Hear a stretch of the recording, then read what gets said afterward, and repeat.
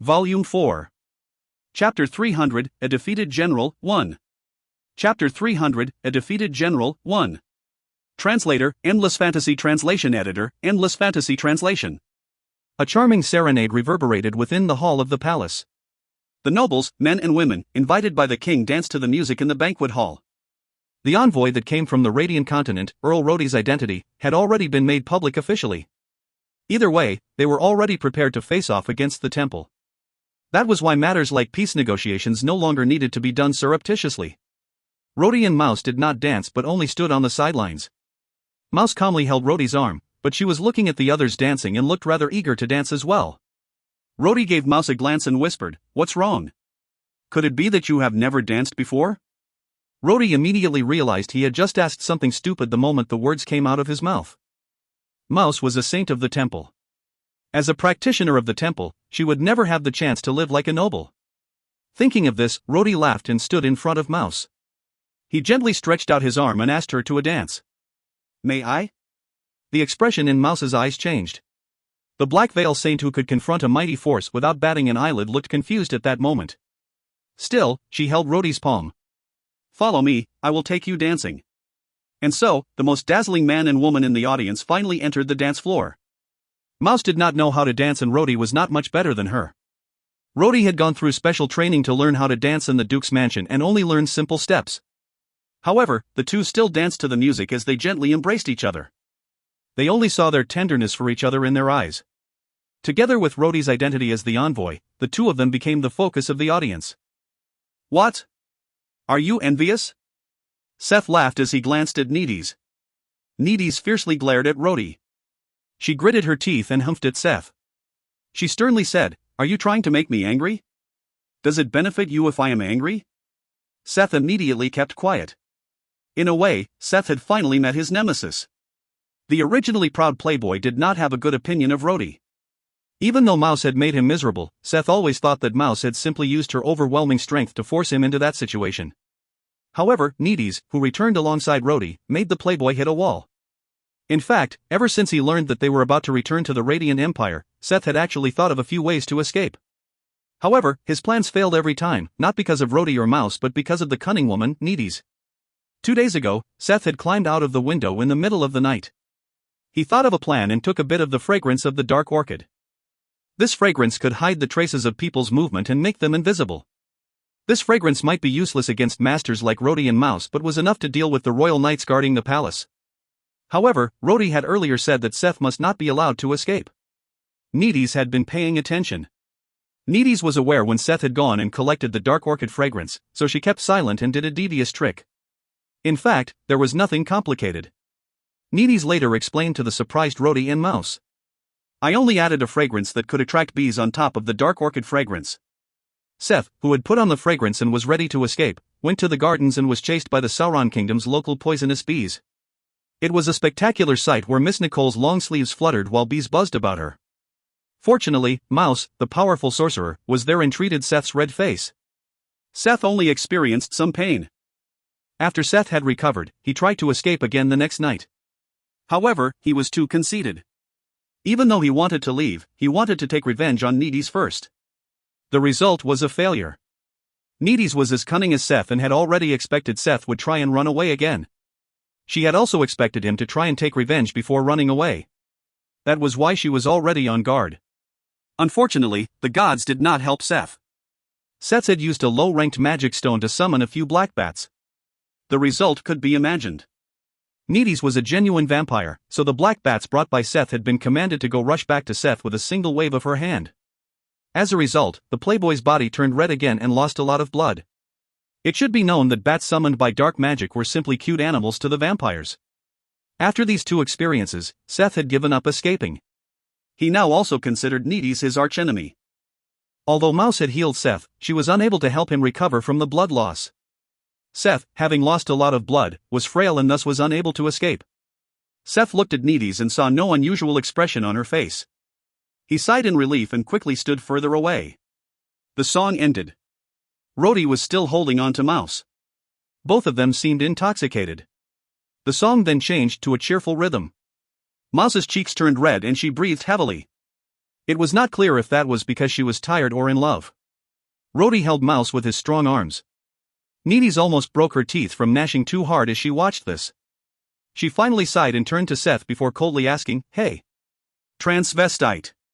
Do you want to dance?" What? Seth immediately became vigilant. "I asked if you wish to dance." Needy's glared at Seth. Seth pursed his lips and softly said, "Right now, I am dressed as a woman." Is two women dancing together fun? At this moment, concubine Rulin came in from a corner of the hall with large strides. The concubine still had an alarming vigor. She deliberately wore a warrior's robe for men, giving her a valiant appearance. However, the way she was dressed made her really look like a man. Concubine Rulin seemed to be looking around. She saw Mouse and Rhodey dancing cheerfully and looked disappointed, but then saw Seth. Her eyes lit up and she walked over in large strides. Seth reacted quickly. He had already seen Rulin from afar.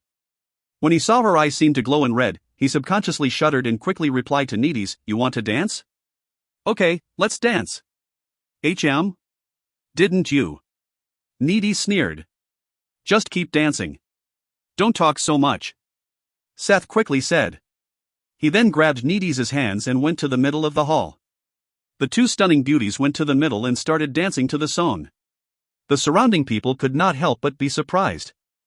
Fortunately, the people had gotten used to behavioral extremes by concubine Rulin on normal days. That was why they did not have a huge reaction to this. Only Rulin saw Miss Nicole ran away. She became a little angry and glared fiercely. After some time, the music changed again. The dancing style also changed. In accordance to the music, the dancing partners would be exchanged. Originally, Rhodey and Mouse were a pair and Seth and Needy's were another. During the exchange, Needy's wanted to pull Rhodey and give Seth to Mouse. However, in a hurry, she pulled the wrong person. Once she pulled the person, she found that the person in front of her was Mouse. As a result, Seth and Rhodey were dancing arm in arm. The dance continued, and they could not stop immediately because of etiquette. Seth was dressed in woman's clothing and Rhodey was helpless. Rhodey resisted the urge to laugh wildly as he held Seth's hand, and made Seth spin under his hand, then spin the other way. Needy's was surprised for a brief moment but soon calmed down. Her original purpose was to separate the affectionate couple. Although there was a slight error, she had achieved her objective. Mouse did not think too much when she watched Rhodey put on a helpless expression as he danced with Seth, who looked like an endearing young girl to others. The two girls then laughed at the side. When the song ended, the two men separated quickly from each other. Rhodey had quickly rushed out of the hall. His speed was slightly faster than the time he fought the dragon warrior. His objective was obvious. He wanted to wash his hands at the pond outside. Seth felt agonized as well and he could not help but fiercely rub both hands. I wonder if there is a spell that could regrow limbs that have been cut off. Rhodey was standing at the pond outside the palace. He had washed his hands several times, but his heart still felt cold. Suddenly, a simple and honest voice came from behind him. "Excuse me. Are you Rhodey, the Earl of the Radiant Empire?" Rhodey turned his head around. He saw a tall middle-aged man standing not far behind him. The man had a squarish face. His gaze was firm and also upright like a soldier. His clothes showed that he was a noble of a lower rank. Compared to the other brightly dressed nobles, his formal clothes were simple and trim. The man approached Rhodey and gave a slight smile. He then stretched out his hand and said in a pleasant voice, "My name is Tiger, commander of the Sauron Kingdom's Knights. I am also the commander of the current Roland Coalition." Oh? Rhodey was a little bit surprised. It was rather inconceivable. The commander of 100,000 soldiers had fought so long in the war between the two continents, but the two had not met each other. Even though the coalition surrendered after that, Rhodey had not attended the surrender ceremony. He did not expect General Tiger to return so quickly. He was most likely repatriated along with the first batch of prisoners. Rhodey did not belittle the enemy that had lost to him on the battlefield. In fact, if it was not because of the internal contradictions and conflicting commands of the coalition, it would have been difficult for Rhodey to win. There were also many signs that showed that General Tiger was an experienced and reliable general. With that thought in mind, Rhodey also stretched out his hand. He shook the other person's hand and smiled, "Yes. My name is Rhodey. General Tiger, I am happy to meet you. When did you return?" 3 days ago, Tiger replied naturally. "The first 100,000 soldiers have returned 3 days ago." Rhodey nodded and smiled slightly. Tiger hesitated a little before whispering, Earl Rhodey, I heard from others that you have been under the command of the Duke of the Tulip family. I have a bold request that I hope you can grant. What is it? Tiger took a deep breath and loudly said, That time, I was defeated by your country and taken prisoner. Although I was defeated, I am convinced of the Duke's resourcefulness as a commander. My only regret is, I did not have the opportunity to meet the Duke when I was in your country. If you meet the Duke when you return, I would like you to help me convey my respect for him. As a soldier, it was my pleasure to meet such a strong rival on the battlefield. Oh? Rhodey was slightly surprised but felt ashamed in his heart. He did not expect the enemy he defeated to respect him. He embarrassedly replied, General Tiger, do not be like this. Victory and defeat are common in the military. You need not be discouraged by a single defeat. I wish to see General Tiger once again be inspired by military might and provide impressive and meritorious military service to your kingdom. On top of that, you must have also understood the current situation. I am sure the king still needs your service to the kingdom. Tiger's eyes glinted. He repeated Rhodey's words, victory and defeat are common in the military, these are great words. Earl Rhodey, your words are truly exquisite. Rhodey gave a wry smile and did not reply. These words were originally in Dondon's notes. Rhodey felt that it was fitting and had inadvertently said it. Tiger saw that Rhodey did not speak. He laughed loudly and said, No matter what, it was still a defeat. I admire the Duke of the Tulip family very much. He is worthy of your country's legend. That is why I have a request. I need your help to express my respect to the god of war of the present era. Otherwise, I would have everlasting regret. Rhodey quickly agreed. All right. I will help you convey it. Tiger seemed very grateful.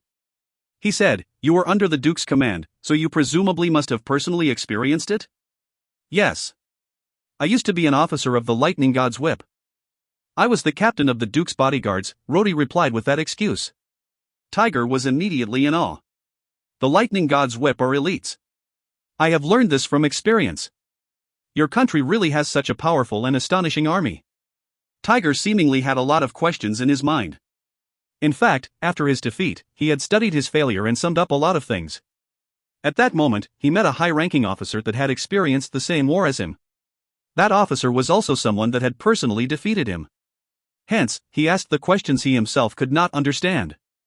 Rhodey had a very favorable impression of Tiger.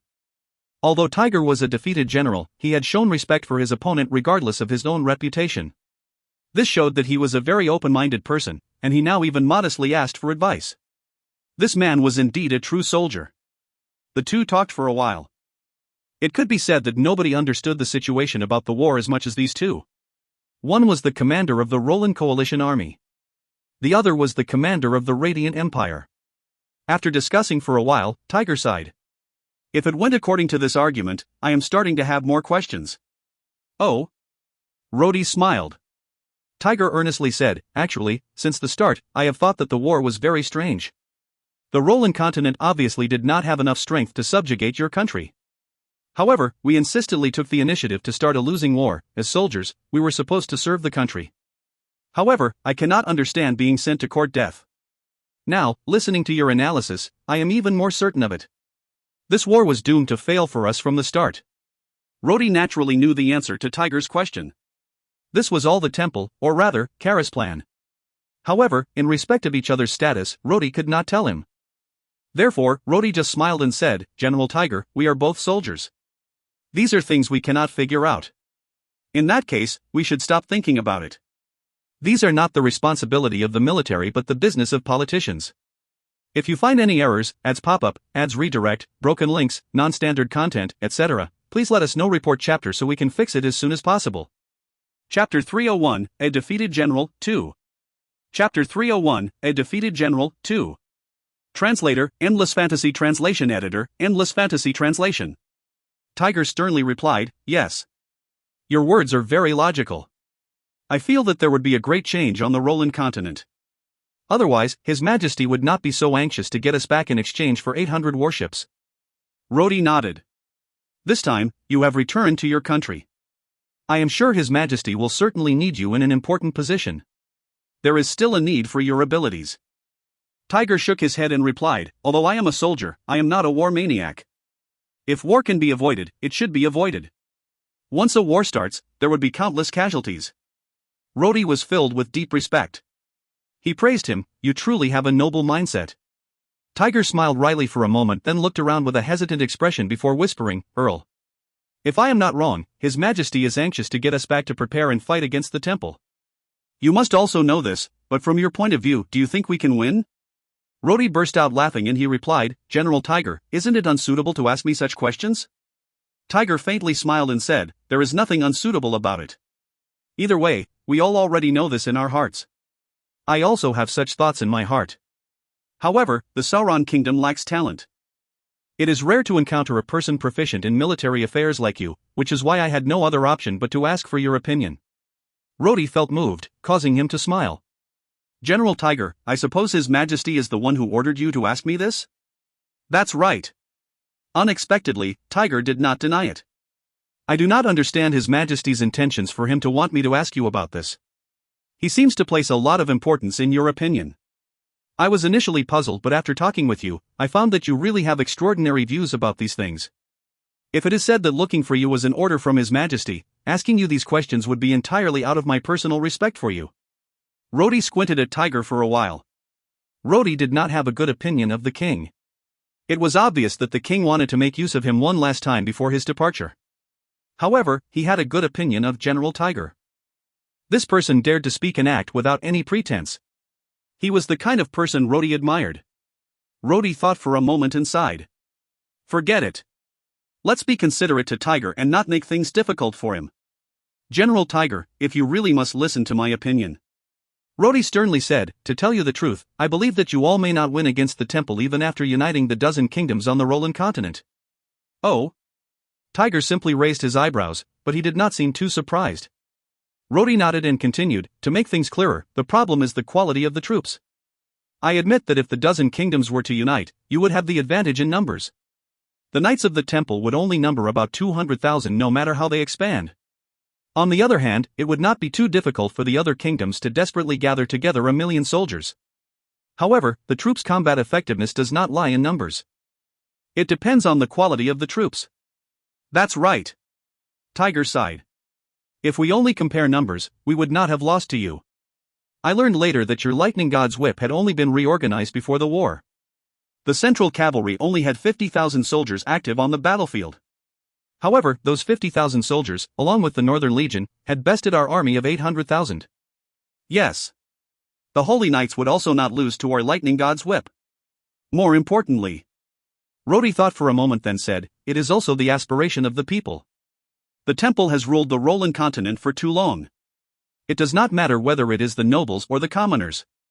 Everyone has faith in the temple. Even if the king declares war, it is difficult to say which side the public will support. I suspect that when the war starts, the rear guard will have an insurrection before the front lines can even retreat." "Yes." Tiger's expression seemed gloomy. "This is also one of my concerns. The temple has already won the hearts of the people through religion. If we do not win the hearts of the people during a war, it would become very terrifying." Rhodey smiled and said, "It is not impossible to defeat the temple." "But?" Tiger raised his eyebrow and sternly asked, "But what? If you have any misgiving, just say it out." Rhodey smiled as he looked at Tiger. He slowly said, "I am afraid that once I say this, you would think I have selfish motives." Tiger immediately replied angrily, "Don't say that. I am also not a fool. If you propose a plan that would be harmful to me, I would be able to spot it." Rhodey gave a shallow smile. His smile then became stern as he said, "My method is to delay for time." "Delay?" "Yes." Rhodey's eyes flashed. "Delay it. The longer the war is fought, the better. The best is to fight the war for 3 to 5 years, or even longer. Maybe even 8 to 10 years. "What?" Tiger finally showed a surprised expression. "Fight for 8 to 10 years? Do you know how much damage that would cause the Roland continent?" He fiercely glared at Rhodey in anger. "I know." Rhodey coldly replied, "The longer the war is dragged on, the more people will die. The Roland continent would lose its vitality. You know that, and you still gave me such a proposal?" Tiger squinted his eyes and coldly said, "Do you people of the Radiant Empire want us to destroy ourselves before sending over the Lightning God's Whip?" "Ha ha ha." Rhodey burst out laughing. His laughter was filled with awe, making Tiger's heart turn cold. General Tiger. I already said this earlier that you may not be able to take my advice. In that case, I will just keep quiet. Tiger revealed a complicated expression. He hesitated for a moment before he bowed sternly. I was too impatient. Please continue. Rhodey coldly looked at Tiger and asked, didn't you doubt my motives? Tiger replied, I do. But I am thinking there must be more to it. There was a pause. The Sauron Kingdom's #1 commander continued, from our discussion earlier, I can see that you have extraordinary talent. Even if you wanted to scheme against us, you would not say something that we can so easily see through. That is why I believe that you must have a deeper reason. Rhodey narrowed his eyes as he looked at Tiger. A sudden feeling surged in his heart. If the Roland Coalition army was not disunited during the war and had a centralized command, it would not be easy to defeat this person. Rhodey finally looked at him normally and said, Alright, General Tiger, you must have analyzed the war between your country and the temple. In your opinion, what weakness does the temple have that could be utilized? This. Tiger hesitated for a moment and said, I think the biggest weakness of the temple is that the number of soldiers they have is too few. Although the Holy Knights are strong, if we take advantage of our superior numbers and slowly deplete them. Ha ha ha. Rhodey deliberately laughed coldly and pretended to be dissatisfied. You are lying to me. I do not believe the #1 commander, General Tiger, to only have so little knowledge. Tiger turned red and gritted his teeth. Fine. In my opinion, the temple lacks foundation. Oh? Rhodey was slightly surprised. He did not expect the man who was a pure soldier to also see that fact. The temple has ruled the Roland continent for thousands of years. Its history was longer than many of the other small kingdoms. However, Tiger had just said the temple lacked foundation. Rhodey sighed. I did not expect you to think of this as well. Rhodey paused for a while. Since he decided not to beat around the bush any longer, he said, if you want my opinion, I will speak freely. Tiger nodded and looked around. He then pulled Rhodey to the edge of the pond and sat down. Rhodey pondered for a moment before he spoke. Although the temple is extremely influential in the Roland continent, it has a fatal weakness. It does not have its own territory. Even the weakest kingdom in the Roland continent has its own territory, its own people, and its own farmland. However, the temple does not have these. In other words, the temple rules the Roland continent by prestige. It relies on the tribute and taxes of the different kingdoms and the people. You also know that war costs money. Without land, there would be no land tax. Their holy knights are elites. However, as elites, their expenses are also frightening. At the beginning of the war, the temple may have a lot of money to spend. However, it is impossible for them to keep using it forever. Besides that, the other kingdoms on the Roland continent should also be financially more powerful than the temple. The temple may be able to win with their strong army at the start. However, if you were to guide the army steadily and keep delaying your opponent, the temple would not be able to keep holding out. Once the war has started, the other nations will no longer give tax revenue to the temple. Without tax money, the temple will be like a large tree without roots. Why does the temple have the aspiration of the people right now? I believe the worship of the gods and even the blessings are all fake. Do you know this? According to my understanding, at present, a common family of the Roland continent pays 40% of their earnings as a tax to the kingdom. They must then give 20% to the temple as the religious tax. The remaining money is their own. In fact, the ordinary people did not think too much.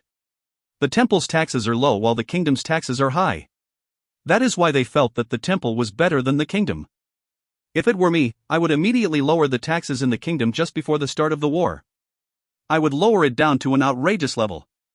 When the war starts, it would be inevitable for you to lose territory in the beginning. However, in order to receive funds, the temple would definitely start to ask for tax money. This way, no matter how much taxes they ask for, they would inevitably lose popularity. Based on my conjecture, the temple's resources for fighting the rest of the continent could last for half a year. When it is exhausted, more taxes would be the inevitable outcome. As a result, the taxes levied will be bound to be higher than the kingdom because it would not be enough if it was low. People will then stop supporting the temple. But Rhodey smiled and said, people are selfish. If you were to ask an average person to pay 20% of their annual income as tax to worship the temple, they may be able to accept. However, if you told them to pay half or more of their income, most people would not want to. For the sake of having a meal and staying alive, faith and religion are not worth mentioning. Rhodey then laughed very hard. I know there are some religious fanatics that would donate all of their property. However, those kinds of lunatics are a minority. Having one of such lunatics out of every 1,000 people can already be considered good. Most, or rather, the vast majority of people are all ordinary people. As a result, this would become much simpler. The temple would lose the popular feelings of the people. As long as you persevere for a long time, the final victory would be possible. The important thing to take note of is, the temple only has 200,000 holy knights. Their only solution is to hope that they are able to rout your main force as soon as possible in a large campaign. That is why you should just give up some territory and avoid confrontation. If the temple wants to occupy those territories, they would need to divide their forces to handle it. This would make them slightly weaker. You do not need to worry about military strength. Although the territories have been occupied, once they divide their forces, it can be taken back. The defenders in that small area would probably not be able to resist even if they were elite holy knights. In short, the objective is so that they are not able to collect the taxes so easily. Rhodey sighed. In fact, the most difficult part of this approach is the early phase of the war. The guys at the temple are not all fools. Some people will have thought of this and will inevitably find ways to end the war as quickly as possible. That is why the pressure will be immense at the start of the war. That is why persevering is the only way. If you can prevent yourself from being defeated for 2 years, things will start to improve. Tiger took a deep breath. He looked as though he was trying hard to digest Rhodey's words. He then smiled wryly and said, "You are saying to reduce taxes during the early days of the war for the people. But our large army will also need money to support." Rhodey sneered. With a dozen kingdoms, the Roland continent's financial resources would definitely be able to hold out longer than the temple. If the time comes when the finances are not enough, there is still the Dwarven Kingdom. Those guys are not of the Roland continent. You can easily impose high taxes there. The dwarves are also not your own soldiers and they are separated by the sea. Do you think the temple can attack the dwarves? On top of that, the dwarves had been trading ironwood for hundreds of years. They are very rich. Rhodey paused for a while. He then cautiously said, "Even if you still require assistance in the end, our Radiant Empire can consider lending financial support. Of course, we will not send soldiers to ensure our position and to prevent your side from getting restless." Tiger laughed bitterly. "This plan is too weird, but now that I think about it, this is the only way. But, I am not proficient in finance." Rhodey harshly rebutted, "The Roland continent has so many kingdoms and nobles. Each family has many servants and are extremely wealthy. If you really lack money and provisions, you can just threaten the nobles. I am sure the king has confiscated property before." Tiger, terrified of such a proposal, blurted out without thinking, "This cannot be done." Rhodey calmly replied, "These are dangerous times. Everything can change.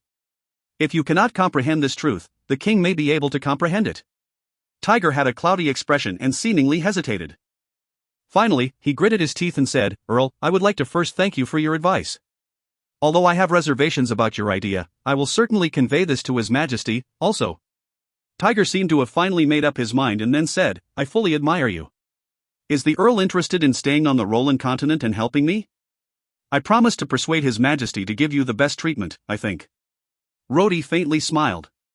Tiger did not know his identity, but the king did. He straightaway refused, though Tiger also did not give up. He even thought of an alliance and invited Rhodey to help him as an advisor. However, this was also rejected by Rhodey. Finally, the commander of the Sauron kingdom sighed and slowly said, "I did not expect the Radiant Empire's Duke of the Tulip family to have so many talented people under his command.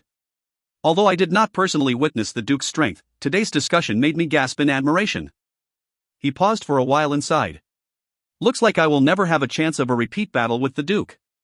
I am fully convinced of the strength of your country's strong army and abundance of talented people." The man finally bowed to Rhodey, then walked away with his chest held up straight. Rhodey sighed in relief. He was about to turn back to the hall when he heard Needy's voice next to him. Needy's laughed in a sharp voice. "Wonderful, Rhodey. I did not expect you to be so sinister as to give them such a plan. If the Roland people listen to your lies, even if they win the war, they will only be able to recover after 100 years. If you find any errors, ads pop up, ads redirect, broken links, non-standard content, etc., please let us know. Report chapter so we can fix it as soon as possible." Chapter 302, Identity. Chapter 302, Identity. Translator, Endless Fantasy Translation Editor, Endless Fantasy Translation. Rhodey's expression tightened as he looked around. When he saw nobody else around, he showed a wry smile. When did you arrive? Did you eavesdrop on our conversation? Needies did not deny it as she replied, I wanted to hear what kind of evil plan you have given to the Roland people. Rhodey thought for a moment before replying, my plan is not completely harmful to them. You have listened in for a long time. Don't you think my plan made sense? Needies pouted her mouth and walked over. She held his arm then pinched it for a moment. Rhodey raised his eyebrows. His body was tough so Needies' gentle pinches could barely be felt. He only felt the charming and gorgeous body of the woman close to him. Feeling somewhat uncomfortable, Rhodey moved his arm away. Humph. Needies was extremely angry.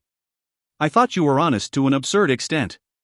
Even I would not dare to suggest such a harmful plan, you are really someone that must not be underestimated. Rhodey narrowed his eyes and coldly said, Why are you trying to say? Needies looked Rhodey, who had stepped away from her a little. She angrily raised her hand and gestured as she said, All right, let us talk about just this point. You asked the Roland people to reduce taxes, humph. Reducing taxes is easy, but increasing it again after that is not. A person's feelings such as greediness and selfishness are things you are familiar with. Now, in order to fight against the temple, you lower the taxes. You then raise the taxes again in the future. Do you think the Roland people are that stupid? Rhodey shrugged his shoulders and replied, What about it? When a disaster is at the doorstep, this method is useful. Needies coldly said, You then advise them to confiscate the properties of the rich and powerful families. Don't tell me you do not understand the significance of this. Although those nobles amassed their wealth unfairly, you must also know that the kingdoms were established mostly by these nobles. If you confiscate their property, how can the nobles support the king? If they listen to your lies, it will be the same as digging their own graves. Rhodey laughed and said, I am only saying it. The king is also not an idiot. He will not confiscate all the properties of the nobles. Needies finally said in dissatisfaction, You also told him to extort money from the Dwarven Kingdom. Don't you know that the Dwarven Kingdom is now my, Needies' territory? If you squeeze dry the Dwarven Kingdom, what kind of profit will I get? Rhodey could not say anything in reply, so he simply kept quiet. Needies did not hesitate to continue. What impressed me the most is that you brazenly advised them to draw out the duration of the war. You should know that the longer the war, the more serious the damage will be to the Roland continent. A war that lasts for 1 year usually takes them 2 to 3 years to recover. If they listen to you and go for a long-term, all-out war, it will take decades or a century for them to recover. Rhodey narrowed his eyes in admiration to Needies and said, Since you already understand this, why are you still asking me? Needies stared blankly at Rhodey for a while. She was seemingly at a loss, but she still sighed and said, I am simply admiring you a little. If I can see this problem, the king will also be able to see it, you know this, too. However, you still proposed this to that general. Humph. Right now, the Roland people are in a quandary. Although your idea would be harmful to implement, the Roland people would have to do what you say unless they get a better idea. This kind of approach is just like. Needies thought to herself for a while and laughed bitterly. It is like digging a hole then waiting for the Roland people to jump in. Rhodey also laughed. He added to Needies' words, on top of that, they will have to jump in despite knowing that there is a hole in front of them. Needies suddenly revealed a sharp gaze as she approached a few steps towards Rhodey. Her nose almost touched Rhodey's chin. She then asked, Tell me, Rhodey. Who are you really? Rhodey's heart tightened and he took a step back. At the Dwarven Kingdom, you showed such powerful strength and have actually reached the legendary rank as a domain master. At that time, I was already feeling suspicious of you. Unfortunately, Sith was around. There were a lot of things that I could not ask you.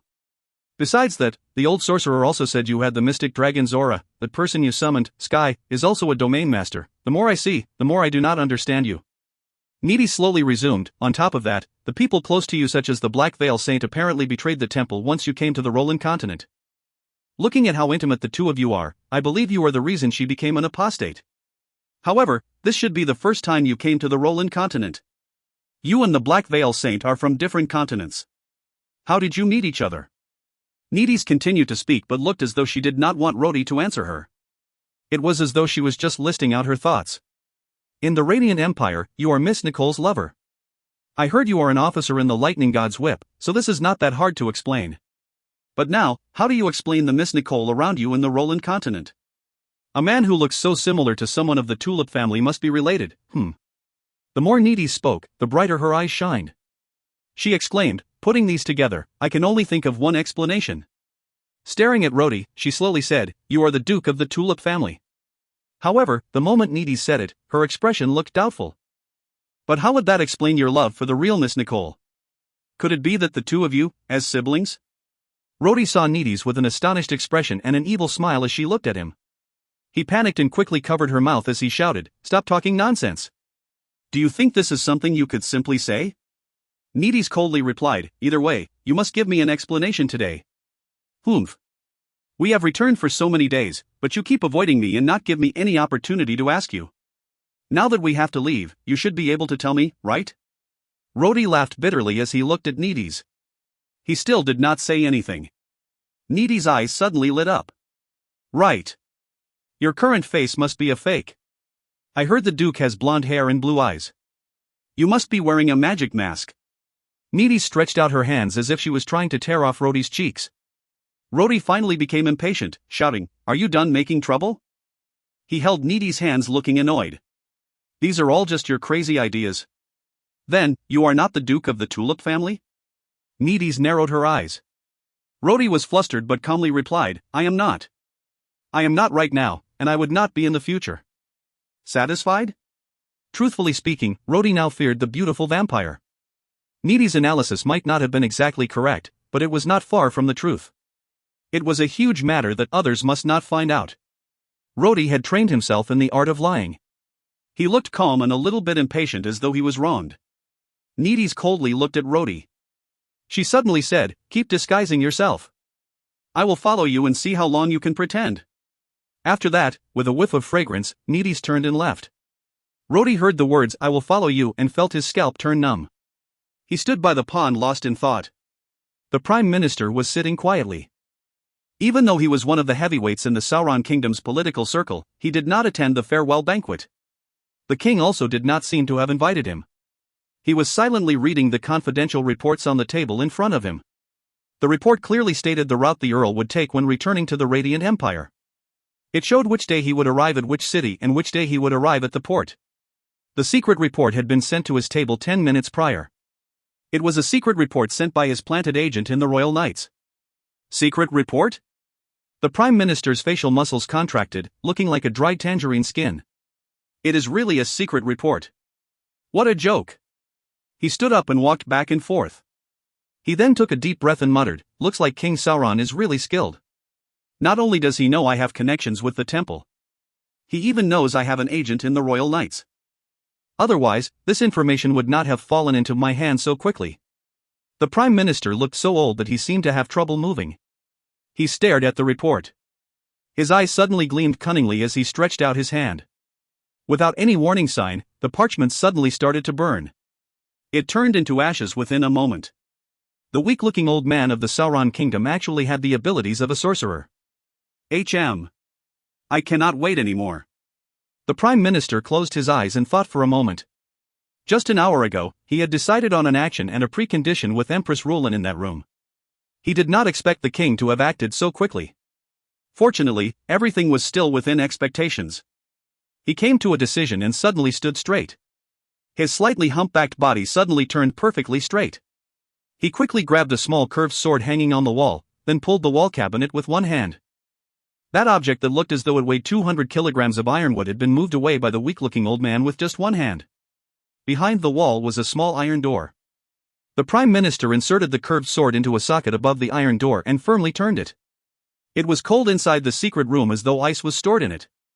The Prime Minister then walked down the stairs behind the dark door. Under the ground was a small, dark room of about a dozen square meters. The dark room looked plain. In the middle was a pond carved into the stone.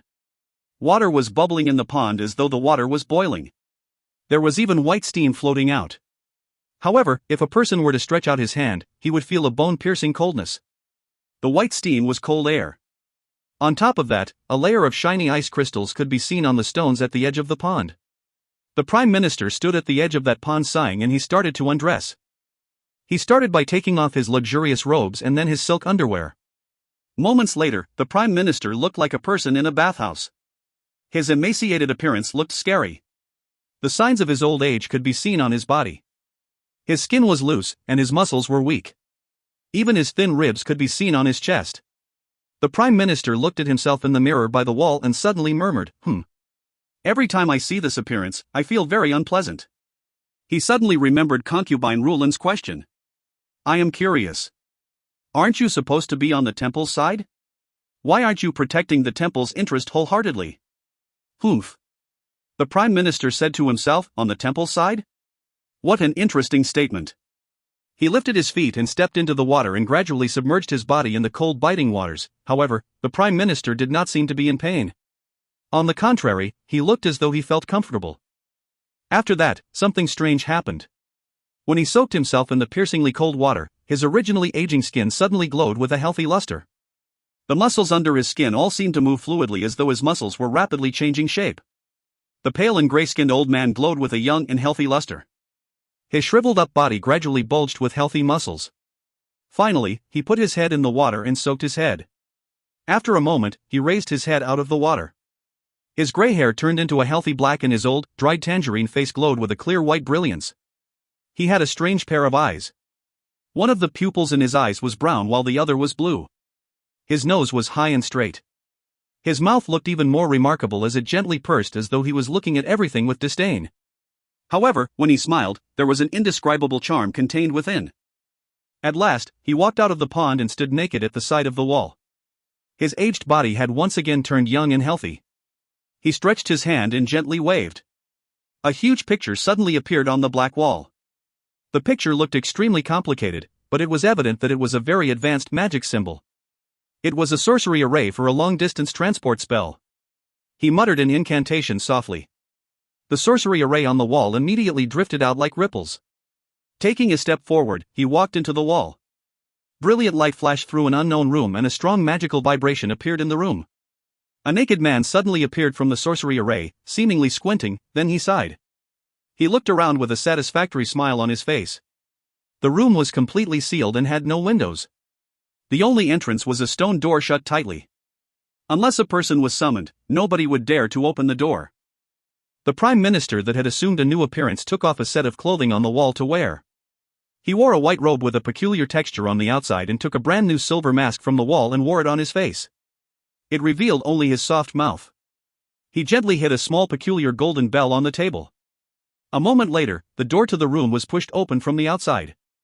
Two people wearing the clothes of the temple's high-ranked priests stood at the entrance with their heads respectfully bowed. They respectfully asked, Your Excellency the Pontiff, what are your orders?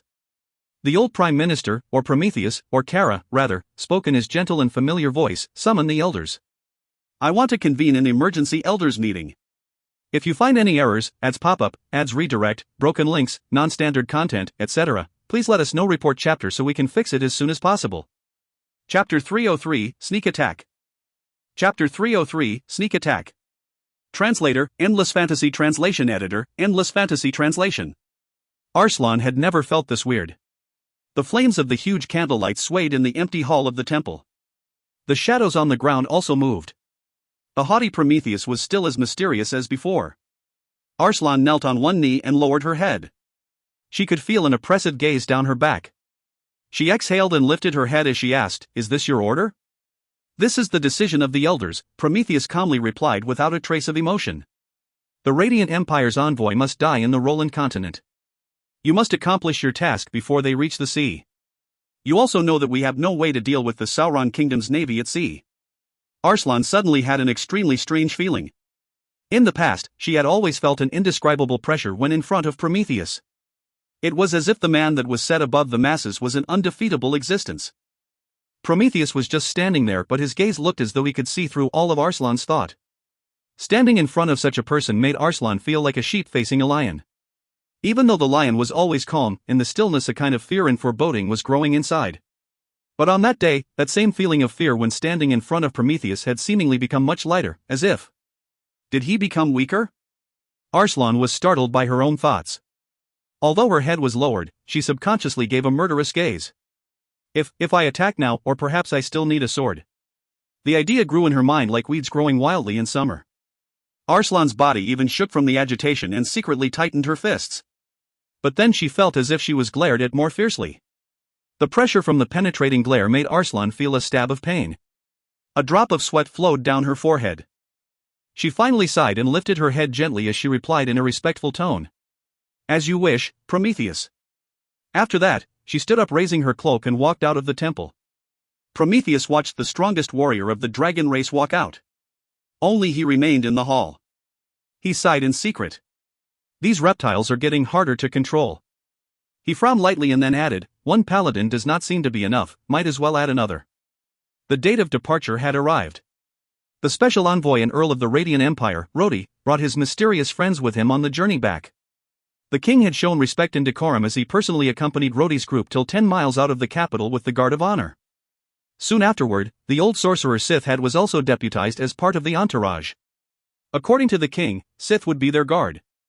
Another person following them would be concubine Rulin. A high-sounding way of saying it would be that the Empress was the representative of the royal family in seeing them off.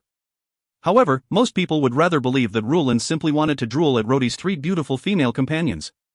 What made Rulin regret was that Seth, Mouse, and Needies always sat inside the carriage and did not come out. Rulin was also too big-sized and was unable to squeeze in with the other 3 in the carriage. She wore a formidable set of knight's armors and was riding a large and specially selected horse. Rhodey even suspected that the horse was raised through special methods. Probably it was raised using the method for raising horses for the war chariot. Otherwise, it would not have been able to carry Rulin. From the capital, they journeyed unhurriedly for 3 days. A subordinate announced that they would reach the southern port of the Sauron Kingdom in another 20 miles. From there, they would take a ship that would only need 3 days to reach the Radiant Empire. A mountainous range appeared on the horizon. A narrow valley could be seen in the distance. Rhodey rode in front and saw the terrain. He could not help sighing. This is a perfect place to set an ambush. He had already been expecting an incident. The 3 calm days had made Rhodey feel very satisfied. Rhodey pointed his horsewhip to the front of the canyon and then laughed. Is this the only way to the port? Sith rode to Rhodey's side laughing and said, yes. Once we go through that place, we would be able to see the port. Rhodey laughed. The terrain here is a bit weird. In the continent, it is very rare to see mountains so close to the sea. Sith nodded. His expression turned strange. This is not a natural mountain. It is man-made. This mountain in front of you is created using earth spells by a large number of land system sorcerers. Oh? Rhodey's eyes lit up. Sith gave him an indiscernible smile and continued, a few hundred years ago, during the era of Abbas the Great, our 2 continents were at war. Your country's lightning god's whip had passed through the thunderous straits and fought a war near here. As it was too difficult to defeat your cavalry in the wilderness and the surrounding area was flat plains with no strategic points to base off, he took half of the sorcerers on the Roland continent to create this mountain as a natural barrier. Sith pointed at a gap in the canyon. That gap there was created by magic. When the Roland people established a fortress during those years, we managed to keep the lightning god's whip at the coastal areas. As the lightning god's whip crossed the ocean to fight, they were trapped there and unable to come further in. Sith sounded somewhat proud mentioning these events. After all, the number of times the Roland people had triumphed over the Radiant Empire was too few. The various kingdoms of the Roland continent wrote volumes of that victory in their historical records. Rhodey naturally knew the history and nodded lightly. It was one of the things in history that made Abbas the Great lose his temper during his later years. In order to conquer the Roland continent, he had dispatched almost half of the Radiant Empire's army. The result was that the powerful navy of the Roland continent managed to stop the majority of them at sea. Most of the troops were lost at sea. The groups that landed were also badly injured and lacked supplies. In such a situation, and also with this mountain range created by the Roland people as well, it was not a surprise that the Radiant Empire failed. When the group approached, they saw that the mountain valley was not long. Standing at this end, they could faintly see the exit on the other end. Man's capabilities were limited. Those years the mountain made by the Roland continent's sorcerers was actually not too big or high. Seeing that Rhodey did not reply, the sorcerer also kept quiet. After all, Sith was not so shameless to brag about how powerful they were in front of the commander of the most powerful army. On top of that, in the recent war, hundreds and thousands of soldiers were forced to surrender by him. This was a fact that could be seen. Sith felt anxious. The king had given the command to take advantage of the temple's sneak attack on Rhodey to kill him. But in the past 3 days, not a single shadow could be seen. Sith had the same opinion as Rhodey as he looked at the inaccessible terrain in front of him.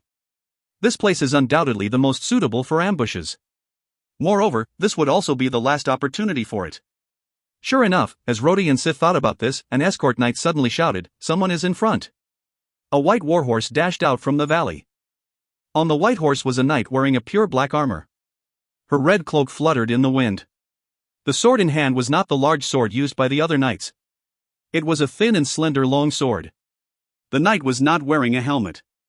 Her hair fluttered in the wind. Her cool and elegant face had a solemn expression. "Earl Rhodey, I am sorry, but your journey ends here." Arslan did not shout. Although she had spoken calmly, her voice traveled far and wide, clearly heard by all.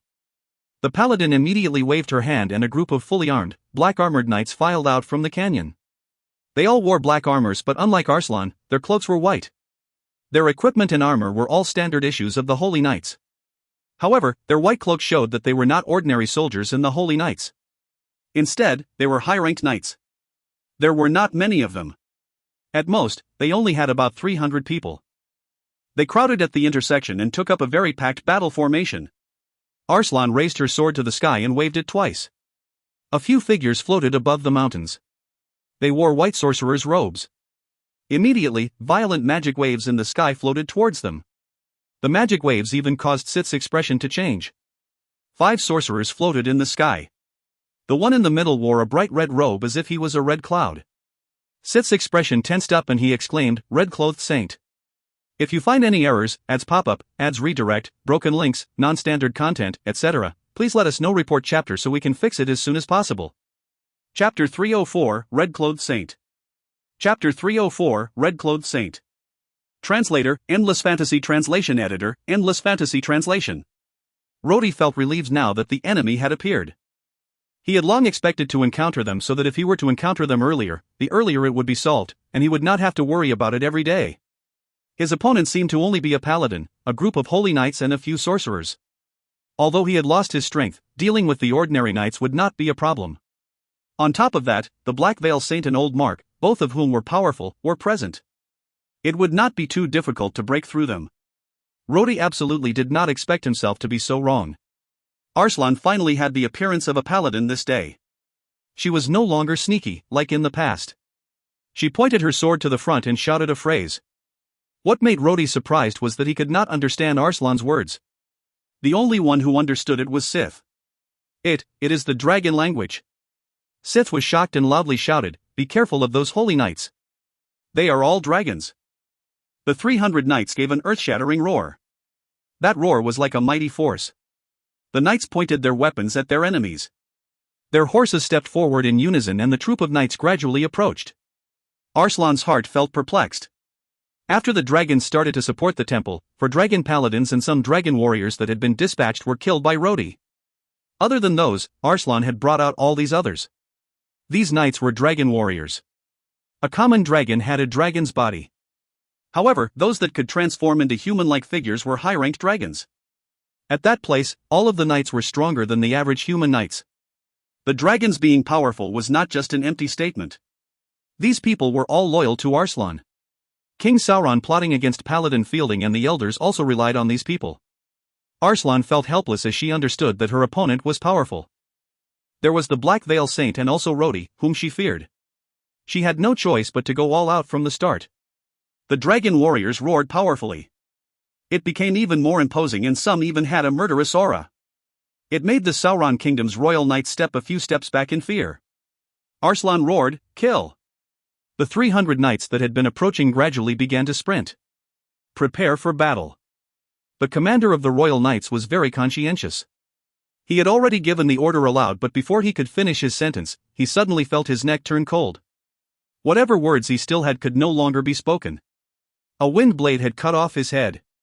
Its remaining strength made it cut through the armor of the knight behind him. Half of his arm was cut and badly mangled. They saw that the 300 dragon warriors were still hundreds of meters away. There were dense flashes of light. The dragon warriors holding swords shot out numerous wind blades and light blades. What the hell? These guys are actually so strong? Rhodey was shocked. To send out wind blades or light blades, a person would need to have the military skill of a high-ranked warrior. The enemies that were quickly approaching obviously had such strength. Rhodey drew his scimitar. He did not look at the royal knight that had perished on duty and shouted in a deep voice, "Fall into formation." However, it was too late. The attacks had reached Rodi's formation and tragic cries could be heard. Many royal knights were struck and fell off their horses, dying tragically. The troops were thrown into confusion. There was a snap as the roof of the carriage was smashed by a light blade. Old Mark jumped up from the position of the driver. He carried Seth with one hand and jumped towards the rear. The magic waves filled the sky. The sorcerers took turns attacking. A thunderous sound was then heard. The man wearing red robes, the red-clothed saint, held a ball of light with both of his hands. The ball of light was almost as bright as the sun. He then smashed it down. Shit! Before Rodi could say anything, a black figure from the carriage flew towards the sky. The Black Veil Saint put her hand on her chest. She created a defensive wall with her sorcery and sent it towards the large ball of light. A thunderous roar could be heard in the sky. The explosion brought a glaring light to the eyes of the people. The violent wind even caused the royal knights to have trouble sitting tight on their horses. The Black Veil Saint in the air chanted. She spun her body quickly in the air and sent out a black tornado towards the sorcerers of the temple in the distance. The charging dragon warriors had almost reached the front. These tough fellows were not affected by the explosion in the sky and did not even close their eyes under the glaring light. The first row of royal knights had immediately engaged with the enemy but was broken through as easily as paper. The royal knights were unable to withstand the dragon warriors' attacks. One after another, they were hacked to death along with their horses. Chaos. The remaining royal knights fought back against the people from the temple. However, the screams continued as the number of royal knights dwindled rapidly. The Black Veil Saint continued to battle with the sorcerers in the sky. Sith also flew to the sky. He seized an opportunity to fight at the periphery, throwing a light ball to the temple's sorcerers from time to time. The joint efforts of Sith and Mouse gradually pushed back the temple's sorcerers and the red-clothed saint. There were constant explosions and bright lights in the sky. Rodi had just blocked the sword in front of him when he heard a sorrowful cry from the horse under him. He immediately jumped off the horse and saw that a light blade had cut off the hooves of the horse. Two swords then came from both his sides. Rodi quickly retreated and leaned on the broken carriage. He gritted his teeth and blocked the attacks. After two clashes, Rodi's arm became a little numb. He had used his fighting energy this time thinking he could disarm his opponents. However, the two dragon warriors simply grunted and retreated a few steps back. They still held firmly to their weapons. Earl Rodi! Arslan's voice was heard. She had already rushed into the tangled battle. Her long and thin sword stabbed forward lightly as she cried out and appeared in front of Rodi in a short moment. Please. The beautiful dragon paladin said in a low voice, go and die. Her snake-like sword reached in front of Rodi. He quickly moved sideways, and the sword stabbed into the carriage behind him. Bang! The carriage fell apart and its broken parts flew out. Rodi felt a severe pain on his shoulder. He took a glance and saw that the armor on his shoulder and his clothes were torn. Faint sword marks started to appear. I have actually started to bleed. Looks like my current strength is really weak. If it was at that time, the paladin's attacks would not even hurt me. Arslan's earlier attack could clearly be seen in Rodi's eyes. If it was in the past, it would not even be a problem to counter this attack. Although Rodi had dodged earlier, his body's reaction was already not good enough. The sword even managed to harm him. Arslan had a murderous expression. Blood slowly dripped from the sword point. Her body disappeared at that point. Rodi's heart tensed up. He then instantly felt a cold blade thrust from behind him. Rodi gave a backhand swing. His attack was fruitless as it was blocked by his opponent. Instead, Rodi himself felt like he was electrocuted as he flew sideways. How did you become so weak? Arslan's voice was cold but a little surprised. What was originally the most terrifying enemy had suddenly become weak. Roland's sword had split a dragon warrior into two halves. Blood splashed all over her face. She heard Rodi's groan and suddenly remembered her task. She turned to see Rodi sent flying away by Arslan. She sneered, and her huge body charged towards Arslan at an incredible pace. Arslan had underestimated the enemy. She initially did not expect her opponent to be so powerful. She had lightly waved her sword. The royal knights were too weak in her opinion and nobody could withstand her attack. However, when their swords clashed, Arslan groaned. Her long and thin sword had bent over. A tyrannical force had immediately pushed over and moved towards her body. Who are you? Arslan was forced to take 2 steps back to confront her powerful enemy. Roland saw Arslan's cool expression turn into a startled expression. She then grinned and smiled, "Little beauty, when I capture you and take you back, I will slowly tell you." As soon as she said that, she swung her huge sword. Arslan became so angry that her face turned blue. She knew she was beautiful. However, with her strength and status, she had never been teased in such a wretched tone. No one dared to call her a little beauty. The two figures, one fat and one thin, could be seen clashing against each other. Ding! Ding! Dang! Dang! The sounds of their weapons clashed. The sounds were so close that it sounded like the rain. As the light and shadows interlocked, the two suddenly shouted loudly at the same time. Boom! A burst of light flashed, and the two figures backed off. Roland's face was black and Arslan had turned pale. Arslan's sword trembled slightly in her hands. She then held the sword with both hands. On the other hand, Roland had already held her sword with her other hand. The first battle the two had with each other ended up as a tie. Rhodey struggled to get up, but several dragon warriors had already surrounded him. They slashed at him at the same time. Rhodey cursed as he waved his sword in an arc. A light blade burst forth and whistled. The circular arc of light forced the enemies around him to retreat. Needys hid amongst the crowd, using her vampire race's blood escape as she looked for an opportunity to attack sneakily. Old Mark guarded Seth with one hand and fought back the surrounding dragon warriors with his other hand. At the moment, the Royal Knights had almost been completely annihilated. The remaining one or two stronger ones were sooner or later surrounded by even more dragon warriors and killed. Old Mark needed to protect Seth, and the actions he could take were limited. He cursed as his sword changed into a huge light. He jumped up and slashed down. There was a loud sound. A large fissure appeared on the ground. There were 3 dragon warriors who could not dodge in time and were cut into pieces. Seth, who was being held and protected by Old Mark, softly whispered out commands. Left, right, left, left, there are fewer people on the left. Rhodey had fervently defended for a while but was soon struck from all directions. Fortunately, these dragon warriors were much weaker than Arslan. Although the attacks struck Rhodey's body, it was not able to hurt him. It only gave him a little pain. Rhodey ignored their attacks and only focused on protecting his head. He spent the rest of his time slashing wildly at his enemy as though he had gone mad.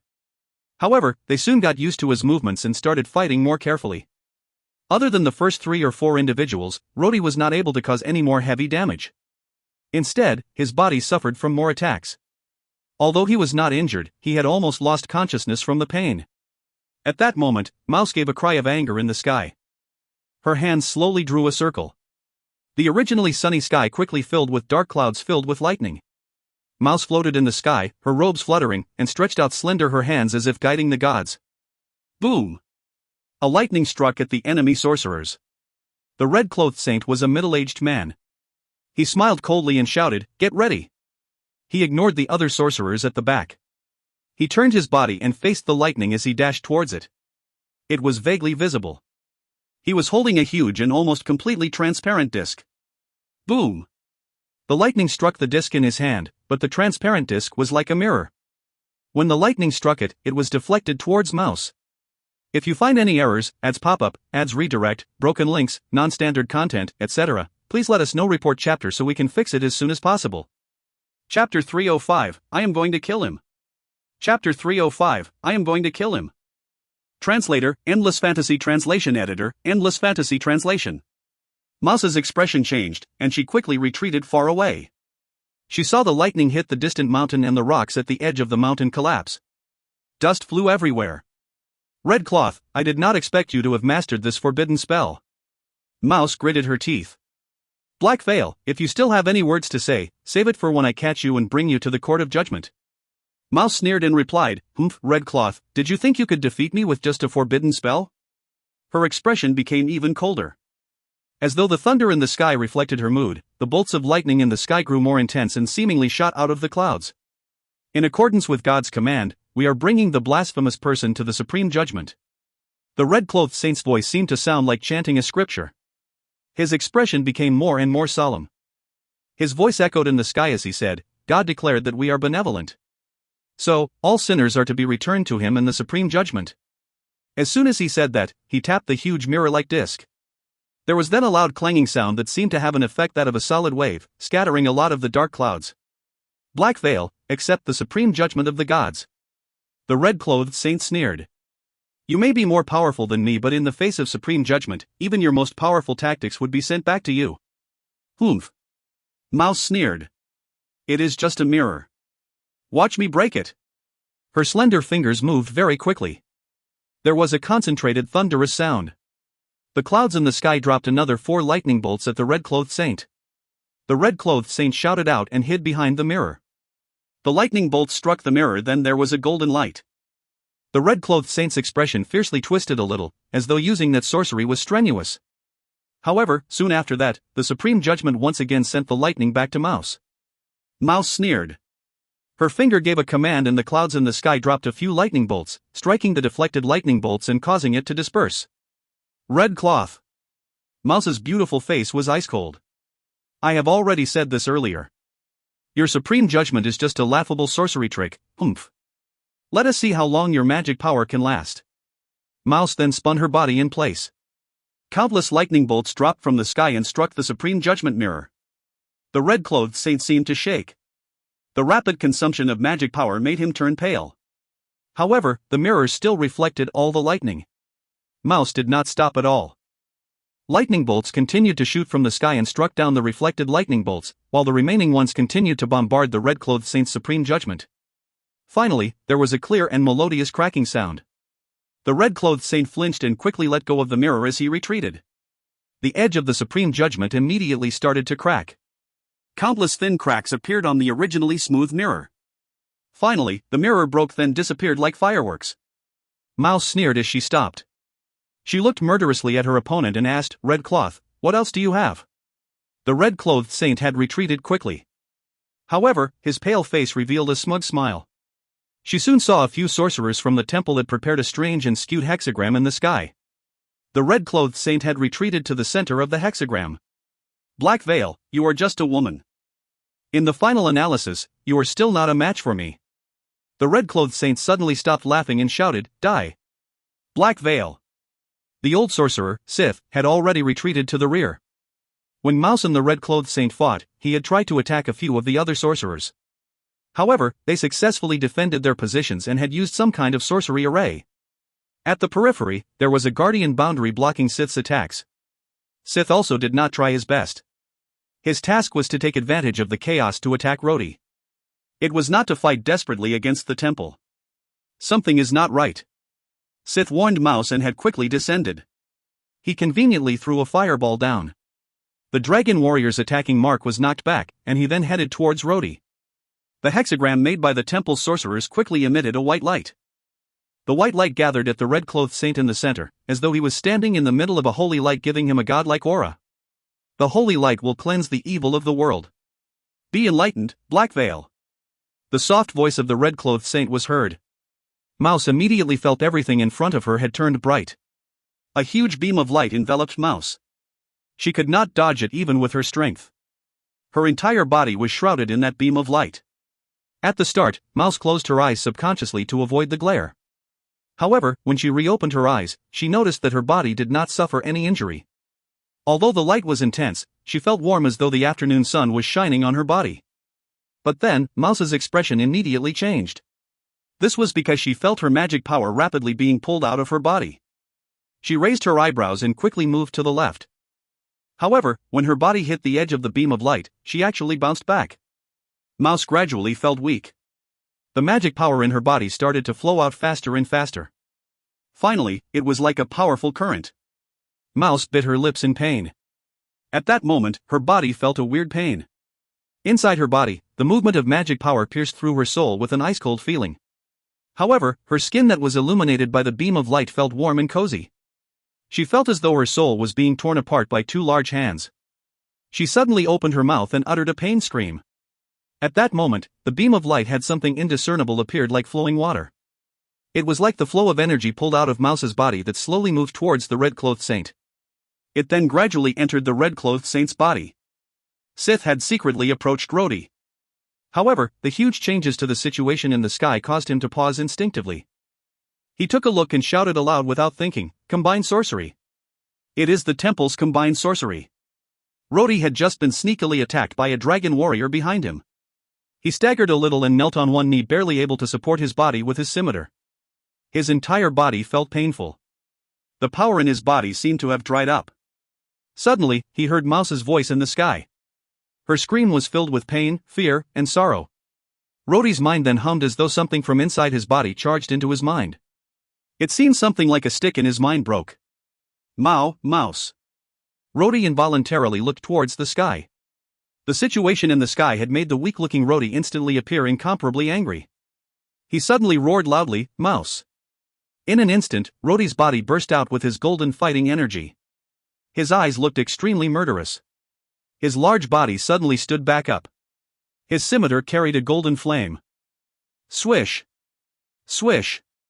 Without even having the opportunity to give a horrified shriek, the few dragon warriors near him had instantly been split into two. Their broken corpses fell to the ground, forming a river of blood. Rhodey roared. He saw the beam of light in the sky finally dispersed. Mouse's body was like a fragile leaf as she fell from the sky. Rhodey fiercely stomped his foot into the ground, creating a deep imprint, and propelled body into the air like an arrow. He caught Mouse in the air and then crashed to the ground. Mouse's eyes were tightly closed. Her breathing was very weak, and she looked very pale. There was a long and haughty laugh in the sky. The pale-faced red-clothed saint now looked as rosy as his clothes. He again magically took out a huge mirror, pointing it to the people on the ground and shouted, "All you sinners, accept God's judgment." The sorceress of the hexagram once again started to send out wisps of holy light that flowed towards the red-clothed saint. As the light accumulated in his body once again shined with a dazzling white light. "Run quickly!" Sith's expression changed as he quickly escaped. Arslan and Rulin were in a situation where both sides had suffered injuries. Arslan had the strength of a dragon warrior. During the fight, she had used fire and ice, causing a lot of damage to Rulin. At that moment, half of Rulin's armor was covered in ice with the other half being burnt black. Arslan had also suffered a lot of injuries. Blood flowed from her mouth. Her movements have also slowed down a lot. Rulin's specialty was power. She had used her overwhelming strength to suppress her opponent. This kind of adversary was the perfect nemesis of Arslan. In the battle just now, both of them had suffered substantial injuries. Arslan had long been aware of the situation in the sky. She quickly retreated and shouted in the dragon's language. Countless roars were then heard. All the attacking dragon warriors suddenly howled in strange voices. Their bodies suddenly expanded. Their body armors burst open. Within a moment, all the dragon warriors transformed into dragons of different sizes. These dragons did not continue to attack Old Mark. Their dragon wings flapped rapidly as hundreds of dragons retreated towards Arslan. The frightened Sith roared loudly, "Everyone! Disperse!" As if following his words, a huge beam of light shot down from the sky. The huge mirror in the red-clothed saint's hand caused the beam of light to be magnified by more than 10 times. Hearing Sith's warning shouts, Rulin moved immediately. Old Mark was also fast. However, the light was too quick even for people who were as strong as paladins to escape. Old Mark was apparently far agiler than Rulin. He had already tried to jump out from the beam of light. However, just in that moment, he suddenly felt his body turn cold and his body stiff in the air, as if a large chunk of his soul was cut out. The indescribable feeling of pain distorted his old face. However, he still managed to jump out of the light. Although he had crashed heavily to the ground, he had escaped. The beam had been magnified 10 times by the mirror. It was as though the speed at which it extracted energy also became 10 times faster. Rulin was not so lucky. When her body crashed heavily into the edge of the beam, she bounced back. As the beam of light shined on her body, she quickly lost the ability to stand. She slashed out with her sword. However, the beam of light was like a solid object. When her sword reached the edge of the light, it was stopped. Rulin soon lost the energy to even curse and her huge body crashed into the ground. The only one that had not been hurt was Rhodey. He held on to Mouse as he knelt. His body and mind had all been focused on Mouse. His large hand caressed Mouse's face as he called her name, "Mouse, Mouse." Mouse's eyelids trembled slightly and opened a little. She could not see clearly, but she knew who was in front of her from the familiar aura. Mouse's lips had lost its color. Her lips fluttered softly as though she was saying something. However, she was so weak that she could hardly say a complete sentence. Rhodey suppressed the anger in his heart and tilted his head down to listen to her. "Rhodey, run quickly, we cannot win. That red. Rhodey trembled. He seemed to find it difficult to suppress the murderous rage in his heart. He seemingly had a desire to tear things apart. However, the powerful black veil saint in his arms was like a delicate glass. Mouse, are you talking about that red-clothed saint? Rhodey gritted his teeth. Sith stood not far from Rhodey and whispered, she will not die. It is just that sorcery had sucked away all her magic powers. Right now, she is very weak. Rhodey felt that his heart was about to explode. He gently carried Mouse and laid her by Sith's side. His eyes were filled with a mixture of ice and fire. He coldly said towards the old sorcerer, look after her. I am going to kill that red-clothed fellow. If you find any errors, ads pop-up, ads redirect, broken links, non-standard content, etc., please let us know. Report chapter so we can fix it as soon as possible. Chapter 306, You Never Realized. Chapter 306, You Never Realized. Translator, Endless Fantasy Translation Editor, Endless Fantasy Translation. Rhodey could clearly feel a portion of his strength in his body beginning to recover. Although he was still not as strong as before, the feeling of being full of vitality and the feeling of the flow of fighting energy in his body gave Rhodey a strong will to fight. He held his scimitar with both hands, then jumped and soared into the air towards the red-clothed saint. Rhodey shouted. His scimitar became a dazzling light as he slashed straight downwards. The hexagram barrier formed by the red-clothed saint emitted a protective white holy light. Clang! Rhodey's scimitar seemed to have slashed at a solid metal surface. The huge rebound knocked Rhodey back in the air. Courting death. The red-clothed saint raised his eyebrows. He focused his attention on Rhodey. Immediately after that, a beam of light shot out from his body like before. Its target now was Rhodey. The beam of light was fast. Rhodey did not have any chance to dodge. Before he could stabilize himself, he was already shrouded in the light. Old Mark and Sith, who were standing on the ground, cried out in alarm at the same time. Right then, Rhodey also felt some changes in his body. His strength started to leave his body. In the light beam, black whiffs came out of Rhodey's body. It condensed and floated towards the red-clothed saint. It is black? The red-clothed saint seemed to be somewhat puzzled. He then automatically dismissed it. There was absolutely no way for opponents hit by the light to do anything about it. No matter from whichever angle you look at it, he had already won. Rhodey roared, but his body started to tremble. It was not known how he did it. As though there was a weird power, the black whiffs were reabsorbed. This is... The red-clothed saint's expression changed.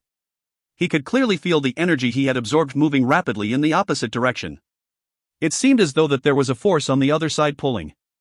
The red-clothed saint desperately used his magic power. After pushing his magic powers to the extreme, the strange black whiffs once again flowed back to the red-clothed saint.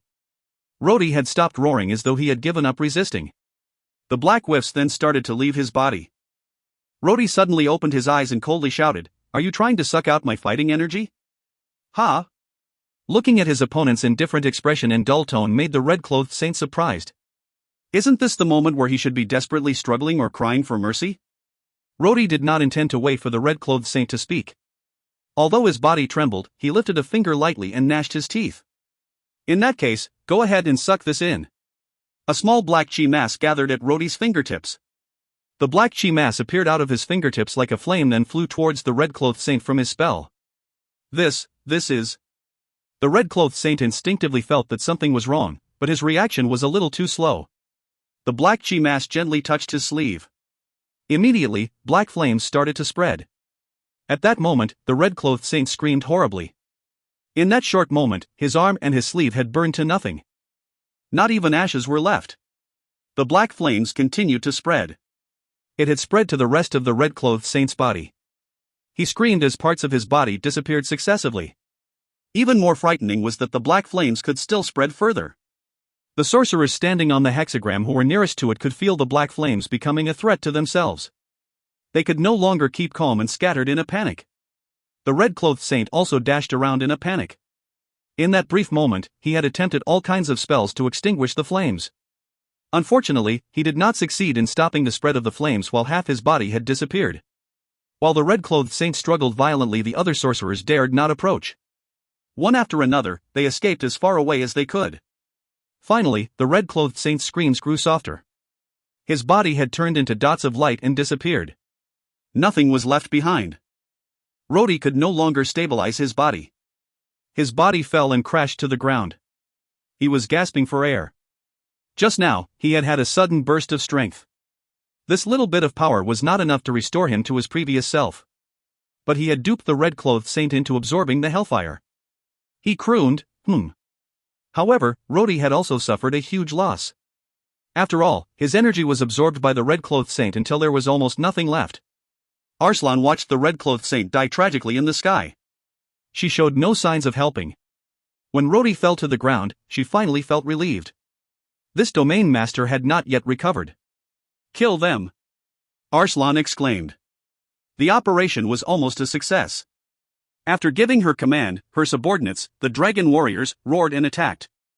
Hundreds of dragons burst with a powerful murderous aura. Again and again they puffed their hot dragon's breath. Sith had already carried Rulin up. He used his powerful sorcery to create protective guardian boundaries. On the other hand, old Mark grabbed Seth as he barely held back the huge flying dragons.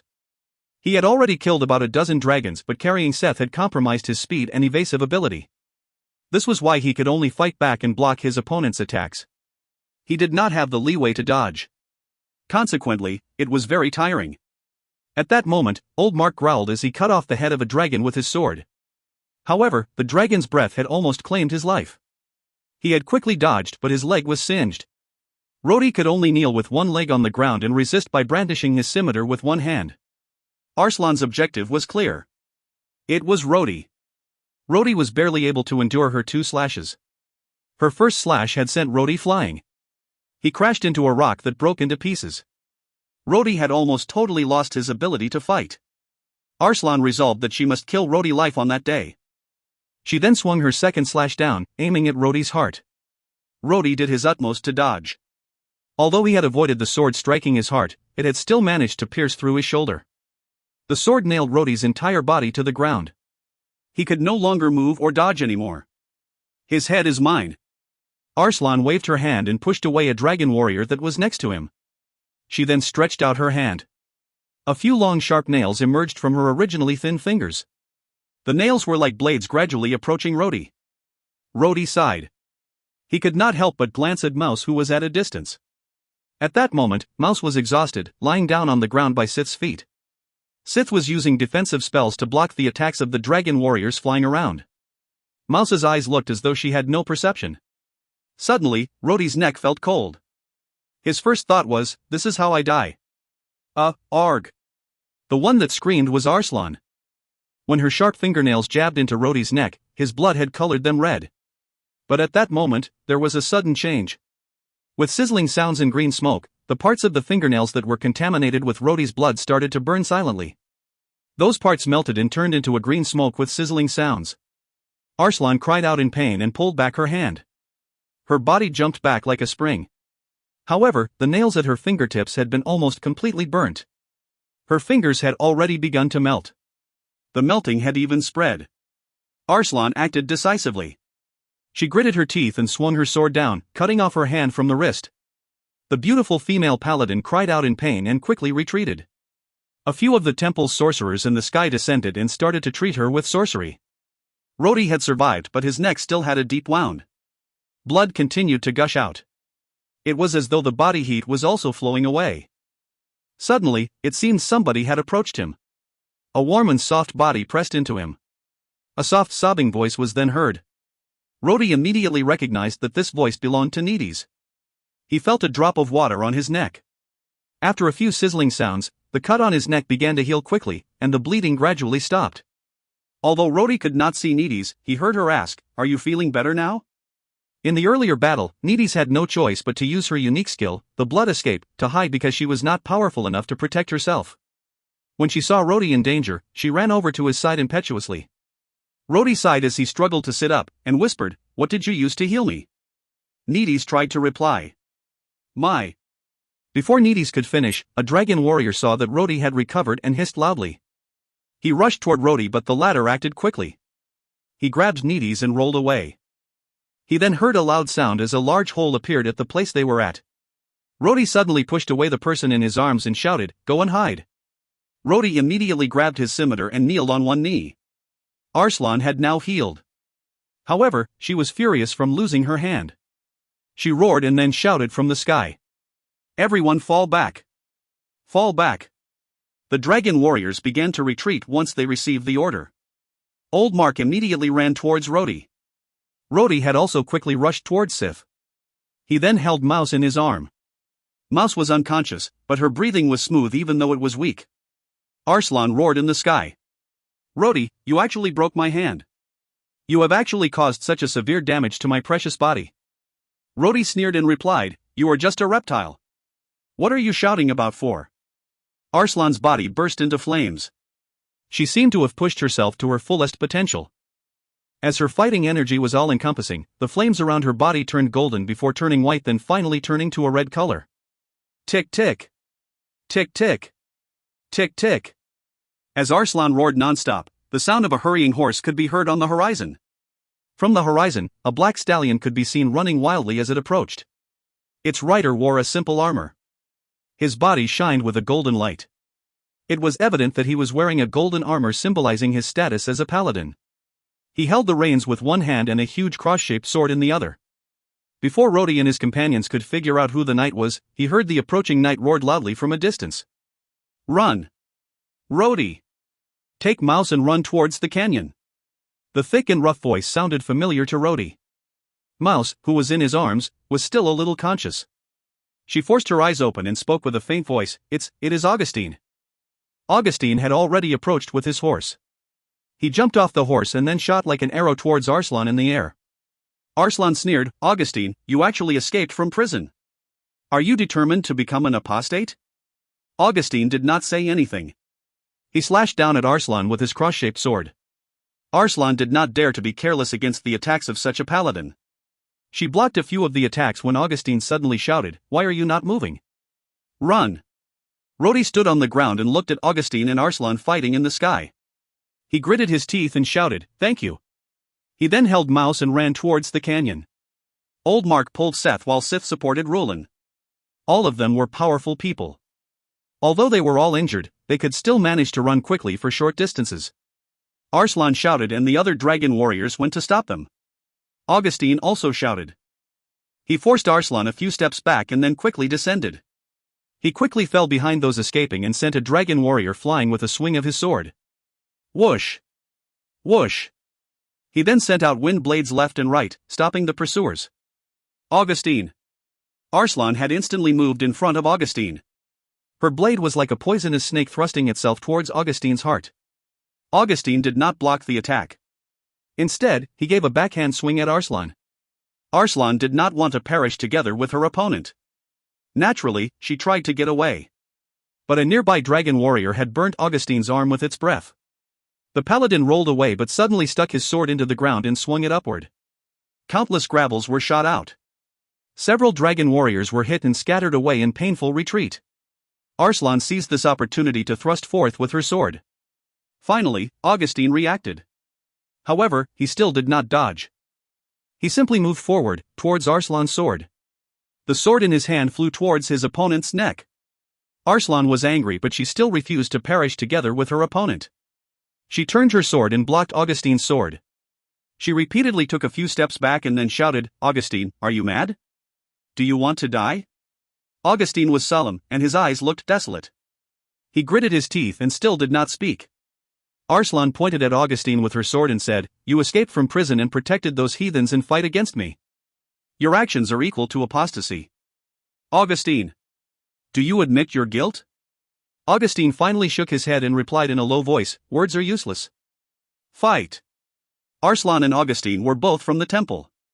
Arslan naturally knew how powerful the person known as the present generation's strongest human paladin was. She herself was injured. Although Rhodey was escaping further and further away, she had no choice but to raise her spirit and carefully deal with Augustine. A few of her subordinates had tried to get past Augustine and pursue the others, but Augustine had airtight defenses. He sent out 2 light blades, cutting off the wings of a dragon warrior attempting to get around him. The remaining dragon warriors then obeyed Arslan's orders and finally decided to concentrate on eliminating Augustine first. Arslan was the first to attack. Her body and the sword in her hand seemed to merge together. It became a dazzling light, shooting forward. Augustine blocked the attack. With a loud clash, his body shook violently, and he stumbled a few steps back but then slashed horizontally. With a whistling sound, a huge light blade swung forward. Arslan jumped up high to dodge it. But two dragon warriors behind her could not react in time and were cut into 4 pieces. Arslan became faster. Ting! Ting! Tang! Tang! Within a short time, she thrust 7 to 8 times like a thunderstorm. Augustine blocked those strikes in a single breath, but he suddenly felt a sharp pain in his back. Augustine knew he had been struck in the back. His vision turned black as he instinctively rolled down. The back of his armor was a bloodied mess of flesh. A dragon warrior had struck him in the back. Fortunately, he wore an armor and the injury was not too heavy. The dragon warrior that had sneakily attacked him was too greedy. The first thing he did was to get nearer. Augustine's murderous aura condensed and quickly slashed. The dragon warrior's head burst into a mass of bloody fog. Arslan soon found an opportunity. In the fog, she suddenly thrust her sword into Augustine's body. Augustine had apparently already anticipated it. He did not dodge at all and struck at Arslan's shoulder. The two paladins grappled with each other. Arslan's sword was inserted into Augustine's lower abdomen. Augustine's sword had pierced Arslan's shoulder. Arslan suddenly had a weird feeling. That attack. Augustine could have dodged it. But... She looked at Augustine's strange expression. "You wish to die?" Arslan exclaimed. Augustine used force in his hands as he caught Arslan's shoulder. At that moment, both of them had half their bodies stained with blood. Augustine then smiled sadly. "Yes. I want to die. I have finally become an apostate today. So, I should also die here." Arslan panicked and struggled madly. She fiercely twisted the sword in Augustine's abdomen. Augustine was sweating profusely, but he struggled and held onto Arslan's shoulders. As they struggled, the sword stuck in Arslan's shoulder moved in deeper. Blood gushed out and Arslan's lips turned purple. The two of them then rolled on the ground. The other dragon warriors could not interfere even if they wanted to help. Augustine's body suddenly burst into a golden flame filled with fighting energy. The flame became more and more intense and violent. It faintly started to become uncontrollable. You are. Arslan was really afraid. She had no intention to die together with Augustine here. Augustine's golden flames continued to rise. Finally, he opened his eyes wide and roared. Even his eyes had turned golden. The chi flames expanded to an alarming degree. The periphery looked as though it was electrified. It was as though things were gradually getting out of control. "Augustine! Are you trying to blow yourself up with the fighting energy?" Arslan struggled desperately and screamed wildly. "Do you want to rebel for just a few heathens? You don't want to live anymore? Don't do this. Augustine! Don't!" Augustine's hand that held Arslan's shoulders had plunged inside her. With a murderous gaze, his other hand then grabbed something out from within her bosom. He opened his bloody fingers and a black veil appeared in his palm, making a sizzling sound as it burned in the chi flames. Momentarily, Augustine's murderous eyes were replaced with tenderness. He finally whispered. "Mouse, you never noticed, but I love you." Boom! Arslan screamed tragically as the golden flames exploded. The explosion was like a golden ball that devoured everything. The vibrating energy of the chi blast convulsed the land, creating a wall of earth that was several 10 meters high. If you find any errors, ads pop-up, ads redirect, broken links, non-standard content, etc., please let us know. Report chapter so we can fix it as soon as possible. Chapter 307, Successor. Chapter 307, Successor. Translator, Endless Fantasy Translation Editor, Endless Fantasy Translation. The shock from the explosion caused the mountain to collapse. Rocks, big and small, continued to fall from the mountain walls on both sides of the canyon. Rhodey could somewhat feel that something happened behind him. However, the blast rolling behind them made it impossible for them to turn their heads around. The golden light made the sun look dim. It was as though the land was ruled by that burning flame. A violent shockwave struck the mountains. The entire land had cracked and torn apart. They ran out of the other end of the canyon without stopping. Booming thunderous sounds continued rumbling behind them. They turned around and saw that the canyon was blocked by countless broken stones. Augustine, did he perish together with them? Rhodey was stunned. Everyone's face was covered in dust and was almost indistinguishable except for Mouse, whose head was buried in Rhodey's arms. At that moment, she finally raised her head. Although too weak to speak, drops of tears rolled out of her eyes. Mouse did not hear Augustine's dying words. However, there was that explosion on top of the fact that she could no longer feel his aura, then probably. That battle had made them feel hopelessly vexed. Originally, they had Old Mark and Roland who were paladin-ranked masters. They even had the Black Veil Saint and Sith who were also powerful sorcerers. However, they were badly beaten. Not only did Mouse and Roland totally lost their fighting capability, Old Mark had also suffered substantial injuries. Had Augustine not desperately sacrificed himself, they would have really been totally wiped out. Rhodey gritted his teeth. He looked at the others and softly said, "Let's go." The others did not speak. They knew they had no other choice but to leave the coast by ship as quickly as possible. Rhodey gave Sith a profound gaze. This was clearly Sauron Kingdom's territory. Since such a large force from the temple could come here, King Sauron would not be able to escape being suspected. Rhodey also felt that he had been too optimistic. The temple had ruled the continent for a long time and would definitely have their own formidable areas. Although he himself and his companions were strong, they had still suffered a crushing defeat. At that moment, they had no horses. Everyone could only walk. Fortunately, there was nobody pursuing from behind anymore. Augustine's suicide explosion had stopped the pursuers from chasing any further. On the other side of the canyon, there was a large crater about 10 meters large. The crater was surrounded by many broken corpses of the dragon warriors. Most of their blood had dried up. The rest of the blood had mixed with the dirt and turned it red and black. Augustine's body had vanished like smoke. His fighting energy had burnt his entire body from the suicide explosion. Not even his metallic armor was left behind. Only a broken cross-shaped sword was left on the ground. That sword was a paladin's sword. It could be considered a good sword that was hard to come by. Now, only half of it remained. The blade of the sword was burned black.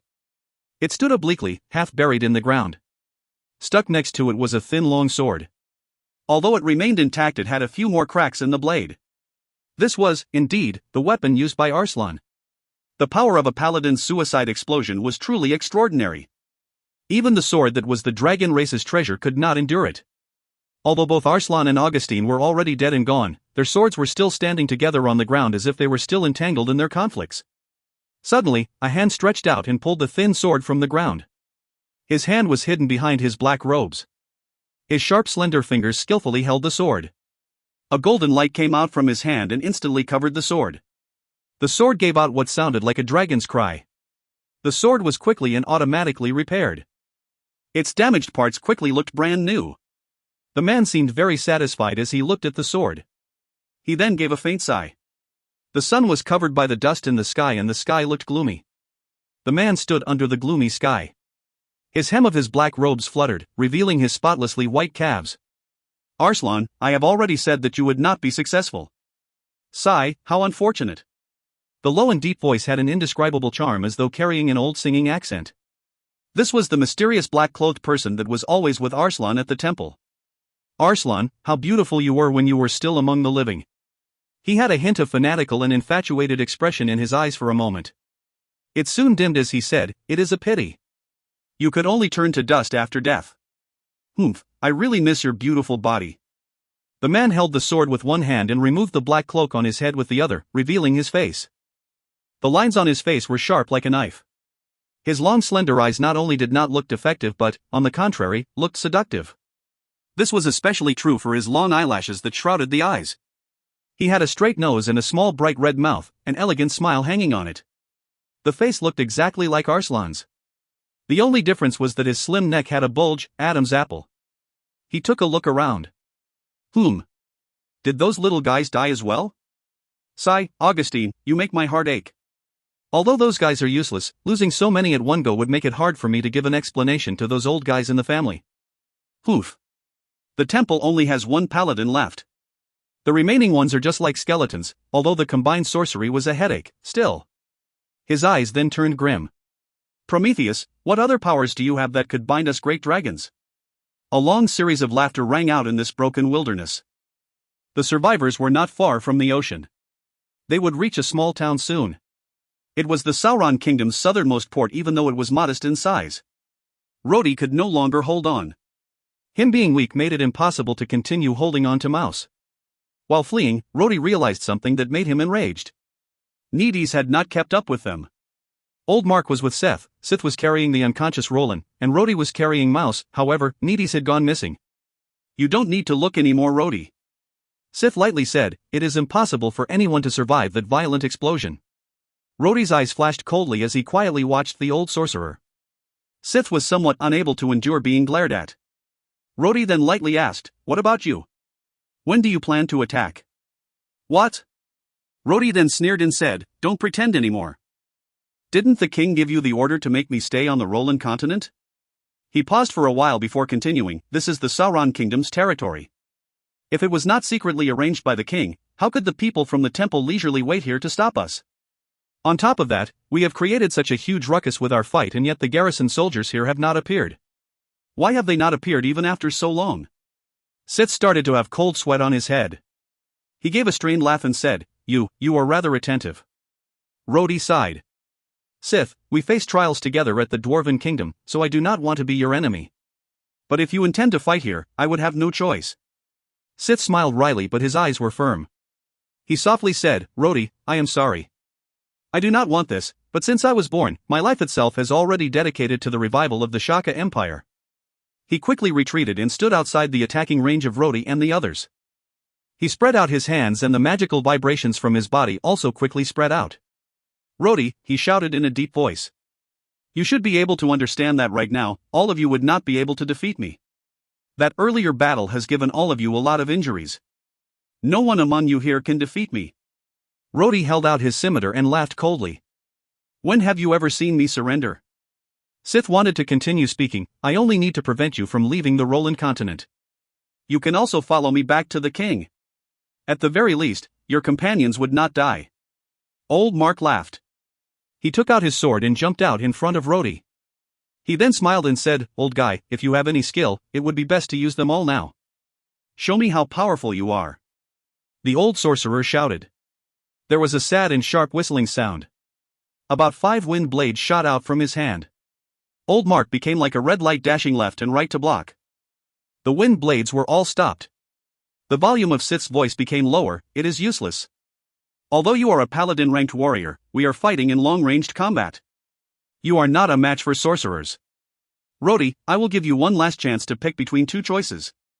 The first choice, I will kill all of you here and frame the temple. The second, you follow me back immediately and you will be placed under house arrest, but your life will not be in danger." Rhodey sneered. Waving his scimitar, he shouted, "Just drop the idea." Sith sighed. "Then, please forgive me. You leave me no." "Arg." He gave a surprised and tragic scream before he could finish. A sword with its tip covered in blood pierced out of Sith's chest. The tip of the sword was still dripping with blood. Sith looked at the blade piercing out of his chest with a disbelieving gaze. The sudden change also shocked Rhodey and Old Mark. A clear and icy voice then whispered from behind Sith. "Forgive me. I did not want this, but you have also left me no choice." The long sword was pulled out. Sith inhaled deeply but could no longer exhale. Both his hands were open as though he wanted to grab something.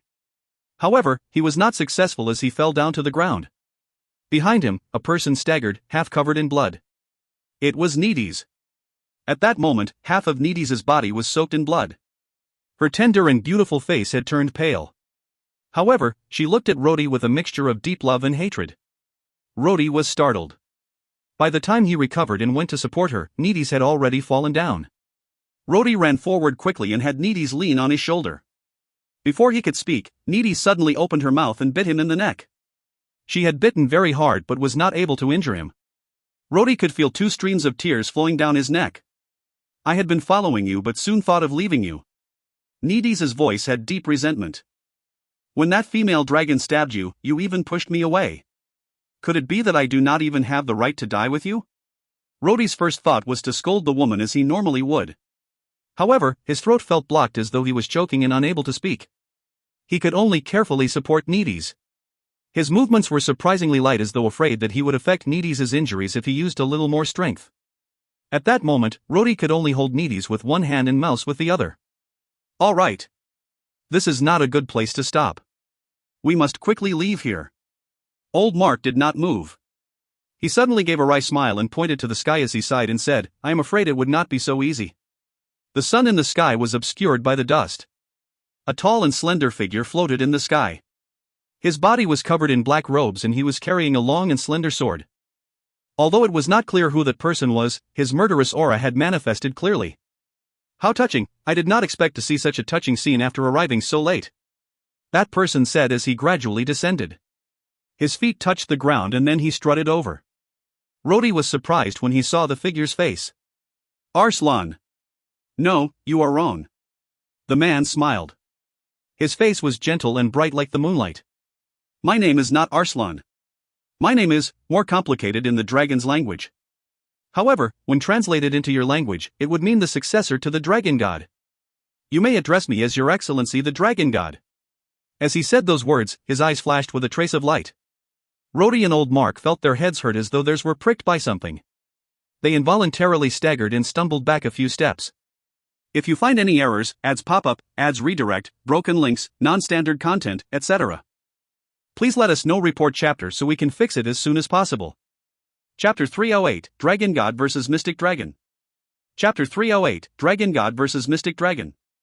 Translator, Endless Fantasy Translation Editor, Endless Fantasy Translation. The so-called Dragon God's aura suddenly became weird. His entire body seemed to emit fierce black-colored dragon aura. The powerful aura felt oppressive like it came from hell. His face, especially. It has a perilous tinge of a feminine aura. Rhodey made a decision from the powerful presence. I cannot fight this guy in my current state. But, a dragon god? Do the dragons really have a god? If the dragons really have a god, shouldn't it be the mystic dragon? Realizing this, Rhodey suddenly felt relaxed. Now, confronting any self-proclaimed god, I definitely cannot win, especially when they are god-ranked. However, since I can confirm that he is not god-ranked, there may still be some hope.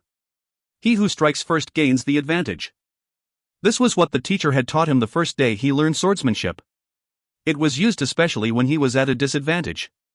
Rhodey exchanged a quick look with old Mark, then rushed forward. Although he was unable to continue using his golden fighting energy, his scimitar that contained the dragon's soul was still powerful.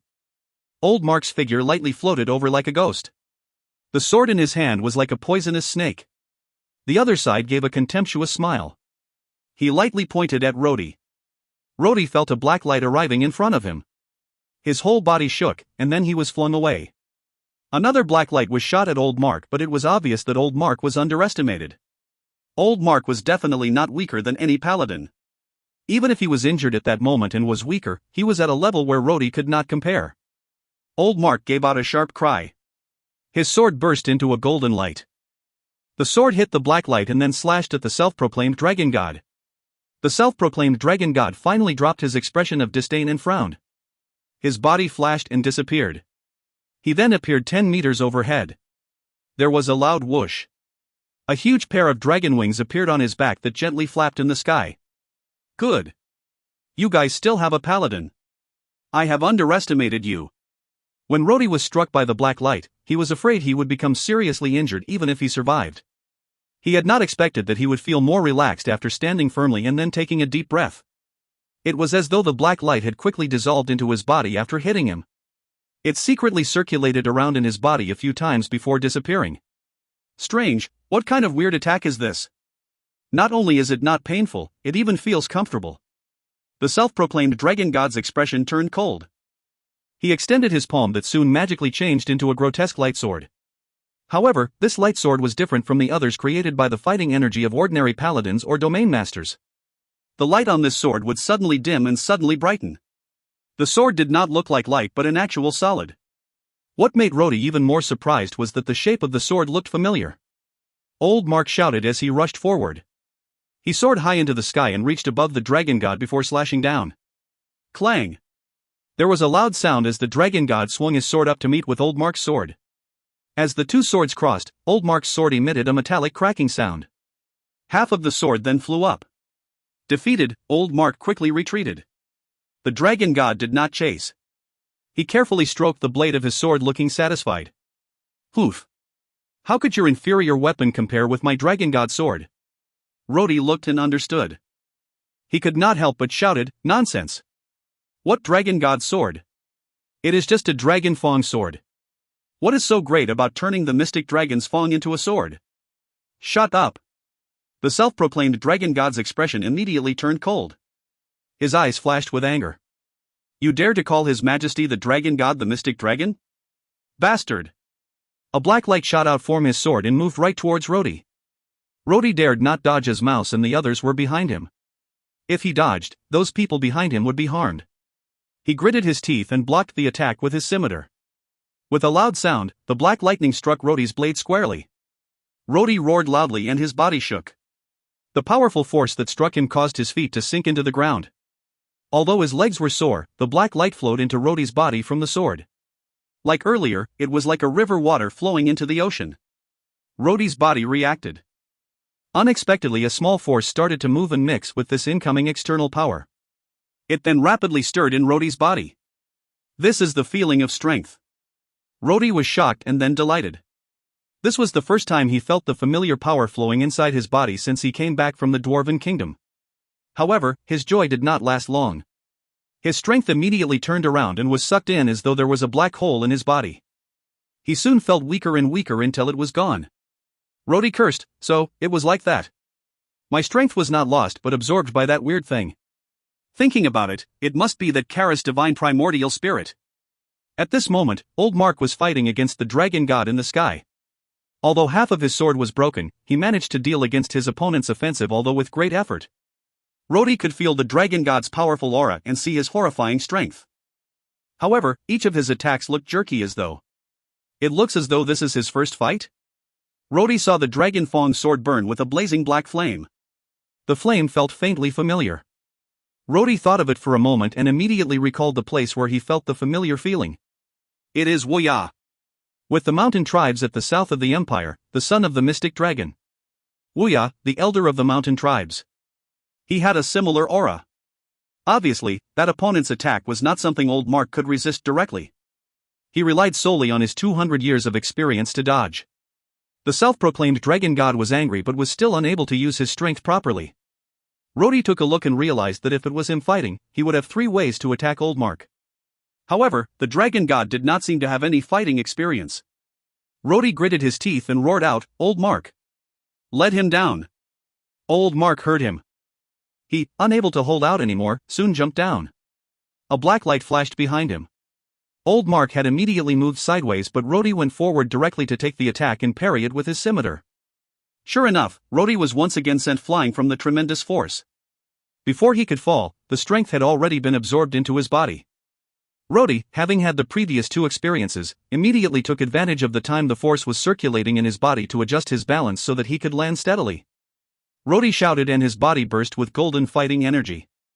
He slashed out and across. The golden flames were forced into the blade of his scimitar. With a roar, 2 cross-shaped half-moon slash had been sent out. The dragon god coldly laughed. He stretched out his hand to easily neutralize it. However, when the light slashes hit his body, he screamed and quickly retreated. His hand had instantly exploded into a badly mangled mass. A blackness on his face flashed twice and then his wound quickly healed up. Rhodey sneered. Taking my half-moon slash with your bare hands? Did you really think you are a dragon god?" Old Mark shouted, "Don't talk anymore. Take advantage of the moment and continue your attack." Rhodey laughed bitterly. His attack only borrowed his opponent's energy. He had to let his body absorb the attack and take advantage of that moment to use the energy before it is absorbed by the divine primordial spirit. However, the attack made Rhodey's strength dry up again. In a way, Rhodey was now like a bucket with a hole at the bottom. No matter how much water was poured in, it would all leak out. This was why Rhodey was unable to gain any strength. Old Mark saw the look in Rhodey and no longer questioned him. Rhodey thought of something and said, "Find a way to provoke him." "All right." Without any feelings of doubt, Old Mark raised his half-broken sword and rushed up again. However, Rhodey did not attack but just followed at the back of Old Mark. Old Mark attacked the dragon god directly while Rhodey hanged around at the periphery. He would help with a few slashes at every opportunity. The dragon god roared loudly and suddenly burst into a mass of black flames. Old Mark immediately created a ball of energy in front to protect himself as he shouted, "Back!" Rhodey did not retreat but, instead, advanced. He stood right in front of the dragon god. A faint black lightning shot out of the dragon Fong's sword. Small black balls of energy had gathered and condensed rapidly at the sword point. The dragon god released an earth-shattering roar. The black ball of energy then shot towards Rhodey. "Damn! Why are you making so much noise? Did you think I have never heard a dragon's roar before?" Rhodey scolded as he rushed up. While Old Mark and the Dragon God were still surprised, Rhodey had already been hit by the black ball of energy, but the black ball did not explode as expected. Instead, it wrapped around Rhodey and was quickly absorbed into Rhodey's body. The Dragon God was furious and roared loudly. He then slashed out with the Dragon Fang sword a dozen times. Each slash carried an intense, electrifying black light. All of a sudden, the sky was covered with black lightning striking densely into Rhodey's body. At that moment, Rhodey was wrapped in the black energy mass. When the lightning struck the black energy around him, he was sent flying around like a leaf in a fierce gale.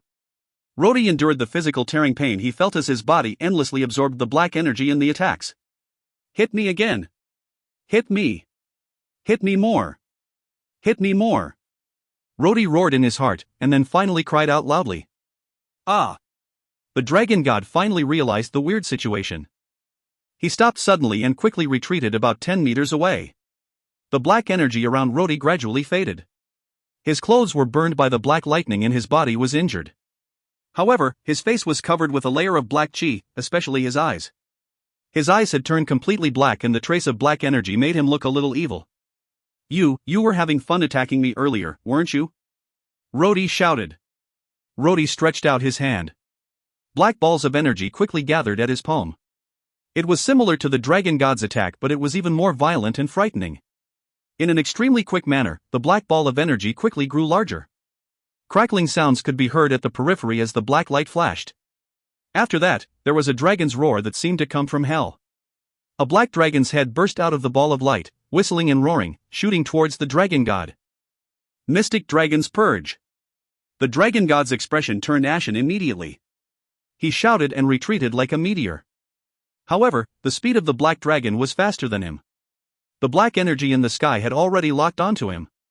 Seeing the dragon's head in front of him, the Dragon God's face was distorted as he shouted, "Impossible! You are supposed to be dead." His body suddenly expanded a few 10 times and transformed into a roaring black dragon. He sent out a dragon's breath towards the approaching dragon. The hellfire of the mystic dragon's purge broke through the Dragon God's last protective screen. The small dragon and the large dragon in the sky collided. There were loud roars causing countless shockwaves. Old Mark had already pulled Rhodey over and pressed him to the ground. The two of them continued to lie prostrate on the ground. The sky exploded with thunderous rumbling sounds as though the sky had collapsed. Suddenly the Dragon God's body expanded and exploded with a loud sound. When the hellfire burned down the clouds in the sky, it slowly dispersed. In the mist, a black ball of light slowly fell from the sky. It was like a figure slowly descending to the ground. Rhodey immediately called out. It is a soul. High-leveled cultivators can preserve their souls after the death of the body. Old Mark had already rushed towards the spirit as he shouted, "Do not let him escape. If you find any errors, ads pop up, ads redirect, broken links, non-standard content, etc., please let us know. Report chapter so we can fix it as soon as possible." Chapter 309, Real History. Chapter 309, Real History. Translator, Endless Fantasy Translation Editor, Endless Fantasy Translation. The light body slowly fell to the ground but did not immediately flee. In fact, the soul had no ability to escape. It was a human-shaped transparent body of light that seemed to have shrunk as it kneeled on the ground. The light body seemed to sizzle around as if it was dispersing. Rhodey and Old Mark went up to surround him. Just as Rhodey was about to cut him down, Old Mark stopped him. "You don't need to do anything anymore." With nothing to attach to, the soul would perish in a short moment. Old Mark sighed and threw his broken sword on the floor. He then said, "Why? It is not easy to cultivate the soul. Why did you risk your life to fight with us?" The soul's face had the features of the self-proclaimed Dragon God. His facial features looked fuzzy but his voice could still be heard. He weakly repeated, "I don't believe this, I don't believe this, impossible, impossible." Seeing Rhodey stand in front of him, the soul finally raised his head as if carefully looking at Rhodey. However, his face was made out of light and his stare gave Rhodey a strange feeling. "Your Majesty is still alive?" the soul suddenly asked in a low voice. Rhodey frowned. He naturally understood who the words "Your Majesty" referred to. However, there was no easy answer to that question. If it was alive, how would anyone explain the mystic dragon getting absorbed by Rhodey? If it was dead, then when Rhodey became possessed, how would anyone explain when he turned into the mystic dragon? Before Rhodey could feel awkward, the soul sighed and continued, "I understand now. Your Majesty is still alive. That earlier was the mystic dragon's purge. I would definitely not be wrong." The soul then fell to his knees and said, "Your Majesty, please forgive my sins, please forgive." His voice was filled with endless despair as he gradually grew weak and his voice vanished. Finally, the soul started to disappear as if the last trace of consciousness he had completely vanished. Old Mark suddenly cried out, "Quick! Absorb it before it dissipates." "What?" Rhodey froze for a moment. "Idiot! You are now half a dragon. Only you can absorb it. Otherwise, I would have done it myself." Old Mark scolded. Rhodey lightly prodded the top of the soul with his finger. He frowned and asked, "Are you joking? Absorb it? How am I supposed to absorb it? What are, Before he could finish his words, his finger that was touching the soul felt scorching hot. The soul turned into a golden light and entered his body through his fingertip. Shit! Rhodey cursed as he fell sideways and fiercely hit the ground as though he was struck by lightning. That familiar feeling rose again. The flow of energy began to move up like an endless river, but then the strange black hole in his body once again rapidly drained his energy. His empty body became full before it became empty once again. This time, Rhodey felt a strange tingling in his mind. He instinctively closed his eyes as though something had pierced his head. He put his hands over his head and then there was a loud sound as countless pictures rushed through his head like lightning. This seemed to be the last traces of memory from the self-proclaimed dragon god. He was looking at history. History from thousands of years ago. Suddenly, Rhodey saw an extremely huge, incredible black dragon flying in the sky. Its body was densely covered with black hellfire. Rhodey could feel the fear and despair in the air suffocating him. He did not know that these were the memories of the soul. It was as though the soul was very afraid of the mystic dragon in that memory. The fear had been engraved into his memory. Rhodey soon saw Kara. Kara stood in the sky amongst the dark clouds. His upper body was human, but his lower body comprised the bodies of 6 different monsters. He held a huge silver sword with one hand and a huge flaming hammer with the other. It was as though the heaven and earth were filled with a long sad howl. The mournful howl seemed to still ring in Rhodey's ears. Kara's image was just as described by the church. Soon it was the earth-shattering battle between Kara and the mystic dragon. The mystic dragon had sent several black hellfires into the sky, the earth, and everywhere around him. Kara looked furious. During his long howl, the sky was torn apart. Countless lightning rained from the sky and scattered the hellfire. The 2 legendary creatures then started to fight. Rhodey felt dizzy as the picture changed. In the darkness of the chaos, there was a slight poisonous and suffocating atmosphere. There was a moment of brightness. Rhodey saw a huge dragon head looking attentively at him. He heard something in the dragon's language. However, in the memory, Rhodey could understand what was said. From today onwards, you are the mystic dragon's, first child. These words blasted Rhodey's heart. The mystic dragon's first child. The self-proclaimed dragon god was also one of the mystic dragon's child, like Wuya. However, before Rhodey could think about it carefully, the picture changed quickly, showing him the scene of a great war. Although Rhodey was familiar with the battlefield, he could not help feeling excitement when he took in the scene. What he saw was a magnificent and deeply moving scene. He saw a great sturdy jade-white city wall. Many human warriors donned in the armor of knights stood on the wall. All of the knights emitted out a holy brilliance. Some of them were strange and humanoid with 1, 2, or even 3 pairs of white wings behind them. They were flying over the walls with bows or swords in their hands. However, these angel-like warriors had stronger aura than the warriors. A loud roar then came from the horizon. The huge body of the mystic dragon emerged from the clouds on the horizon. Its black body covered half the sky. It roared as though it was the offensive war horn. Countless of the other dragons also roared. With a loud sound, many more large and small dragons could be seen flying in the sky. The shrill, mournful roars were so penetratingly loud that the people almost turned deaf. However, the knights on the walls held up their weapons. Archers shot out holy and purifying arrows of light. The knights sent out huge blades of light. The humanoid creatures had exceptionally powerful strength. This was particularly alarming to Rhodey. Each of them had the strength of a high-ranked knight. Right now, high-ranked knights were difficult to find in the human world. Even if the total number of soldiers from the Holy Knights and Lightning God's Whip were to be doubled, they would not be able to find high-ranked knights that number in the thousands. What made Rhodey even more surprised was the might of the dragon race. Having fought with the dragon warriors, Rhodey a poor impression of them. The dragon warriors were not so powerful as in the legends. However, the scenes in the memories surprised Rhodey. A rain of arrows and light blades from the white walls were thrown towards the dragons. The attacks in the sky caused massive successive explosions. The huge balls of light made Rhodey unable to open his eyes. However, the dragons quickly broke through the explosion zone. They flew above the white walls and breathed fire down. The first wave of attacks by those that looked like humans had not seemed to be effective. The dragons sent fire, wind and ice pelting down onto the walls. The soldiers used strange huge shields to block while using their own weapons to fight back. The ones that looked like angels flew up. They decided to approach the dragons and fought a close battle. The ones that looked like angels were very formidable. Although small in size, they were able to cut down the dragons with their swords. Hence, large dragons frequently fell from the sky. Their huge bodies crashed onto the city walls, smashing it and sending rubble everywhere. Facing hundreds, even thousands of dragons densely covering the sky, the soldiers on the white walls were soon overwhelmed. At that moment, a deep, indescribable voice came from the sky. The voice said, "The holy city must not fall." With these words, innumerable lightning bolts suddenly struck from the sky. These lightning bolts flashed with a strange holy white color but were terrifying. The countless white lightning tangled up into a terrible strangling net. In this net, numerous dragons flying in the sky were instantly cut into countless pieces. Broken flesh and blood scattered all over, turning the sky and earth red. The mystic dragon finally roared to the sky. Rhodey soon witnessed a very familiar scene. A large ball of black air condensed in the sky and then a black light dragon appeared. "It is the mystic dragon's purge," Rhodey sighed. After that, there were endless explosions all over the sky. The network of white lightning was dispersed by the mystic dragon's purge. Half the city walls had collapsed.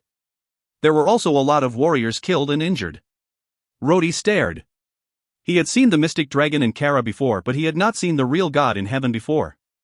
Now that he was looking at the legendary war during the ancient times, he was really curious.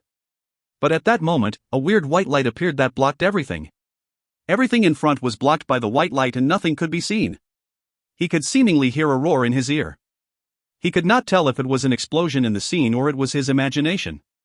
When it was clear again, the pictures Rhodey saw had gone through a tremendous change. In the sky, a countless number of winged angel-like creatures were killing the dragons all over the sky. The huge dragons were hunted and killed by the short angelic warriors. Rhodey looked carefully and noticed something strange. The angels were not powerful, but the dragons had become very weak. The dragons were no longer so powerful like what he had seen earlier. They were now as weak as the so-called dragon warriors he fought today. What happened? How did such a big change happen? It looks as though there had been no change, but they were several times weaker. Also, the mystic dragon is now missing from the sky. Only the remaining dragons were hunted tragically. The picture changed again. It now showed a pair of knees. Knees? Rhodey was startled. He immediately realized that this was the perspective of a person who was kneeling on the ground. Immediately, an indescribable voice from the sky came and said, "I can forgive your sins and bestow upon you the status of dragon god. In my glory, you will take over the place of your father, the mystic dragon, and the dragon race will once again be under the glory of the holy city." The pictures came to a standstill. Rhodey felt a stinging pain in his head. The stinging pain almost made him go crazy. He desperately wanted to shout and wake up from the illusion, but in a panic, he found out he could not do this. He was unable to make a single sound and was unable to control his body. Wait, body? At this moment, Rhodey realized that he could only see and hear things in the illusion. He did not have a real body. It was as if everything was a fragment of a memory. If you find any errors, ads pop up, ads redirect, broken links, non-standard content, etc., please let us know. Report chapter so we can fix it as soon as possible. Chapter 310, Truth of God's Record. Chapter 310, Truth of God's Record. Translator, Endless Fantasy Translation Editor, Endless Fantasy Translation. The pictures in front of him broke as though a glass was smashed. Rhodey seemed as though he was standing in the dark. His mind was blank and his heart was suddenly filled with doubts. Why? From these fragmented memories, humans and dragons from long ago were much more powerful than now. During the ancient times, there were so many human masters on the walls. All of them had the strength of a high-ranked knight or warrior. With such strength, both continents would have already been conquered in the current era. Even if all the humans were to be counted right now, we would not have so many masters. On top of that, the dragon warriors brought by Arslan were pitifully weak compared to the dragons in the memory fragments. If the dragon warriors were as powerful as before, humans would have been totally destroyed long ago. So, what made the races in the world become weaker? As if responding to Rhodey's question, a sudden burst of light appeared in front of him. Another picture had flashed in front of him. The picture was blurry. He could vaguely see a slender man. He was in a trance as he faced a huge and jade-like boulder. He then took out a sheepskin parchment. The man then magically produced a broken wooden staff. He then quickly scribbled on the parchment with the end of the staff. The staff seemed to carry a powerful magical light. Each time a word was written, the parchment shone with a golden light. Rhodey could not see the words, but he could feel that the words engraved with sorcery were fluctuating with a powerful magic. Rhodey was curious as the picture became blurry. He found it irresistible to take a closer look, but he had no physical body in that world. His wished in his mind, and then he felt as though the picture moved closer. Rhodey was surprised, but he wanted to continue to get closer, like earlier.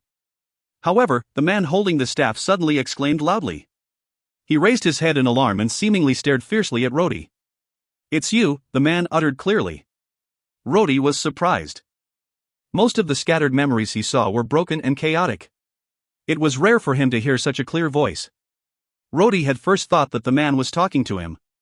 The man's face became clearer. It was as if the fog covering him had dispersed. The man's thin face looked somewhat familiar. The man seemed to coldly look at Rhodey and said, "I did not expect the dragon god of the dragon race to also be interested in this." His expression suddenly changed as he snapped, "Do not come near." The man lifted his wooden staff and chanted. Whoosh! A golden light shot out from the staff. Rhodey's mind droned when he saw the golden light. Even the pictures he saw shook. One could imagine that this scene must have left a very deep impression on the memories of the dragon god. Otherwise, it would not have been so vivid. He saw a black lightning shot out and blocked that man's attack. The man with the staff waved and the golden light became more intense. It was obvious that the owner of the memory was the mystic dragon's son, the self-proclaimed dragon god. He was fighting the man with the staff, and both of them seemed to be competing for that parchment in the man's hand. Finally, Rhodey heard the familiar voice of the dragon god call out. "Moses, are you planning on betraying God?" Moses. Rhodey's mind stirred and he immediately understood. The guy with the staff is Moses, the first pontiff. I have seen this old guy in my mind before. No wonder he looks familiar. The staff in his hand is the one I had once obtained. The young Moses sneered. God? How ridiculous. The son of the mystic dragon is willing to become a servant of God? It is truly laughable to hear you say those words. With a loud explosion, Moses took a few steps back again. Right then, a strong beam of light shot down from the sky. The beam struck Moses. He screamed and dropped his staff. His body trembled as he fell to his knees. A majestic voice seemed to come from the sky. "For blaspheming against God, you will not speak, but only words in praise of me." Moses struggled more and more. He opened his mouth but was unable to say anything. Moses' body was covered in a bright light and then he disappeared without a trace. The mystic dragon's son grinned and went to pick up the parchment on the floor. He smiled as he said, "God's record, God's record." However, something changed. The moment he held the parchment, golden flames suddenly appeared from the parchment and burned his hand. He gave a hoarse scream and thrown the parchment aside. A sigh came from the sky. The majestic voice helplessly said, "The parchment can be sealed but cannot be destroyed. I will make it such that this parchment cannot see the sky, cannot see the earth, and cannot see people." What is the God's record? Exactly what was recorded? Why did this question suddenly appear? I was just wondering why the human and dragon races were more powerful in the ancient times. Why did it then take me to the memory of the God's record? Could it be that there is a relationship between the weakening of the races and the God's record? Rhodey felt as though his heart was hit by a hammer. He reflexively shouted, "Yes, yes." So that was it. At that moment, Rhodey paid close attention as he watched the God record that fell to the ground. Suddenly, a ray of light came from the sky. Rhodey felt a pain in his head and he lost consciousness, unable to see anything. "Ah!" Rhodey growled. He suddenly struggled and sat up from the bed. He was sweaty all over and his face was flushed. He was gasping, his chest heaving violently. "Finally awake?" Old Mark's cold voice came from his bedside. "You fell unconscious and slept for a long time." Unconscious? Rhodey was still dazed. In his mind, there were still fragments of the memories of the ancient god and demon war that bewitched and enchanted him. I fell unconscious? Rhodey felt a sharp pain in his head. He remembered that he had just killed the self-proclaimed dragon god who was another child of the mystic dragon. He had then absorbed the soul that had fragments of memories. In other words, he had killed two of the mystic dragon's children, Wuya from the southern mountains of the empire and the self-proclaimed dragon god. Rhodey sighed as he felt his muscles ached all over. Does it hurt? Old Mark laughed bitterly. Unfortunately, we do not have any sorcerer to give you any treatment. Our injuries are merely being treated with medicine instead. The pain you feel is normal. How long have I been sleeping? Rhodey felt his mouth was dry and bitter. Not long. Only 2 days. Old Mark said as he raised 2 fingers. On top of that, I want to tell you the good news. We are now aboard a ship. Rhodey could faintly feel the room moving up and down, like in a cabin. He felt his glabella 1 ache. What about the others? What about Seth and Mouse? The good news is they are alive and on this ship. Old Mark shrugged expressionlessly. The bad news is that damned combination spell caused your Black Veil lover to be unable to get out of bed even now. She cannot even stand straight. The sow is also in the same condition. So, are you talking about concubine Roland? You also took her away? Rhodey stared with eyes wide open. It was my decision. Seth's voice came from the dusky cabin doorway. It is obvious that the temple is not the only one that wants our lives. King Sauron is also not so kind-hearted. With his concubine, we can at least guarantee a bit of our safety. We no longer need to fear the temple in the ocean, but it is still the domain of the Sauron navy. On top of the tallest tower at the main peak of the temple, a bell that had never been rung suddenly pealed loudly. The holy knights moved quickly from below the suspended stairs. The golden bell was only allowed to be rung during an important emergency. Numerous knights with distinctive armors stood at the temple square. Flags continued to flutter. A murderous aura alarmingly set off the quiet and holy atmosphere. The trained knights gathered quickly together. Besides being solemn and nervous, they also had an uneasiness in their eyes. What happened? The golden bell that has not been rung for hundreds of years had now been rung. Has the war been declared? Translator's note. 1. The space between the eyebrows.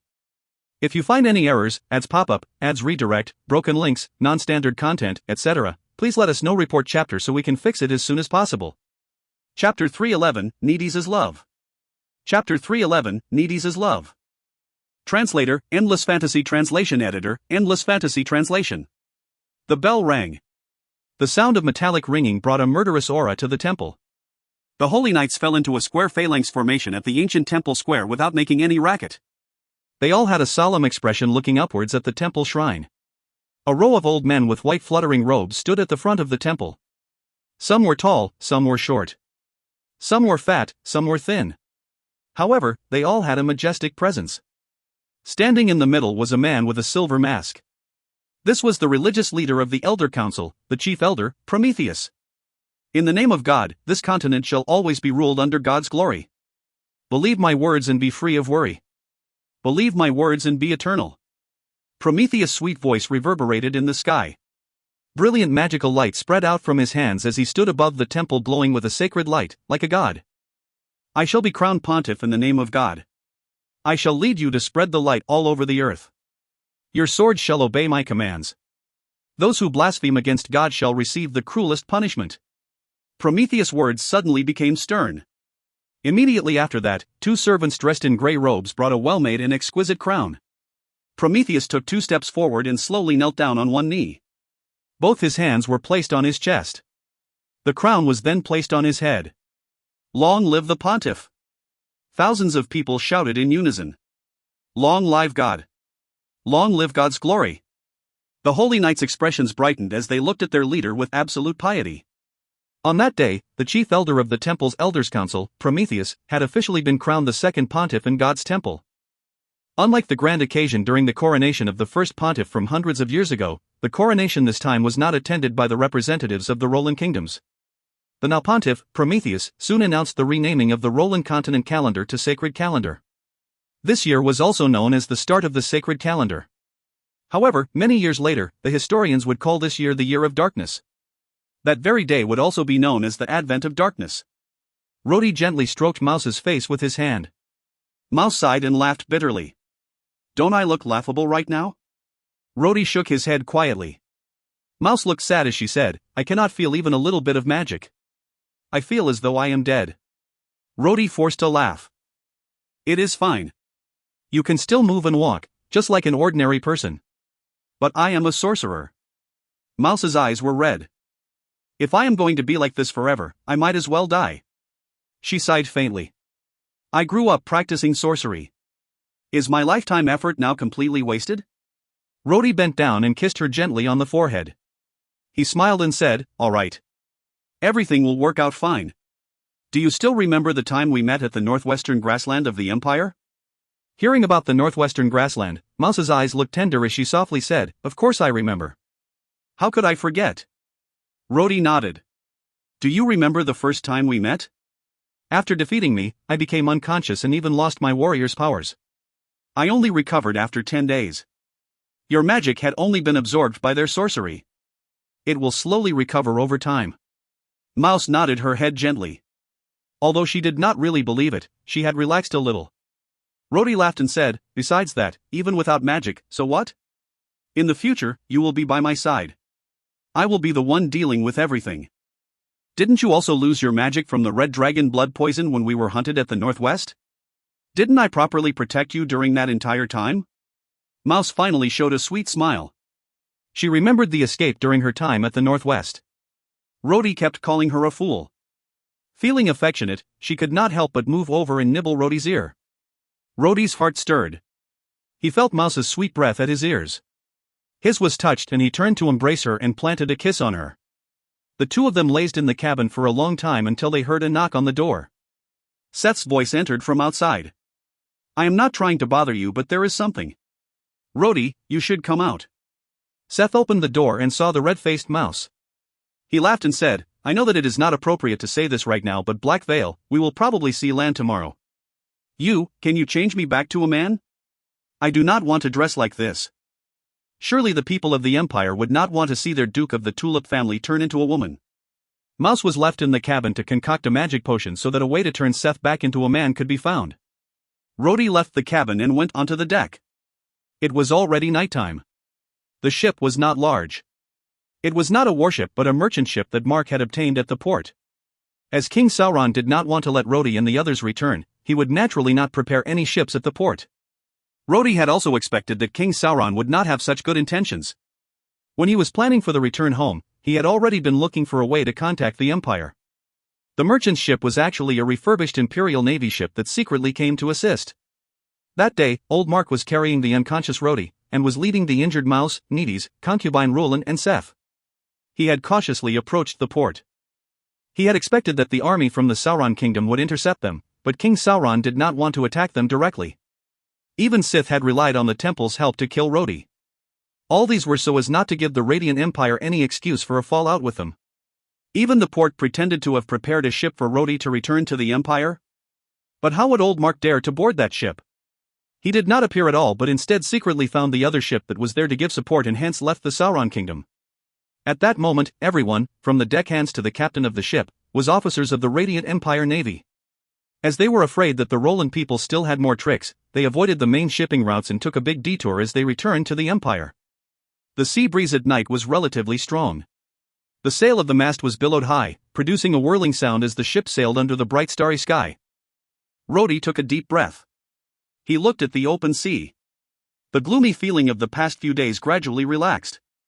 At that moment, he heard a faint sigh. A pretty figure stood at the bow of the ship. Her pretty hair flew up from the breeze. The slender figure leaned on the railings. Seeing the slender figure, Rhodey felt a little guilty and he gently walked over. She heard the footsteps behind her and immediately knew who it was. However, she did not look back and continued looking at the stars. You. Rhodey stood behind her. For a moment, he did not know what to say. Needy's turned around and laughed. Her face looked charming and beautiful. Did you forget how to speak? Rhodey looked at the charming face in close proximity and whispered, I want to, thank you. He gently coughed and then continued, had you not saved me that day, I would have. Are you talking about killing Sith? Needy stopped smiling, sadness filled her eyes. I don't want to hear you say those words. Then what do you want me to say? Needy's quietly looked at Rhodey for a while. Her gaze made Rhodey panic and, unable to look into her eyes, he lowered his eyes. Needy's laughed bitterly and said, that day, I had not planned to follow you to cross over. I also no longer plan to appear, do you know?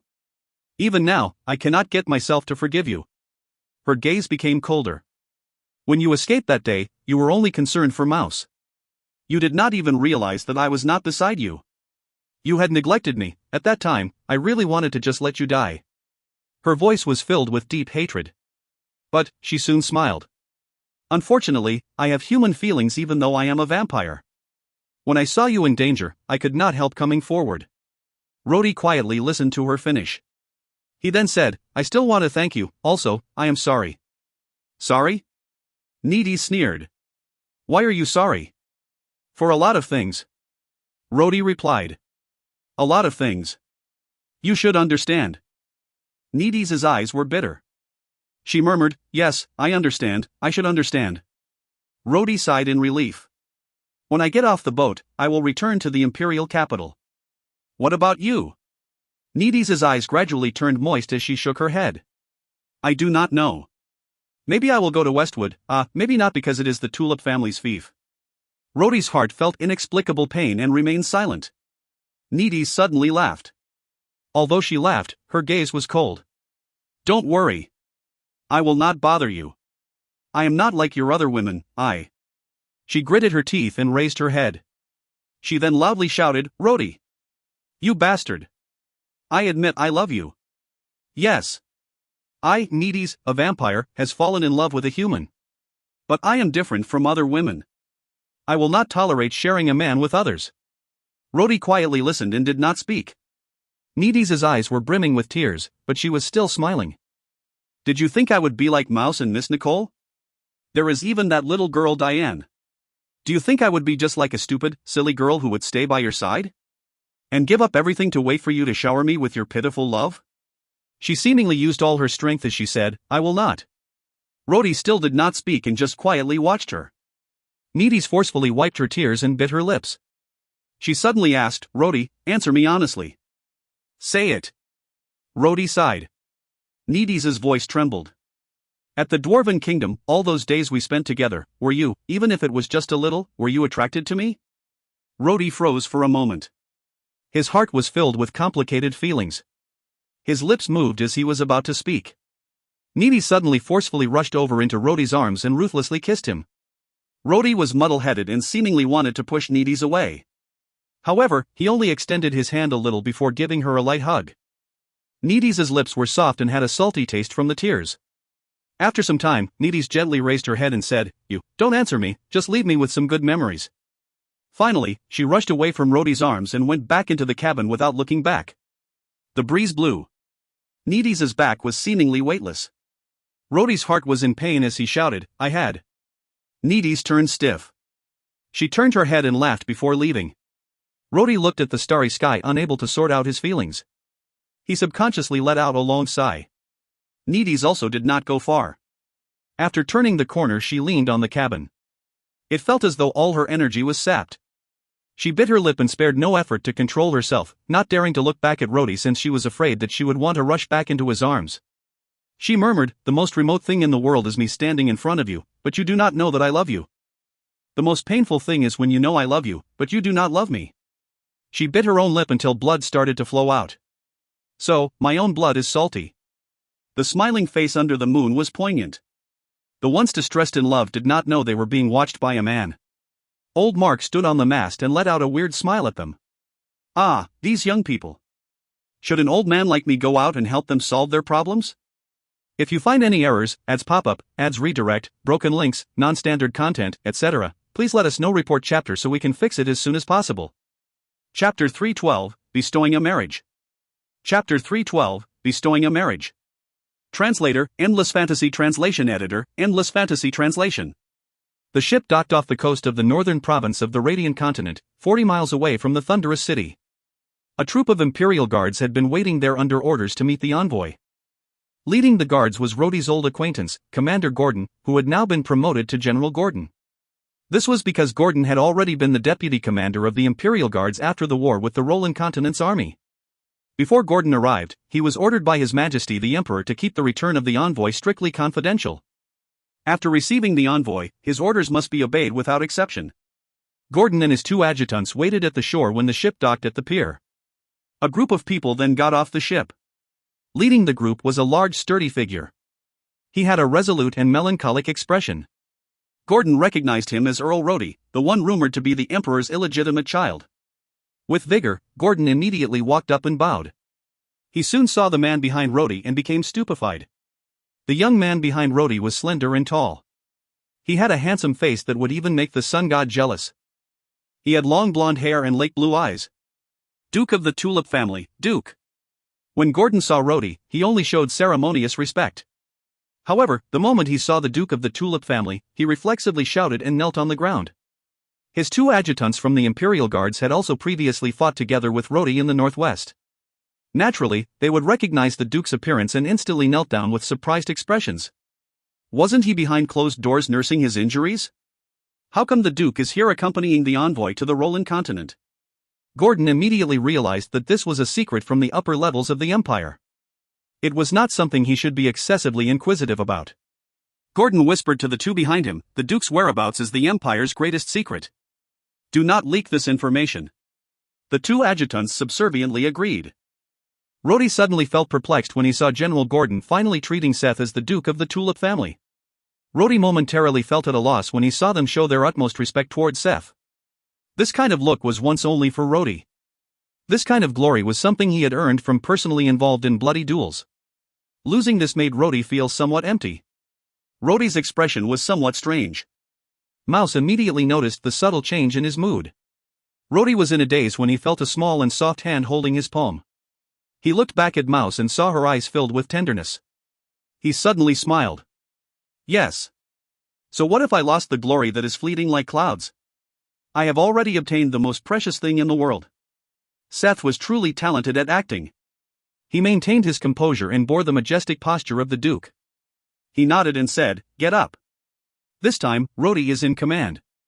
Rhodey also nodded and laughed. General Gordon, have you been well? Gordon saluted. He laughed and said, "Everything is well. The Earl has shown no disgrace during the diplomatic mission. His Majesty would reward you heavily after you return. Let me first congratulate you here." Rhodey immediately ordered Gordon to find 2 carriages.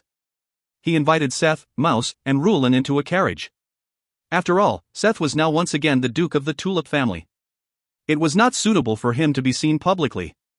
When Rhodey saw Needies again, he did not know what to say. Needies looked calm. She smiled and said, "All right. Everything has settled down, Rhodey.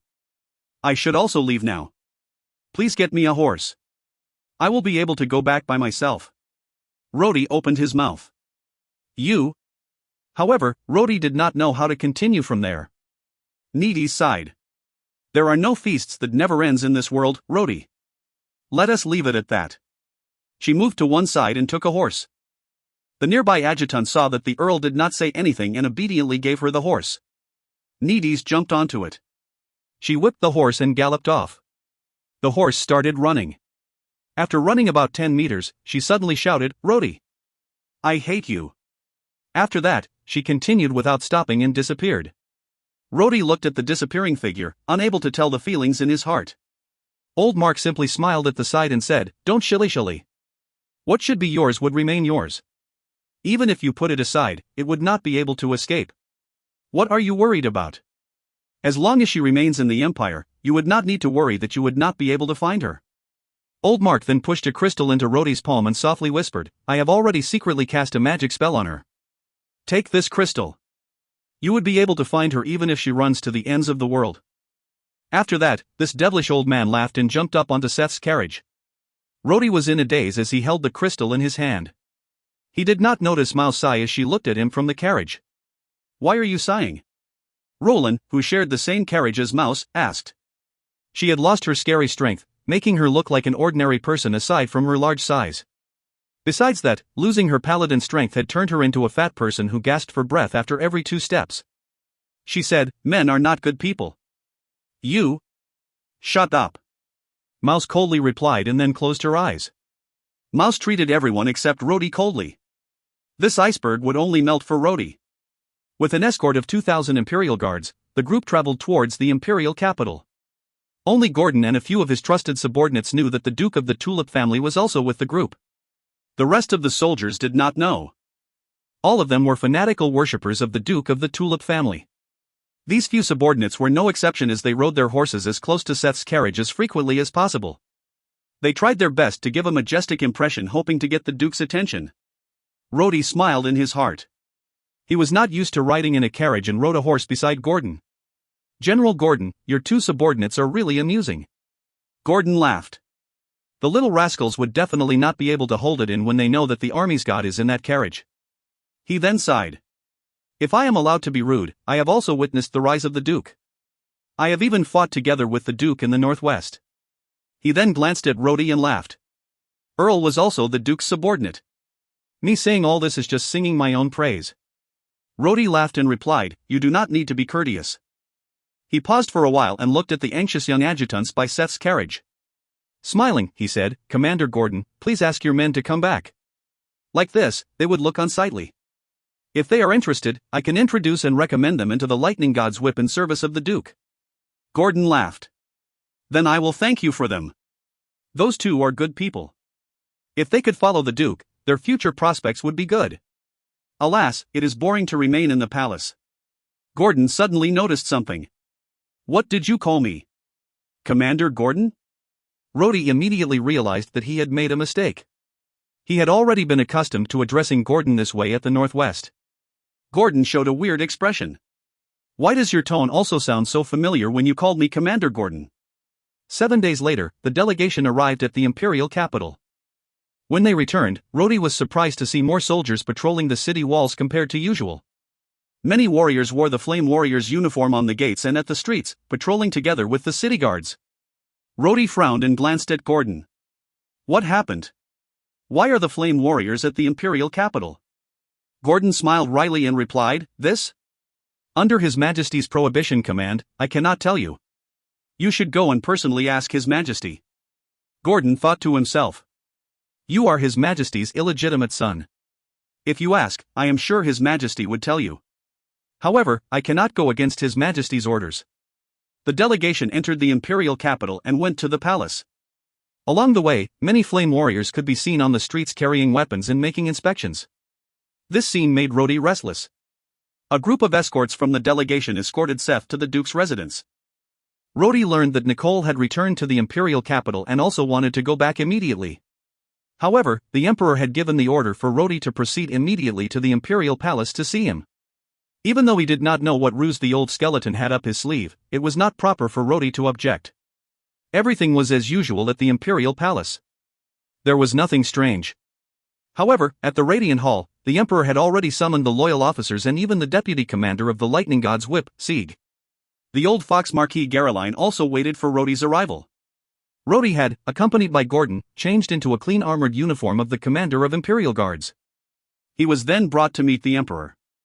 It seemed that the meeting would be very formal. "Rhodey, you have finally returned." The moment Rhodey walked into the hall, Andy, who was sitting on the throne, excitedly shouted.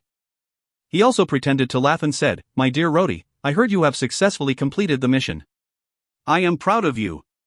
He had walked in front of Rhodey and gave him a warm hug before Rhodey could reply. The other ministers, including Marquis Garoline, could not help but sigh. After all, it is His Majesty's illegitimate child. The ties between father and son must be very strong. Rhodey was embarrassed and whispered into Andy's ears. "What are you doing?" "Shut up and play along," Andy said before letting go. Andy then went back to his throne. He ordered Rhodey to formally report about the events of the diplomatic mission. Rhodey had already long prepared his report. He spoke of the situation at the Roland continent. The Sauron kingdom had united with the other kingdoms of the Roland continent to go to war against the temple. The Sauron kingdom also had occupied the Dwarven kingdom and obtained control of the ironwood resources. Finally, all the paladins on the Roland continent were dead except for Fielding. When these matters were related one after another, the ministers were all endlessly surprised. Rhodey was originally sent on a diplomatic mission to have a peace discussion with the Roland kingdoms. He was to think of ways to cause a civil strife so that the kingdoms and the temple would be busy fighting. They did not expect it to be so successful. Right now, both sides have openly turned hostile against each other. Good. Very good. Andy deliberately beamed. Andy replied very good to each and every of Rhodey's sentences with a satisfied expression. The delighted look in his eyes seemed to show paternal love. There was a pause. Andy then said, Rodi, I presume you do not know, but a few days ago, while you were probably on the way back, we received news from the Roland continent that Prometheus from the temple had crowned himself pontiff. The Sauron kingdom's army had already gathered at their border for the coming confrontation with the holy knights of the temple. The war now cannot be avoided. All the ministers genuflected and loudly cheered. God bless our radiant empire. Andy then loudly said, in view of Earl Rodi's great success and contribution to the empire, I am determined to reward him well. There was a pause. Andy then revealed a cunning look. He smiled and said, Rodi, feel free to make a suggestion. Rodi froze for a moment before he shook his head. I have none. Andy laughed. All right. If you are too embarrassed to say it, then I will say it for you. He gently coughed and said, I already know about the matter between you and Miss Nicole. Now, you have safely returned and have also contributed greatly to the empire. I have decided for you and will wed Miss Nicole of the Tulip family to you. The two of you will marry in 3 days, and I will personally preside over the wedding ceremony. Ha! Rodi was dumbfounded. He did not object to marrying Nicole, but he felt that it was going too fast.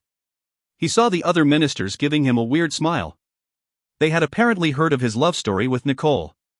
After all, tales of the love between Nicole and the emperor's illegitimate son at the Westwood province had already spread. Amongst the people gazing at him, Sieg also smiled happily. After all, Sieg was the deputy commander of the Lightning God's Whip. He could already be regarded as a subordinate that was closest to the Tulip family. If Rodi were to marry Nicole, he could then be considered as one of the family. In addition, I have decided to revoke Rodi's military rank as an Imperial Guard and promote him to a Marquis. The Emperor glanced at the audience and said, he would also be the regiment commander of the Central Cavalry. The commander of the Lightning God's Whip. Boom! The audience burst into an uproar. If you find any errors, ads pop-up, ads redirect, broken links, non-standard content, etc., please let us know. Report chapter so we can fix it as soon as possible. Chapter 313, Coincidental Loss of Military Power. Chapter 313, Coincidental Loss of Military Power. Translator, Endless Fantasy Translation Editor, Endless Fantasy Translation. The entire hall was shocked. Your Majesty, I object. A military elder rushed to speak. Earl, no, Marquis Rodi. Although he has served meritoriously for the Empire, he is still young and he is still quite a junior. The Lightning God's Whip is the Empire's elite and invincible army. The Marquis prestige is not enough to undertake this task. The military elder was about 50 years old. Rodi recognized him. When he was still pretending to be the Duke of the Tulip family, this elder was the one that had helped him in the hall. Unexpectedly, the situation now had been reversed. After he spoke, a lot of people also concurred. Unexpectedly, Sieg did not speak. First of all, Sieg knew Rodi's capability. He had fought together with Rodi during the sneak attack on the Thunderous City. He admired Rodi's strength, courage, insight, and judgment. Secondly, Rodi was also about to become related to the Tulip family. Everything would be fine as long as the Lightning God's Whip belonged to the Tulip family. The other issues were not important. Thirdly, Sieg had visited the Duke's residence and met Nicole prior to that day's meeting. She had hinted to him that he must not oppose His Majesty's decision on that day. Although His Majesty's decision was alarming, Sieg remained silent due to these 3 reasons. Sieg was a smart person. He knew that this was just a transfer of power from the Duke of the Tulip family to his brother-in-law. It did not matter as long as it is still in the hands of the Tulip family. The Duke also had not shown up for a really long time and had also neglected military affairs for too long. On top of that, the troops were trained by Sieg himself. If Rodi was a disloyal person, he would not be able to do much with Sieg around. Sieg also had a faint suspicion in his heart as he looked at the young man. Sieg always had a faint, inexplicable feeling. It was as though Rodi was an old friend that had gone through trials of life and death together with him. He was unable to understand this feeling. Looking at the military men objecting one after another, Andy narrowed his eyes and smiled. Everyone, this decision is, in fact, also Seth's decision. As we all know, the Duke has been recuperating after the war and is unable to deal with military affairs. But there is still General Sieg. If Your Majesty is worried about the military affairs, it is better to allow General Sieg to temporarily command the Lightning God's Whip until the Duke has finished recuperating. The military elder objected again. The Marquis Garoline could not help but sigh at the side. It seems like His Majesty is determined to push his illegitimate son onto the center stage. He wants to make Rodi the heir and first marry him off to the Tulip family, tying him to the strongest pillar of the empire, and then dominate military power. Hey, His Majesty really has a good plan. As he was thinking of that, Caroline suddenly saw the emperor looking at him with a wry smile. He realized that His Majesty wanted him to say something. Caroline laughed bitterly. Looks like I have to play the villain again. He coughed gently and immediately gained the attention of the rest of the hall. The military elders frowned. They all knew that Caroline was not a good person. Caroline had always helped the emperor to face off the military and the Tulip family. Your Majesty, I think your decision is correct. Caroline smiled and said, although Marquis Rodi is young, he has experienced fighting in a recent Holy Crusade and also experienced acting as an envoy of the Roland continent. It is clear that his abilities are outstanding. In addition, he has served under the Duke. Therefore, he must also be very familiar with commanding the military. As for status, finally, regarding his status and position, how could being a marquis and the brother-in-law of the Duke of the Tulip family be insufficient for him to become the commander of the army? But, it is not an ordinary army. This is the Empire's most powerful army, the Lightning God's Whip. It is the backbone of the Empire's military. An old general from the military immediately objected. Enough, Andy said in a timely manner. He continued, this decision is, in fact, also the Duke's intentions. The Duke's intentions? The military elders glanced at each other. Though they were somewhat skeptical, their voices had started to lower. Your Majesty. Finally, one diehard opened his mouth. I still feel that this is wrong. Oh? What, then, do you suggest? Andy asked with a smile and without any anger. I believe that Marquis Rodi is young and promising. However, the commander of the Lightning God's Whip is an important position that cannot be changed so easily. The Duke of the Tulip family now commands the Central Cavalry and has earned the support of the soldiers. This prestige is something Marquis Rodi would be unable to match. Changing the commander like this may cause the soldiers' morale to be unstable. If your Majesty insists on advancing Marquis Rodi's career, you may wish to find him a more suitable different military post. Andy gave a cunning expression as he looked at the others. Do the rest of you think so as well? Yes. What about Marquis Caroline? Andy looked at the old fox again and asked. Caroline thought for a long time but also felt that Rodi was being promoted too quickly. He laughed and said, I have no opinion.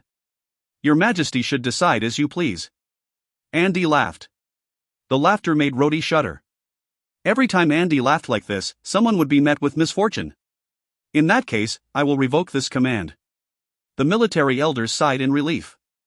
However, Andy suddenly said, however, it is not suitable for Marquis Rodi to remain as an Imperial Guard.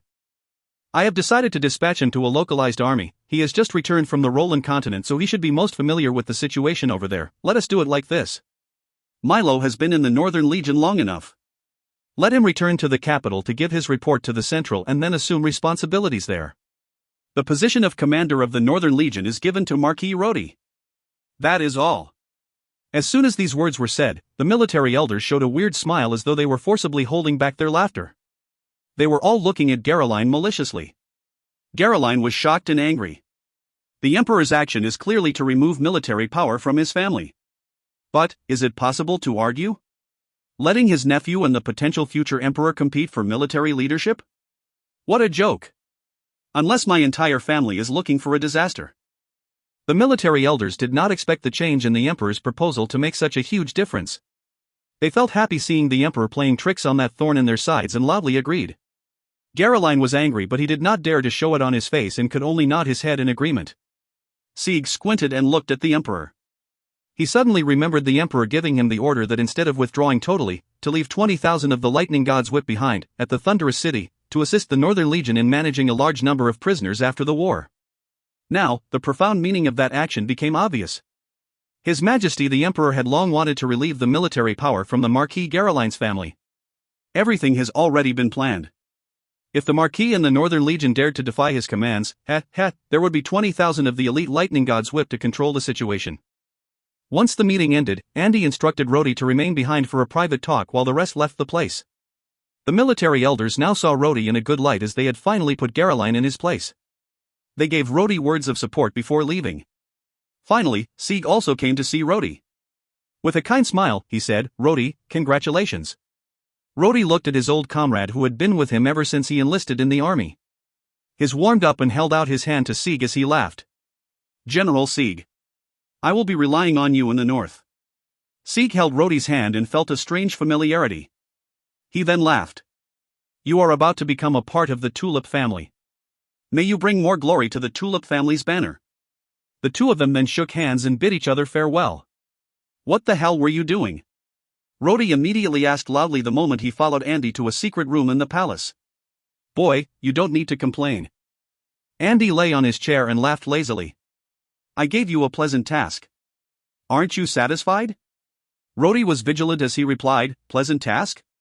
I think it is more of you having a different intention.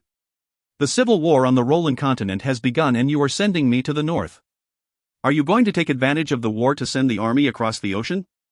I do not have that in mind. Andy shook his head. I am simply taking advantage of this opportunity to take away the military power from Caroline. That old man is an expert in administration. Unfortunately, his ambition is a little wild. Taking away military power from their family would also make them work more honestly in future and not think of useless things. Rhodey nodded and finally believed Andy. Sky then came in through the door and laughed when he saw Rhodey. Rhodey, you are back. You still have all your body parts with you? Rhodey looked at Sky angrily and said, thanks to your help, I almost died by you messing around with the divine primordial spirit. Aha! Sky scolded, I simply had good intentions. Can't you tell the difference between good and bad? The three had a friendly banter for a while. Rhodey told them all the interesting news about the Roland continent, such as the secrets of the temple, the secrets of the royalty of the Sauron kingdom, and Prometheus' identity. These things could not be revealed at the meeting earlier. When Sky was summoned earlier, there was not enough time to talk about these things. At that moment, Rhodey finally explained everything. Andy finally frowned. Kara, dragons, putting these two things together is really a headache. Rhodey sighed. Although Kara still lives, he has not yet obtained the divine primordial spirit. He is also seriously injured and will not recover so quickly. The dragon paladins are all dead. The self-proclaimed dragon god is just one of the mystic dragon's son and I have killed him. The remaining dragons should not be anything for us to worry about. After all, these things only concern the Roland continent. Right now, we cannot do anything about it. Andy smiled slightly. That is not necessarily true. He laughed cunningly. I think that Kara is not such a simple person. With the gods' record around it is even more complicated. Rhodey sighed. I have been puzzled about the gods' record for a long time. In the memories I saw from the mystic dragon's son, the ancient humans and dragons were different from the current entities. I feel that this is connected to the gods' record. Andy shook his head. For now, let's not think about this. We can discuss this again at leisure when there is time. Rhodey nodded and replied. Yes. On my return, I saw a lot of flame warriors in the imperial capital. What happened? Why did the church suddenly mobilize so many flame warriors to the capital? Andy looked at Sky. Sky then laughed and said, Boy, do you still remember me telling you that I have a surprise to give you when you come back? What? Andy nodded and created a magical barrier that isolated everything in the room, including the fluctuation of energy. He walked to the back of the secret room and took out a long narrow box. The box seemed to be made from an unknown magical material and had a luster to it. This box can keep the aura of the thing inside from emitting out. It is something from the church. You will know what it is when you see it. Rhodey was curious and slowly opened the box. He immediately felt an extremely strong and dark aura emitting from inside. It had a cold and murderous aura. A dark aura filled the box and a cold light flickered, revealing the contents. The Dracula's spear. Rhodey exclaimed. How did you steal it? When did you steal it? Sky laughed. This? I must thank those vampires. If you find any errors, ads pop up, ads redirect, broken links, non-standard content, etc., please let us know. Report chapter so we can fix it as soon as possible. Chapter 314, Shackles. Chapter 314, Shackles. Translator, Endless Fantasy Translation Editor, Endless Fantasy Translation. Just 2 days before you summoned me to fight that large snake, a group of vampires appeared at the imperial capital. As if they had gone mad, they flew all over the capital and then to the Church Institute in broad daylight like a swarm of bees and launched a suicidal attack. Sky gave a supercilious look and shook his head. Rhodey frowned. The vampires attacked the Church's Institute in broad daylight? Have they gone mad? What did you two do when that happened? Andy gave an evil laugh. What could I do? I was unconcerned. What does their quarrel have anything to do with me? That day, the sky was full of bats. I simply ordered for more troops to patrol the streets. What happened then? After that, Sky was the one who replied. The vampires attacked the religious institute as though they were mad. They must have gathered a lot of power. I have never seen that many vampires in my life. That day, those guys at the church were very busy. The mages could almost shoot light spells to the sky at random and hit the vampires with their eyes closed. However, the vampires were also really bold. They noticed that the defense power of the religious institute was lacking and declared war on the church after gathering so many people. In other words, the vampires now really have guts. The church obviously did not expect the vampires to cause such a huge scene. Even I did not expect the vampires to become so aggressive. After discussing with the old skeleton, we felt that there must be a big problem there. Yes. Andy smiled. I immediately thought of this Dracula's spear. This is the vampire's sacred weapon. At first, I thought it was strange that they did not make any fuss after the Dracula's spear was taken away by the church. There was not even a single move then. But now, however, I also did not expect them to make such a big move. Ha ha. Sky laughed cunningly. I do not dare to fight Corsica 6 directly. I am not certain I can endure that god summoning spell. However, when I see them running around hastily, I felt it would be foolish to not take advantage of the opportunity the vampires created for us. You? Rhodey had a smiling look in his eyes. Andy shrugged his shoulders and put on a solemn appearance. I had naturally given the order to the officer of our Imperial Guards, Sky, to take our valiant warriors to assist the Church, the pillars of the Empire, to fight against the wicked and heretical vampires. Sky also solemnly said, I had also completed His Majesty the Emperor's orders strictly. I created a strong gale at the periphery. It killed and blasted all the vampires within several tens of meters, eradicating a lot of these evil enemies. Rhodey was surprised. Why within several tens of meters? Blasted? Sky gave a sigh and looked regretful. Yes. Blasted, however, because of my small misjudgment, it was not only the enemy but also half of the religious institute was destroyed. Hopefully, the gods would understand that his people were forced to do it. Sky drew a cross at his chest. Rhodey suppressed his impulse to laugh. Suddenly, he remembered something.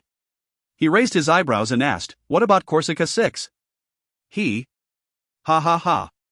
After the vampires came and caused the ruckus, His Holiness the Pope together with the elders went to oppose the master of the vampires together. They all went to the outskirts of West Hill and fought a big battle. That was a world-shaking incident. I extremely admire the display of the Pope's invincible might. Sky sighed. However, in order to prevent wanton destruction by the vampires, I had, en passant, carefully searched both the inside and outside of the church's institute. Of course, this was done secretly. As a result, I found a sealed treasure chest underground. Andy narrowed his eyes and smiled. At a crucial moment, our loyal and valiant warrior Sky had encountered the vampires and, under the patronage of the gods, got rid of all of them. Unfortunately, all the religious magicians had died tragically too. May their souls rest in peace. The skeleton then devoutly made a cross at his chest. They had taken advantage of the other side's misfortune and stolen the Dracula's spear. Furthermore, they had destroyed the entire cathedral, erased all the evidence, and then blamed it on the vampires. Rhodey sighed weakly. You guys are really daring. However, Andy said, the usually cautious vampires did such a bold and crazy thing. If we did not gain some benefits from this, I would feel sorry for the cute bats that died.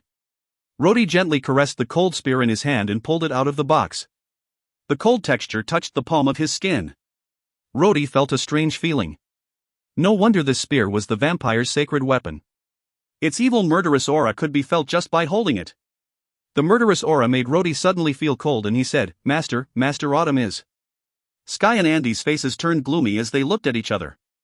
Andy laughed bitterly and said, I did say that the Dracula's spear is a dark magical artifact that could absorb the soul but what? Andy sternly said, I am not a god. Do you think it is easy to revive a person that has become a soul? If a soul is exposed, it would quickly disperse. Did you know that? If we took out Master Autumn's soul from the spear just like that, it would vanish in a short moment. At that time, everything would be gone and lost forever. Furthermore, Andy sighed. I don't know how to get his soul out. What? Rhodey became angry and glared. You say you do not know. At that time, you. Boy, you do not need to glare. Sky sighed. If we did not say that, you would have long ago went and desperately looked for Corsica 6. Besides that, Master Autumn's soul was really absorbed by the spear. This is a true fact. But we are not gods. We also do not know how to do some difficult things like resurrection. Andy smiled and said, the Dracula's spear is one of the most ancient magical artifacts. There would be countless souls absorbed by it. In the past thousands of years, there should be at least 8 to 10,000 souls at a minimum. Have you heard of any single one reviving? The to and fro statements of the two old guys made Rhodey speechless. Rhodey stared at them and frowned. Then Master Autumn. We can think of a solution slowly. But I think that since this spear can absorb the soul and stop it from disappearing, there must be something like a shackle inside. Let us first find a way to interact with the soul and then think of a solution. Maybe. Sky smiled. It has been such a long time. Whether the soul still exists is another matter. Interact? How to interact? Rhodey frowned. Sky laughed bitterly. This is not something we can do. I heard that the reason you could cultivate so quickly initially was because a power seed was planted in your body by Master Autumn. Since you have Master Autumn's power seed, we may need to rely on you to make his soul respond. That is something that I can't do. Although Sky and Andy tried to console Rhodey, he was insistent on staying. He just sat there on the ground with his legs crossed as he held the Dracula's spear and racked his brains thinking about the matter. In Rhodey's mind, Master Autumn was like a teacher and a father. He was an idol who had guided him to the peak of swordsmanship. Saving him was one of Rhodey's greatest wish. Andy was helpless and could only pull Sky away. Before leaving, he once again covered the entire room with a barrier that blocked the aura from leaving. Rhodey's fingers gently stroked the cold spear. He tried hard to calm himself down to sense the inside of the spear, but he could feel only the coldness of the spear and nothing else. He tried to send a bit of his fighting energy into the spear. The spear gave a humming sound as though a power had surged through it.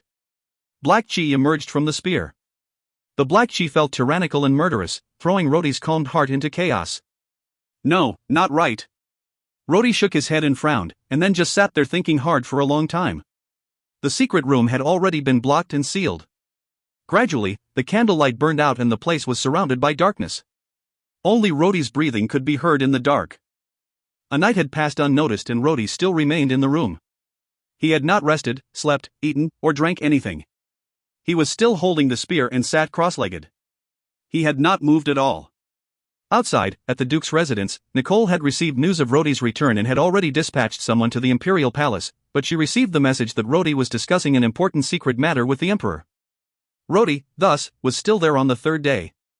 He sat there like a statue as though his face and body had frozen. Fatty, do you think that boy has gone bonkers? Andy sighed. Sky shook his head. I hope he comes out quickly. Otherwise, Nicole might send people to fight and kill their way into the palace. Hopefully, she does not think that we have murdered her husband. The two of them were standing outside the room when they suddenly heard a loud humming sound from inside. Huh? Andy's expression changed. I had isolated the space in the room. How could the sound from inside escape? The two old men looked at each other.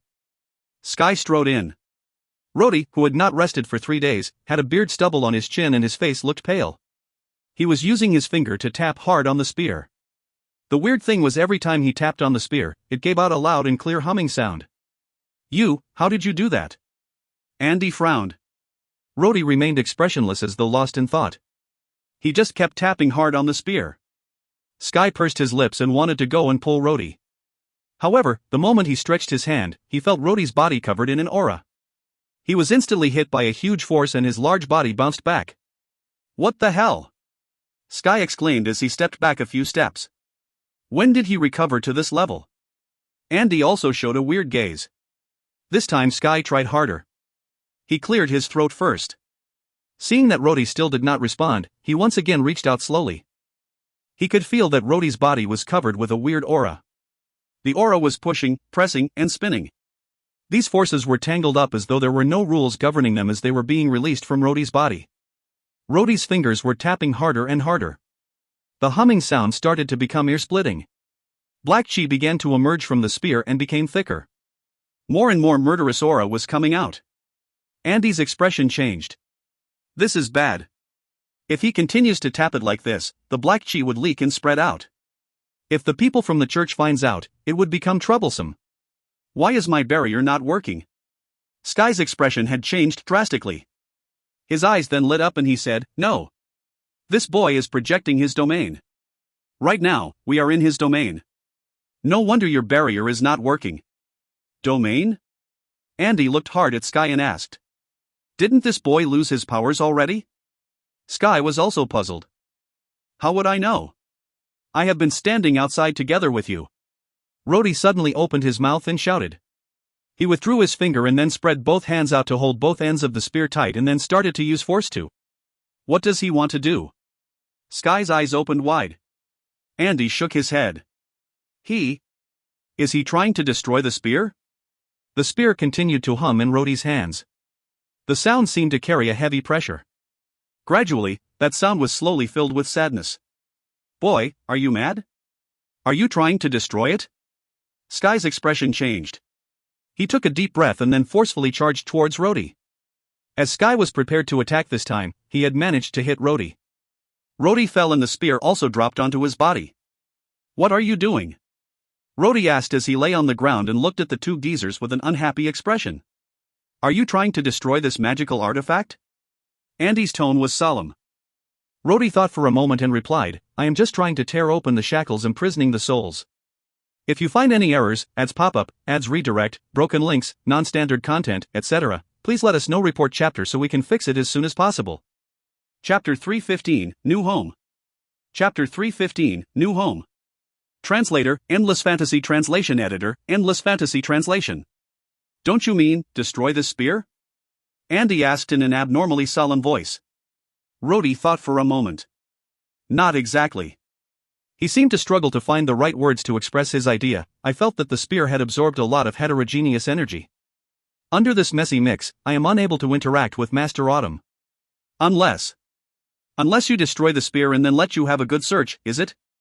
Andy squinted his eyes and shook his head. Stupid. You silly boy, what is the Dracula spear? It is a legendary magic weapon that can even harm God. Do you think it can be easily destroyed? Moreover, it is precisely because of the special characteristics of the spear that enable it to absorb the spirits of those souls. Without this spear as the object that can be attached, the spirits of those wandering souls in Master Autumn would have been long gone. If you were to ruin the spear yet there is nothing like that for Master Autumn to attach his spirit, then, just think of the consequences yourself. You mean, the soul vanished into thin air and the spirit entirely destroyed? Rhodey's expression changed slightly. Andy looked seriously at Rhodey and slowly nodded his head. Rhodey felt a little terrified.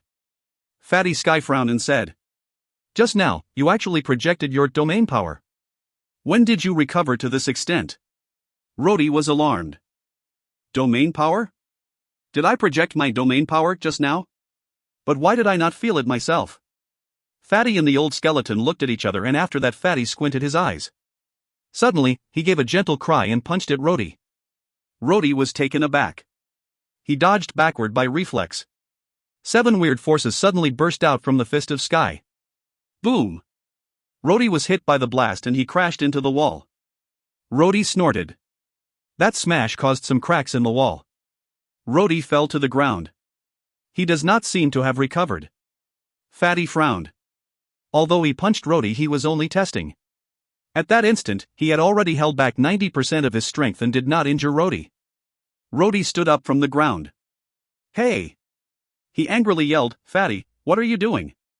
Andy dragged Rhodey and then looked up and down at him carefully. He frowned and whispered, strange, he did not have fighting energy flowing in his body, but just now, very clearly. After a short pause, Andy continued, Rhodey, tell me, what were you doing just now? Rhodey closed his eyes and pondered for a moment before saying, I have sat here for a long time and I am still unable to get any response from inside the spear. I can only try to use different kinds of energy to test. I have tried various methods to apply the energy, sometimes large, sometimes small, sometimes light, sometimes heavy, sometimes straight, sometimes flexed. I have been thinking. This spear can absorb numerous souls so that they are not scattered, then naturally it carries a type of fantastic force inside itself. If I can find out the law of that field of force, then naturally I can find a solution. Tapping the spear, time after time, was me trying to find a way to test the law of that force field. Andy squinted and said, so, it can be said that, just now, when we approached you, we felt that there was an external force around you. That should be the response given by the spear. That was also the energy of the responding vibration. Fatty also frowned and said, but how could the energy of the response vibration actually be condensed into a weird domain power? The force field of the domain, could it be? Andy sighed, who else could it be? Of course, it must be Mr. Autumn. The three of them were confused. They discussed more for a while, yet they still could not find a solution. Finally, Andy sighed, let's not talk about this matter now. In any case, the spear is now in our hands, as long as we are careful not to let the church find it. Study it slowly. We will certainly come out with a solution. After a short pause, he smiled wryly, you better go out first. Nicole, that girl, is so anxious that I am afraid she cannot wait and may send someone to tear down the palace. In addition, that black veil little girl you brought along also seems extremely anxious. Fatty also laughed, that's true. You better go out first. You have been here for a few days, do you not need to eat? Few days? Rhodey was shocked. Has it been a few days already? Why do I feel like I have only worked at it for a while? The two old monsters looked at each other and revealed a wry smile. Previously, the Black Veil Saint had followed Rhodey into the palace. The day before, after the meeting in the Great Hall, Rhodey had gone into the secret room. Naturally, Andy had settled Black Veil Saint inside the palace. The explanation he gave her was that Rhodey had sealed himself up in cultivation to restore his strength. Mouse was originally from the temple. Therefore, she had experienced a lot of such closed-door matters and naturally familiar with it. However, next to her was concubine Roland, the person who had always liked to mess up matters. Fortunately, they both had lost their powers and thus did not cause any trouble. Rhodey had not realized it when he was in the secret chamber, and it was only after he came out that he found his body was already very weak. He ate a little and then rested for a while before he met Mouse. He also reviewed with her those strange matters pertaining to the spear. Although Mouse had super magical strength, she also, for the time being, could not think of any clue. After that, the three of them prepared to leave the palace. Well then, go back to your mansion to have a look. Andy smiled slightly. You will probably like that place? What do you mean? Fatty smiled and said, kid, you are already a marquis, now. The old skeleton has given you a house. You will certainly like it when you see it. When Andy saw that Rhodey was at a loss, he smiled and said, do you still remember Prince Baron? You destroyed his palace. I ordered the reconstruction of a large mansion on that original site, and now it is the mansion of Marquis Rhodey. Now that you have found Seth, the mission of the Duke of Tulip family has also been completed. We cannot let you continue staying in the mansion of the Duke of Tulip house. Also, kiddo, I did not expect you to have waited in the secret room for so many days. Tomorrow is your wedding day. How can you get married and yet not even have a house? After hearing the phrase mansion of Marquis, Rhodey nearly nodded his head. However, when he heard the phrase tomorrow is your wedding day, he reflexively became startled. Tomorrow? Of course, it's tomorrow. Andy smirked. That day in the Great Hall, I have already said to bestow you a marriage in 3 days' time. Tomorrow is the third day. If not for the Empire's custom that the groom and the bride must not meet before the wedding, Nicole would long have rushed into the palace to look for you. Rhodey was surprised yet happy. He also could not help but look at Mouse, who was next to him. From Mouse's eyes, she looked a little bit dejected. Just when he was about to say something, Fatty Sky patted both their shoulders hard and laughed, is the Black Veil girl jealous? Rest assured. Although Rhodey, this kid, is a little stupid, he is actually a good person. At worst, next month, he will have another wedding and marry all you girls. Anyway, his marquee mansion is not too small. Big enough for all to live in. Fatty had good intentions. However, Princess Rulin, who was beside him, sneered. Nonsense. Miss Mouse, do you still want to continue to follow this heartless man? He will marry another woman tomorrow. Why don't you follow me back to the Roland continent? Sky eyes opened wide, you fat pig. Shut up. With Roland's temper, how could she tolerate this kind of words? With a loud hoo-ha, she rushed up to fight with Fatty. Fortunately, Rhodey held onto him tightly. The two fatties, a man and a woman, glared at each other. Nevertheless, both of them refused to look away. Andy laughed cunningly, concubine Roland, you came to our radiant empire, so you are our distinguished guest. I think it is still better for you to live in the palace for the time being. When the situation in the Sauron kingdom has stabilized, I will naturally dispatch some men to send you back. Roland looked ferociously at the Emperor of Radiant Empire in front of her. Hateful as she was, she strangely laughed, obviously you kidnapped me and now you are being sarcastic. Now that I am already here, it's up to you whether you want to kill me or whatever. Fatty Sky really found her intolerable. He went up and knocked Roland's head with his palm. He instantly knocked her out as he scolded, "Where did this woman come from? These past 2 days, she was extremely annoying." It had been just a few days after the construction of the new Marquis mansion started that rumors began in the imperial capital that Rhodey was the emperor's illegitimate child. So, soon after Andy ordered the construction of Rhodey's mansion, the officials in charge of this matter built that mansion very luxuriously to please the emperor. The original residence of Prince Baron was situated very close to the palace, occupying a large area. The grand residence was built with an imposing style with splendid golden walls. However, the family emblem above the main door gave the officials a little headache. In their hearts, Rhodey was the illegitimate child of the emperor, but they could not blatantly use the emblem of the royal family. However, Rhodey himself did not have any family crest. Finally, Andy himself solved that problem. That old skeleton brandished his brush. He personally drew a brand new family emblem for Rhodey. A skeleton. However, Fatty, who was watching at the side, was obviously not satisfied. He made some changes to the emblem. Finally, he changed it into a skeleton that had an enormous knight's sword inserted into its skull. As a result, that emblem shocked the officials responsible for the construction. Whichever way you looked at that emblem, it was scary. If that emblem was really engraved above the door, the fear was that, within a short time, it would become the laughingstock of the imperial capital. Eventually, the final emblem was decided on by Nicole.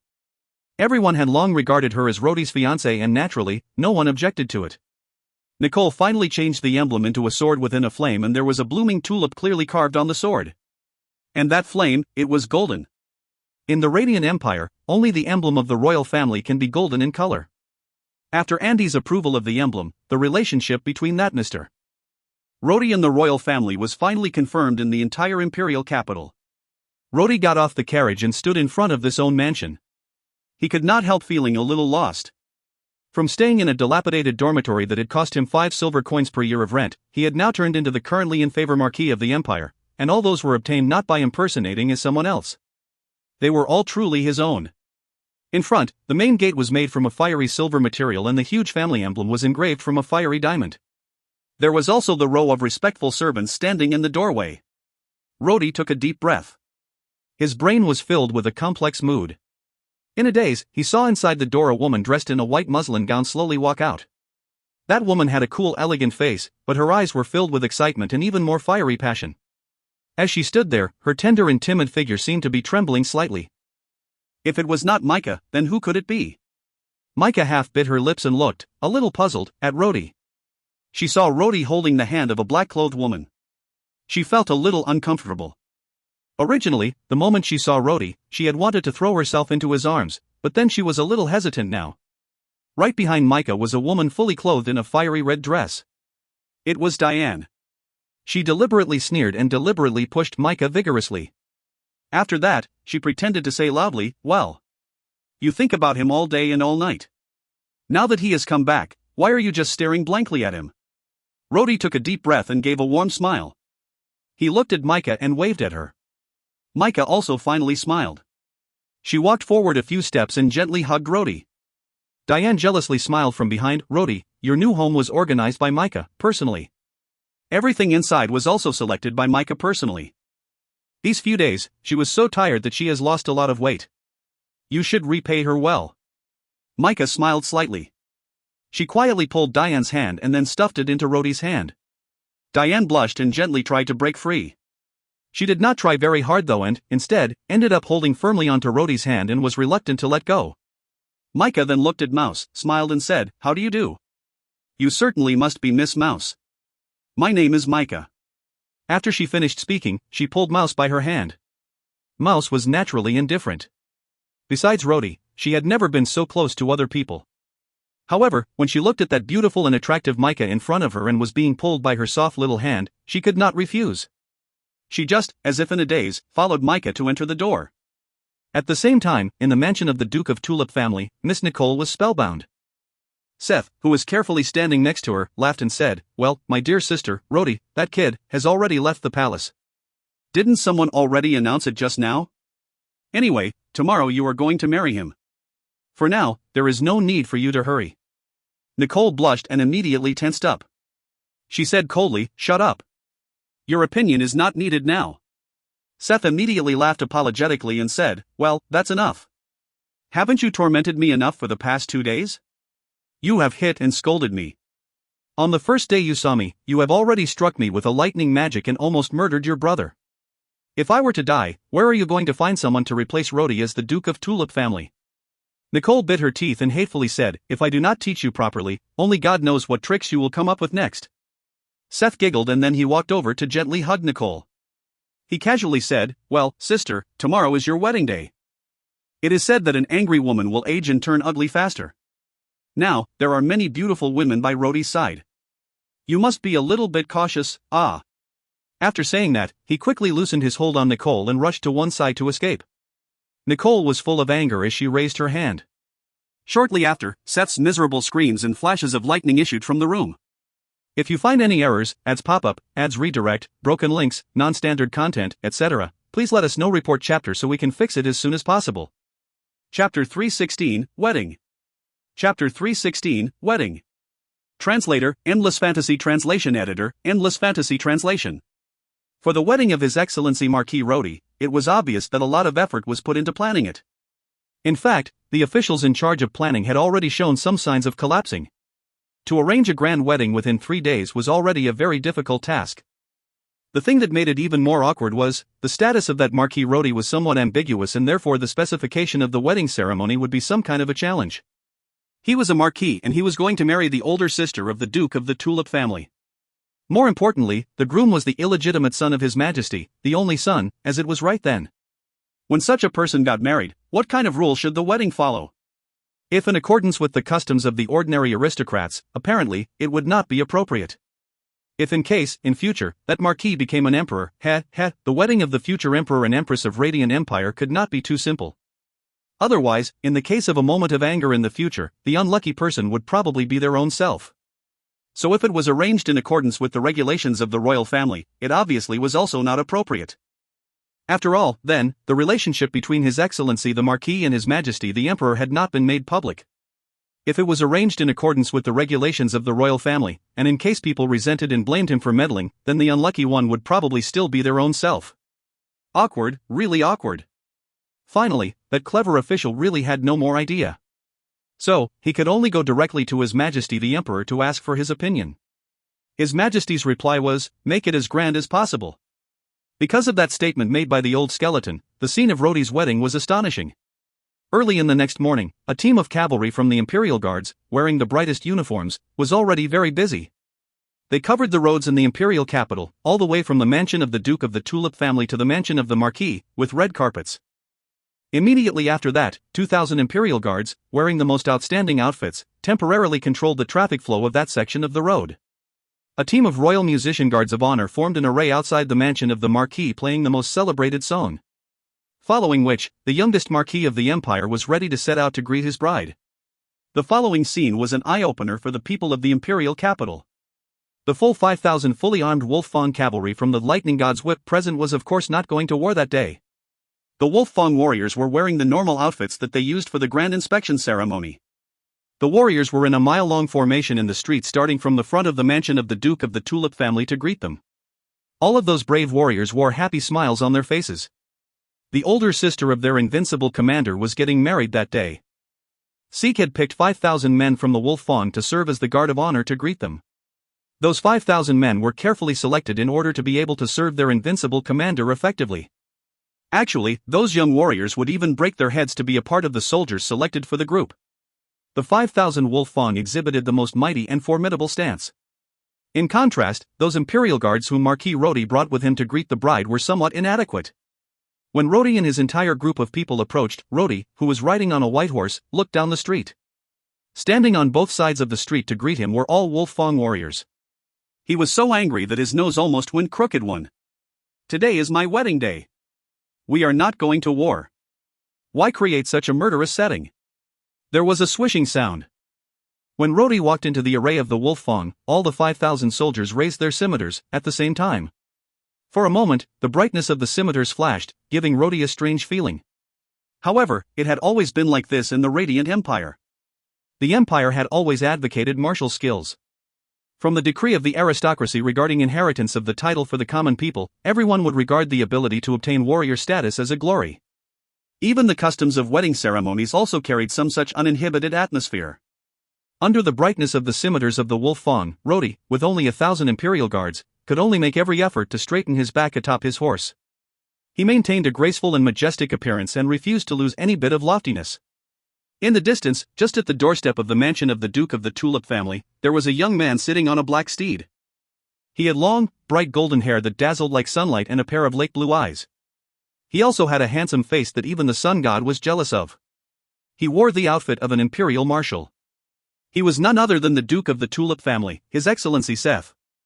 That scene was an extraordinary custom of the Empire. That was because the Empire advocated martial arts. In a military leader's wedding ceremony, the groom must first undergo a test from the family of the bride. That test was naturally a martial arts competition. Although it was a wedding ceremony and it was just for show, usually they would also let both parties demonstrate their martial skills. That was to show that both parties were excellent at martial arts. Generally speaking, the person stepping forth to test the groom were usually the father or older brother of the bride. Since Nicole's father had passed away a long time ago, so naturally that legendary empire's most formidable and forever invincible, the great His Excellency the Duke of the Tulip family would personally test the martial prowess of Marquis Rodi. According to everyone's opinion, that newly appointed Marquis, the young Rodi, should feel much honored to have a chance to be guided by the great Excellency the Duke of the Tulip family. In reality, at that moment, Seth was mumbling and secretly cursing the original person who established that kind of custom. Test Rodi's martial prowess? What the hell? With just a slash of his sword, he would be able to strike me down from the horse. Rodi bottled up his laughter. Looking at Seth, who was sitting on the horse and trying his best to keep calm, Rodi called out loudly, "Your Excellency the Duke." Seth gave a gentle cough and then slowly pulled out his slender sword. He spoke slowly in a dignified tone, "Draw your weapon, warrior Rodi. Let me see if you are qualified to enter the Tulip family clan. Long live the Tulip family. Long live the Tulip family." As soon as the commander pulled out his sword, the 5,000 wolf fangs simultaneously issued a sky-shattering cheer. That sound shot straight up to the sky. Rodi was already accustomed to such a scene. On the contrary, it almost gave Seth a shock.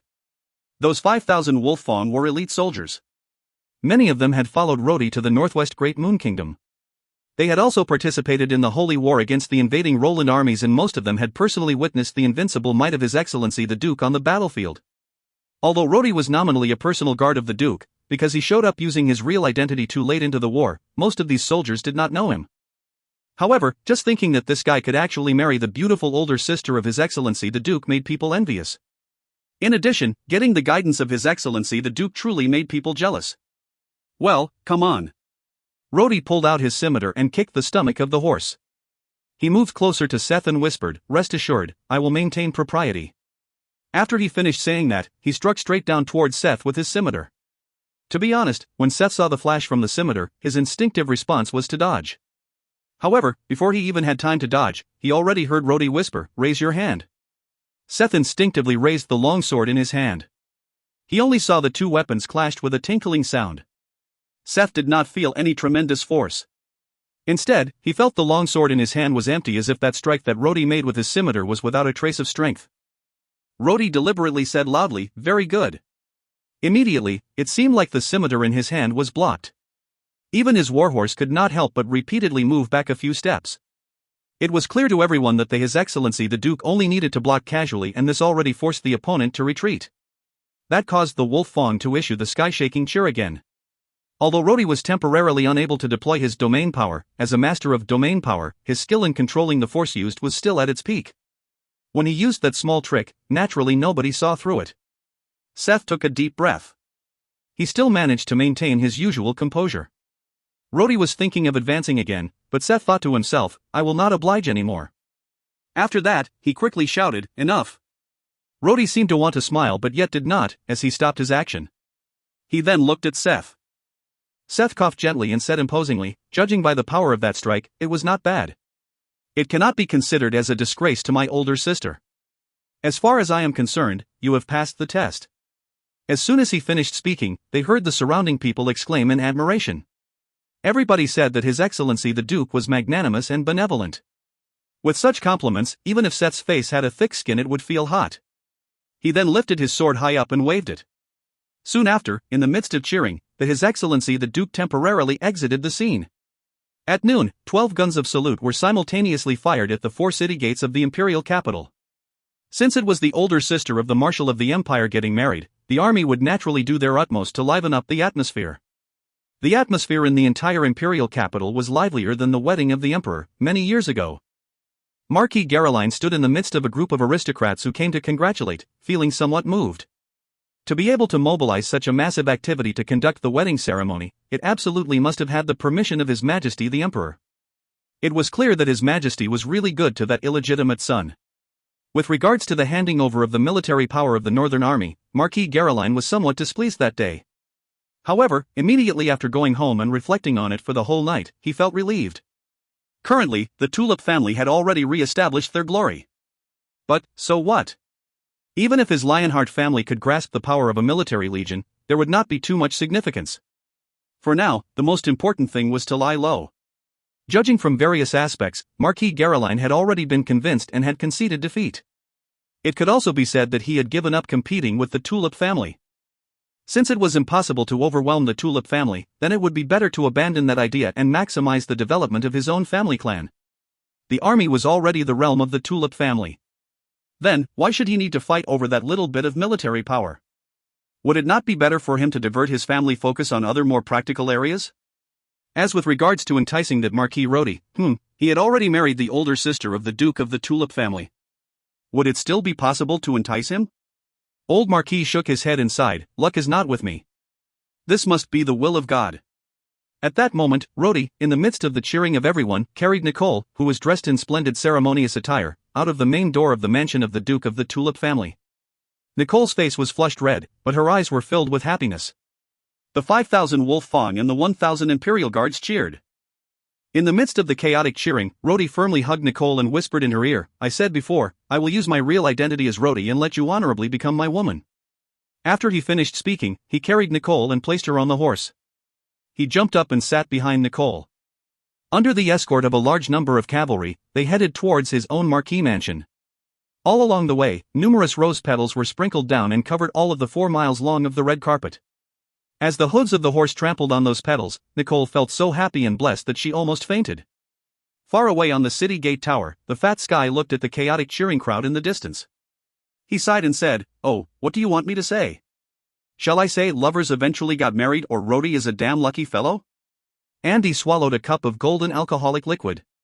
He then licked around his lips, smiled, and said, "I think this boy is in trouble. To marry a wife, he has already caused such a massive activity. There are a few more in the house. In future, when he marries, one by one, will he not die of exhaustion?" An eccentric voice said angrily, "What is so good about that boy? It is like a stalk of fresh flower stuck into the cow dung." She was concubine Rulin. Rulin looked sideways at the 2 old guys. Ever since she was under house arrest at the Imperial Palace, she had always been by the side of those 2 guys. In Rulin's mind, that Emperor of the Radiant Empire was a little strange. That fat warrior was also very weird. The 2 of them, one was the Emperor while the other was a warrior with terrifying strength. However, they both seemed like lunatics. When there was nobody around, the 2 would even curse and laugh at each other. It was completely without even a little bit of an emperor's dignity. That fat Sky took a look at Rulin. In his heart, he felt that this fierce woman somehow seemed decent to him. The way she talked was very pleasant. Even when they quarreled and bickered, it was in line with his temperament. He could not help but smile and say, "Old man, it is about time. I think you, as the host of the wedding, should go there already." As soon as he finished, he looked at Rulin again. "You guy, don't you dislike that boy, Rodi? I think you are unable to defeat him. However, you can take advantage of today's wedding and it will not be difficult to get him drunk. Do you dare?" Rulin opened his eyes and stared. "Why not? Do you think I will be afraid of that pretty boy?" Fatty patted his huge thighs and said, "Well, today, if you can get that boy drunk until he crawled, then I will teach you a set of tricks."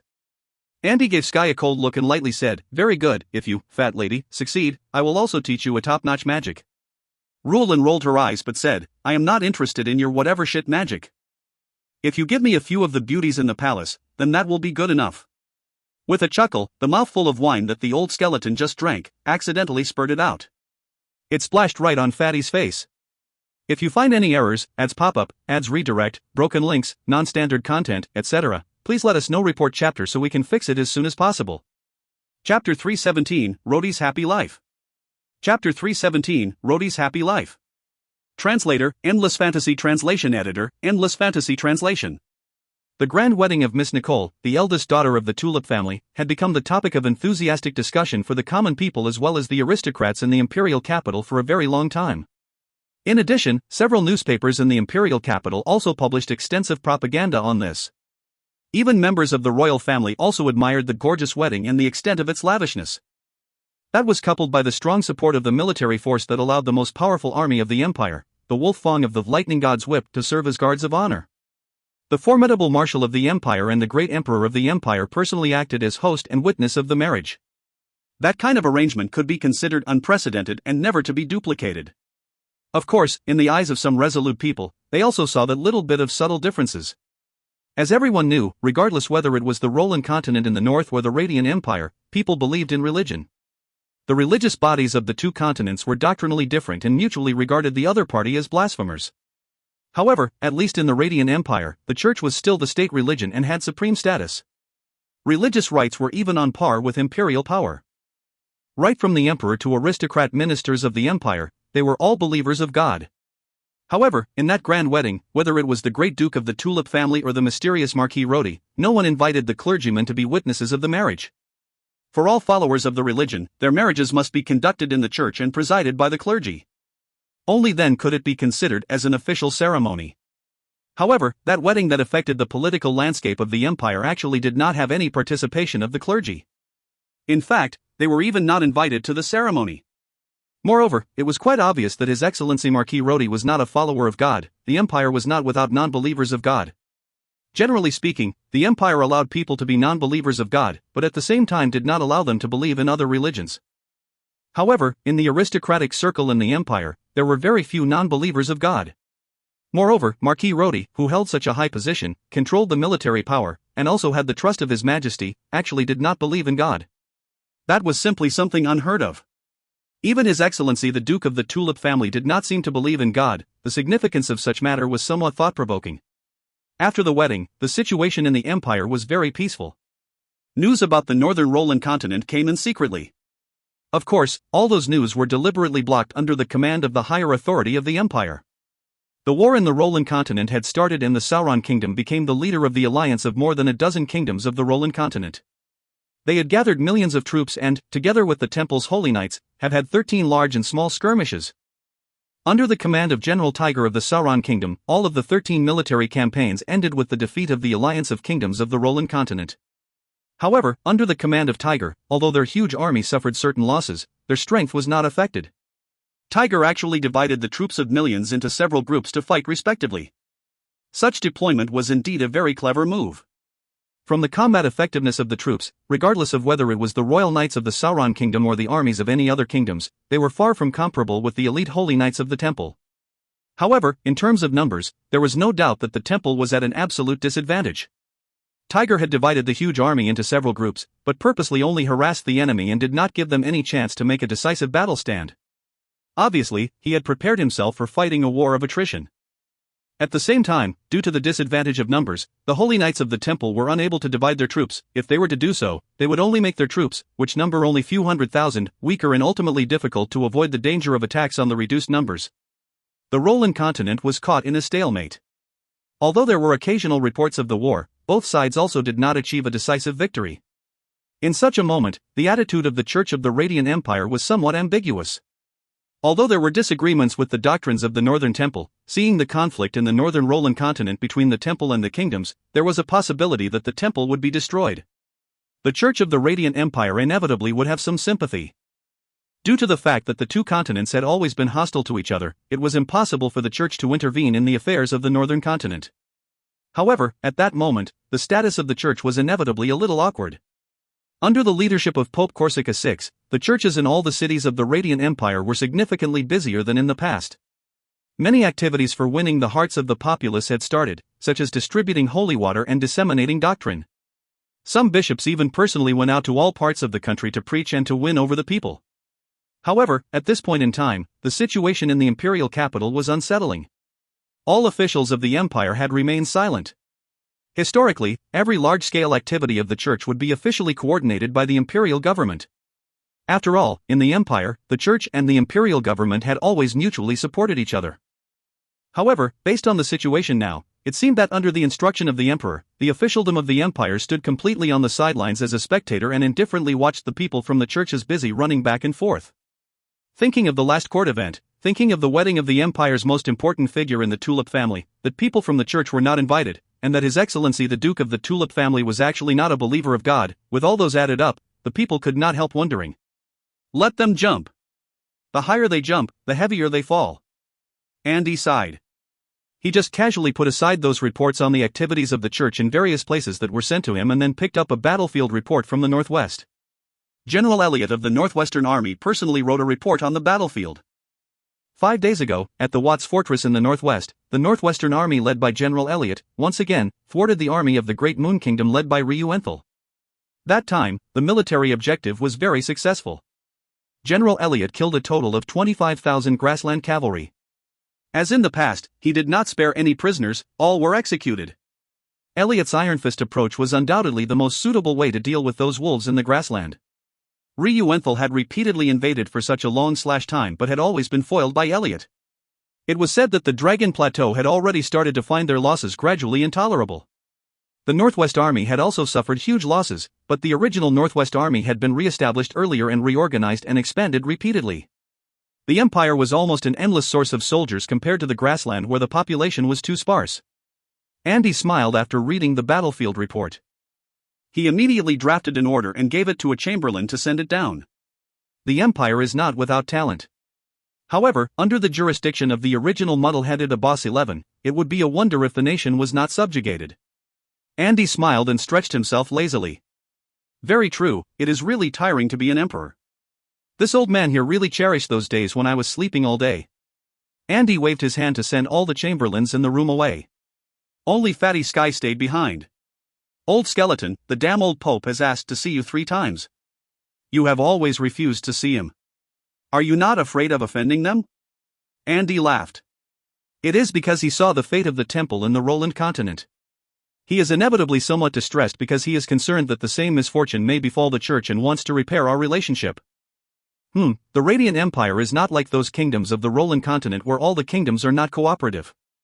Here, we have a strong and unified empire. Let him wait. It is not the time to sort them out yet. After pausing for a while, Andy's smile gradually turned treacherous. I have ordered all newspapers not to report any activities of the church. They wish to win over the people, very good, just let them struggle slowly with it. I will not allow them to get the people's attention. I have already ordered all the newspapers in the empire to give full coverage of Rhodey's recent wedding. After the news of the wedding has quieted down, give full coverage of the war in the northwest. Coincidentally, Elliot has won the war again. The church. They have gone to such great lengths and put in so much effort, but they could not catch the public's attention. It is like throwing a stone into the water. I purposely made sure that there would not be any splash at all. Fatty lowered his head and thought for a moment. Suddenly, he said, right now, you have been staying out of this matter. Are you waiting for an opportunity? Andy nodded. Yes, I have waited for so long. I think those vampires should also have noticed something, right? I have made it clear when I drew the boundary with the church. Those vampires must be very happy now. They will seize the opportunity to attack the church. Let them fight it out. Anyway, I live in the palace now and will pretend that I did not see anything. Fatty sighed. Damn you, old man. You are always thinking of these ruinous activities all day. I see. Andy shook his head. This is nothing. Some days later, there will be even better shows to see. By the way, how is Princess Rulin these days? I am afraid she has gone crazy, getting stuck in captivity. Fatty immediately revealed a bit of a smile. That chubby girl has a bit of talent. I taught her a few tricks and she actually was not a slow learner. Now I do not have to bother with her. Every day, she would hide in the secret room to practice. This person is somewhat interesting. She actually has quite a bit of the charm that I had when I was young. Even the fighting energy style that I created, she actually mastered it faster than I did then. In the fief of the Tulip family of the Empire, at the outskirts of West Hill of the capital city of Westwood Province was the Tulip family hunting ground. Rhodey, hurry up. There. Diane stood on a branch of a tree, carrying a bow and excitedly pointing at the distance. Hearing the shouts of people, a wild fox vigilantly pricked its ears, whizzed into the underbrush and channeled into it. Swish! As an air-splitting sound broke out, a sharp arrow bored right into the body of the fleeing wild fox. The beast rolled on the spot twice, then it immediately collapsed and started to twitch. After a long howl, a gray shadow channeled through like lightning. A huge three-eyed gray wolf had channeled over and bit that wild fox in the mouth. Straight away, it bit off a piece. How dare you! Diane jumped down from the tree. She pulled out a whistle and fiercely blew it. That three-eyed wolf immediately trembled, shrunk into a mass and buried its head in the ground whimpering. Diane mercilessly flayed it twice with her whip before stopping. Enough, Diane, enough. Rhodey was riding on a black warhorse. He had already put down the bow in his hand as he slowly approached from behind. He wore a simple warrior outfit. His blue hair was ingeniously pleated into a whip and draped at the back of his head. It was not known whether that was the handiwork of Nicole or Micah. Not enough. This guy is always not obedient. I must teach it a good lesson. Diane kicked again before she stopped. Rhodey sat on his horse not knowing whether to cry or to laugh. He also did understand how a woman thought. That monster was a captured beast. He had not expected Diane to actually treat it as a pet. Diane was a beautiful girl, but it was not easy to be her pet. It was ridiculous that Diane was determined to raise that three-eyed wolf to become the first vegetarian wolf in the history. The three-eyed wolf had not eaten meat for a long time, so naturally, it could not help itself when it saw the prey. Although Rhodey pitied the wolf, he would not because that beast had provoked that girl, Diane. He could only look sympathetically at the whimpering wretched wolf and keep his mouth shut, not saying anything. Rhodey whistled and a night owl flew down from the branch of a tree. The owl was also originally one of the beasts they had snatched from the vampires. Rhodey tidied up the prey hanging on the horse. Together with Diane, they went towards the lake in the middle of the hunting ground. At the lakeside, a simple camp had already been set up. A few fine horses were quietly feeding on grass at the side. Micah and Nicole had already laid out the barbecue grill. Mouse was sitting by the lakeside alone with her eyes closed, meditating and practicing magic power. In the previous few days, her strength had gradually restored. Although the progress was a little slow, she meditated and practiced magic every day. One fine day, she would be able to restore her powers to the level of the original Black Veil Saint. They heard a plop sound and a person jumped out of the lake. It was the bodyguard, Rant. His whole body was soaked and he had two big fish in his hands. He strode onto the shore. He gathered his fighting energy and, in a moment, his wet clothes were completely dry. Micah had already taken over the fish and proceeded to prepare them. When Rhodey looked at that scene, he couldn't help but wonder, isn't this lake without fishes? Nicole looked up and smiled. Originally, there were none. But after we left last time, I got some people to channel a lot of fry from the surrounding lakes and rivers. After all these days, the lake is now full of fishes and shrimps. Rhodey gave a wry smile. If you want to eat fish, just bring some directly from outside. Why do you need to go through so much trouble? Nicole smiled and stood up. She pulled Rhodey over and whispered, it is more fun to catch our own. Otherwise, it is very easy if you just want to eat fish. Diane had already thrown the prey hanging on the horseback over and Rand caught them, one after another. Immediately, his longsword flashed with a cold light and, within a short while, the prey had been skinned. The group chatted and laughed, as they prepared the food in a confusing manner. On normal days all of them were waited on by servants, so naturally, they were not used to any kind of kitchen work. It was not until the sun set before they finally finished preparing dinner. Since Rhodey's wedding, he took everyone and left the imperial capital to come to Westwood Province. He had a carefree and unfettered time here, with nothing eventful every day. He spent all his time with his lovers and was also very happy. He really wished to retire in that forest mountain, no longer caught in the messy matters outside. He saw Mouse finally open her eyes, stand up and walk towards them. Rhodey pulled her hand and whispered, "How are things?" Mouse smiled faintly. It was quite all right. In the beginning, the progress was a little slow, but these past 2 days, it was much better. After she finished, she gently raised her hand and with her fingertips turned out a bunch of small flames. She smiled and said, "Look." Beside her, Nicole enviously said, "Well, truly a Black Veil Saint. Although I am a high-level sorcerer, to use the magic of fire, somehow I would need to first recite some incantation." It is very different from your relaxed style. Mouse blinked her eyes, smiled and said, "You wish to learn sorcery? I will teach you." Nicole shook her head and smiled, "Let's forget it. My innate sorcery skill differs greatly from yours. Even if I were to practice, I will absolutely not reach your level. It is still better for you to practice properly. In future, if something happens, only you can help Rhodey." Rant handed over a leather bag filled with fine wine. Rhodey lifted his head and drank a few mouthfuls. Excitement had completely filled him. He smiled and said, "It has been a long time ever since I had such a carefree feeling. Perhaps it is better to stay here tonight and not go back." Next to him was Micah, who smiled and whispered, "If you wish to stay, then let's stay." After she finished speaking, she took out a little harp. She gently fiddled a few times with her slender fingers and, immediately, a stream of wonderful musical notes flowed from her fingers. Micah gently opened her lips and started singing softly. Everyone stopped whatever they were doing and looked at Micah. Micah's voice was pleasant. Accompanied by the evening breeze, it intoxicated the people who listened to it. When the song had ended, everyone was still reflecting, but Diane suddenly shouted, really infuriating. Micah gave her a glance and held back her laughter. "Why are you mad again?" Diane frowned and said, "Miss Nicole is so refined, beautiful and open-minded. Micah has unparalleled talent in singing and dancing. Mouse excels in magic. Except for me, I am good at nothing." Nicole smiled slightly and said, "You have swordsman skills and you are a powerful warrior. As far as this is concerned, we cannot compare with you." Diane rolled her eyes and said, "Yes, come, Rant, let's fight." After saying that, she rolled up her sleeves and pulled out a dagger. She then headed towards Rant for the challenge.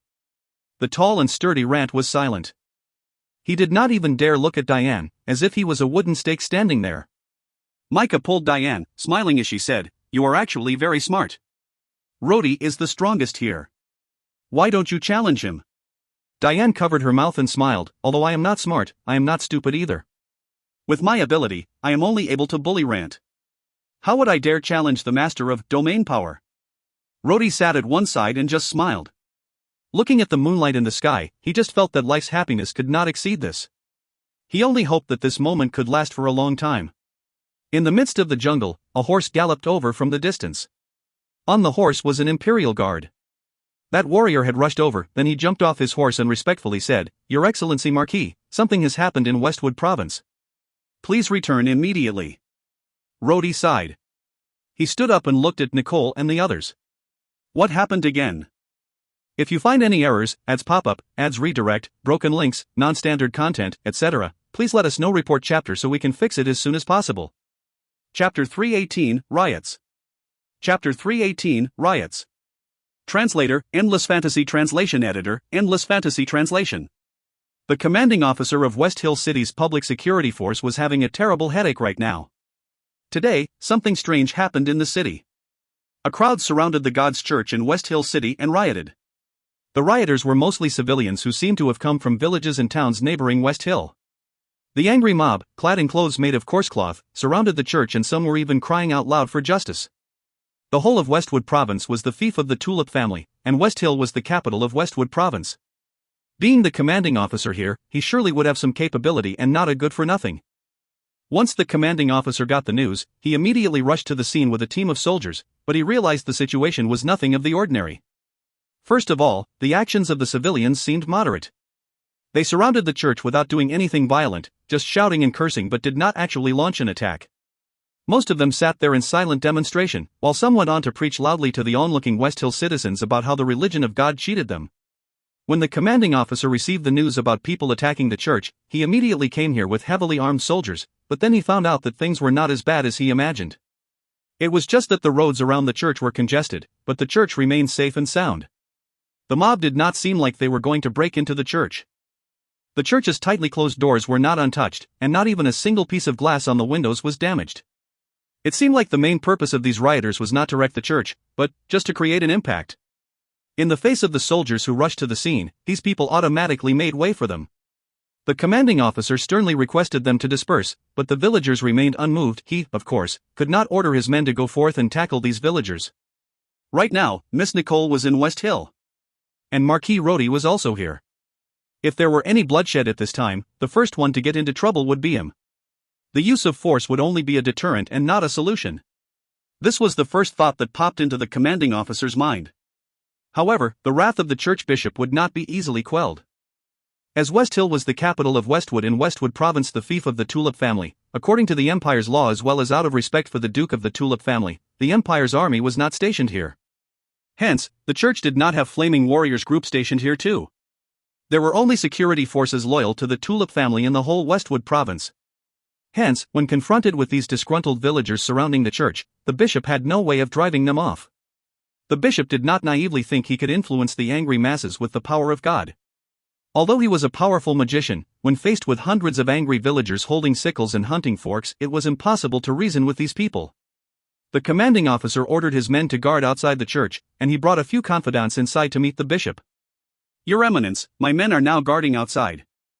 There is no need to worry that the crowd will break in for the moment. However, can you please tell me why are they doing this?" The commanding officer's brows drew together. "How would I know?" The bishop's face was pale due to anger. "I request that you, the commanding officer of the security forces in West Hill, order your men to disperse the mob outside and arrest their leader." "I'm sorry."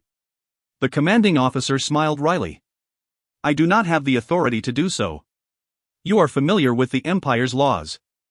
Although those people outside surrounded the church, they have not done anything which violates the Empire's laws. They have not launched any actual attack on the church. If they do so, my men will immediately take the necessary actions by force, but right now they are only surrounding the church, yelling and shouting. You know very well that standing on the streets shouting and yelling, though such behavior causes you displeasure, the Empire's law did not specify what crime it is to do so." The bishop was so angry that his voice trembled as he spoke. "You are trying to evade your duties. Those people outside daringly besieged the church. This is blasphemy against the dignity of God's religion. Disrespect to the gods. According to the code of God's religion. If so, your Eminence can go ahead and punish them according to the code. We are soldiers under the direct control of the Tulip family, not the Flaming Warriors troops of God's church." The look on the commanding officer's face became somewhat hostile.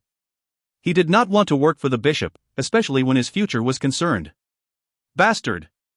If our Flaming Warriors are here, will I still tolerate the mob outside?" The bishop was almost roaring. He snarled and said, "If it is reported to your superior that such a thing has happened under your rule, I'm afraid you won't be able to get away with this. After all, besieging the church is a serious matter, do you think?" "Very well." The commanding officer sighed. "I'll go out and negotiate with them, but if they do not attack the church first, my men will not resort to military actions.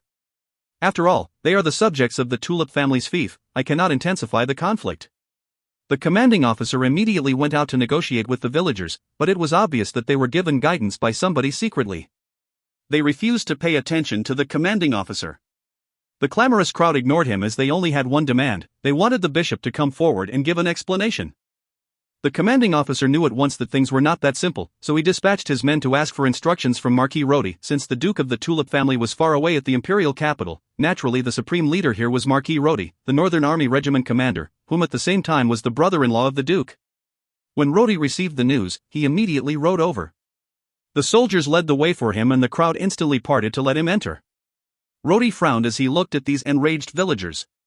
He strode up the steps in front of the church and bellowed, "Quiet." He used his fighting energy and his body emitted a light golden flame. With the effect of the fighting energy, his voice rang throughout the place.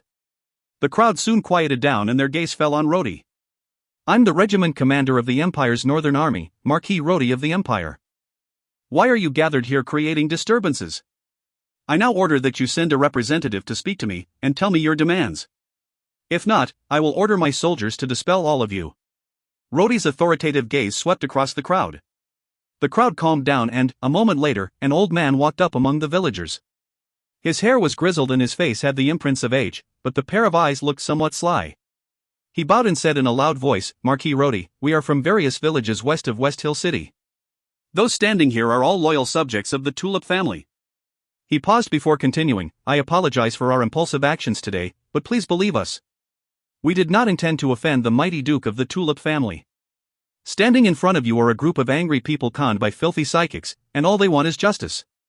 At this moment, the doors of the church behind Rodi opened. The bishop had seen Rodi coming from the church's windows. He heaved a sigh of relief, came out from the church and stood beside Rodi. As soon as he came out, his black robe immediately caused a commotion among the crowd. The people who had calmed down started shouting angrily again. "Quiet!" Rhodey yelled. He turned to look at the bishop standing behind him. You must be the Bishop of West Hill. Yes, Marquis Rhodey. Thank you for coming. Please order your brave soldiers to disperse this mob. The bishop's face was full of rage. No way, Rhodey simply replied as he gazed coldly at the bishop and said in a low voice, You've seen for yourself. There are thousands of them. I do not want my soldiers to cause any bloodshed here. The bishop's face changed. He could lash out his anger at a commanding officer, but with his status, when confronted with Rhodey who held powerful a post as the Empire's Marquis, he dared not to be rude to him. Rhodey ignored him and turned his gaze to the crowd, saying loudly, All right, now that the bishop and I are here, tell me what exactly you are angry about. Once again, the old man spoke, My dear Marquis Rhodey, we are originally devout believers of the God's religion and the Supreme God, but 3 days ago. Although the old man looked a bit nervous, he managed to maintain his composure. He was able to give a detailed account of what happened. 3 days ago, a group of clergies from the God's religion came to their town. There were about 30 or more of them, all wearing the black robe of the clergy, and among them were 2 magicians. These people preached in the town in the name of the religion and gathered the villagers at the town square. You see, these are the pieces of evidence of them deceiving us. As the old man was saying angrily, behind him several villagers brought forth a huge shabby chest and placed it in front of Rhodey. The box was open, and it was filled with all sorts of weird stuff. Anger was written all over the old man's face. He shouted, Look at this bone. The psychics claimed that this is a sacred bone, and sold it to us at the price of 10 gold. And this? The old man held up a cup made of gold. They told us this is the Holy Grail. This too was sold to us at the price of 10 gold. And this, which we later discovered was chicken feather, they have the guts to tell us that this is an angel's feather, and cheated us 10 gold for this. And these atonement talismans. The old man grabbed a bunch of objects made of paper from the chest. They claimed that these were blessed by the bishop and sold them to us at 1 gold each, but all these things are fake. Rhodey looked blankly at these objects, and before he could speak, a roar of anger came from the bishop standing behind him. This is a frame-up. Slander. The bishop's face reddened due to anger. He bellowed, I've never sent anyone to your town, and I did not commit any fraudulent act. He shouted angrily, Marquis Rhodey. Please order the immediate arrest of these thugs. Rhodey's eyes narrowed as he looked at him and said slowly, Your Eminence, he's not finished yet. The old man took his time and asked loudly, Your Eminence, you said we are slandering, but there are so many of us, those of whom are civilians from 7 different towns and villages. Are you saying that we have walked dozens of miles just to come here and slander you? Rhodey's heart thumped and he asked in a deep voice, Did you just say 7 towns and villages? The old man answered loudly, Yes. When we realized we were cheated, we immediately sent some men to go search for those filthy psychics, but we found out that several villages and towns around us were cheated too. Those psychics went around cheating people to gain money. There are a total of 7 towns and villages ripped off by them, and a total of 2,000 gold swindled. As he was speaking, the crowd at the back started yelling again. All of a sudden, the crowd was consumed with rage, and those agitated ones even shouted slogans like, Hang the psychic. Rhodey looked deeply at the bishop behind him who was ashen, and then turned to stare at the old man in front of him. So this is why you all gathered at West Hill? And surrounded the church? All we want is justice.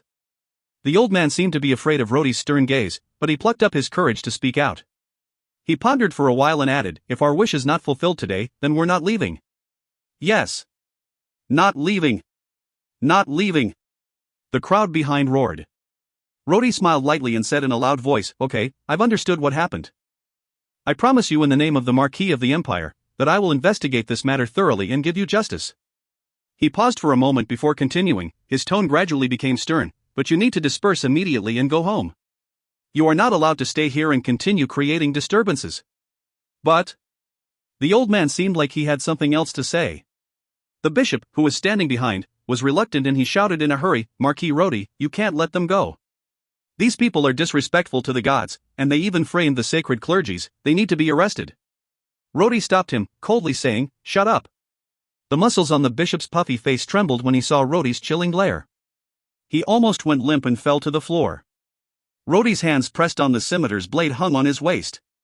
He said in a deep voice, I now order you to disperse immediately. And then send a representative to go back with me.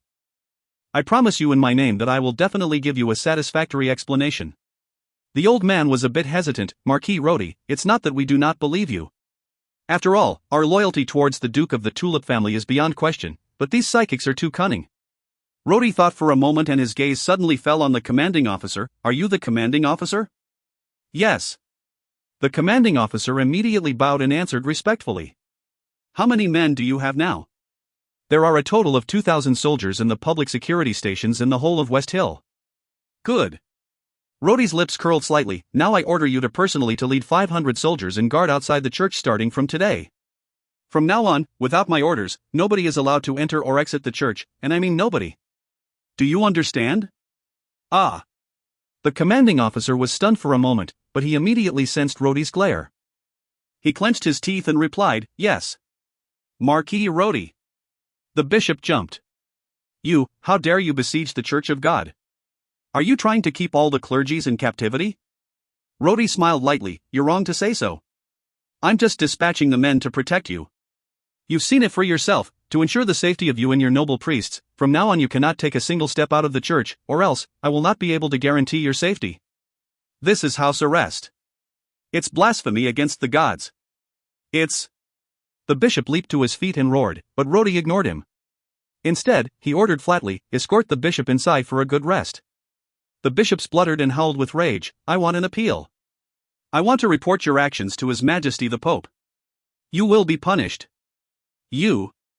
Shut up, you hog. Rhodey replied icily. The Pope? Humph.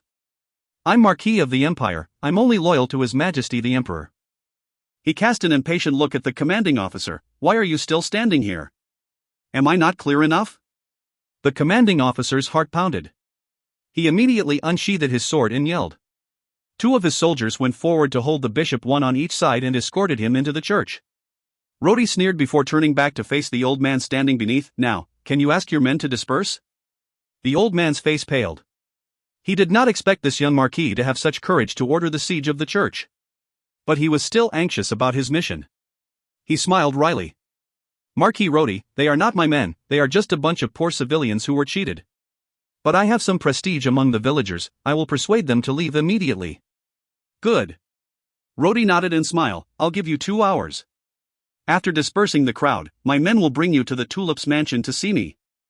When he finished, Rhodey left behind a few warriors from the Imperial Guards and rode back on his horse.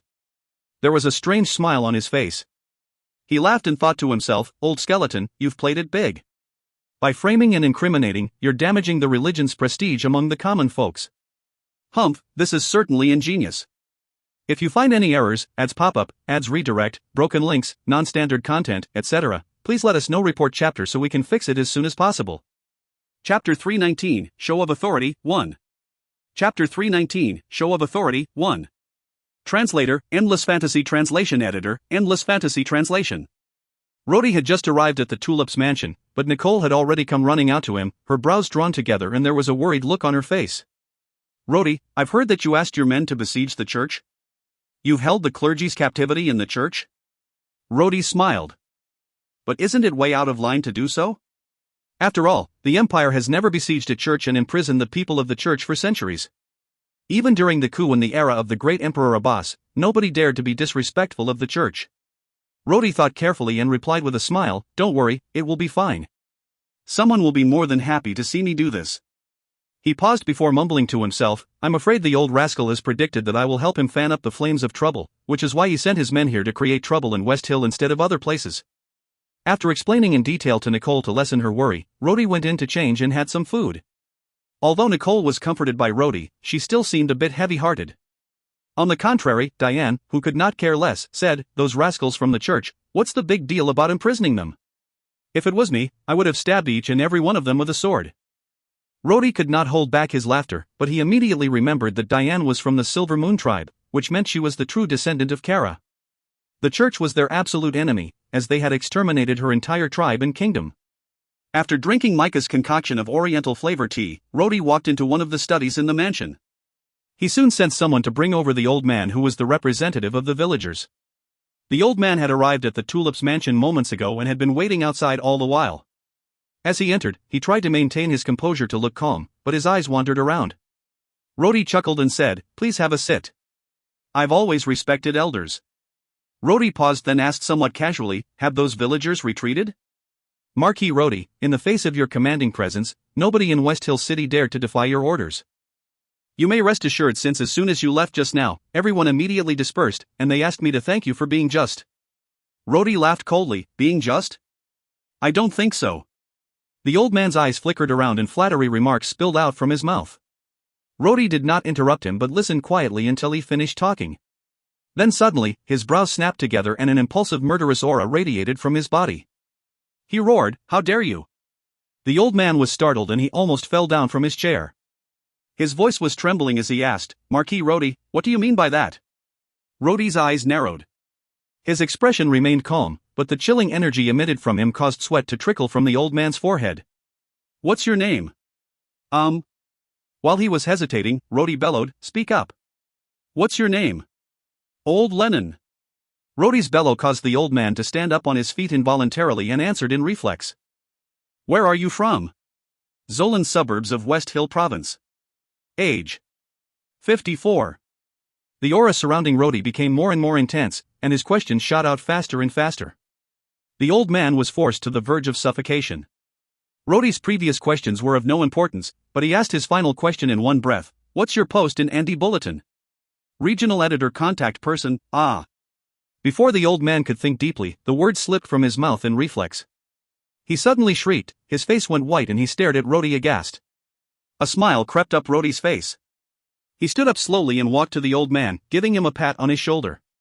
He then said gently, "All right, you need not be shocked.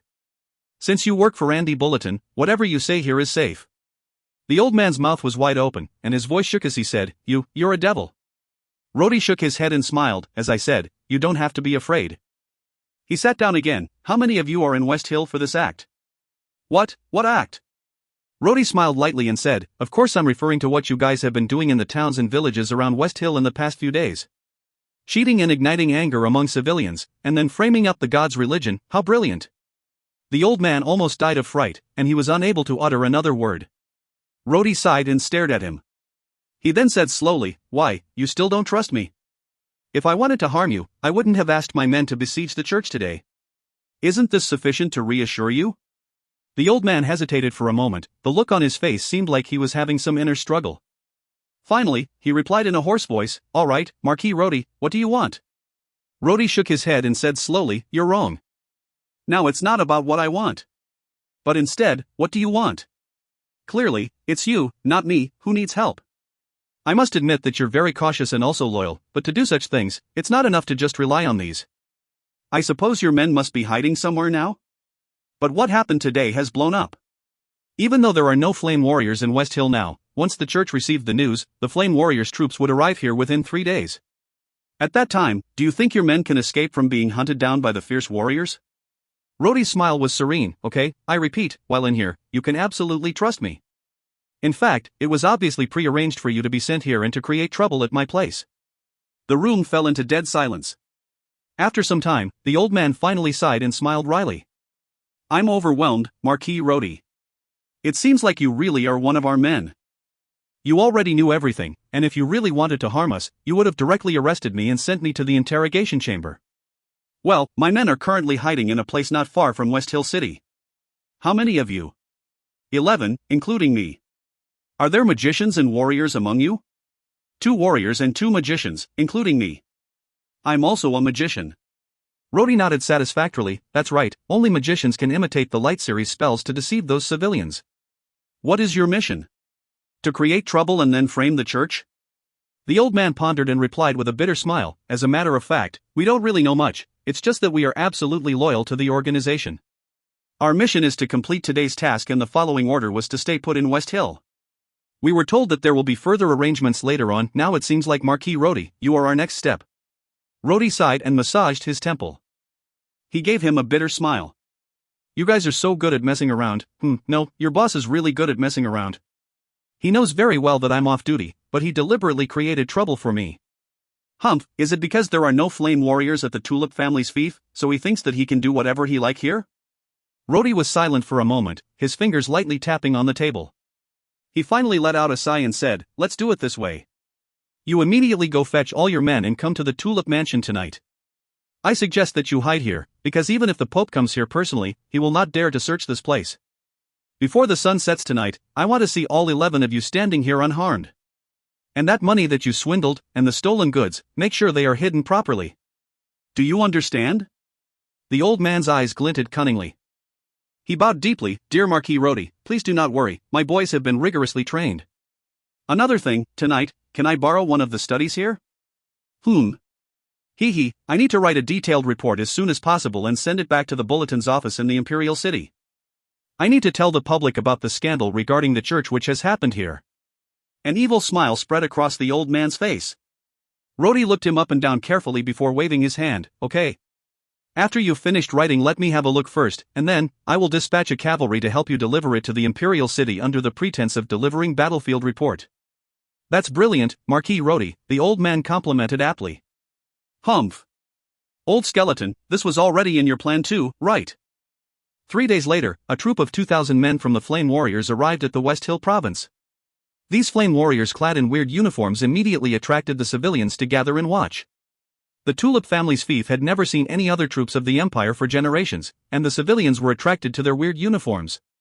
But when the crowd knew that these armed forces were under the command of the church, their gaze gradually became disdainful.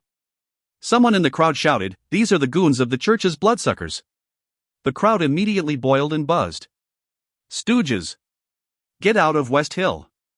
Drive them out. Don't let them defile the Tulip's sacred land. All of a sudden, several eggs and tomatoes shot out from the crowd. This action immediately acted as a reminder to the cursing crowd, and subsequently more objects came flying. The Flame Warriors dared not attack the civilians. Moreover, there was a large group of security forces protecting them throughout the journey, so they could only cover their heads and scamper around. The face of the chieftain of the Flame Warriors was dark in rage. The church's sacred Flame Warriors was an army protecting the Holy Church. They represented the supreme dignity of God's religion. When did they receive such courteous treatment in any other place in the Empire before?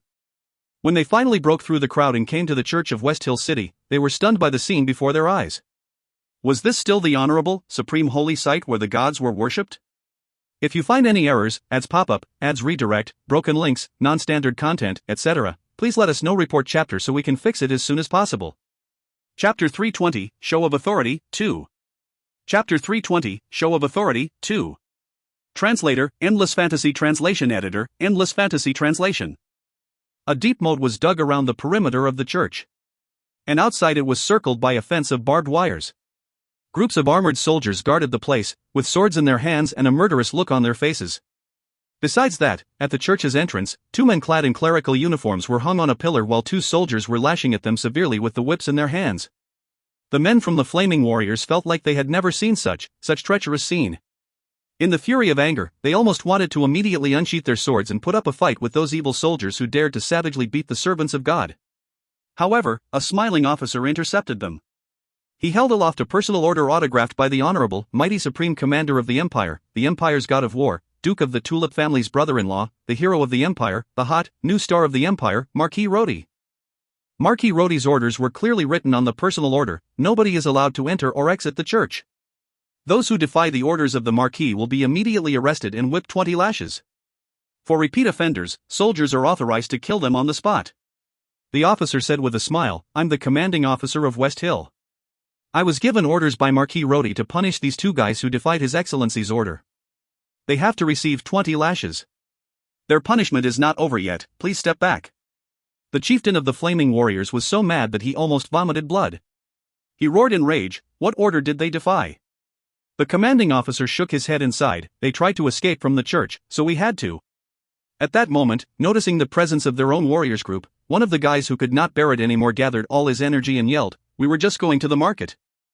"Shut up," the commanding officer turned and bellowed fiercely. He shot a warning glance, and the soldier who was whipping increased the strength of his lashes. The poor guy screeched and his voice shook beyond recognition. He was not able to utter another word again. When the commanding officer turned around again, the fierce look on his face immediately vanished and was replaced with a respectful smile. "Your Excellency, you must be tired after traveling so far.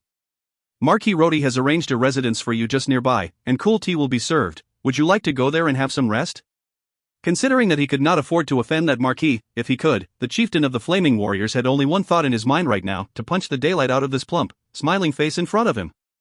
After some negotiations, the commanding officer's expression became cold. To release them is out of the question.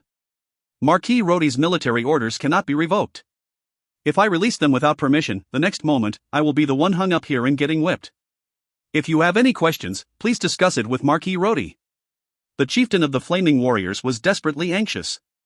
He finally bowed his head and pleaded, "In that case, can you please drop the whipping of these two first?" "Impossible," the commanding officer replied coldly. "In the entire Westwood province, in West Hill City, I now only take orders from Marquis Rodi. If you want me to release these people, please go to the Duke's mansion and ask for Marquis Rodi's personal order. Once you have that, I will release them immediately." The chieftain of the Flaming Warriors was so mad that he almost drew his sword. Suddenly, the topmost window of the church opened. The pale-looking bishop stuck his head out. When he saw the Flaming Warriors, it was as if he saw his loved ones as he shrieked help. The chieftain of the Flaming Warriors was not an idiot after all. His ranking in the church was quite high, or else he would not have been sent here to deal with this matter. For someone of such high position, it was impossible that he could not see clearly the current situation. He rationally stopped his angry warriors from drawing out their swords. The current situation was obvious. The surrounding soldiers from the public security forces were already lined up in battle formation. They were now looking at him viciously. Although he had more men, if a bloodshed crisis erupted between the churches and the Empire's armies at a time like this, he would not be able to bear the responsibility at all. Marquis Rodi's personal order? The chieftain of the Flaming Warriors said through clenched teeth, "I'll go see him right now, but..." He lowered his voice and said pleadingly, "Can you suspend the whippings first? I'll be gone for at most half an hour. I'll be back within half an hour." "In that case..." The commanding officer gave him a friendly smile and nodded. "I have respect for the gods too. I'll give you half an hour, even if that means I risk myself getting whipped by Marquis Rodi. Please hurry up and come back quickly." The chieftain of the Flaming Warriors sighed. He picked the most level-headed deputy to stay behind with the group, and gave him a strict order to not start a fight no matter what happened. Then, he brought 20 of his confidants and rode towards the Duke's mansion. Less than 5 minutes after they left, a sly smile spread across the commanding officer's face. He suddenly glared at the soldiers who stopped whipping and snarled, "Idiots! Marquis Rodi had ordered for punishment. How dare you stop? Do you wish to die? Keep whipping them hard." His words pissed off the officer from the Flaming Warriors. He was about to go forth and argue, but the commanding officer had already turned away from him. He deliberately stretched himself and walked towards the back, muttering loudly as he walked, "Such a hot day, and instead of resting at the back, I'm here standing under the hot sun. Am I out of my mind?" He gave one last order, "Buck up. Marquis Rodi has ordered. If you let even a single one escape, you shall bear the consequences." Hundreds of soldiers gave a majestic roar. They unsheathed their swords and scowled viciously at the Flaming Warriors standing in front of them. The officer from the Flaming Warriors went white. He kept in mind the chieftain's orders and dared not make any moves. The square quieted down for a while, except for the shrieks of "ah" and "ouch" from the two clergymen being whipped. On the other hand, the chieftain of the Flaming Warriors, together with his 20 capable subordinates, galloped to the Duke's mansion. However, this was not a place where they could come and go at will. He and his men stood outside and waited patiently at a small side door for 15 minutes before a servant came running out and informed them lazily, "Marquis Rodi is not around. He left to the hunting grounds with Miss Nicole for hunting early this morning." When he finished speaking, he did not even look at them but immediately closed the side door. This is too much. The chieftain of the Flaming Warriors almost crushed his teeth. He wanted to break in, but this was the Duke of the Tulip family's mansion. Tulip. Speaking of this name, whoever offended the Duke and his family in the Empire, without the need of the Duke to take any actions himself, his fanatical supporters could have drowned the offender just by spitting. Moreover, if he offended the Tulip family, the Pope would tie him up and personally hand him over to them to resolve the issue. He forcefully swallowed the blood which he nearly spat out and climbed on his horse with hatred. He roared, "Go to the hunting ground." He whipped his horse hard and shouted, "I don't believe I can't meet that Marquis Rodi today." After rushing to the hunting ground, the men were already exhausted. They had been rushing about for a few days before arriving in West Hill, and before they could rest, they were running around again for such a long period of time. Seeing the hunting ground's entrance from afar, the Flaming Warriors chieftain finally felt slightly relieved. Suddenly, a group of 50 cavalrymen came galloping towards them, and stopped 50 feet away, blocking the entrance. "Halt! This is Tulip's private hunting ground, how dare you trespass? Do you wish to die?" The Flaming Warriors' gaze fell on the men. They realized that these cavalrymen looked extraordinarily tough, and each of them was not wearing the Imperial Guard's armor. Instead, they were clad in black armor with a helmet resembling a wolf head, and in their hands were long, oddly shaped scimitars. Each of them had a murderous look on their face. Although there were only dozens of cavalrymen lined up here, an oppressive aura radiated from them as though standing in front was a mighty army. The Lightning God's Whip. They were the legendary Wolf Fong of the Lightning God's Whip. The chieftain of the Flaming Warriors took a deep breath and said, "We are the Flaming Warriors of the Church. I am the Church's first-class warrior, honorary assistant regiment Commander Strel. I don't care whatever group you are. This is not a place where you can trespass. Get out of here immediately," the leading officer of the Lightning God's Whip roared. Swoosh. After a neat swoosh sound, 50 Wolf Fong warriors simultaneously drew their scimitars, and 50 battle horses moved one step forward at the same time. The smell of death was in the air. This was a genuine murderous aura. This kind of aura could not be acquired from the training field. It was cultivated as a result of the experience of life and death in real battlefields and bloody fights. Wait a minute. Assistant Regimental Commander Strel shouted frantically, "I'm from the Church. I need to meet Marquis Rhodey for something urgent. Please."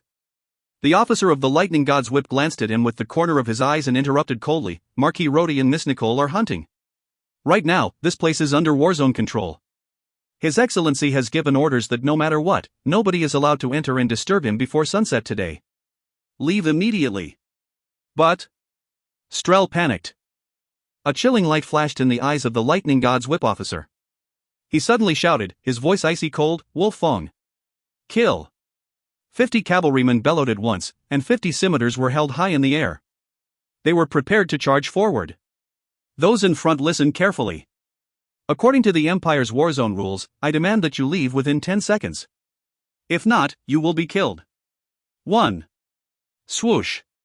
Once again, 50 battle horses took another step forward simultaneously. 2. The cavalrymen bent down, the eyes beneath their helmets glinted with a bloodthirsty look. 3. The officer of the Lightning God's Whip roared, "Attention Wolf Fong warriors. Target ahead, kill without mercy." The men from the Flaming Warriors finally could not stay still anymore. One of Strel's men gently nudged him and said in a trembling voice, "Your Excellency, we cannot afford to provoke these Wolf Fong warriors, they are a bunch of bloodthirsty lunatics." But Strel's heart burnt with rage. He replied stubbornly, "I'm a first-class warrior of the Church, I don't believe they can defy the laws." The Lightning God's Whip officer across him roared, 4. He paused, and then bellowed, "Advance." Hooves clattered.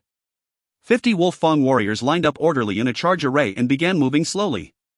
The horses' hooves started to trot, gradually closing in on the panic-stricken Flaming Warriors. The oncoming intense ferocious aura caused Strel to finally come to his senses. The opponent meant business. These Wolf Fong warriors were not like the other armies of the Empire.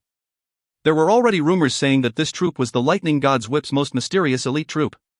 According to the legends, they could crush the Roland's powerful Holy Knight regiment, causing the latter to abandon their helmets and armors. Now with only 20 men, if they really engaged in a battle, it was possible that they would be wiped out clean in less than a moment. 5. Seeing that the opposing cavalrymen gathered speed, Strel gave out a long sigh and yelled, "Retreat." The 20 men of the Flaming Warriors were already scared out of their wits. Before the commanding officer's voice died away, they had already turned around their horses and sped off. A roar of laughter came from the Wolf Fong warriors behind. The officer of the Lightning God's Whip sneered. "Bullshit Flaming Warriors. Turns out that they're just a bunch of garbage." In the hunting ground, at the same lakeside, Rhodey lay on the grass comfortably, looking up the sky in silence. Nicole was sitting beside him. She could not help but ask, "Rhodey, is it really appropriate for you to do so?" "Why would it be inappropriate?" Rhodey smiled, "We've already decided to sever the relationship with the Church anyway. The Rolands up north were too occupied, they won't have the time to bother us. I think that old skeleton wanted to take this opportunity to get rid of the Empire's centuries-old lurking danger at one stroke." Mao stopped meditating and opened her eyes suddenly. She laughed. "All right, Nicole. You don't have to worry about these things for Rhodey. Although this guy looks honest usually, if he is up to mischief, I'm afraid we are not his match at all." Nicole sighed. "But there are 2,000 men from the Flaming Warriors, and in West Hill, we only have the soldiers from the Public Security Force, are they able to suppress them?" She paused here and turned to look outside the hunting ground. "Right now, the men from the Flaming Warriors must be here looking for you." Rhodey flashed her a smile. "They won't be able to enter." Nicole smiled bitterly. "Are you sure? The person who came must be someone important in the Church. Will the lightning god's whip dare to stop them? Rhodey sat up. An arrogant look appeared on his face, and he said without much emotion, I've personally brought this troop of wolf fawn warriors to the battlefield. I dare say that, wherever the tulip's battle flag points, even if the opponent is the Pope, their hooves and scimitars will charge forward without hesitation. Humph. Those second-class followers of the church, it is best if they just get lost. If they refuse to leave, they should be dead by now. The scimitars of the wolf fawn warriors can make do with an extra few drops of blood. If you find any errors, ads pop-up, ads redirect, broken links, non-standard content, etc., please let us know. Report chapter so we can fix it as soon as possible. Chapter 321, Peculiar Loot. Chapter 321, Peculiar Loot. Translator, Endless Fantasy Translation Editor, Endless Fantasy Translation. Religion is like a double-edged sword. Rhodey sighed and smiled bitterly. Of course it is useful to control people's mind, but the more sacred it is, the more unacceptable for it to be desecrated. Once the believers realize that the bishops and the servants of gods whom they've always regarded as sacred and superior are actually a bunch of conmen, such difference will evoke unusual wrath. Rhodey's tone gradually became grave. Such wrath is enough to destroy everything. Nicole lowered her head and thought for a moment before saying slowly, I see, so your plan is to seize this opportunity to defame the church? A notorious church will not gain continuous support from the people. Rhodey slipped his arm gently around Nicole's waist and smiled. Okay, we've been on this hunting ground for one whole day, it's time to go back to the church and visit the bishop. The bishop must have slimmed down quite a bit these few days due to depression. Mouse, who was sitting beside them, sighed and looked at Rhodey, her expression complicated. Rhodey, these methods of dealing with the church, why didn't you mention it when in the Roland continent? You've never suggested it to the Sauron king too. Rhodey was silent for a moment. He then said in a soft voice, Mouse, are you blaming me?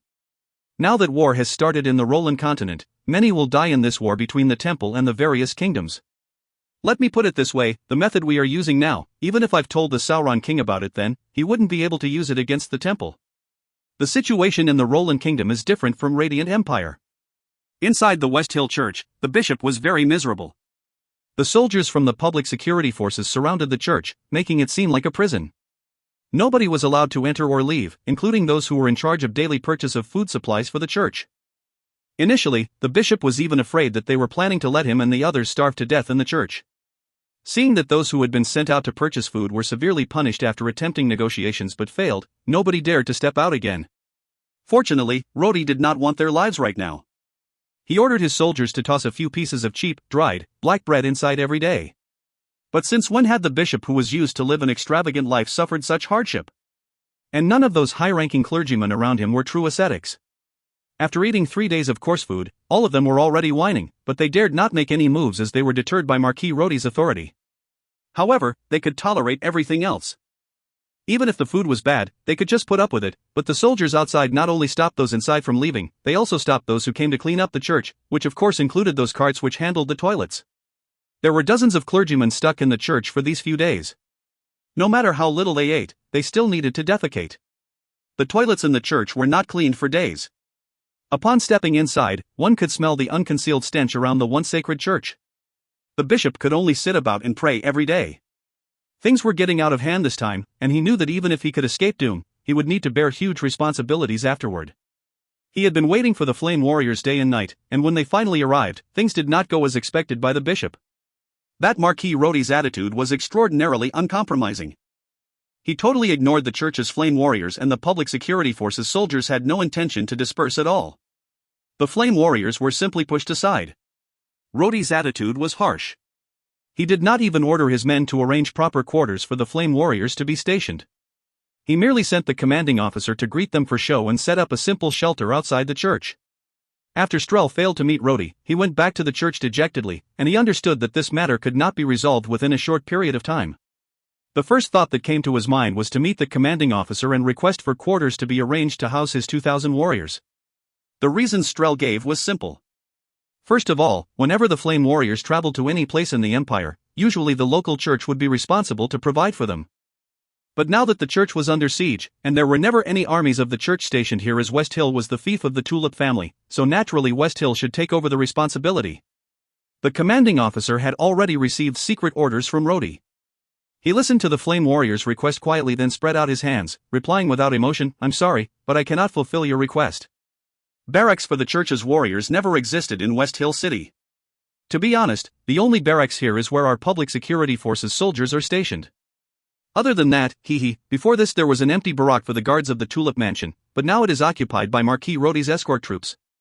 Hence, there's nothing I can do about your request. Strel objected angrily. So, are you saying that we, the warriors of the Holy Flame Warriors, shall live in the streets? The commanding officer rolled his eyes and replied lazily, well, to be honest, this is beyond my jurisdiction. But if you must find a place to stay, why not head to the Tulip Mansion's barracks and discuss with Marquis Rhodey's escort troops? Ask them if they can make some room for you in the barracks. Strel immediately sent 10 of his men there, but in less than an hour, all of his 10 warriors came running back with bruises and swollen faces. It turned out that when they arrived there, before they could even finish talking, they were ruthlessly thrown out by Marquis Rhodey's escort troops.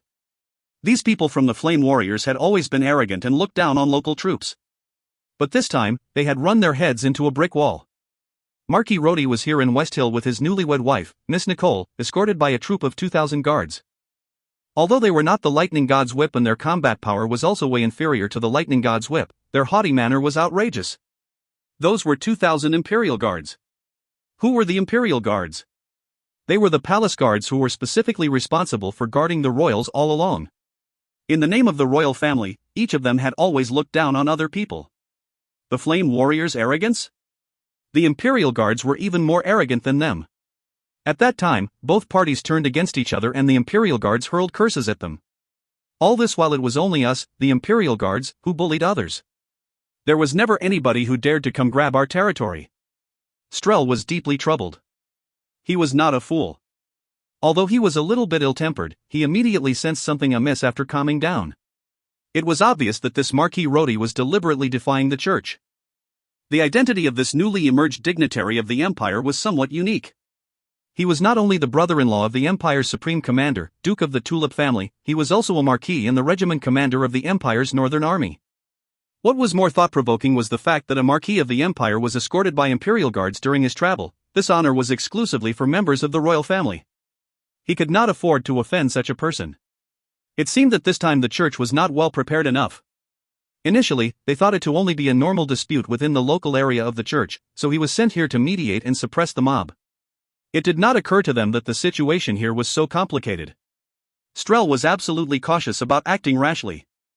Things had come up to this point where it could not be handled by someone of his rank anymore. He immediately sent his men back to the Imperial City to report on the situation here. On the other hand, he had no other choice but to order all his men to station on the square outside the church. When this order was passed down, the Flame Warriors were stunned. Stationed on the spot? How? By sleeping on the streets? Due to the powerful influence of the church in the Empire, the Flame Warriors never had the need to bring any supplies when traveling to any city in the Empire. This time, when 2,000 of them came to West Hill, they did not bring any forage, just some personal rations, let alone heavy supplies like tents. These 2,000 people had to be fed, and the horses needed to graze too. Where would they source for these?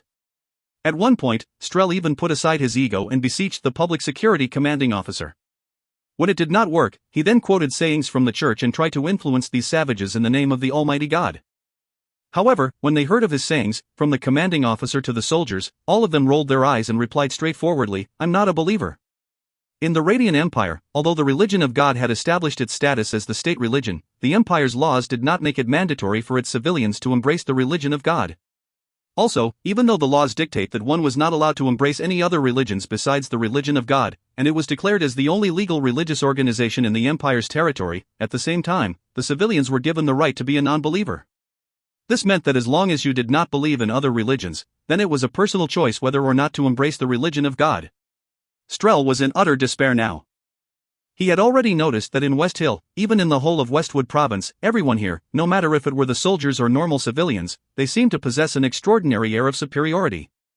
In their hearts, whether it was the Empire's emperor or His Excellency the Pope, they were incomparable to the great Duke of the Tulip family. In their eyes, they knew nobody except the Tulip. This place was basically the Tulip's private kingdom. But fortunately, Rhodey did not really want them dead. After the Flame Warriors spent a night on the streets, Marquis Rhodey finally showed his face. At noon the next day, young Lord Rhodey probably woke up late.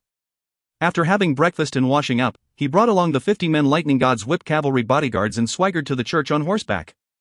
When greeted by a weary-looking Strel, a gentle smile finally appeared on Rhodey's face. He did not dismount from his horse, but instead sat there and spoke in a kind manner. "Lord Strel, you arrived yesterday? It must have been a tough journey. I wonder if you've rested well last night." Strel looked helplessly at the smile on this young Marquis face. He had a sleepless night, and right now his stomach was also empty, but he had to smile and give some reply. Rhodey yawned and said smilingly, "Since you've had a good rest, then we shall start handling this dispute today. I'm sure you already knew what happened a few days ago. I hope you understand that the reason I ordered my men to besiege the church from the beginning, and forbid anyone from entering and leaving, is because I'm afraid someone will take the opportunity to destroy the evidence. I did this purely for the purpose of preserving the church's sacred glory." Rhodey paused and waved his hands, signaling the soldiers surrounding the church to make way. He finally dismounted from his horse. He held Strel's hands and smiled. "Let's go in and meet the bishop." Upon entering the church, Rhodey's expression became harsh when he saw the bishop. Rhodey was livid and he looked at the bishop coldly, saying in a deep voice, "Your Eminence, I've sent my men to do some thorough investigations these few days, and indeed some people were practicing fraud in the name of the church." The bishop's voice was hoarse, but he shouted, "We have been framed." False accusation. Rhodey shook his head and replied softly, "Whether or not you are framed, we will know soon. As the saying goes, to catch a thief you must find the stolen goods. Hence, as a gesture of justice, I will order my men to enter and search the church to see if there's any booty. If there aren't, this move is the most effective method to crack down on those slanders. To prove the church's innocence with irrefutable evidence. I think this is the best solution we have now. What do you think?" His final question, "What do you think?" was obviously directed at Strel. Rhodey then added, "The reason I delayed the search here is to wait for your arrival. These past few days, I merely ordered my men to surround the church so that we will only do the search in your presence when you're here. Only by doing this can justice be preserved." Search the church? Search a religious institute of a parish of the religion of God in the empire? Even during the era of the great Emperor Abbas, who was a powerful ruler who ruled with an iron fist, he was not so disrespectful to the church. But then, even the great Emperor Abbas had never sent armed forces to besiege the church. Strel carefully weighed Rhodey's words in his heart. Search the church? If this young Marquis dared to come up with such proposal, then he must be quite confident. Or else, what he did these few days would be totally useless. Under the current circumstances, it seemed like he did not have any reason to refuse. After thinking over and over again, Strel finally scowled and replied, "Marquis Rhodey, the church is a place where the supreme and almighty God is worshipped. Dispatching troops to search the church is an act of disrespect to the dignity of the religion of God. You see." "I'm sorry," Rhodey replied flatly. "First of all, I'm not a believer. Secondly, I'm a Marquis of the Empire, and I only obey the laws of the Empire. The church's rules are not suitable to be used on me." Though his words were short and simple, his tone was clear that there was no room for discussion. Strel stole a glance at the bishop. The bishop was hesitant at first, but then he nodded vigorously. Strel was relieved. Since the bishop had no objections, then let them search. These past few days, the church had been surrounded so tightly by the soldiers outside, it would be impossible for anyone who wanted to frame the church to plant anything here. Rhodey smiled and said, "To be fair, how about the Empire's troops and the Flame Warriors each account for half of the amount of the people who searched this place?" When Rhodey said so, there was an increased suspicion in Strel's heart. Was this young Marquis really so confident? Even the bishop had an uneasy look on his face, but he took a tough stand and exclaimed loudly, "If the search is unfruitful, Marquis Rhodey will need to compensate us, as this is blasphemy against the gods." Rhodey readily agreed. Immediately, 50 men from Rhodey's lightning god's whip and another 50 men from the Flame Warriors worked together and started searching the church. They searched the place in detail, not even an inch of land was missed. After 2 hours had passed, they found nothing. The bishop's attitude gradually toughened, and Strel too looked at Rhodey smugly. Rhodey did not panic at all. He squinted his eyes and smiled as he listened in silence to his men's report. Suddenly, his eyes fell on the statue of God right in the middle of the church's hall. He then ordered in a low voice, "Move the statue." "No way." The bishop's face changed. Even Strel's expression turned into anger. He said through gritted teeth, "Marquis Rhodey, the statue of God cannot be moved. This touches on the issue of the dignity of the supreme God. For over centuries since the empire was founded, no such thing has ever happened. You've already gone too far today." Rhodey ignored the two's clamor. He looked coldly at his men from the lightning god's whip and said softly, "Did you not hear my orders?" The lightning god's whip could not care less about the gods. In their eyes, they only acknowledged the Tulip family.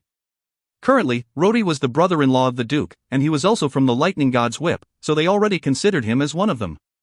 Once they received Rodi's order, the Wolf Fong warriors immediately obeyed and moved the statue in a flurry. Strel's eyes became red with anger. He was about to turn hostile and order his warriors to stop them, but Rodi's eyes narrowed and his hands were already pressed on the scimitar at his waist. His eyes were icy cold, and his murderous aura caused Strel and the bishop to tremble in fear. It is best that you two do not act rashly. This is West Hill, the fief of the Tulip family. Everything here is subjected to my orders. I repeat, I'm not a believer. The church's rules cannot restrict me, I only obey the empire's laws. A chilling aura radiated from his body. His imposing manner caused the bishop and Strel to stifle. A rumbling noise was heard, and the huge stone statue of God was already moved halfway. The bishop's face immediately changed. His feet wobbled vigorously, and his face ashen. His lips too trembled uncontrollably, and it was unclear what he was muttering to himself. Marquis Rodi, there's something here, one of the soldiers from the Lightning God's whip reported loudly. Rodi sneered and looked at the two of them coldly before striding towards the statue. The bishop's knees went all weak and he plopped down on the floor. There was a drastic change in Strel's expression. He glared at the bishop before he hurriedly followed Rodi. Beneath the statue, there was a secret compartment made of wood. Rodi cast a quick look at it and unsheathed his scimitar with a low grunt. After a flash of bright, cold light, a cracking sound was heard and the secret compartment split. Countless shiny gold coins then scattered from within. Following such a huge pile of gold coins suddenly exposed, the faces of those who stood next to it were immediately illuminated with a dazzling gold light. However, Strel's face turned ashen at once. Unbelievable. I think there are at least 50,000 coins here. Gentlemen, the clergymen had always claimed that it is their duty to serve the Almighty God, but why do they possess such amount of personal wealth? If searching the church and moving the statue of God is an act of blasphemy, what kind of behavior is it called to hide a large number of gold coins beneath the statue of God? Rodi's voice remained tepid. Strel glowered at the bishop, the look in his eyes was that of undisguised enmity and despair. The flame warrior's gaze upon the clergyman in the church too became disdainful. There's another layer beneath. Rodi suddenly smiled. He raised his scimitar and struck it down, and another layer was split up. Crash! A bunch of objects fell out, and those at the scene had a weird look on their faces. They looked at the bishop, stunned and unable to speak. Candles, whips, iron chains. Rodi's tone was strange. He sighed and the smile on his face was creepy. He then said slowly, "Your Eminence's tastes are somewhat peculiar." The bishop finally came back to his senses and screeched suddenly, These are not mine." Rodi snorted coldly and said, "Not yours? If it's not yours, is it mine then?" "Your Eminence. Now that the evidence is here, what else do you have to say?" Strel's eyes flickered and a harsh look flashed in his eyes. He suddenly roared, "I'll kill you. Scum of the gods' religion." After he finished roaring, he immediately drew his sword and struck it in the direction of the bishop. As the chilling blade was about to strike the ashen bishop's neck, clang! Rodi's scimitar already warded off the sword. Strel's body trembled. He felt as though the sword was struck by a lightning, and there was extreme pain from the point between his thumb and his index finger. His sword almost slipped from his grip, and he was forced to retreat a few steps. Rodi narrowed his eyes and looked into Strel's.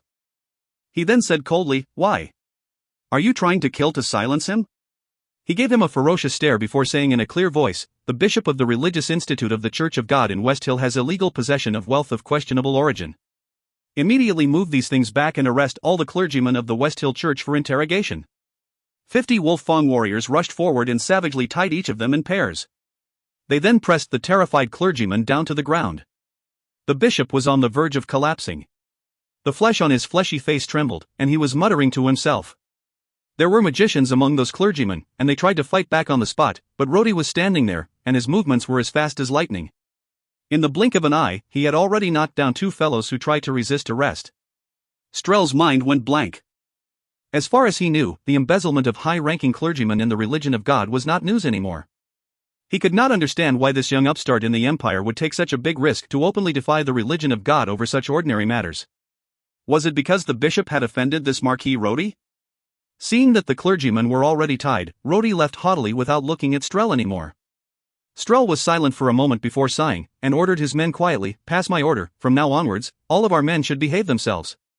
Do not have any conflict with them, and do not act blindly. We shall wait for the orders from the imperial city. The follower beside him hesitated and asked, Your Excellency. Shut up. Strel's face was pale, and he replied in a low voice, This time, we've run into trouble. Great trouble. When he saw the whips, iron chains and candles scattered on the floor from the corner of his eyes, a sick look appeared on his face. He spat angrily and strode out. Rhodey did not bother with these guys anymore. He went back straight to the Tulip Mansion with his men. Those arrested were all thrown into the Public Security Forces prison. Rhodey especially told the Public Security Forces commanding officer, Do not interrogate or bother them.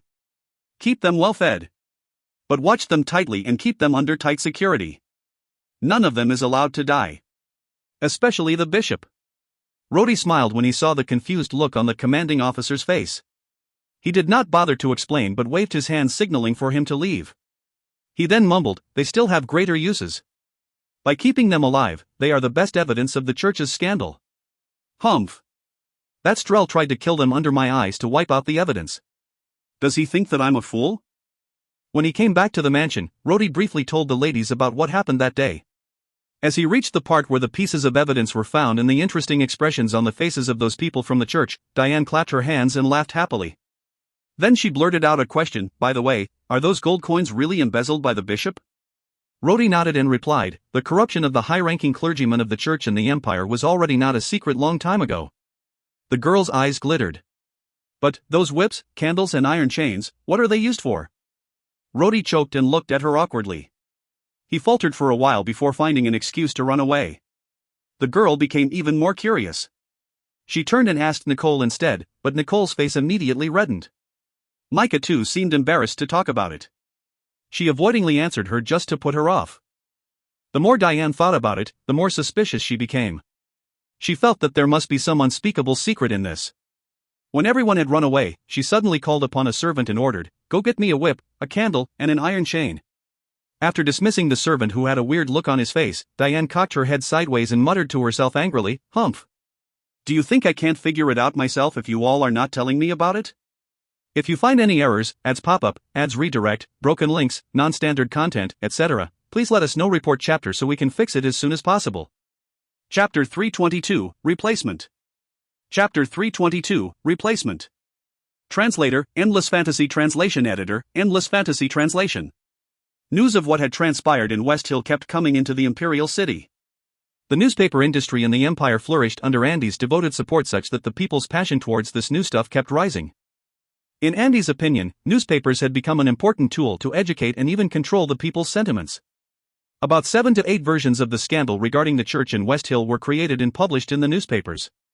Fatty could not understand why Andy insisted on writing the scandal story into 7 or 8 different versions.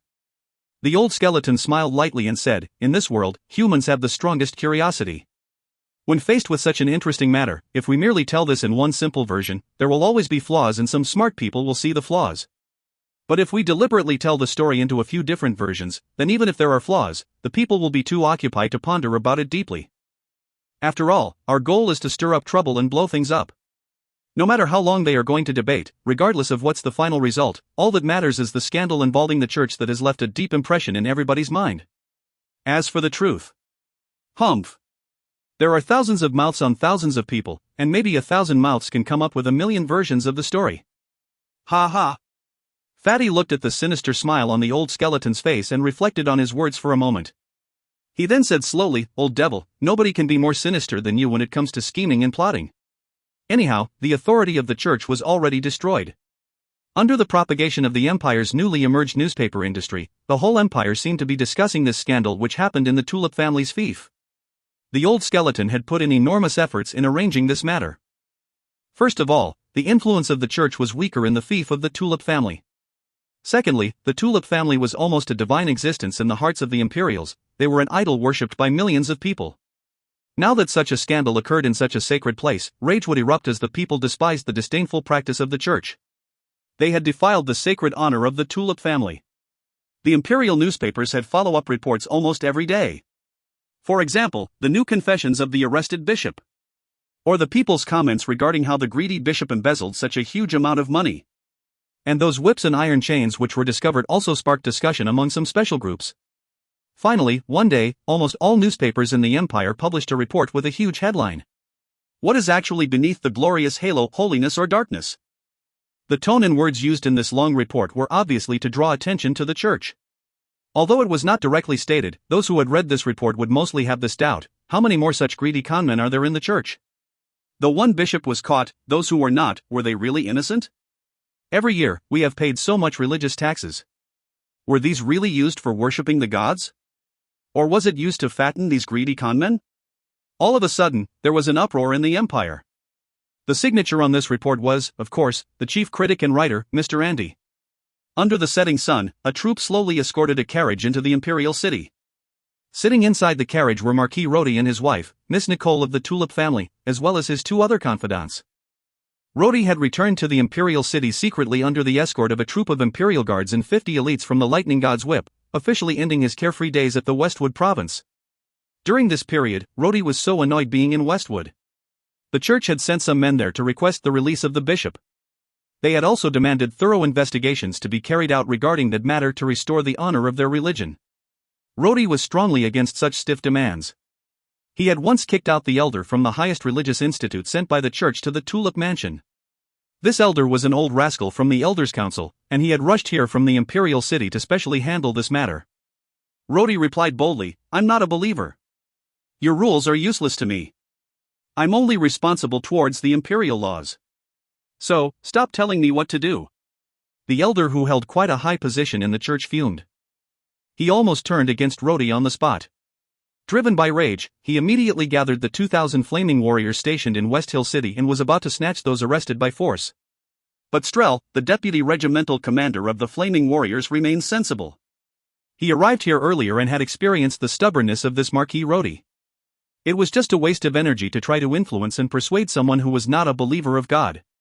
Moreover, he carefully advised the elder, who was dizzy with anger, "We only have 2,000 flaming warriors here, but they have thousands of imperial guards. To say the least of it, if a fight really breaks out, they are imperial guards, representing the empire's royal family." Although this was not pleasant to hear and was also somewhat frustrating, it managed to cool down the elder. After all, for one to be able to climb to such a high position, he was definitely not a fool. He was just angered by this young marquis whose attitude was ignorant. When he calmed down, it immediately dawned on him that this Marquis Rodi was deliberately looking for trouble. Since tough methods were not effective, then he would try a softer approach. But Rodi was not going to give him any more chance. He hid behind closed doors, refusing to see any guests. So what if you were the elder of the church? The gate of the Tulip Mansion was locked, and the imperial guards and the Lightning God's Whip were guarding outside. Even if the Pope came here, they would most probably ignore him too. The imperial guards would only obey the emperor, and the Lightning God's Whip would only obey the Duke of the Tulip family or Miss Nicole. The church had also attempted a prompt change of strategy. Initially, they requested for defending themselves, but most probably due to the great pressure from public opinion in the imperial city, in the end, they requested to immediately execute the heinous bishop who blasphemed against God and betrayed the church's trust. This action was equivalent to admitting their crime, but as long as it could immediately put an end to this matter, it was better having done that than letting the situation snowball. But Rodi continued to ignore them. He merely gave a simple reply: "Investigations are ongoing as the case is complicated." And he drove them off afterward. The church, of course, had some foundations to be able to operate steadily in the empire over the years. Many of the imperial officials were believers of the religion. Since they could not settle the problem privately, then they would try to use other ways, for example, to pressure this young marquis via official channels. Of course, right now, nobody within the official circles would dare to offend this young Marquis Rodi whose future was boundless. But to move him with affection and entice him with the promise of gain was an eternal practice within the official circles. Rodi's stand was way too firm. Especially in the fief of the Tulip family. When Rodi first came back from the war in the northwest, there was a rebellion among the local councils. He seized the opportunity to make a clean sweep of the whole Tulip's fief. The original power structure was basically swept out, and currently, those who remained in the Tulip's fief were absolutely loyal to the Tulip family. Some of the officials were even retired military officers from the Lightning God's Whip who had followed the Duke in the Northwestern War. There was no room to maneuver for the church's official power when faced with these people. Hence, after dealing with them for some time, Rodi received a secret letter from Old Skeleton, and he left the fief with his men back to the imperial city. Once the carriage entered the imperial city, Rodi could sense something different even though it was already evening. The previously common sight of clergymen walking in the streets of the imperial city in small groups had disappeared. It seemed like there were basically no clergymen walking in the streets anymore. Even when, occasionally, one or two general laborers wearing the uniform of the church were spotted, they all bowed their heads and scurried by. Rhodey went back straight to his marquee residence and brought his guards to the palace to meet Old Skeleton. In the royal martial arts field within the palace, everyone was prohibited from entering. A group of imperial guards could be seen from afar guarding the outside. Rhodey entered alone, and all the guards saluted him with bows when they saw him. When the heavy door was pushed open, a roar came from within, and a chilling light came straight at his face. Rhodey acted mostly out of reflex. He unsheathed his scimitar with lightning speed to ward off the attack, and a crisp sound of metal clinking was heard. His opponent grunted and retreated 2 steps, the sword in her hand broke into 2 pieces. Rhodey did not feel any better. The person who ambushed him had great strength. After he hastily warded off the attack, he could feel a gush of energy rampaging in his chest. His arm felt numb and he too grunted. It was due to the fact that his dragon spell scimitar was a magical weapon that he was able to break his opponent's sword. Once Rulan managed to get to her feet, she glared at Rhodey and sneered, "Rhodey boy, your skills are indeed excellent. Old Fatty said I won't be able to harm you with this strike." Rhodey smiled reluctantly. His strength was recovering too slowly. So far, he had only recovered up to the level of a sacred swordsman. As for domain power, that was certainly far beyond reach now. Although Rhodey was frustrated, he knew that the divine primordial spirit that he swallowed was something extraordinary. For his strength to recover completely, perhaps it was not something that he could achieve in a short period of time. Clap, clap, clap. A series of clapping rang out. Fatty Sky stood at a corner of the martial arts field and beamed at Rhodey. He then shouted, "Good boy, it's good to see that you did not embarrass me." Roland pondered for a while and shouted, "Fatty, I still cannot defeat him. Let's continue training." Rhodey pulled himself together and finally managed to suppress the energy rampaging in his body. The old skeleton sat on a chair clad in an imperial robe, crossing his legs without much care for his image. His eyes were drawn to the center of the field where weapons clattered and a male and a female fatty started fighting again. He glanced at Rhodey from the corner of his eyes and waved to him, "Young man, you're back?" Rhodey walked towards him and smiled bitterly, "You gave me a lot of trouble again. The elder from the church stopped me at the entrance of the Tulip Mansion every day in West Hill. If I don't come back soon, one day, I will be so annoyed I will chop him up." Andy beamed and looked at Rhodey. He suddenly whispered, "Then chop him up." "Why? Is it time to strike now?" Rhodey shot a glance at him. Andy sighed, "I've already given orders to investigate the religious taxation within the entire empire. Since yesterday, all the territories of the Radiant Empire have stopped collecting religious taxes." Rhodey gasped, "By doing this, wouldn't the financial source of the church have been cut off? Will the Pope agree?" "He cannot disagree." Andy sneered, "Unless he is confident enough to turn against us right now and start an internal war." Rhodey thought about it and answered, "It is quite impossible for them to start a war. Currently, the Empire's military forces are very powerful, whereas the Flaming Warriors are scattered. Our Lightning God's Whip was just reorganized after the war, so the soldiers are absolutely loyal. Also, the army's morale is at its peak right now. On the other hand, the atmosphere within the church is most probably not so united." Andy snickered, "After this scandal blew up, the loyalty of the previously devoted believers within the Empire has plunged greatly. I guess the situation is the same in other places. From what I've heard, even within the Flaming Warriors, their morale has become somewhat unstable, too. If war breaks out, those warriors would probably think twice about whether is it worth it to sacrifice themselves for such a despicable, corrupted religion. Hence, the Pope will definitely not dare to start a war. He has no confidence." Rhodey pondered and frowned, "But now that you've instigated this matter, what exactly do you want to do next?" The old skeleton mumbled, "Rhodey, do you know? Man's faith in God is nothing but a spiritual sustenance. Man needs guidance, and idle, to seek solace within their hearts. Religions are merely providing the people with such satisfaction in their soul." He paused and continued with a smile, "So it is impossible to let religion disappear completely. What I'm thinking of is..." His eyes squinted and his smile deepened, "to create a new religion to replace the current religion of God." When met with Rhodey's puzzled look, the old skeleton smiled and continued, "The Empire has been worshipping the gods for centuries. Such foundation cannot be completely uprooted by you and me. So, I do not want to waste my energy doing such useless thing. What I mean is, I want to let everyone understand that gods do exist, and we do need to have faith in the almighty gods, but the current church does not represent the gods. We can guide the people to think that the church has betrayed the teachings of God. They have fallen to such an extent that their existence is blasphemy against the gods. They are not worthy of being the servants of God anymore. So, I want to create a new religion in the empire, to replace the church. Rhodey seemed to understand now. He whispered, so you mean? The old skeleton stood up and clapped his hands smilingly. What I mean is, to create a new idol for people to worship. To create a new god for the masses to believe in. And it happens that we have an exceptional condition. We already have an extremely glorious treasure. Speaking of this, old skeleton's smile became evil. He whispered, young man, are you interested in becoming a god for once? Duke of the Tulip family, my almighty god of war? If you find any errors, ads pop-up, ads redirect, broken links, non-standard content, etc., please let us know. Report chapter so we can fix it as soon as possible. Chapter 323, Looming Crisis. Chapter 323, Looming Crisis. Translator, Endless Fantasy Translation Editor, Endless Fantasy Translation. The conflict between the Empire and the Church slowly emerged. Everybody was gradually stripping away the last layer of pretense, and various contradictions were now on the table. Pope Corsica VI had publicly announced that the imperial order to stop religious taxation was a challenge against the Church's prestige, a disrespect to the gods. At the same time, the Church's flaming warriors were frequently mobilized and assembled. However, the old skeleton was even more ruthless. He issued an order in the name of the Empire's emperor, that any mobilization of local armies within the Empire which involved more than 100 people must obtain the approval of the Imperial Commander-in-Chief. After such order was issued, the mobilization of the flaming warriors was greatly restricted. In some places, hundreds of cases of friction between the flaming warriors and local garrisons were reported. All of a sudden, the Empire was glutted with countless news of chaos. In the midst of the dangerous undercurrent, the Duke of the Tulip family ordered the suspension of all leaves of the lightning god's whip and to be in full alert awaiting orders to set out.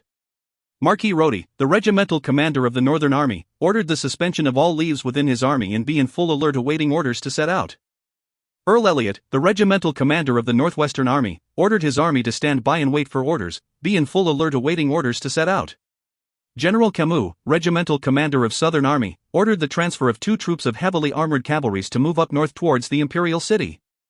Meanwhile, at the eastern territories of the Empire where the Church was most powerful, 30,000 men from the Flaming Warriors successfully broke through the blockade of the Empire's local garrison and gathered.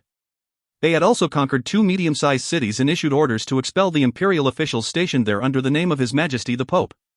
They declared that they would temporarily take over cities in the name of God. This caused an uproar in the Empire. Young man, do you know that believers in any religion are made up of 3 different groups of people? The old skeleton smiled cheerfully. He then slowly raised his finger and continued at a slow pace. The first type are those absolutely pious religious fanatics. These people are our toughest enemy, but luckily, the numbers of these type of people are not many. Among 10,000 believers, this kind of fanatics does not even account for 1%. The second group of people are those who waver easily. These are the people who embrace the Church but are not fanatical. Most of them have this attitude of, if you believe, then it works, but if you don't, then it will not work. These kind of people, although they look pious during normal days, when their personal gain is involved, they will abandon their faith to safeguard their own interests. For example, if they have to take out a small amount of their income to worship the Church, they may be willing to do so, but if they have to offer all their properties and reputation as a tribute, these people will definitely cower. Fortunately, the scandal regarding the Church that we created in the Westwood province had, to a great extent, caused the loyalty of this group of people towards the religion to drop dramatically. This type of people from the second group accounts for the most among the believers of the religion. They are the largest group in a religion. We can say that these people account for more than 70% of the believers in the religion of God. The old skeleton paused and took a few breaths before continuing. The third group are those pseudo-believers. Don't be surprised, this is very normal. The Church has been operating in the Empire for centuries. They have flourished and expanded in scale. Believing in the religion has become a habit, a trend. There are many who are originally atheists, but when they saw those around them embrace the religion, they then became believers with the psychology of joining in the fun. But this type of people make up quite a large portion in the religion of God, but their loyalty towards the religion is the lowest. Once the Empire and the Church become enemies, in consideration of their personal interests, they will abandon their religion without hesitation. Rhodey nodded and smiled. So, even though the Church claims that they have tens of millions of believers in the Empire, it's actually not that terrifying. Correct, the old skeleton smiled. Tens of millions of believers was just a falsely exaggerated figure. Once the Empire and the Church become enemies, those who are willing to rise in revolt with the Church will never exceed hundreds of thousands. And among these hundreds of thousands, the true flaming warriors does not even amount up to half the sum. The remaining are just ignorant civilians. As long as we use drastic measures, it is not hard to solve this problem. Rodi was silent for a moment. He then said in a low voice, but still, there are hundreds and thousands of people. When such chaos breaks out, how many will die, and how many families? The old skeleton shook his head. The church has become an enormous malignant tumor on the empire's body. If we do not seize this opportunity to finish them off completely, when their power expands and their foundation deepens in the future, then it will be even more difficult to get rid of them. The Roland continent is the best example. Seth, who was seated at a corner, was looking out of the window with a smile on his face all the while. When he heard their conversation, he turned his head and his gaze fell on the old skeleton. I think we still need a triggering factor to strike. What do you think? We already have that. Andy took out a military report from his sleeve. The following was the report from General Camus, regimental commander of the Southern Army. Acting under the orders of the Emperor, the Southern Army has conducted a massive search on all religious institutes and churches of the 3 provinces in the south. We have discovered large amounts of money amounting up to 1,090,000 gold coins of questionable origin. Properties and land deeds of unknown source amounting up to 2,200,000 gold coins. Among those arrested from the church were 3 local bishops, 9 high-ranking clergymen, 28 medium-ranking clergymen and 160 low-ranking clergymen. During the period of search, the Southern Army had some friction with the Flaming Warriors. There were 620 casualties reported in the Southern Army. Among them, there were 190 dead, 300 heavily injured, and 130 mildly injured. 1,080 men from the Flaming Warriors were killed, and 2,600 people were held captive. General Camus, regimental commander of the Southern Army, reports to His Majesty that the situation in the south is chaotic. The church is inciting the civilians to create chaos. There have already been a total of 21 cases of friction between the Flaming Warriors and the Empire's local garrisons. Don't you think this is sufficient to light the fuse? The old skeleton smiled and took out another piece of paper. This is the order I have drafted. I'm preparing to send this to the south today. In lieu of the increasing crisis in the 3 southern provinces, I hereby order General Camus, regimental commander of the Southern Army, to declare the 3 southern provinces as war zones and implement the Code of War. General Camus is appointed as the supreme commander in the war zone. At the same time, pass down the orders of temporarily banning all religious activities in the 3 southern provinces. General Camus has the authority to kill those who defy the orders. Rodi sighed when he finished reading this order. He shook his head and said, "It seems like you're preparing to strike first in the south? Seems like a good move." Regimental Commander Camus of the South is very experienced, has great capabilities, and is also very prestigious in the South. Besides that, he is very loyal to the Empire and at the same time a non-believer. He is indeed a good candidate. This is still not enough. Seth suddenly interrupted again. How's the situation of the church in the imperial city? Corsica 6 did not make any other moves? He looked as if he was sneering. By the time your orders arrive in the south, the internal war would have already erupted. Corsica 6 will, for sure, immediately leave the imperial city and head towards the eastern region of the empire, the stronghold of the church. When he said that, the 3 of them exchanged glances and whispered simultaneously, "We shall strike first." Kill him. The old skeleton smiled and said, "The old Pope's God's vanquishing spell is no joke. Even a domain master will not necessarily be his match. We still need to discuss this." Hatred leached from Rodi's eyes, and he said lightly, "We have Fatty, a domain master, and also me and royal concubine Roland, a sacred swordsman and a paladin. We also have Black Veil, and not to forget old Mark. We should be able to get rid of that fellow." Seth nodded and agreed, "But we cannot do that in the imperial city. We can get rid of him halfway, and then..." An evil grin spread across the old skeleton's face, and then put the blame on the vampire tribe. Seth looked at the old skeleton and smiled. "That's right. It's best that we disclose this news to the vampire tribe beforehand so that they can do their part." The 2 despicable conspirators, one young and one old, started to draw up their plans. Rodi was bored listening to them, so he stood up and left to look for Fatty for training. At the core of the Empire's church, in the inner hall of the religious institute within the imperial city. The Pope, Corsica 6, looked so much older. His eyes looked as if they were closed, but occasionally there was a sharp look in his eyes. Several senior elders from the church clad in white robes sat in front of him. The development of the matter has become apparent. The Empire is preparing to strike at us this time. The Pope finally opened his mouth. His tone had traces of anger. The internal war of the Rolands up north seems to have awakened the Empire's royals. They want to take this opportunity to eradicate the church. "Your Majesty," an elder spoke up, "it is meaningless for us to continue staying in the imperial city. Currently, in the eastern region of the empire, our flaming warriors has conquered 2 cities and taken control of a province. We should immediately go there before the royals openly turn against us. And then we shall build a parish there to fight against the empire. Yes, another elder chimed in, the church has the deepest foundation in the eastern region. We have countless devout believers there, and also tens of thousands of courageous flaming warriors. We should go there immediately, and announce to the whole empire about the crime of the royals betraying the gods. Then we shall start a great holy war to defend the gods. The Pope, Corsica VI, finally opened his eyes. His gaze swept across all those in the room and sighed, is this what you all have agreed upon? Everyone was silent, but they looked straight at the Pope. All right. Corsica VI stood up and waved the wand in his hand, since they want war, then we will give them war. Pass down my doctrine and announce that the royals of the Radiant Empire are heretics who blasphemed against the gods. The church will lead all the believers in the empire to wage war against these heretics. He paused, then said in a low voice, we will leave the imperial city tomorrow. But my doctrine should only be issued after 3 days. If you find any errors, ads pop-up, ads redirect, broken links, non-standard content, etc., please let us know. Report chapter so we can fix it as soon as possible. Chapter 324, A 200-Year-Old Conspiracy. Chapter 324, A 200-Year-Old Conspiracy. Translator, Endless Fantasy Translation Editor, Endless Fantasy Translation. It was said, a dark and windy night is perfect for killing. The night was not quite dark as a bright moon illuminated the night sky. It was dry and cold, but not at all windy. For carriages were quietly moving along the path from the imperial city to the empire's eastern region. These carriages were made with excellent craftsmanship. Although the path was rugged, the moving carriages did not make any noise, which was rather creepy. The drivers of the carriages, too, were silent. The convoy was totally quiet except for the occasional sound of lashing whips. Inside one of the carriages, an old man wearing a black robe was lost in thought. The black robe he was wearing was made from the most ordinary material.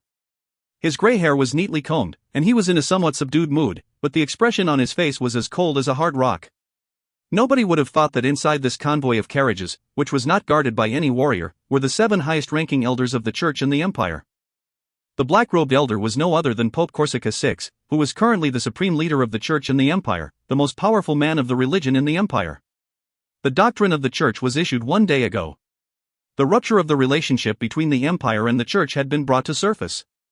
But what caught Corsica VI by surprise was that the action of the emperor was way faster than he expected. In the southern province of the empire, armies were suddenly dispatched to officially take over Purple Leaf City led by General Camus, regimental commander of the Southern Army. Immediately, the 150,000-men Southern Army was divided into 6 troops and headed out to control the whole southern province. Their following move was to wipe off the religious institutes and churches of the religion of God in each and every city. General Camus was indeed a veteran of the imperial army. He was very experienced, and the combat power of the Southern Army was very strong. The flaming warriors scattered in the south were not his match at all. This sudden change caught Corsica VI by surprise, which caused them to hasten to bring forward their plan to evacuate the imperial city and flee to the eastern region of the empire within 2 days. As for the Pope's doctrine, it was hastily issued halfway on the road. Corsica VI felt somewhat uneasy in his heart. This Abbas VI, the emperor, had surprised him. How could this guy use such ruthless measures? Have such a cunning mind? And so despicably conspiratorial? The moment their convoy left the imperial city, they were attacked by the imperial guards. Luckily, this route had already been prearranged, and another troop of flaming warriors was deployed to mislead the enemies on another main road to draw away the pursuing cavalries. This ensured the safe evacuation of the supreme leaders of the religion of God. Years ago, Abbas VI was just an incompetent emperor. It did not make any sense to the Pope on how he became such a sharp-witted opponent with sinister measures. Things might get better once we're in the eastern region, the Pope sighed. He drew a cross in front of his chest and muttered, God bless our religion. May the supreme God bless his most loyal servants, and punish the heretics who defy the dignity of gods. Eastern region. There were 3 provinces in the eastern region with millions of inhabitants. There was a large number of believers who were loyal to the church among the civilians. Also, there were many local aristocrats who sympathized with the church, the loyal flaming warriors, and also great wealth. As long as they reached the eastern region, they could totally call upon a 200,000-man army to fight against the empire with the prestige of the church. Although the Duke of the Tulip family was very powerful, there were rumors saying that he was severely injured in the war against the Roland army, and had not recovered till now. This was a great situation. Without the Duke of the Tulip family as the commander-in-chief of the Imperial Army, their combat power has already been reduced by half, whereas we have the combination magic, a gift from the almighty gods, as well as millions of devoted believers in the Empire. Pope Corsica VI comforted himself and tried hard to calm down his mind, which was having a severe headache right now. He had been feeling too tired these few days. He drew the curtain aside to let the moonlight sprinkle into the carriage. He felt that all the bones in his body were aching. It seems like I've aged a lot. Just as this thought came up in his mind, his gaze involuntarily fell on the three elders sitting beside him. All the other three elders looked very tired, too. They were seizing the time to close their eyes and rest, but the frail looks on their aged faces could not be concealed. Corsica VI suddenly had a doubt which somewhat frustrated him. Why? Why were my subordinates all old and weak? Why aren't there any warriors among the flaming warriors like those under the Duke of the Tulip family who would risk their lives to fight for their revered leader? Why aren't there any powerful sorcerers among the elders like the saints in the temple of the Roland continent in the north? It was like this in the church within the empire. Greedy fat bishops who were cunning and wasted their meager intelligence on how to embezzle more gold coins. Though the flaming warriors were loyal, and their personal practice was pious, their combat power had never reached the level of the lightning god's whip. The flaming warriors in the radiant continent that was as powerful as the Roland Temple's Holy Knight Regiment centuries ago, was now no longer an invincible army which was fearsome to their enemies. As the years passed, the spirit of the flaming warriors was lost completely in the centuries of peace. This did not make sense at all. Corsica VI shook his head and forced himself to stop thinking, but, one after another, questions kept popping up in his head. The convoy gradually moved into a valley. Right after the valley was the river Kiva, a big river from the eastern region of the empire. After passing through the river, they would then reach the territory of the eastern provinces. The carriages entered the valley quietly. Only the creaking sound of wheels running over pebbles could be heard. On the peak to the left, one fat and one skinny figure stood erect. Fatty, do you know why the church was defeated so quickly? Why is it that the seemingly enormous church was so defenseless against the blow from the empire? I think Corsica VI, that old man, will not be able to figure this out no matter how hard he tries. Old Skeleton's smile was very sly. He wore a black robe, and his body seemed to have blended into the dark night. What is there to guess? Fatty mumbled, it must be due to the writer, that idiot, wanting to end this book and speed up the progress, so he wrote it like this. He. The old skeleton chuckled before saying in a serious manner, the reason why the seemingly enormous church was defeated so quickly was, all of this has already been destined 200 years ago during the era of the great Emperor Abbas. Oh? Old Skeleton sighed, I've studied several decrees preserved from the era of the great Emperor Abbas. He was indeed the greatest emperor of the empire. Those decrees were all thought in depth and planned carefully. When the decrees were implemented 200 years ago, the church was already destined to become an outwardly strong but inwardly weak empty shell. Great Emperor Abbas had already laid the foundation of royal power for his descendants. The old skeleton's gaze was locked on the convoy of carriages in the canyon beneath. He continued in a deep voice, the first decree that the great Emperor Abbas left behind was, following the announcement of this decree, the flaming warriors shall not be recruited in any of the empire's wars in the future. I've checked the history of the empire. During that time, the church and the empire owned 250,000 flaming warriors. The flaming warriors back then was not lax, like now. They were elites who had lived through real battlefields. At that time, the empire's northwest was just stabilized, and the Roland kingdoms up north were eyeing the empire covetously, while the mountain people down south rebelled. This was a time when armies were in great need on the battlefield. But great Emperor Abbas issued the decree which refused the deployment of the flaming warriors no matter how difficult the situation was for the empire, and how weak its military forces were. Such courage, such foresight, I still break out in cold sweat whenever I think about it. His voice was gradually filled with respect and reminisce, you know very well that armies are always involved in any country's conflicts. The armies are the foundation, a guarantee of strength, the trump card in one's hands. But great Emperor Abbas had already uprooted the church 200 years ago. Think about it. There have been never-ending wars in the empire for over 2 centuries. During these 200 years, the Roland kingdoms in the north had started 3 holy wars, there were also endless wars in the northwest, and the rebellions in the mountainous regions of the south were frequent too.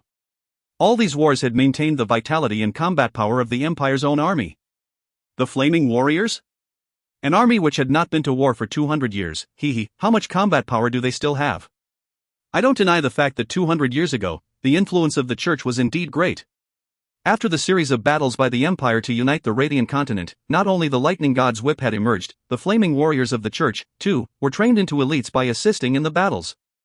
Otherwise, the ambitious great Emperor Abbas would have already eradicated the Church back then. But he was smart enough to not do that.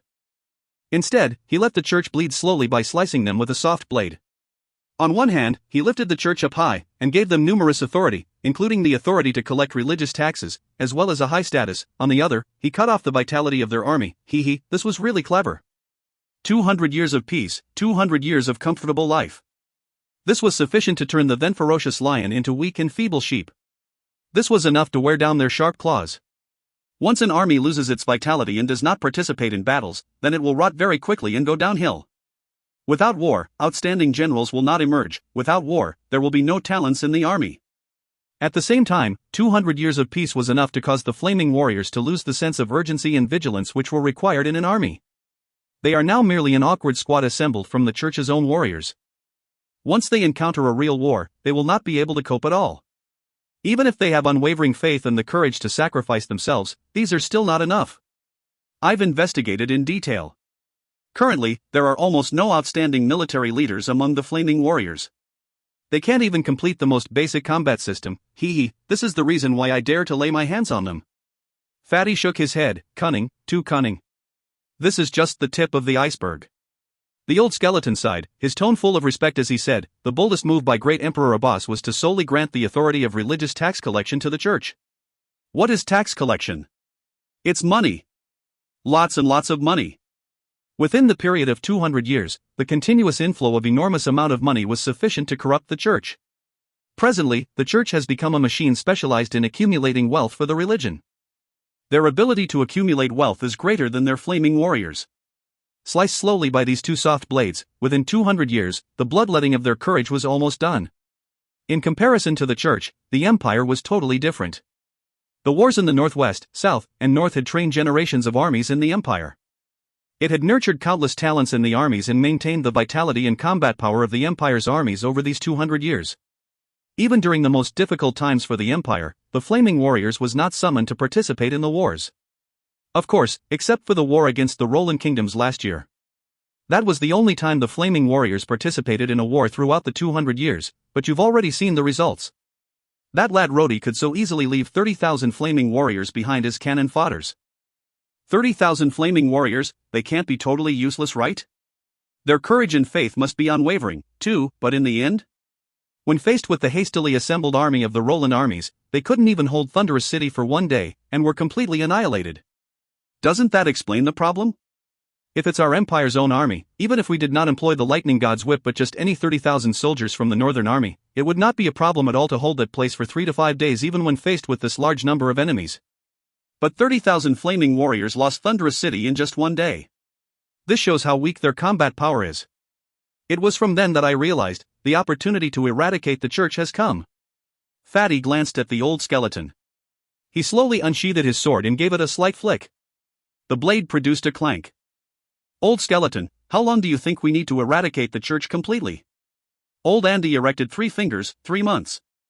After 3 months, I can assure you that there will not be any more flags of the Church in the territories of the Radiant Continent. He paused for a moment before continuing with a sneer, poor Corsica 6. He was indeed very smart and intelligent. He was also very powerful, but it's a pity he did not see through this truth. He is just a man bound by his petty cleverness. As a leader, he lacks great wisdom.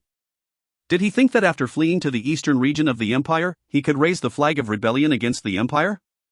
Humph. Once the war starts, when confronted with death and spilling blood, how many of the so-called believers are willing to give up the lives of their loved ones and their properties to fight for an illusory religious faith? Humans are all very realistic and selfish. When their own interests are not involved, they may show some respect for religion, but once they have to cut their own flesh, offer their own blood, and give up their lives, most of the people will be unwilling to do so.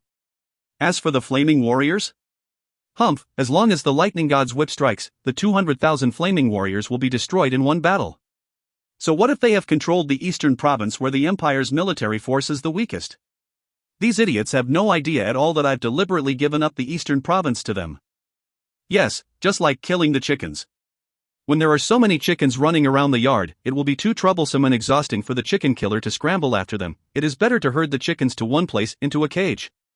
By doing so, it will be a lot easier to kill them. An evil smile appeared on Fatty's face, too. The old skeleton nodded. That's right. Eastern region, this is my gift, the cage, for those chickens from the church. Once their scattered forces all converge in the eastern region, that will be the time we wipe them out once and for all.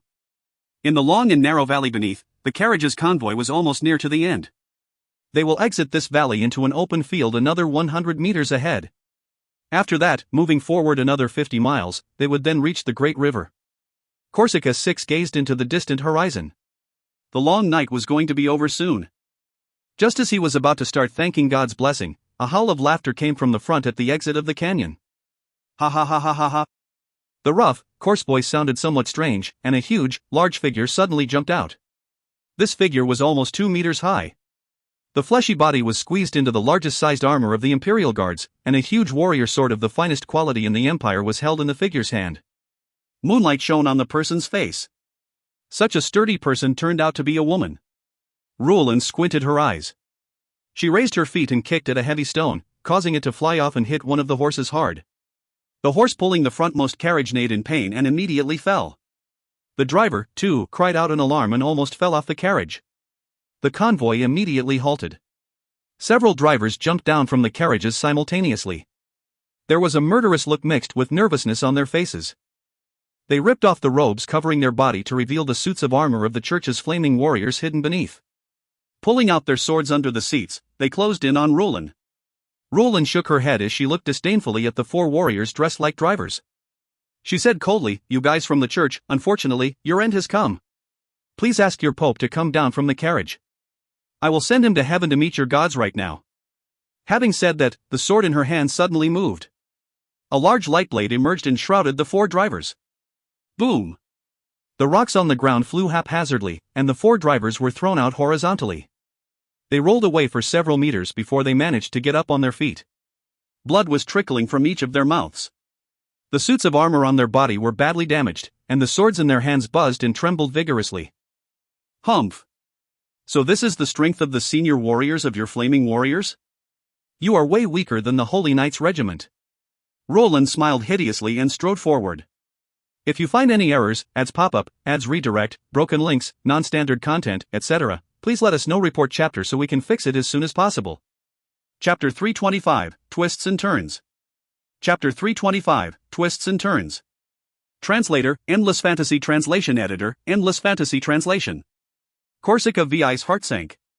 He had never seen this strange, terrifying woman before, but judging from that blow just now, her strength must be one of the greatest in the Radiant Continent for being able to blast off 3 senior members of the Flaming Warriors with just one strike. And she wore the armor of the Imperial Guards. Since when did a Boss 11 have such a master under him? He sighed and moved his spiritual force, whispering, "Get rid of her first.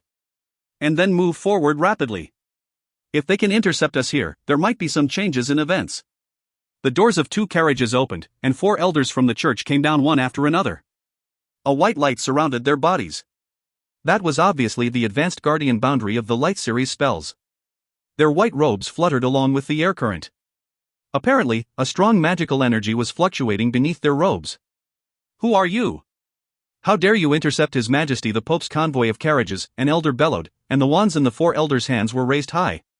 The 4 balls of dazzling white light were very eye-catching in the dark night. Following a howl, for chain-like, white light shot towards Rulin. Rulin laughed and retreated one step. The sword in her hand drew an arc, and a crescent-shaped light blade struck out. Boom! The 4 balls of white light shot out by the elders of the church were blasted into pieces mid-air. The crescent-shaped light blade then shot towards the 4 elders. They cried out in alarm, and their bodies immediately floated up. At the spot where they previously stood, a deep, large pit was blasted out from the ground after a huge bang. The 4 elders were drenched in cold sweat due to shock. This woman's strength was beyond their expectation. They did not dare to waste any more time. After exchanging glances, all of them started chanting loudly some strange spells. Roland sneered and she bent her body. After picking up some momentum, she shot towards the 4 elders in the sky like a sharp arrow. "How dare you rebel?" The 3 warriors from Flaming Warriors struggled to stand up, and the swords in their hands shot towards Rulin. They did not have the skill to fly into the air. Seeing that the elders were still chanting and afraid that this enemy would harm the elders, they threw their weapons towards her. Roland chuckled and struck out her left hand. A flash of golden light appeared and formed into a dazzling fighting energy. When the sword thrown by the three warriors touched the dazzling golden light, they were immediately struck. The three warriors grunted, and blood spurted from their mouths. Their body trembled several times and then collapsed. Roland's body was already floating in the air, and she thought to herself, these guys lack strength, but they have praiseworthy courage. Seeing that the white light surrounding the four elders were getting brighter, she laughed hysterically and shot towards them like a meteor. Following a loud boom, Roland crashed onto the guardian boundary created by her opponents. She gave out a weird cry and bounced away hard as if she had crashed into a mountain. She felt as though she could not breathe, and she almost collapsed. She could see stars in front of her eyes, and she almost blacked out. Roland cursed angrily, excellent skills. Even the most advanced guardian sorcery in the Roland continent could not stop me, you. She stood up and launched a second attack, but this time she dared not to use her head anymore. Instead, she struck with her fist. The blow from her fist carried a powerful fighting energy and a great amount of strength. With such force, she could even knock down a city wall. Even though they were all paladins, in terms of strength alone, this monster like Roland definitely did not belong to the level of humans. A loud bang was heard, and the white guardian boundary shook violently. The four elders who were desperately chanting opened their mouths and spurted blood at the same time. The white light around them dimmed for a moment but immediately shone brighter than before. Roland looked as though she was struck by lightning. She bounced back 7 to 8 meters before she was able to stabilize herself in midair. The four elders gave a tragic laugh and bit on their tongue. They then spat a mouthful of blood on the wands in their hands. In the dark of the night, their four light balls merged into one and became a massive ball of fire. Above their heads, dark clouds formed, and currents rolled among the clouds. Rumbling sounds like thunder could then be heard. Roland's face changed drastically. She had not seen or heard of such powerful magic before. This was not an ordinary sorcery to conjure thunder and lightning. Those dark clouds above their heads must be dozens of miles wide when joined together. The huge thunderbolts were still brewing among the clouds, and it was already so terrifying. If the thunderbolt struck down, this whole canyon would most probably be evened out. What kind of magic could have such great force? On the peak of the mountain, the expressions on Old Skeleton and Fatty's face had changed too. They exchanged a glance and whispered at the same time, combination magic. Was this the legendary combination magic possessed by the church, which could even defeat a domain master? The temple of the Roland continent had the combined sorcery, and sure enough, the church in the Radiant continent had the combination magic. A rumbling sound came from above their heads. Fatty suddenly grabbed Old Skeleton and after a flash, they had already moved hundreds of meters away. As they were moving away, a golden lightning struck and blasted the peak where they stood just now into infinite pieces. The rock pieces fell like raindrops. This was just a small leakage of energy before the combination magic actually blasted in full force. Fatty could not take care of anything else. He roared, "Blast off these black clouds with your strongest move before it is too late." The carriage beneath started moving again. This time, there were no drivers driving the carriage. Instead, the one sitting in front of the carriage was an elder from the church clad in a white robe. The carriage had abandoned the four elders who were desperately maintaining their magic up in the sky and left at high speed without them. The Old Skeleton sighed and said quietly, "Forget about them." Roland's body was already surrounded by golden fighting energy and she looked like a tiny burning sun. She gave out a roar and said, "Old Fatty, watch me use the ultimate move that you taught me. Destructive Strong Gale." Her body suddenly spun like a tornado, the sword in her hands became a golden light and she shot towards the dark clouds in the sky. Fatty sighed, "Fat lady, do you want to kill yourself? Your old master Sky does not want you to die." Fatty opened his mouth wide and a golden light spilled from his mouth. He soon uttered an unknown curse. Suddenly, he raised his fist and knocked the Old Skeleton down from the clouds before charging at the dark clouds in the sky. The ruckus he created was greater than Roland.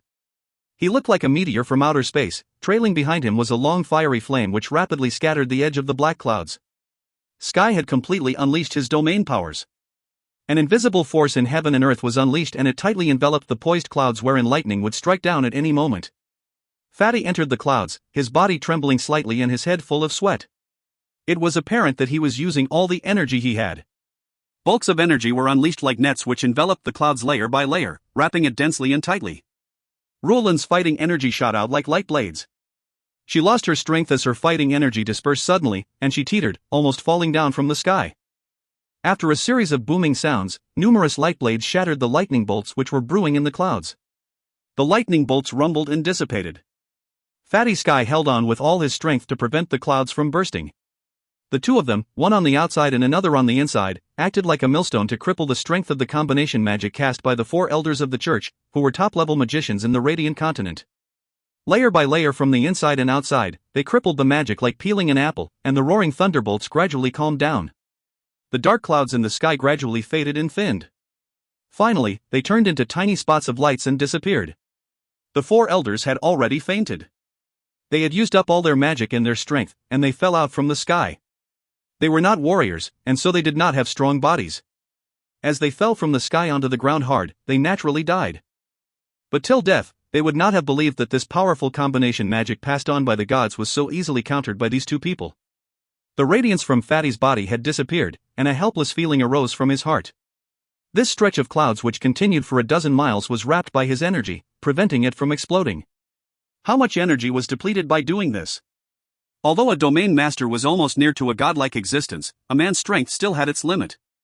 By using man's strength to wrap those thunderbolts producing dark clouds to prevent it from exploding, Fatty had already used up all his strength.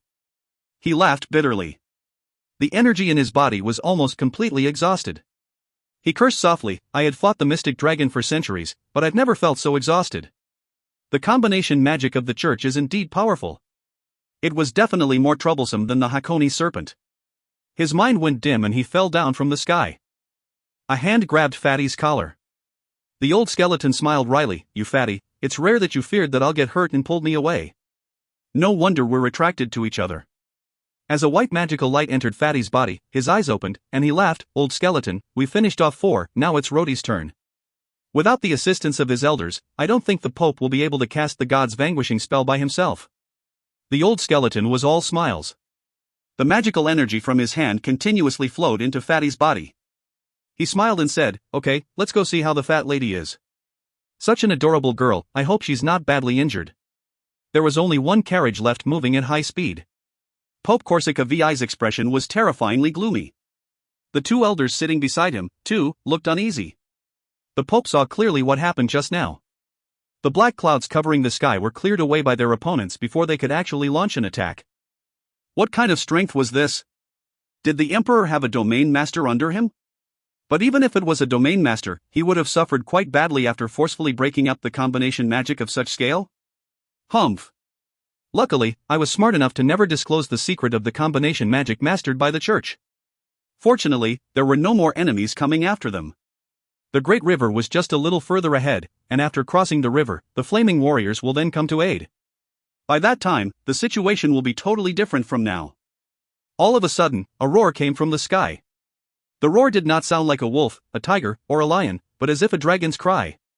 The muscles on the Pope's face twitched. He looked outside and saw a huge shadow soaring in the air, its pair of wings brought a fierce wind. That was a dragon. Although it was just a lower-formed dragon, it was still a dragon. Dragon! Dragon, the elder driving the carriage outside shrieked. Shut up, the Pope bellowed, dragons do not exist in the Radiant Continent. The Emperor must have colluded with some masters of sorcery. That is just an inferior dragon summoned by conjuration sorcery. There's nothing to be afraid of. The flying dragon lowered its body and swept past. It was flying at low altitude, very close to the top of the carriage. The horses immediately got frightened. It was the fear of a lower form of life towards a higher form of life. Even battle horses which were strictly trained were also frightened. The 4 horses which were pulling the carriage suddenly ran in different directions. Boom! The carriage tilted to one side and almost crashed over. The Pope jumped out from the window like a ghost. He gave one slight tap and the 4 ropes broke silently. The 4 horses escaped in different directions, and the carriage came to a sudden halt. The wheels were also broken. The axle cracked, and the carriage sank deeply.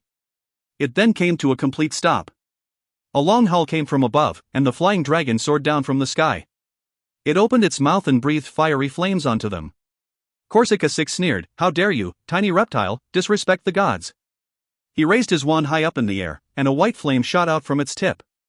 The white light not only dissolved the dragon's breath, it also caused the flame to rapidly burn the flying dragon's massive body. The dragon screeched. Half of its wing was burnt, and the scales on its body lifted up. A loud bang was heard, and it plunged to the ground not far from the carriage.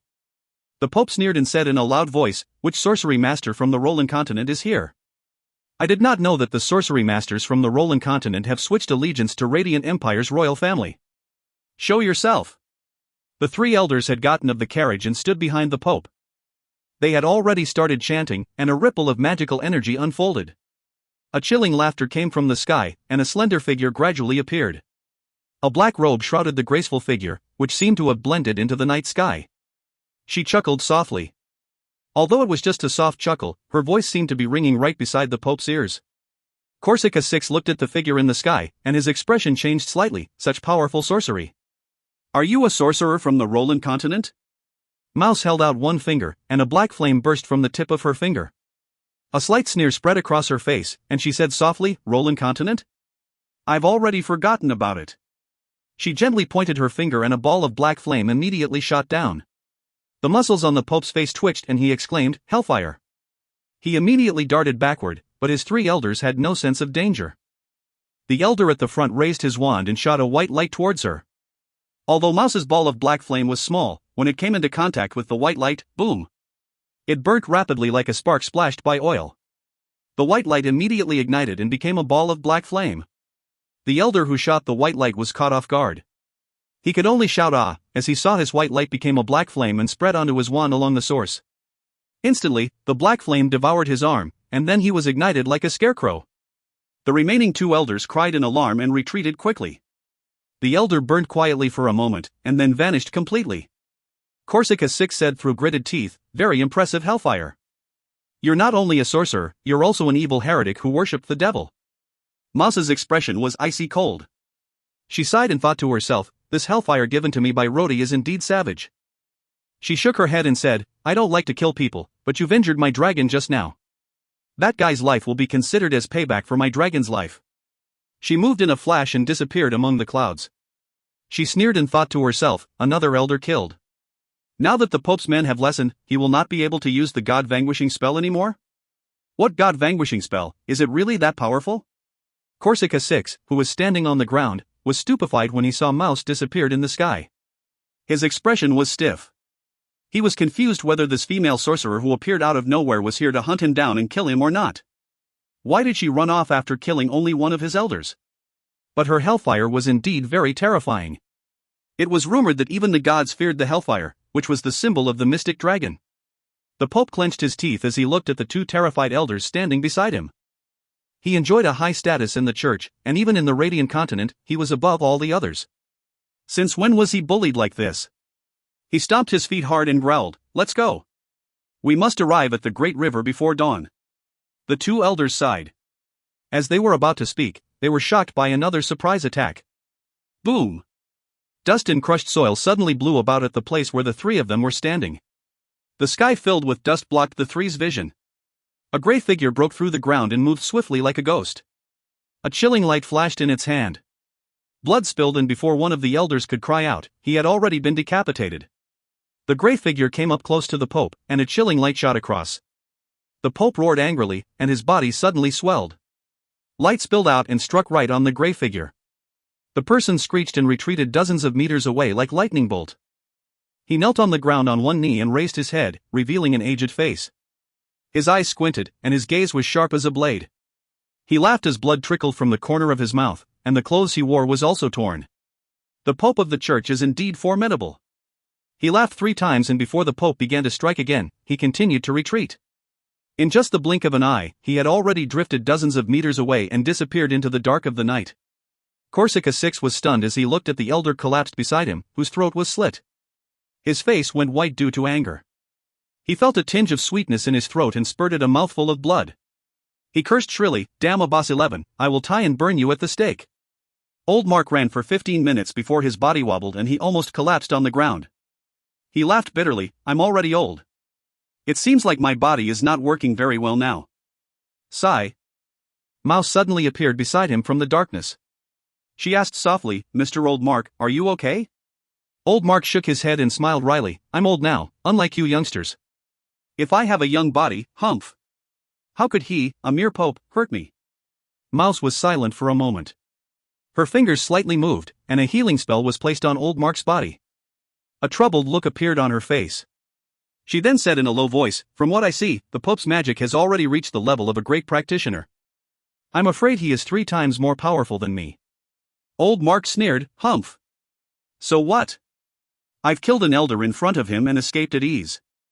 He could not do anything to me, but the blow he hurled at me in the end, it seems like the most advanced magic called the original seal of spirit. It is rather remarkable for an old man to attain such a level. He is one of the few in the history of the Empire over these few hundred years. But now, without his elders, the most formidable god's vanquishing spell of the combination magic cannot be conjured anymore. Now we will have to see if young Rhodey ahead can finish him off." Mouse frowned and said, "You guys seem to fear the god's vanquishing spell very much. Is it a very powerful magic? Why haven't I heard of it before?" Old Mark went silent for a moment. He then shook his head and said, "Girl, that god's vanquishing spell is really terrifying.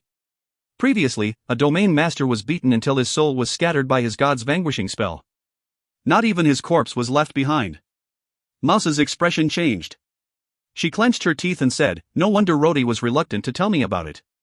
Is he afraid that I'll worry?" She stomped her feet angrily and said, "I'm going to find Rhodey. He's alone ahead. I'm a bit worried." Having said that, she drifted away like a gust of wind.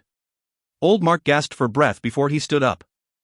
He still felt some pang in his chest, and he said with a bitter smile, "Sigh, have I been living an overly carefree life all this while? I'm already 200 years old, why can't I even defeat a pope?" If you find any errors, ads pop-up, ads redirect, broken links, non-standard content, etc., please let us know. Report chapter so we can fix it as soon as possible. Chapter 326, Rhodey's Revenge, I. Chapter 326, Rhodey's Revenge, I. Translator, Endless Fantasy Translation Editor, Endless Fantasy Translation. The Pope only had one elder following him now. They could only rely on their powerful magic to fly as they had lost their carriage. After flying for dozens of miles, they saw from afar a wide river flowing ahead. It was already nearing dawn right now. There was a faint white light in the sky, and a glow gradually appeared at the end of the horizon in the east. The surrounding was quiet and peaceful, only the gurgling sound of the flowing river could be heard. However, the Pope did not dare to let his guard down anymore. Initially, he thought that he would be able to divert the attention of the royal family's pursuers by dividing his forces into 2 groups, while he and several elders flee through another route. But they were hunted down several times in one night. It was obvious that the royal family knew their escape route very well, especially now that they had reached the river bank, which was the best natural place to intercept them. He took a deep breath. Under the effect of powerful magic, a golden light flashed in his eyes, and the clarity of his vision immediately increased 10 times. He could see clearly each and every detail of the surrounding areas with his eyes. Even the tender shoots on the treetop and the pebbles on the riverbank became extremely clear. He turned and whispered to the elder beside him, "Okay, release the signal." Upon hearing his order, the elder took out a tiny crystal rock which was as red as blood from his chest. He slowly threw it into the sky and pointed his wand at it. Boom! An invisible ripple, which was colorless and shapeless, spread out. This was a secret signal formed using magic, and only those with profound magical powers could see it. Ordinary people could never see it. This was the secret signal of contact within the church. By using it, they could also avoid being hunted down by the royal family's armies. "Your Holiness, they're here," the elder exclaimed, excited and delighted at the same time. Sure enough, in the sky, a stream of gentle magical energy was transmitted from across the great river. Although he could not see anything with his naked eyes, Corsica 6 could clearly sense the other party's echo with his powerful magic ability. The traces of magic rippled like water waves. It corresponded to the signal he released from afar. However, he apparently sensed something amiss. "Why is it so quiet?" Corsica 6 scowled. "Weren't they told to bring their men to come to our aid?" His eyes narrowed. Although the great river was about 100 meters wide, when the Pope scanned his eyes across the river and probed around using his magical powers, there was not the slightest sign of life energy from humans across the river, but only a hint of death. The Pope suddenly gasped, "Something is not right." Just as he was saying that, the surface of the great river in front of them rolled and foamed in an unusual manner. Corsica 6 could clearly sense a strong and pure energy unfolding. That was apparently the most authentic and purest form of energy of the Light series. Regardless of the sorcerers in the Roland continent or the magicians in the Radiant continent, those who believed in the religion of God all practiced the purest magic of the Light series. But this energy coming from in front was gentle and warm without a tinge of ferocious murderous aura. It was as if it had blended into heaven and earth. The wide great river before them split quietly. The tranquil surface of the river was as though cut open by a pair of invisible scissors.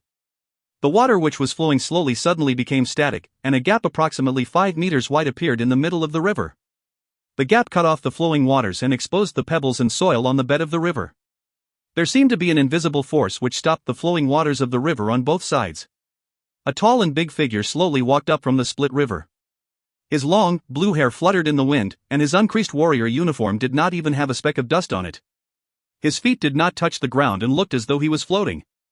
Only Corsica 6 could sense that pure light series energy was actually emitted from this person. His hand was held up gently, and the pure white ring on his fingertip radiated a soft glow.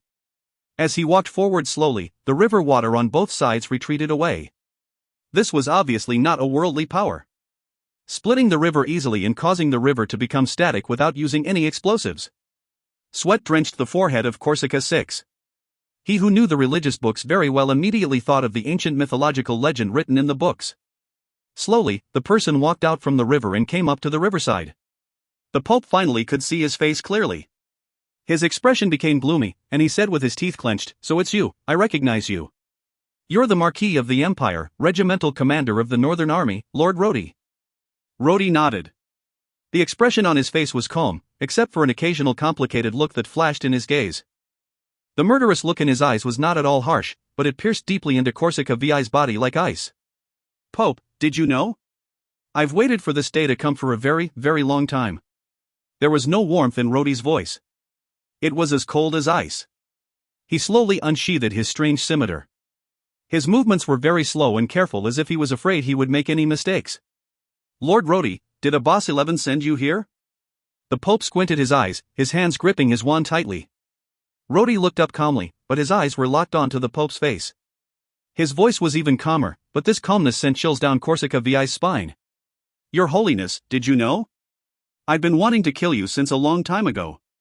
I've always wanted to." Rhodey said calmly, "So I've been waiting for this chance like today for such a long time. I've even thought about this before. If one day I can confront you, how will I strike?" A smile crept up on his face. That was a very scary smile. "Previously, I thought I will be very agitated, very angry, and I will lunge at you recklessly and fight you until death." Rhodey continued slowly, "But I will not do this, because this opportunity is too precious. I will cherish this opportunity. Even though now my heart is raging, and I want it so badly to rip you into pieces immediately, I still need to remind myself to remain calm and be careful. I cannot afford to make a single mistake." He raised his scimitar and smiled. "You see, I'm ready now. I assure you that I will go to all lengths. No matter what, I must kill you today." Confronted by such a terrifyingly calm Rhodey, Corsica 6 subconsciously retreated one step back. He could clearly sense the murderous aura from Rhodey, but the expression on Rhodey's face was way too calm. "Marquis Rhodey, I can't recall when the religion of God had offended you." Corsica 6 said coldly, "As the Empire's Marquis who has boundless prospects, you deliberately defied the religion of God in the Tulip family's fief. You said you wanted to kill me, but I don't remember having any grudge between you and me." Rhodey chuckled, and a weird look appeared in his eyes. He shook his head and said, "Pope, you are very smart. Are you trying to stall for time? Let me tell you, the flaming warriors across the river whom you are waiting to come to your aid will not be coming anymore, never. All 3,200 of them were completely dead last night. I can assure you in my name, none of them have survived. Every single one of them is dead." "Impossible," the elder standing at his side roared, "impossible. We have millions of armies in the eastern region. You can't possibly sneak into the eastern region and kill off all our support army quietly." Rhodey smiled. "It was indeed impossible, but unfortunately, you all are just a bunch of psychics. Perhaps there are powerful magicians among you who have boundless magical power, but when it comes to war, you all are just amateurs." Rhodey gently erected one finger, "Just one small trick. We just carefully revealed bits and pieces of the news of your escape to the vampire tribe, and intentionally advanced your contact time half a day earlier. So yesternight, the 3,000 men army that was waiting to get in touch with you at the opposite side of the river were ambushed by the vampire tribe. 1,000 assassins from the vampire tribe had easily crushed the 3,000 blazing warriors that were sent to pick you up." His smile was evil, the kind of evil that was formed from genuine hatred from the depths of his heart. "Of course, we secretly helped them a bit. I suppose you have been hunted down several times along the way? That was just to hold you up and buy some time so that I have the time to get rid of your supporting armies." The smile on Rhodey's face finally disappeared, and a murderous look appeared in his eyes. He said in a low voice, "Now, I can assure you that there aren't any forces of the church within 100 miles from here. And you, Your Holiness Corsica 6, there aren't any elders or flaming warriors beside you anymore, so, you are destined to die here today. You, as the royal family of the empire, how can you collude with the vampire tribe?" The elder standing beside the Pope shouted angrily. He was so frightened that he could only vent his stress by shouting and scolding. "Shut up," Corsica 6 suddenly whispered. His originally aged face seemed to have become 10 times older in the blink of an eye. His eyes became hollow, he shook his head gently and said in a low voice, "Lord Rhodey, you guys are really brilliant, very brilliant, but I really don't understand. Where did your hatred towards me come from?" He smiled, but his smile was very bitter. "I can sense your killing intention towards me. Such hatred, where did it come from?" Rhodey walked towards him slowly. As he closed in step by step, golden fighting energy silently flared up from his body, and the scimitar in his hand buzzed due to the fighting energy. "I was just a small boy who was alone and had no one to depend on since young. There was once this person who treated me very well. He was like a teacher, like a father, to me. He taught me how to become a man, and he taught me swordsmanship. He made me understood the truth of strength, and he even taught me all his lifetime knowledge." Rhodey's voice became softer and softer, his body trembled uncontrollably. "But, you killed him. You killed him right in front of my eyes. You destroyed his soul and mind, and not even his corpse was left behind." He waved the scimitar, and a golden half-moon slash split out. After a howling sound, the half-moon slash struck heavily on the ground in front of Corsica VI's feet. A deep crack was left behind on the ground. "Half-moon slash, you are talking about Master Autumn," the Pope's pupils constricted, and he exclaimed, "I remember now. You were that lad who battled the vampire tribe's prince at Prince Baron's residence that night years ago. It was on that night that we obtained the Dracula's spear." Looking at the burning golden fighting energy around Rhodey's body, Corsica 6 sighed feebly, "I didn't expect that you've already attained the level of sacred swordsman. Master Autumn's disciple is indeed extraordinary." He thumped his wand hard on the ground and bellowed, "Come on then. I'm God's most loyal servant. I would like to see how you are going to fight against God's dignity." An outstanding white light surrounded the Pope Corsica 6. There was a holy glow on his face. His beard and hair fluttered under the morning twilight, making him look like a divine lord. "Evil heretic, receive the punishment of the gods." The elder at the side suddenly roared and took 2 big steps forward, blocking in front of the Pope. The wand in his hand was also inserted into the ground. He drew a cross on his chest using his hands, and then his wand too emitted a white light. "Humph. The Light Series God's Guardian boundary again. Do you really think that that thing that looks like a turtle shell can stop me?" Rhodey sneered, and then he moved. He seemed to have moved in a flash and took 1 step forward. But by taking just 1 step, he had already stepped forward several meters and suddenly appeared in front of the elder. Sure enough, the white guardian boundary of the Light Series was unable to stop him. He had just entered as he pleased. Both the elder and Corsica VI's faces changed drastically. They looked at Rhodey in disbelief. Impossible. Even a domain master could not so easily break through and enter this kind of guardian boundary. Rhodey's body flashed again, and he went up so close to the elder, his face was almost touching the elder's nose. There was a chilling smile on his face. "I forgot to tell you that I possess the body of the mystic dragon. Whichever Light Series spells you use, unless you've attained the domain level, if not, when used on me." His eyes suddenly narrowed. "I'm immune." A black flame shot out from his hand. A whooshing sound was heard, and a black dragon rammed through the elder's body. The elder screeched and he fell to the ground as a hole was punched through his body. A black spear was impaled on his body, and a black flame was silently devouring his body, as well as his soul. Dracula's spear. The Pope looked as though he had just seen a ghost. His face changed dramatically. "So it was you who took it away." Rhodey grabbed the spear and stepped forward. The vampire tribe's magical weapon was indeed powerful. The flesh and blood of the elder who was pierced with it were rapidly drying up, as though his whole body was sucked dry by this magical weapon that was cursed by the gods. He immediately became a mummy. Rhodey pulled up the spear and looked at the Pope smilingly. "Years ago, you ambushed Master Autumn with this spear. Now, I'm going to do the same to you. If you find any errors, ads pop-up, ads redirect, broken links, non-standard content, etc., please let us know. Report chapter so we can fix it as soon as possible." Chapter 327, Rhodey's Revenge, 2. Chapter 327, Rhodey's Revenge, 2. Translator, Endless Fantasy Translation Editor, Endless Fantasy Translation. Go to hell. Rhodey roared and stabbed the spear in his hand forward. Corsica 6 laughed woefully, but he did not dodge. A light of despair flashed in his eyes, along with a tinge of madness. The spear pointed at the Pope, who stood upright and unafraid.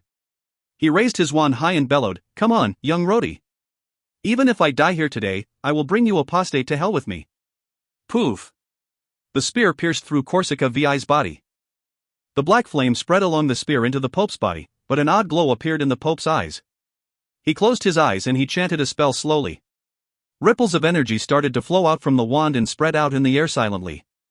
Rhodey immediately felt that something was wrong. The Dracula spear was the vampire tribe's magical weapon. The flesh and blood of those who were pierced by this magical weapon would be sucked dry. Even their souls would be absorbed into the spear and imprisoned in it for eternity. However, the spear had pierced through the Pope's body and left a massive hole in his chest, but everything seemed to have frozen. Although fresh red blood was slowly spilling out, there was nothing else unusual about the Pope's body except for his face, which had become paler. Rhodey could indistinctly make out the golden rays radiating from the Pope, which suppressed the devil flame on the Dracula spear. The golden rays did not look like any Light Series spells. This aura. Rhodey's heart sank. He had an uneasy feeling. This aura, it felt like the same aura that Rhodey had experienced during the battle with the Hakone serpent in the Roland continent. That aura was completely different from any power in this world. It was an aura beyond human strength. It was not a fighting energy, not a domain master's energy, but the level of gods. Rhodey finally understood why he was so familiar with this aura. It was because traces of a divine primordial spirit fluctuated with it. The smile on the Pope's pale face became creepier. He opened his mouth and released some golden gas. He then gave a sad laugh and said, "Marquis Rhodey, let's go to hell together." As he was saying that, he waved his wand gently, and a golden light shot into the air towards the clouds like a sharp arrow. It looked as though it could pierce a hole in the sky. Rhodey's heart raced and he subconsciously withdrew the spear, but it felt like some force was controlling the Dracula spear, and the golden rays emitted from the Pope was rapidly devouring the black flame on the Dracula spear. The body of the Dracula spear started to buzz, and Rhodey could clearly feel the spear vibrating. Rhodey gritted his teeth and let go of the spear. His other hand grabbed the dragon spell scimitar and struck it forward violently. The Pope sighed and closed his eyes, but he held out one hand and warded off Rhodey's scimitar barehanded. A loud clang was heard. As Rhodey's scimitar, which carried golden fighting energy, struck heavily on the Pope's arm, a loud noise was made. Under the protection of the golden rays on the Pope's arms, his arms emitted a strange glow that made it seem like it was not made of flesh and blood anymore. A thundering sound exploded, and Rhodey felt a shock from the great impact that his body was unable to resist as his body shot backward. An arm soared into the sky. The Pope cried out in pain and his body staggered, almost collapsing onto the ground. He spurted blood again inside. "Good. Good. Good. Good one, Marquis Rhodey. I didn't expect that besides having the Dracula spear, your scimitar carries the dragon tribe's curse. Even my magical body could not withstand it."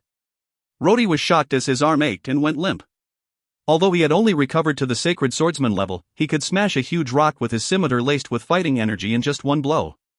But now, the Pope warded off his attack with his bare arm, and even knocked him off. Rhodey felt that his fighting energy was smashed by the impact just now.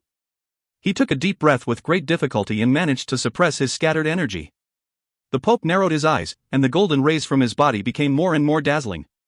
He had an inviolably sacred and majestic aura around him. The golden beam from the wand in his hand connected directly to the sky, and it tore open the vault of heaven. Flames and thunders poured down from the opening, burning the sky and even suppressing the rays of the rising sun in the east. A strange phenomenon was formed in the sky. Half of it occupied by the rising sun, and the other half was full of thunders and lightning. "Rhodey, you are already very powerful. I did not hesitate to shorten my life and merge my body with the artifact gifted by the gods to the church. I thought that none of the weapons in this world can harm me anymore, but I did not expect that." He glanced at his amputated arm. Before Rhodey could speak, a cold voice rang from afar, "You've committed the sin of blasphemy by merging your mortal body with God's artifact. As a pope, how dare you steal the power of the gods?" Mouse drifted to Rhodey's side like a whiff of smoke. There was concern in her eyes, and she placed a healing spell on Rhodey's body. "Be careful."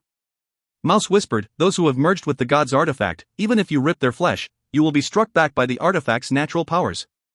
Rhodey sneered, "It's just an artifact. I've seen many of them, what can it do to me?"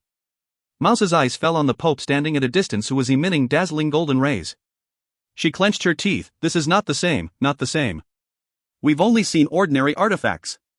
The force exerted by those artifacts were driven by humans' magical powers, but since he had merged his body with the artifact, that means he is now using his life to drive the artifact. Ah! The Pope suddenly opened his mouth and rays of golden light spilled out. The expression on his face seemed like he was in extreme agony. The golden fighting energy from his body flowed continuously onto the wand, which then became a beam shooting directly up into the sky. The beam kept tearing the opening bigger and bigger. Mouse's expression changed, and she exclaimed in shock, "It's the Heaven Mending Stone! It's the Heaven Mending Stone! This old devil has refined the treasured artifact of the religion, the Heaven Mending Stone, into his body." She grabbed Rhodey and shouted, "We cannot kill him today, let's go." Rhodey struggled free from Mouse's grasp and roared, "Why? If I don't kill him today, how long more do I have to wait for the next chance?" He would not listen to Mouse. He held his scimitar and charged forward.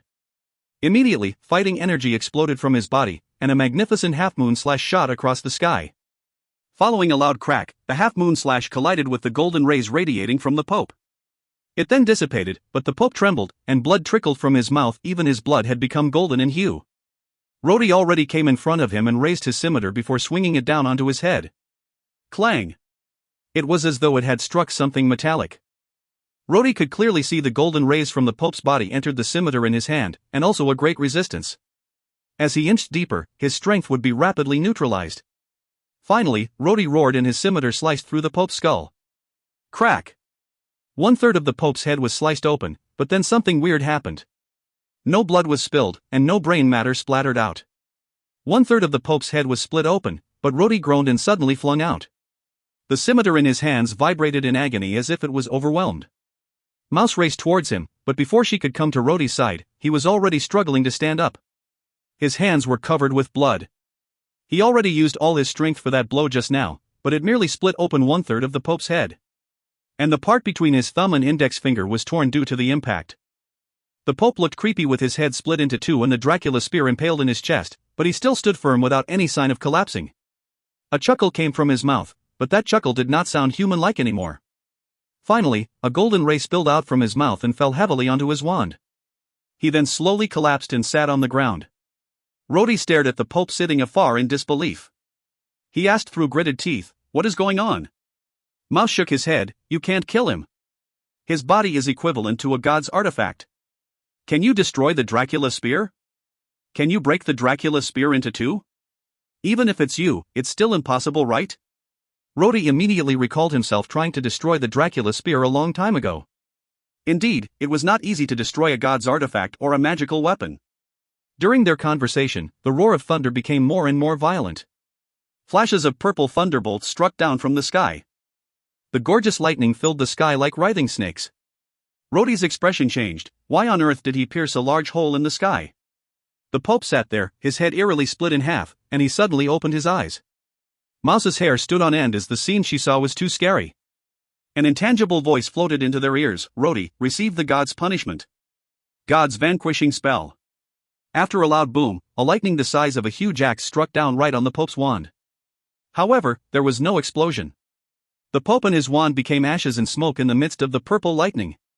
They had become invisible. A gigantic hand stretched out from the sky and completely tore open the crack in the vault of heaven. A large black hole appeared, and a golden armored giant formed from light stepped out from the black hole. Mouse was stupefied as she looked at the weird phenomena in the sky. She muttered, "It's indeed the god's vanquishing spell.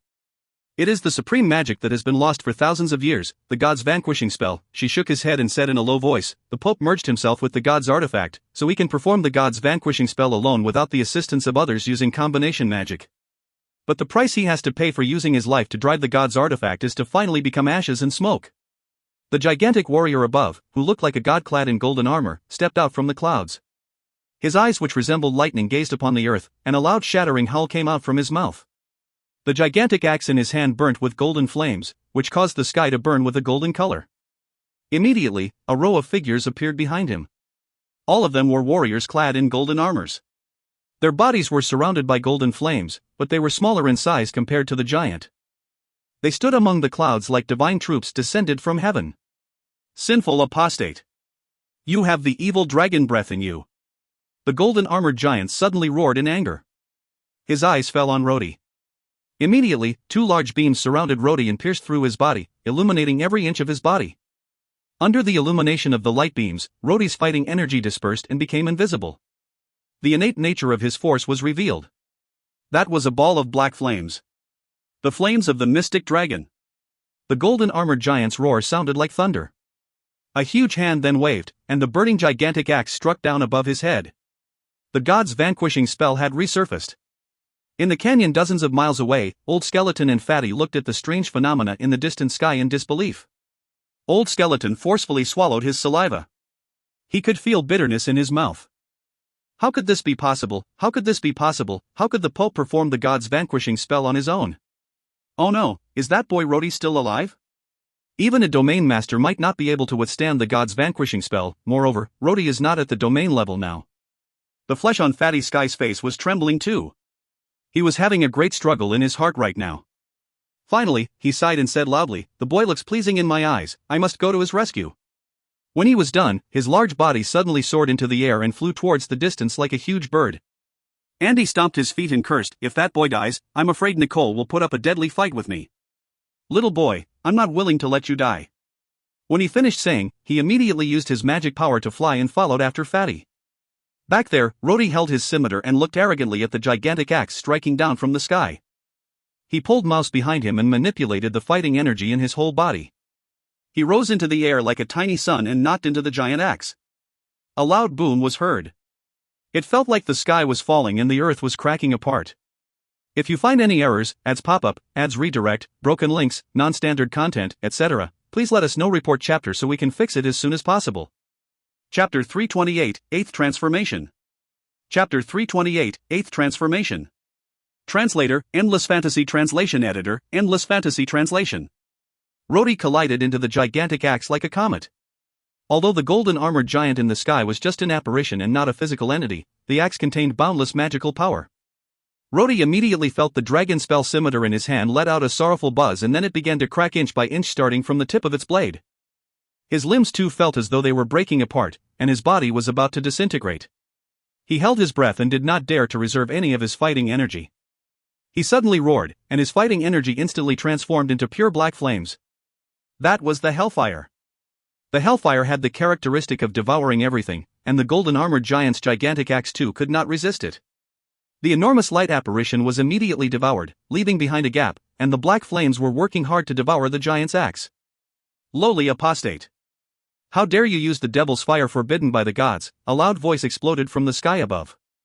The huge sound wave immediately blasted Rhodey away, and he fell heavily on the ground. Boom! A deep, large pit 10 meters wide was formed in the ground.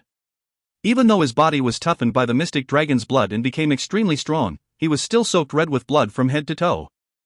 There were thousands of wounds on his body, and every inch of his skin had split open. Right now, Rhodey was badly mutilated.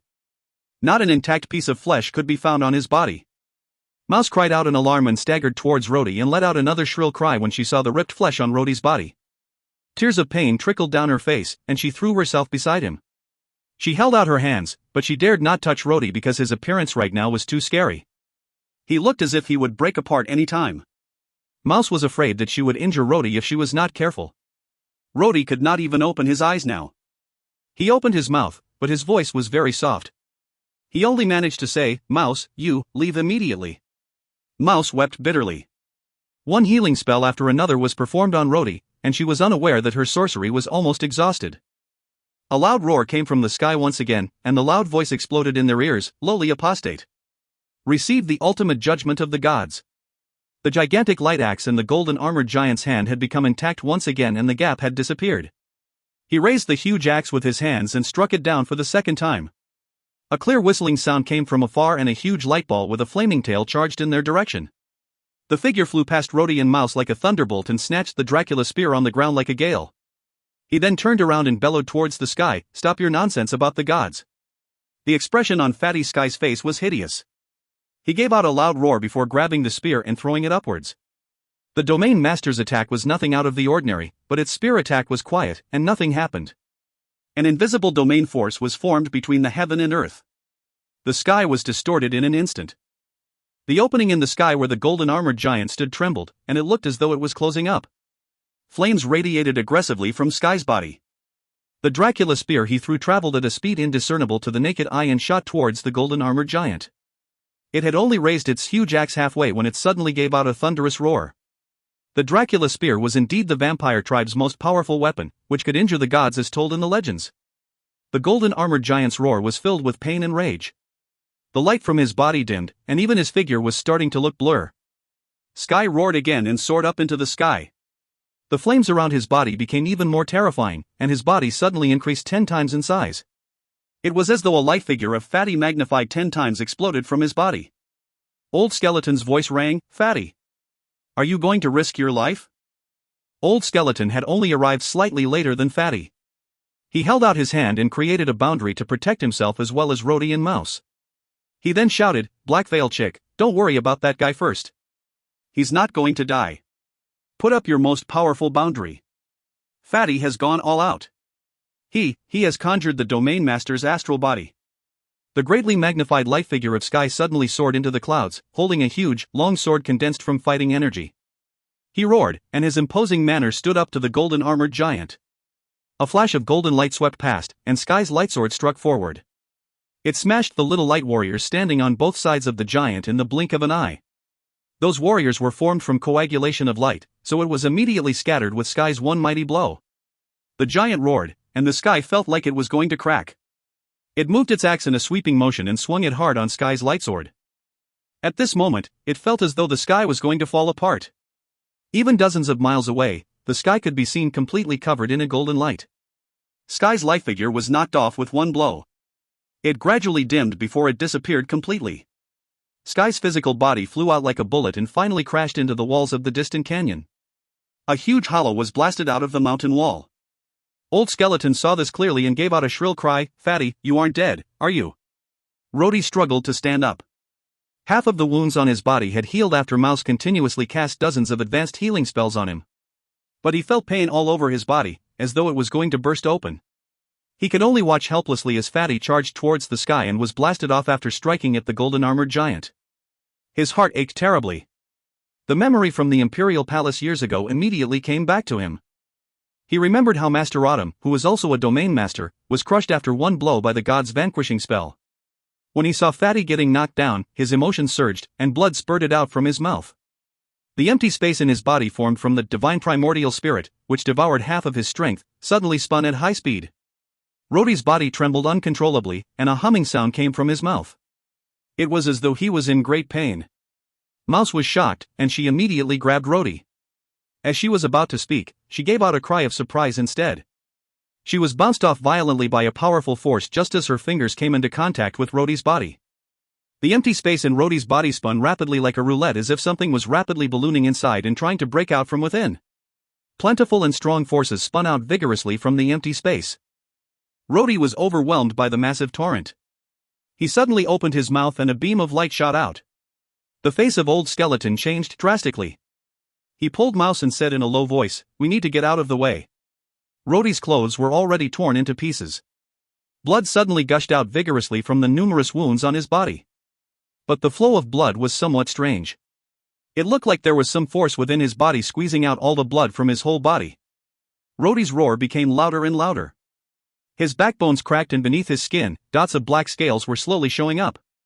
He suddenly knelt on the ground, and swoosh! An enormous pair of dragon wings spread out from his back. The blood gushing out from his wounds finally stopped. Black flames rose from his body which evaporated the gushing blood in an instant. Rhodey stood up slowly. He had bled so much, but his body was gradually swelling up. His eyes had transformed into an abnormally black color, and they looked towards the sky maliciously. The wounds all over his body were healing at an insanely high rate. Granulation tissues could be seen growing insanely with the naked eyes. All of a sudden, he clenched one fist and punched it towards the golden-armored giant in the sky. A beast-like snarl came from his mouth. Roar! Following a loud bang, gusts of wind whipped up, blowing away the golden light filling the sky. The scales on his body were rapidly growing. In just a while, the scales had covered all of his body and it finally stopped after spreading towards his cheek. Rhodey, right now, had a pair of huge wings behind his back, his body was covered with black scales, and he had become 3 times taller. The golden-armored giant instinctively flinched at the power of his roar. But he then gave out a weak howl, "Lowly, evil apostate. You! How dare you use the mystic dragon's spiritual dragon change in front of the gods? Old Skeleton's face changed drastically. He stared at Rhodey and was unable to utter a single word. Mouse was aghast. She, too, looked at Rhodey anxiously. Her voice shook as she said, Did he? Old Skeleton closed his eyes and he calculated rapidly, at the southern mountains where he transformed into a dragon and killed Wuya, that was the first transformation. In the Imperial City where he wiped off the vampire tribe after Jojo was killed, that was the second transformation. At the Thunder City where he battled with Paladin Fielding, that was the third transformation. At the sea along his journey to Roland Continent where he battled with the first Paladin of the Dragon Tribe, that was the fourth transformation. In the Roland Continent where he put on the ring from Old Moses' staff and was hunted down by 3 Dragon Paladins, breaking through the domain, that was the fifth transformation. In the Hakone Kingdom where he underwent yet another transformation while slaying the Hakone Serpent, that was the sixth transformation. And then on his way back he got rid of the pursuers from the Roland Temple, that was the seventh transformation. He spoke rapidly. After he finished calculating, his expression calmed down a bit. He sighed and said, Luckily, so now this is the eighth transformation. The situation is still not out of hand. Rhodey's body bent forward slightly. He poised and suddenly shot into the air. A loud bang was heard. The ground where he stood previously exploded and rubble spattered everywhere. The wings on Rhodey's back spread open and fluttered. He stood high up in midair. Black fumes silently spread out from his body, and it was totally different from the hellfire performed by Rhodey during normal days. These were not flames, but just black fumes, spreading out silently. The golden armored giant seemed to fear Rhodey very much. Although Rhodey was very tiny when compared to him, Rhodey just stopped right beneath his nose, and the giant dared not strike the gigantic axe in his hands down on him. A series of laughter rang through the sky. Rhodey's laughter was extremely ear-piercing, and it was not the kind of laughter that humans could make. When Old Skeleton and Mouse heard his laughter, they trembled, and their faces were ashen. They had to quickly cover their ears with their hands as the laughter sounded like some devilish voice from hell that could rip open one's soul when it fell on their ears. The golden armored giant seemed like he was becoming more and more afraid.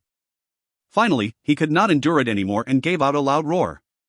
The light axe in his hand swung out aggressively, and this blow too shook heaven and earth. It was even more powerful than that blow which knocked off Fatty just now. Clang! A strange noise came from the sky.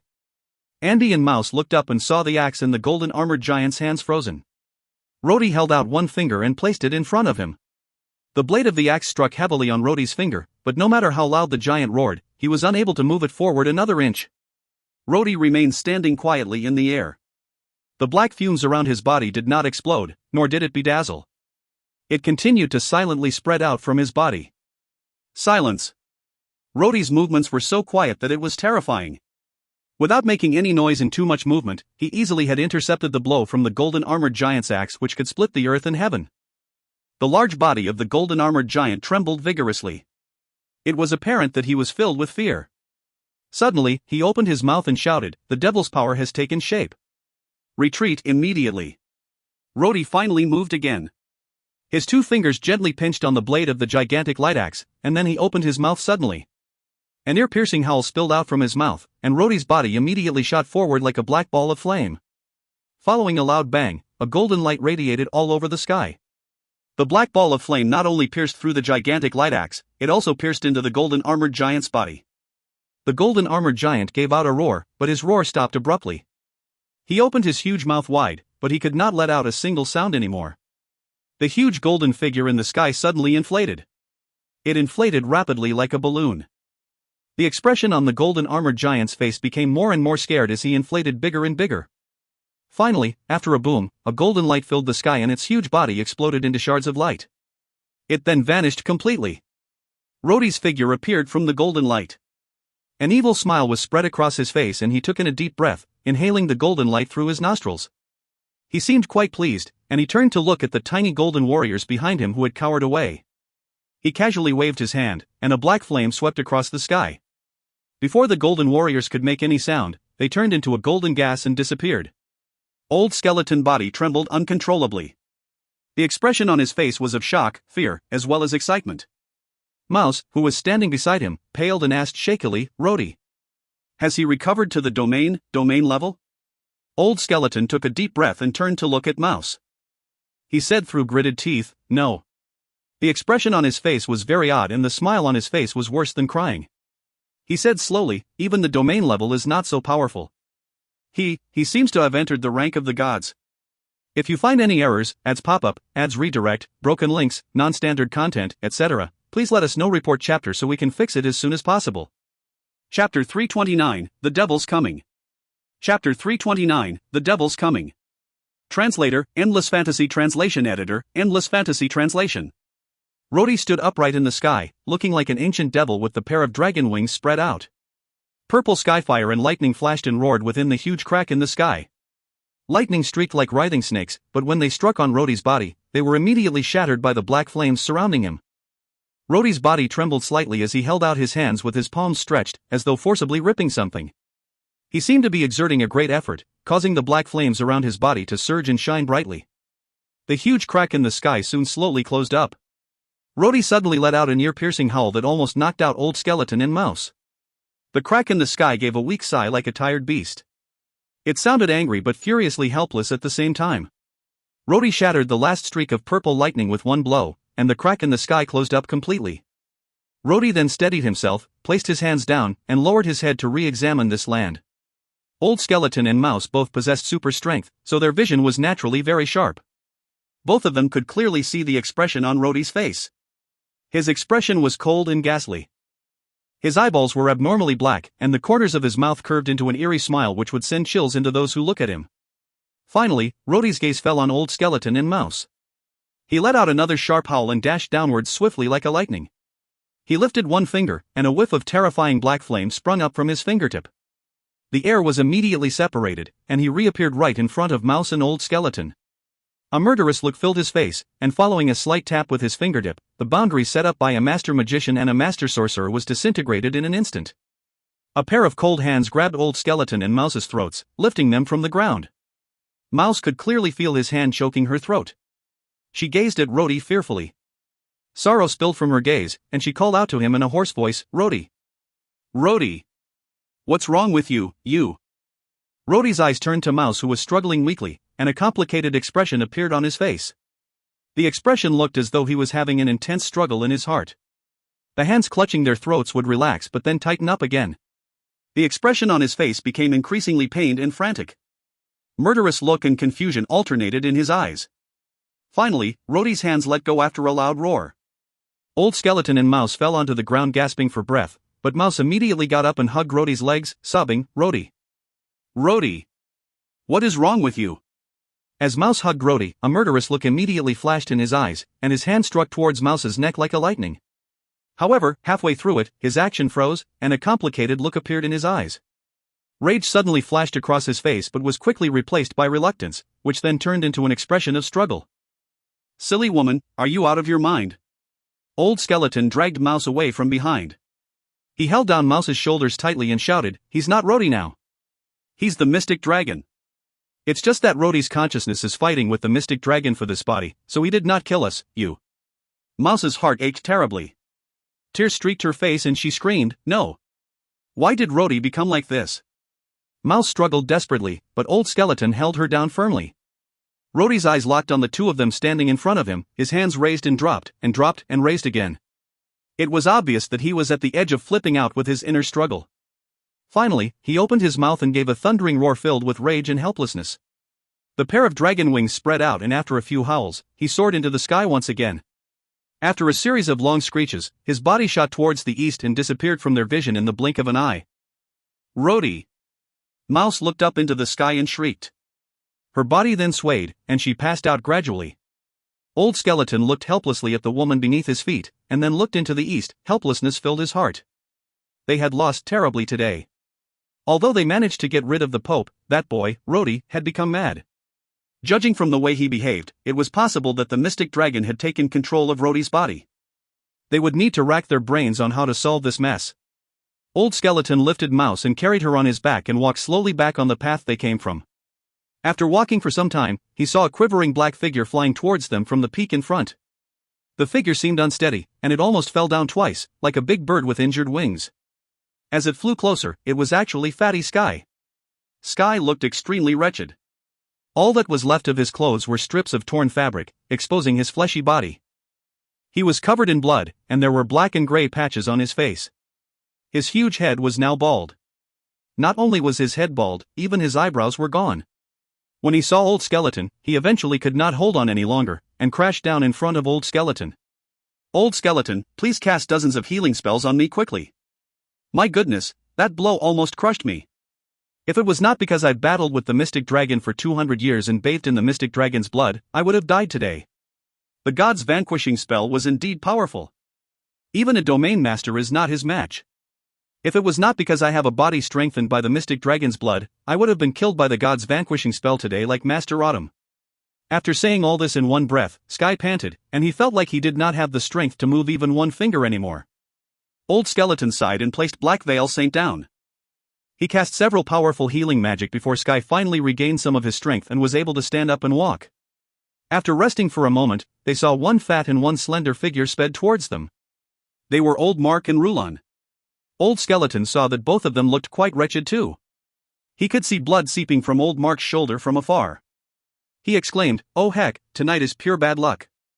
During the battle just now, Old Mark and Rulon were not far away.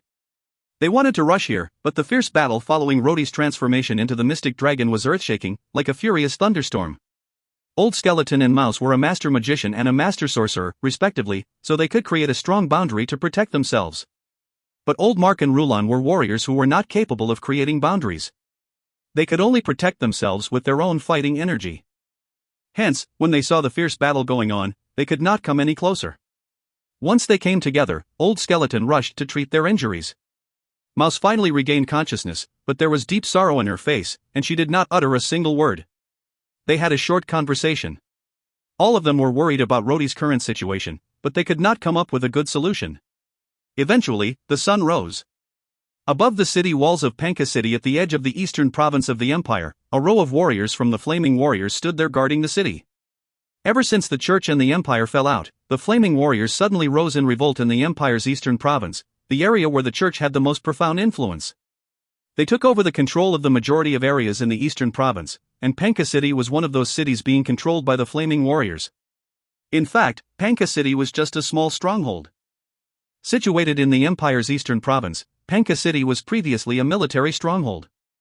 400 years ago, before the Radiant Empire unified the Radiant Continent, Panka City was a military stronghold at the border of the Empire in the east of the Radiant Continent. It was a frontline battlefield used to resist the Radiant Empire's attacks. But after the Radiant Empire unified the Radiant Continent, Panka City had evolved in these 400 years into the Empire's eastern province border's important traffic point. It had also gradually transformed from a military stronghold into a half-military city. Panka City was not large. Originally, there were 50,000 ordinary residents, 10,000 local garrisons of the Empire, and about 10,000 merchant travelers who came and went. It was merely a pit stop for transportation and trade. When the Church and the Empire fell out, the Flaming Warriors seized power here and expelled all the Empire's local garrison. As a result, almost all the residents here had fled too. The local garrisons of the Empire were all local people and they were basically residents of Panka City. When the army was expelled, the residents of Panka City too fled together with the army. Old Skeleton was correct. Religion was just illusory. For the normal folks, when it involved the matter of survival, being religiously pious would then be far less important. Hence, although the Flaming Warriors had seized this important city in the eastern region of the Empire, they had lost almost 90% of the population.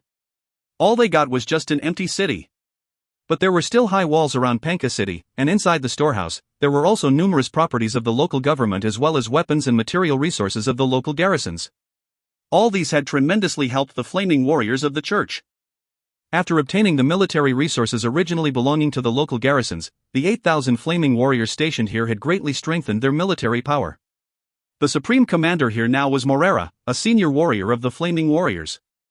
Morera was 40 years old this year. His strength had reached the Empire's grade 5 swordsman and was considered a master now. What was more, he was very loyal to the Church. Right now, he was standing on the city wall, gazing at the morning sun in the distance, but there was an uneasiness deep inside his heart. Currently, there were 8,000 Flaming Warriors in this city and abundant military resources and food supplies. 2 days ago, another 3,000 Flaming Warriors arrived. These people came from the heart of the eastern province, and it was said that they were here to carry out an important mission. Although Morera did not know what this mission was, he could guess that they were here to receive some important people at the border of the province. An important person from the direction of the imperial city. Could it be His Eminence, the Honorable Pope? Apparently, the church was going to start a great crusade led by His Eminence, the Honorable Pope, to overthrow the Radiant Empire's evil royal family who blasphemed the gods. Morera was filled with emotions, but on the other hand, he felt a bit uneasy. Just last night, the 3,000 flaming warriors went to the Great River to carry out their mission, which was just several dozens of miles away from Penka City. If all went well, they should have come back this morning. But until now, there was no news at all. Did something go wrong? Thinking of this, Morera sighed. He had just sent twice the usual number of scouts to go check things out. This city was at the border of the eastern province. Once the war with the Empire commenced, this place would be the first battlefield to be attacked by the Imperial Army. Hence, all this while, Morera had been cautious and intensified the preparations for war. This morning itself, he had sent out 200 scouts. But till now there were still no traces of the 3,000 flaming warriors who went out last night. Did a large number of Imperial Army sneak in and finish off the 3,000 flaming warriors? Probably not. If they were to finish off all the 3,000 flaming warriors without even one escaping, then there must be a large number of the Imperial Army. But according to the intelligence at hand, Morera was certain that there weren't any Empire Army with more than 2,000 soldiers within 100 miles of Penka City. Standing on top of the city walls and looking at the sun which was rising higher and higher, the uneasiness in Morera's heart intensified, especially when he thought of the peculiar phenomena in the distant sky during the wee hours today. In the wee hours, there were rumbling thunder and flashes of lightning in the distant sky, but there was not a single drop of rain. Morera had never seen such strange weather before. He paced around anxiously and bellowed, "Pass on my orders, assemble the 4th Battalion. I'll personally lead them out and have a look." After ordering his deputy to guard the gate carefully, he walked towards the gate. At that moment, a loud boom came from the sky. All of a sudden, a black flame speared its way across the originally clear sky. The black lightning looked as though it was going to tear a slit through the blue sky. A tiny black figure could be seen standing in the sky above Penka City with the naked eyes, and strange black flames seemed to be emitted from it. Although the distance was so far away, an unexplainable fear crawled within Morera. Another long groan came from above their heads. The groan was not loud, but it immediately spread across the whole Penka City. A look of horror spread across the faces of the flaming warriors standing on the walls. The figure in the sky came down slowly, and it gradually became clear. It was a person. A person wrapped in black flames. Although his face was not visible within the black flames, the long groan brought forth an invisible sense of oppression and fear. Morera subconsciously shouted, "Archers, ready!" The person in the sky suddenly let out a long howl. The howl was ear-piercing, and the warriors on the city wall screeched in pain. The voice had a strange magic as though it could pull out one's soul from the body. One after another, the warriors vomited blood. Several warriors with the lesser strength had collapsed after letting out a shrill cry. Blood trickled from Morera's mouth too, and he looked up at the human in the sky with fear. The person suddenly opened his arms, and at his back, there was a pair of huge wings. The boundless black flames suddenly surged and burnt like a black sun. The person then opened his arms and a huge black blaze formed in his arms. Finally, there was a long howl. In Morera's final memories, he saw that huge black flame came roaring down from the sky with a long fiery tail behind and struck on Penka City. This was the last sight everyone in Penka City saw that morning before their life ended. In the palace of the Imperial City, Emperor Abbas received an urgent intelligence from the eastern region of the empire. They had just come back to the Imperial City yesterday. These masters were all ashen and wretched. Fatty Sky was the most heavily injured. He was the one who was struck hard by the god's vanquishing spell directly, almost getting killed. But the most worried of them all was Black Veil, that lady. She looked empty and dazed, most probably. Most probably those women in Rhodey's house were going to cause some headaches. Andy had no choice but to send Fatty to Marquis Rhodey's mansion to calm those women down with whatever means possible. The rest of the matter would have to be put off until some time later. Just when they had calmed down a bit, he then received this secret report. In the secret report, the accounts recorded from the officials of several towns in the Empire's eastern province which were still under the control of the Empire's administration were as follows. One day ago, a peculiar phenomenon suddenly occurred in Penka City which had fallen into the hands of the church. According to the accounts of witnesses from afar, in the morning that day, a black lightning struck down from the sky and hit Penka City. In an instant, the skies fell apart and the earth opened up, and Penka City was burnt down into ruins. There were no survivors within a radius of 10 miles from Penka City, including the 8,000 flaming warriors of the church. Old Andy's eyebrows twitched. He crumpled up the secret report in his hands and sighed, "What bullshit, black lightning from the heavens." Sigh, that was obviously that madman Rhodey's mystic dragon purge. Thinking of this, Old Skeleton smiled wryly. Luckily the day after Rhodey boy went mad, he headed towards the east. If he headed to the west, the ones in trouble would be us. If you find any errors, ads pop up, ads redirect, broken links, non-standard content, etc., please let us know. Report chapter so we can fix it as soon as possible. Chapter 330, Needy's Journey. Chapter 330, Needy's Journey. Translator, Endless Fantasy Translation Editor, Endless Fantasy Translation. The Empire's eastern province, Ral City. Being the largest city in the eastern region of the Empire and the capital of the eastern province, Ral City's situation was very chaotic right now. The flaming warriors of the church had taken control of the entire city a couple of days ago and drove off the Empire's government officials here. Originally, the garrison had 30,000 locals stationed here, but the eastern province was indeed an area where the church had the most powerful influence. The entire eastern province had the highest number of devout followers. Even within the local garrison, this was the case. Among the 30,000 locals in the garrisons, there were 5,000 devout followers. Part of the reason was the church had deliberately infiltrated the local garrison with a group of their own so as to strengthen the infiltration of power within the Empire's strongholds in the eastern province. When large numbers of flaming warriors and magicians from the church suddenly rose in revolt, they rapidly seized control of the municipal government and then expelled the local garrison soldiers. It could be said that in Ral City, where the church was deeply rooted, the government, which was loyal to the Empire's royal family, was stunned by the attack. Before they could assemble the army, they were already defeated. The 5,000 devout followers lurking in the army took the lead in mutiny. Under such circumstances, the local garrisons could not do anything at all. Once the church took control of Ral City, they immediately released the officials of the municipal government and several arrested aristocrats. And now, this city had become the center of religious rebellion in the eastern region of the Empire. These days, large numbers of flaming warriors kept heading towards Ral City. According to preliminary estimates, the highest number of military force had once reached 100,000. This did not include the devout followers, a portion of believers, and the mutiny soldiers of the Empire who had formed a militia organization. With Ral City being the center, large numbers of flaming warriors spread out to light the fire of rebellion of the church everywhere in the eastern province. Within less than a week, half of the territories in the eastern province had fallen into the control of the church. Now above the Ral City walls, the thorn flower flags, which were the symbol of the Radiant Empire, could not be seen anymore. The governor mansion, which originally belonged to the province's governor, had been burnt down, and the new central authority was set up within the original church. Militia wearing sleeve badges of the church could be seen walking on the streets. They wore long white robes and pointed hats, and in their hands were swords and weapons taken from the local garrison's military armory. They now acted as the security patrol soldiers. From time to time, there were missionaries giving various fervent speeches and instigating the masses at the square in the center of Ral City. Of course, in these speeches, the royal family of the Radiant Empire was accused without exception as the core of evil who blasphemed the gods and an evil organization that went against God's will. Traces of destruction could be seen everywhere in the streets of the city. There were marks left behind by fires, collapsed houses, big piles of rubbish on the streets, and people scurrying about. It was apparent that the church was merely a religious organization. Although the church managed to seize control power due to its deep-rooted influence in the eastern province, they were not capable of managing a city. To be frank, they were excellent saboteurs.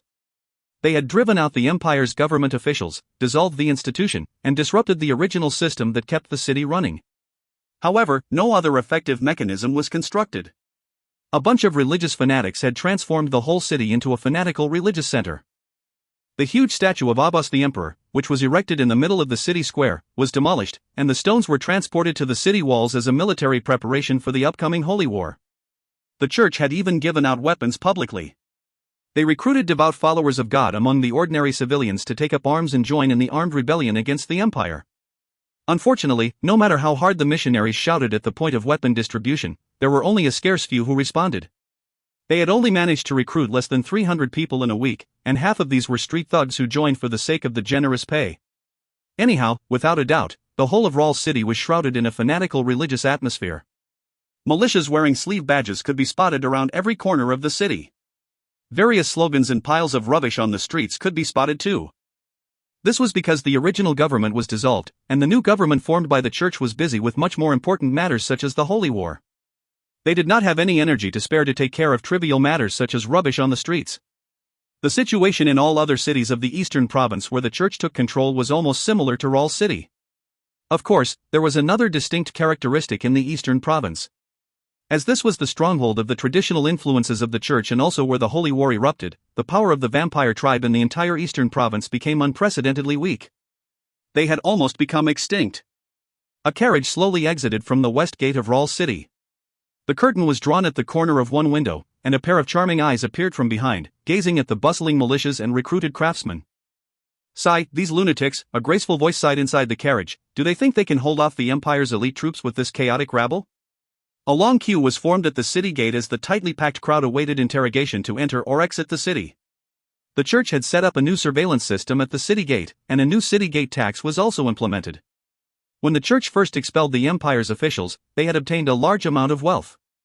However, it was obvious that these religious charlatans did not know how to allocate the funds.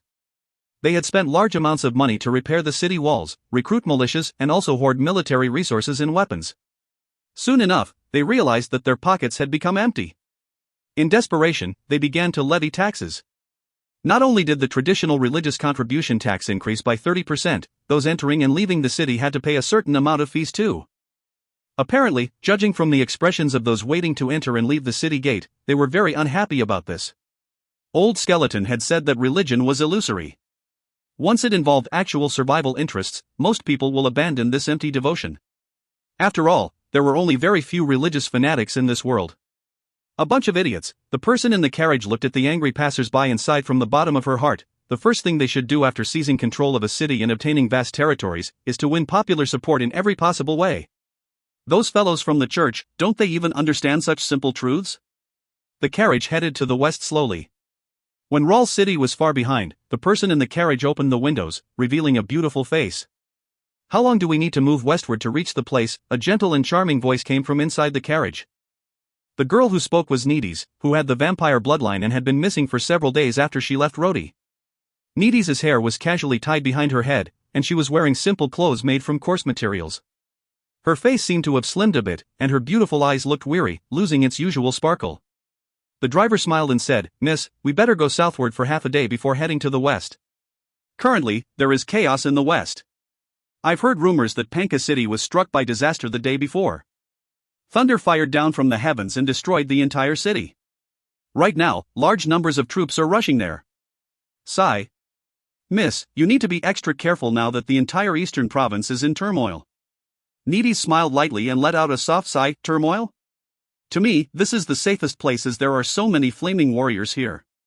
At least, those from the vampire tribe won't be coming after me." She paused and laughed loudly. "You said Panka City was destroyed by some thunderbolts from the heavens? What was that all about?" "Shh, the driver was startled.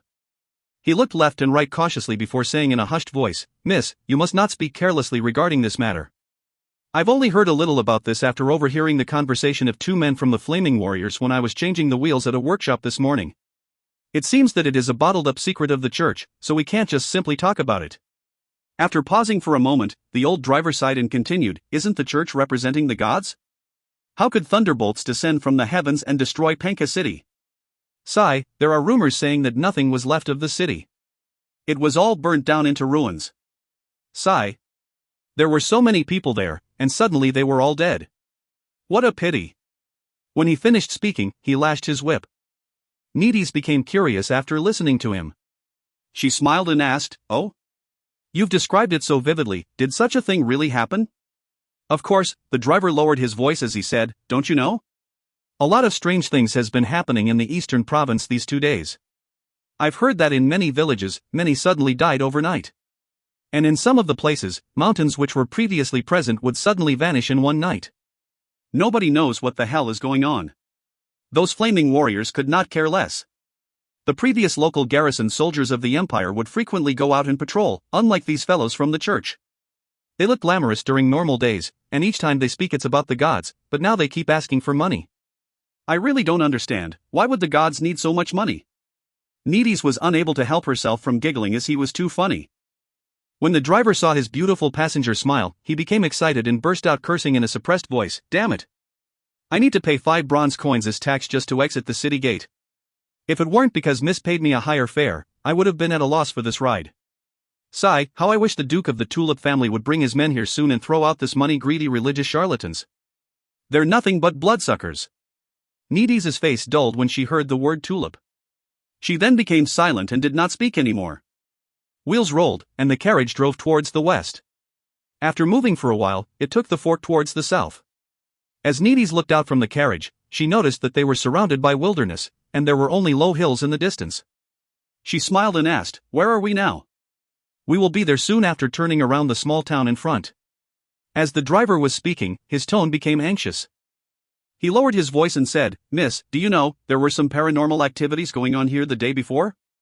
"You see." He pointed at a hill in front and continued, "Did you see those hills? It was originally connected together, but when you look at it now, it was disconnected in the middle, right?" Needy's eyes followed his finger and indeed, the supposedly connected hill seemed like it was dug out in the middle. She laughed, "So what?" The driver kept shaking his head and exclaimed, "It's not the same. It's not the same. Few days ago when I passed by this road, the hills were not like this. They were originally in one row, and I heard that on that night the day before, there were rumblings of thunder and flashes of lightning from the sky, but strangely it was quiet in other places. The rumblings, thunder and lightning bolts only gathered here and struck down at this place continuously. In the end, a gap was formed between those hills. So, don't you think this place is haunted?" "Oh." Needy's frowned and her expression became grave. The hills at the distance were not high, maybe about several dozens of meters. They were low hills, characteristic of the eastern region. Is it that the Empire's armies had invaded here, and these were marks left behind by the fights between the magicians and the armies in the church? Needy's mumbled to herself, but then she decided to let it go. What has this got to do with me? I'm now just wandering around and need not worry about anything else.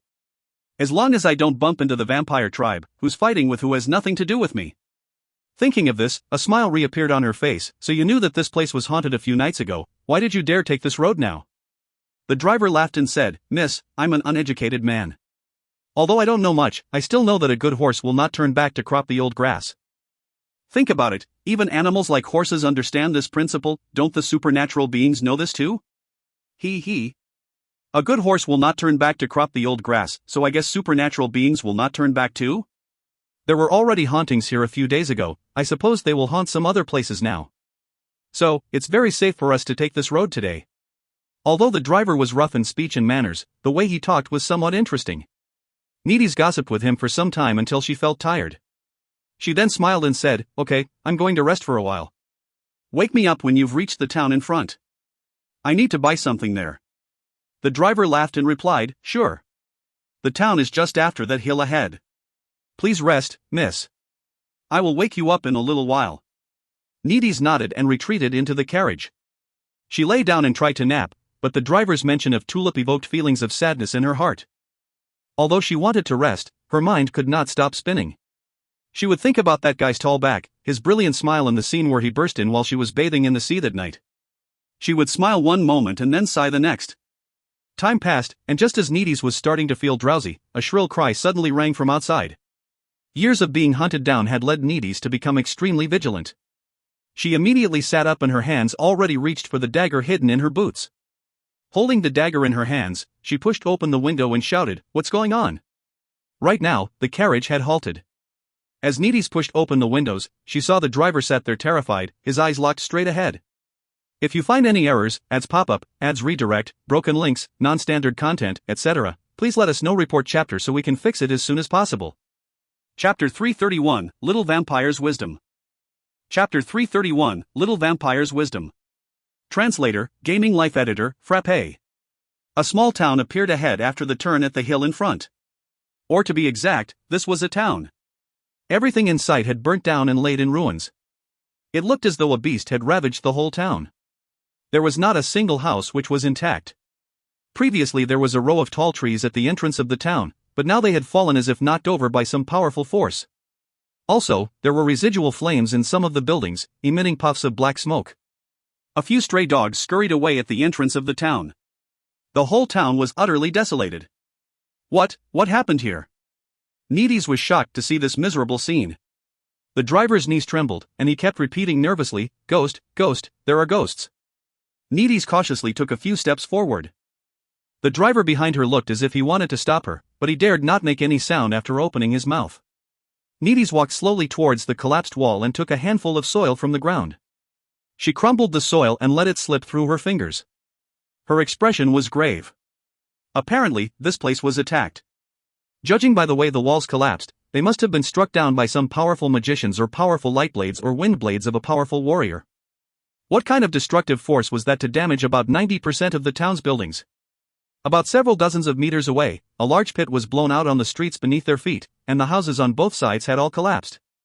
More importantly, Needies could sense a vaguely familiar aura. A complicated look appeared in her eyes.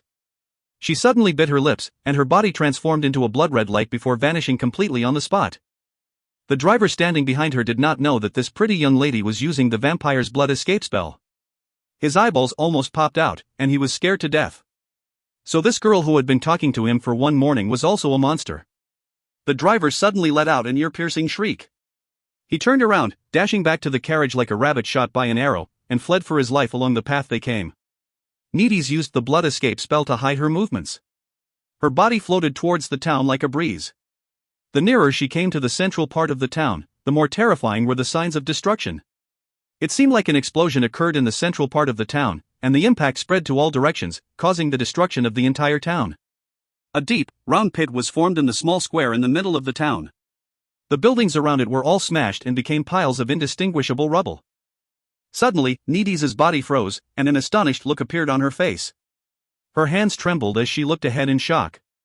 Amid the ruins, a tall and big figure stood there with his back facing Needies. He stood there silently in the ruins, and there were no signs of life from the body. He seemed to be looking at the sky, lost in thought. His long black hair fluttered in the breeze, and he wore a tattered armor of an imperial warrior. The armor was badly torn, leaving only shreds and pieces hanging on his body. Needies' heart trembled, and she wanted to turn around and flee. She did not have the courage to face this person anymore. However, she could not control her feet and she ended up walking towards him silently. Her blood escape spell was indeed amazing. That person did not notice her even after she came closer, but Needies could already hear him muttering to himself. "Stop killing people! Stop killing people!" His voice was hoarse, and there was a tinge of anger and pain in it. Immediately, the voice paused and switched to a vigorous long laugh. His tone turned stiff and strange. "They have the smell of the gods. I hate those with the smell of the gods, all will kill." His tone switched again, and it turned into the initial angry voice. "If you do this again, we'll fight and perish together. TSK TSK TSK. Rhodey, you angry? Why? Kill those gods, very good. Very interesting." Needies' body swayed, and she almost fell to the ground. She could now clearly see the side of that person's face. The sharp facial features, straight nose, and the tough look on his face. That was the Rhodey who had caused her to have sleepless nights. But Needies could sense a dangerous aura. After all, she had seen Rhodey possessed by the mystic dragon during the battle with the Hakoni serpent in the dwarf kingdom of the Roland continent. Right now, Rhodey's long hair had turned black, and his eyes too became abnormally black. The corners of his mouth were twisted into an evil smile. This was how Rhodey looked like when he was possessed. Suddenly, Rhodey's face changed. Anger was written all over his face, and he bellowed, "All right. Let's fight again." His face changed again, and his expression became scornful. A cold voice slowly rang, "Come." Whoosh. Rhodey moved. His left fist raised and struck down hard on his own chest. The fist was enveloped in a fiery golden fighting energy, but his right hand immediately stretched across his chest and forcefully clamped down his left hand. Rhodey's furious voice could be heard amid the vicious cold laughter, "We shall die together." A wind blade appeared in his left hand and sliced towards his throat. A loud boom was heard, and black flames suddenly exploded from Rhodey's body, shattering the wind blade. Rhodey roared and his body shot into the air before it smashed down onto the ground. Both his arms were tangled in a fight, but after a series of loud clashing sounds, it was Rhodey's own body that was injured. Blood continuously spurted out from his mouth, and there were wounds on both his arms too. The two wounds on his shoulder had burst open, and blood spurted from the wounds. Needies was stunned by this scene. Her mind went blank, and she looked on in shock as Rhodey battered himself. She suddenly screamed when she saw blood spurt from his body again, "Stop." Just as she was screaming, Rhodey, who was previously rolling on the floor and wrestling with himself, suddenly trembled, and then he vanished in front of her eyes. Needies' heart jumped, and all of a sudden, a vicious laughter rang from behind her ears. It was the cold voice again, eh? Vampire? Immediately, an iron grip grabbed Needy's by the back of her neck and lifted her up. Needy's was terrified, and she turned around and saw Rhodey's face as she struggled. The expression on Rhodey's face was completely twisted. Anger, complacency, scorn, pain. The various expressions were entangled, seemingly causing his soul to become twisted too. Stop. Do not hurt her. Rhodey roared angrily. His left hand struck down towards the right hand which held Needy's. Ha ha ha. The roar immediately switched to laughter again. Needy's felt a great strength tossing her away. Her body went flying and crashed heavily onto the ground. As she turned around, she saw Rhodey standing behind her, with one hand choking his throat and another hitting himself hard on his chest. A golden fighting energy suddenly exploded from his body. The golden fighting energy flared and Rhodey's face immediately became normal again. He looked at Needy's and shouted, "You must run now. Run." Before his voice faded away, the golden fighting energy suddenly transformed into black flames. The expression on his face too became an evil sneer. His voice switched back to the stiff, dry tone again, "You vampire. Come here." The golden fighting energy seemed to try to burn again, but it was suppressed by the black flames. Finally, little by little, the golden fighting energy was completely devoured. Rhodey's body eventually stopped trembling, and he stood upright with a triumphant smile on his face. He stretched himself hard, shook his head and heaved out a long breath. He then looked up into the sky and roared with laughter, "I've won. I've won again. Rhodey, you've battled with me 3 times, you keep losing, to me." As he was saying, he took a deep breath and raised his hand.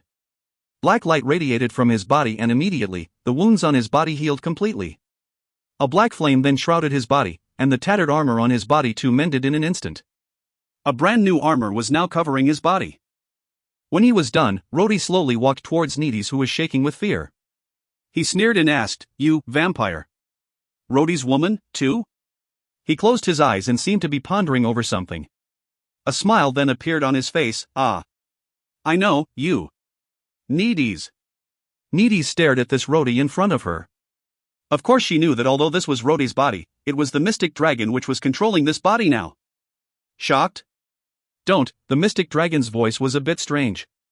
It was as though he was unfamiliar with the human language, his memory. "I can see."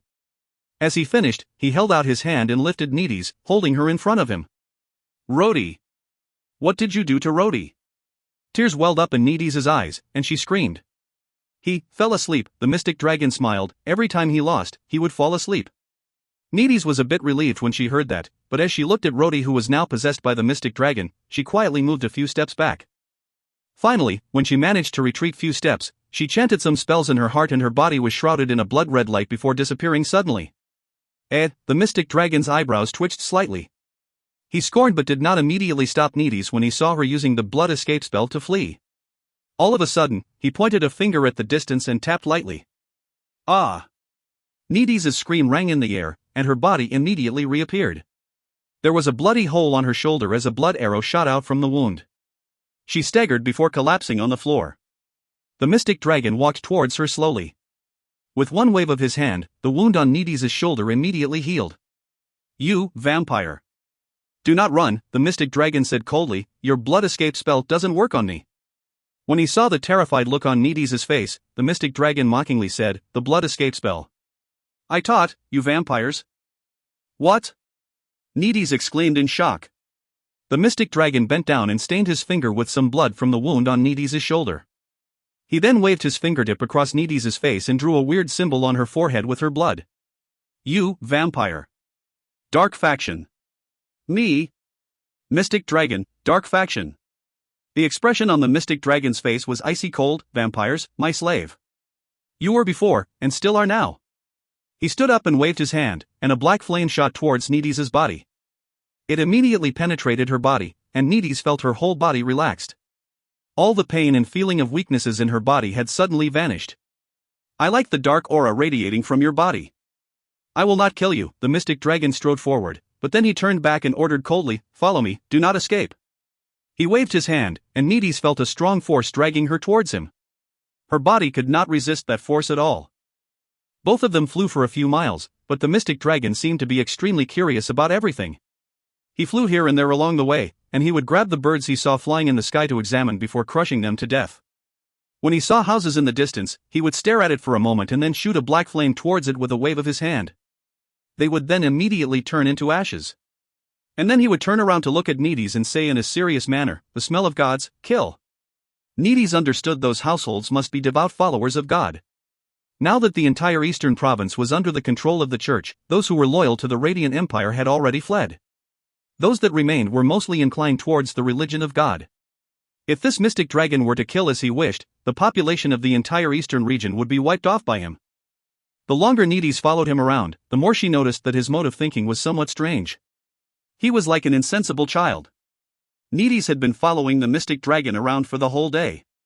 At night, the sky had darkened, but the mystic dragon seemed like he was not sure where he wanted to go, or maybe he did not have any destination in mind at all. Finally, Needies called out to him from behind, "Wait." The mystic dragon immediately drifted in front of Needies like a gust of wind. He asked coldly, "Why?" Needies jumped and retreated a step back. She whispered, I'm hungry." "Ah." The mystic dragon's expression was dark. He looked at Needies coldly, "Vampires, weak tribe." With a wave of his hand, he grabbed a few wild birds from the trees beside the road. He wrung their necks and threw the badly mutilated birds to Needies, saying coldly, "Drink blood, vampire." Needies opened her mouth and looked helplessly at the mystic dragon. She was not a pure-blood vampire. She had half human blood and half vampire blood coursing through her veins. She did not usually drink blood, and her eating habits were similar to that of humans. She smiled bitterly as she looked at the mystic dragon. Suddenly, an idea struck her. "Please wait, I have something to show you." As she said that, she took out a water bottle which she carried with her and a small package. Inside the package were a small knife and a few tiny bottles. She then picked up some twigs from the roadside and started a fire. The mystic dragon frowned and watched her. He was curious and confused at the same time.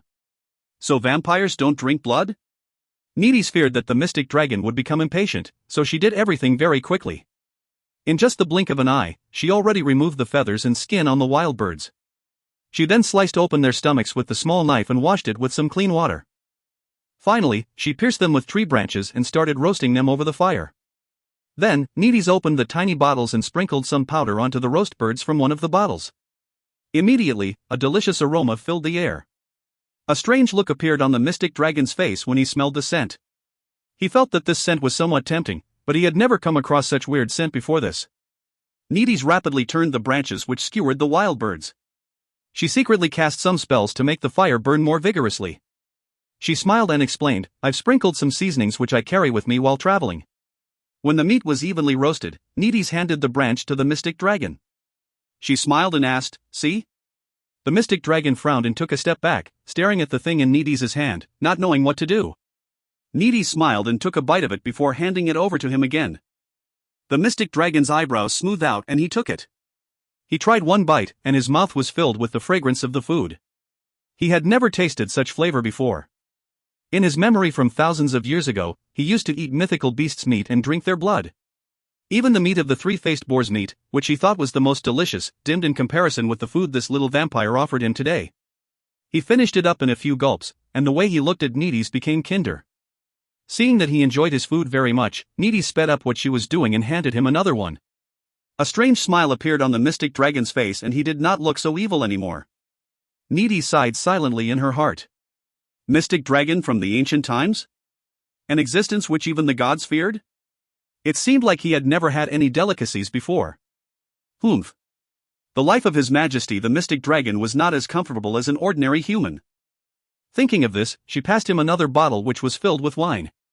Needies was in the wine business, so the wine that she carried with her was, of course, some fine wine. The mystic dragon did not refuse her offer this time. He poured the whole bottle of wine into his mouth and swallowed it all. His expression was very happy. Needies looked at the smiling mystic dragon. It was as though it was Rhodey who was standing in front of her, and she was entranced by looking at him. Right at this moment, there was the drum of hooves in the distance. A troop galloped towards them from the main road ahead. There were hundreds of people, all clad in the flaming warrior uniform of the religion of God. They carried longbows on their backs and sharp swords in their hands. They galloped rapidly towards them like a gust of wind. The mystic dragon did not even bother to look at them. He was focused on the lingering aftertaste of the rich wine. He felt that none of the food that he had eaten in his entire life were as good as the one offered by this little vampire tonight. 500 flaming warriors had come up to them in an instant. They halted their horses, and the leading warrior bellowed, "Who are you?" The mystic dragon's eyebrows drew together, and he looked at them coldly. His expression became more chilling as he said in a low voice, "Gods, the stench of gods." Needy sighed. She knew that the mystic dragon was going to kill again. She could not bear the sight, so she turned around. That warrior did not know that he was already in grave danger.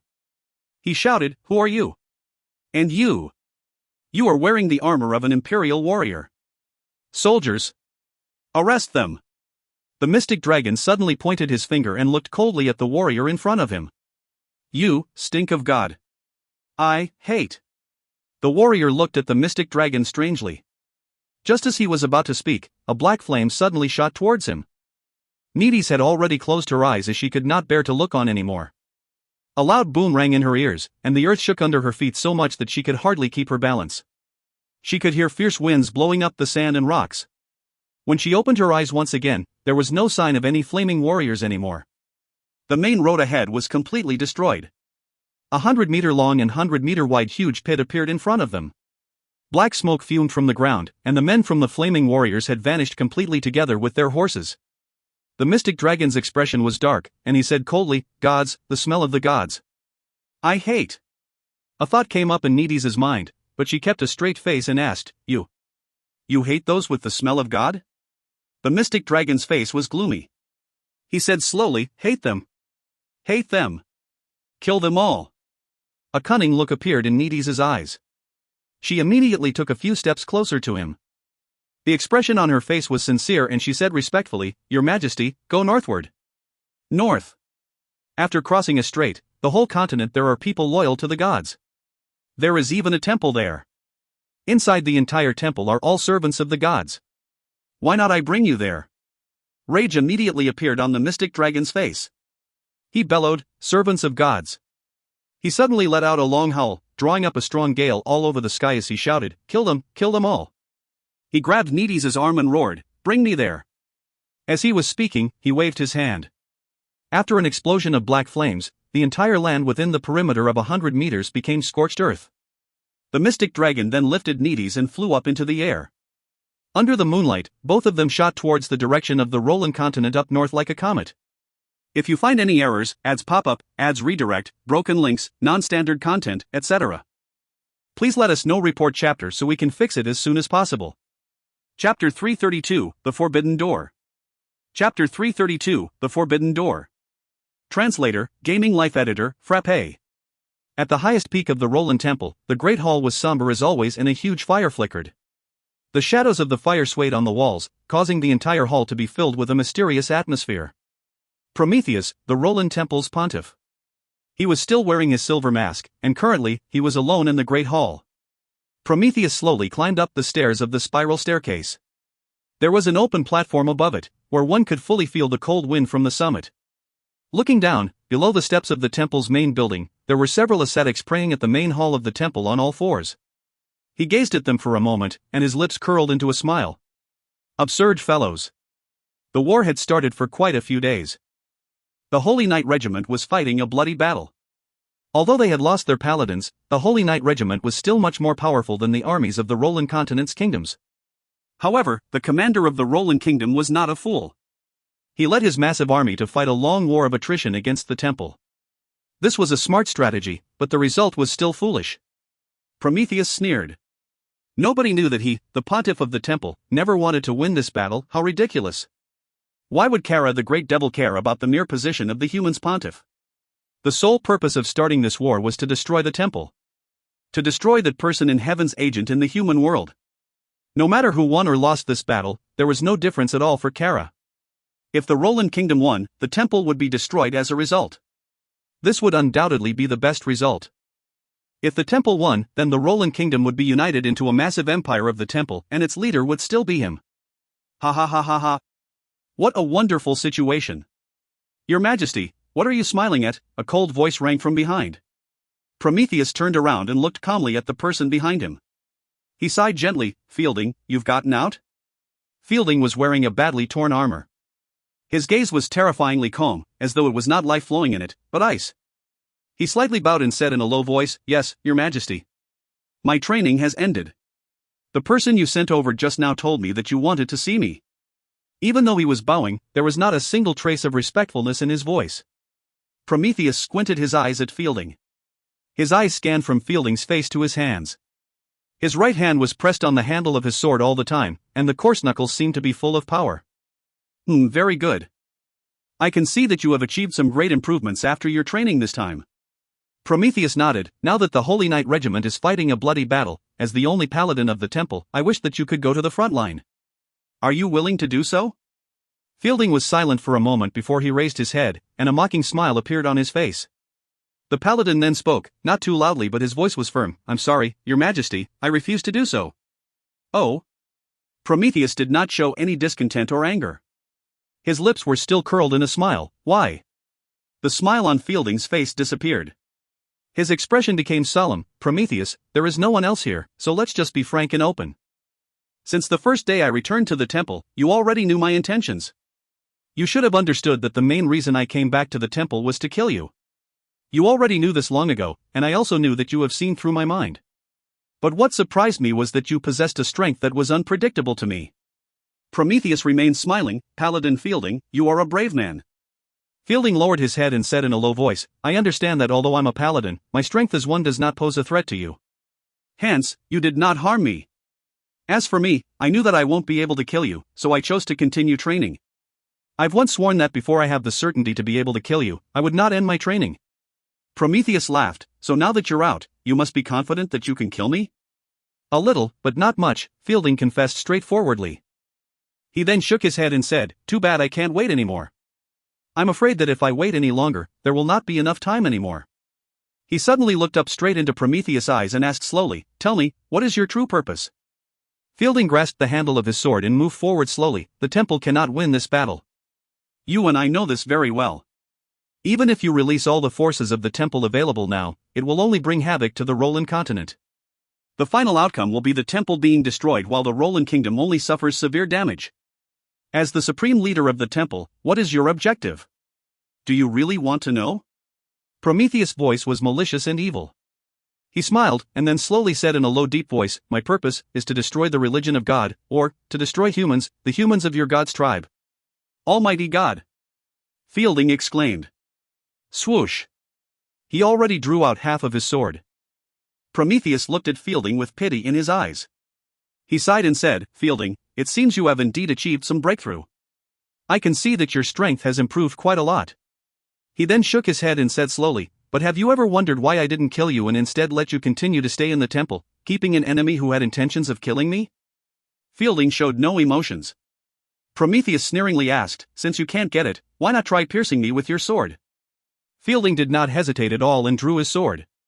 Golden fighting energy enveloped the sword and pierced into Prometheus' chest like a fire dragon. A tearing sound was heard, and the golden fighting energy shattered Prometheus' entire body. Illusion. Fielding's expression suddenly changed.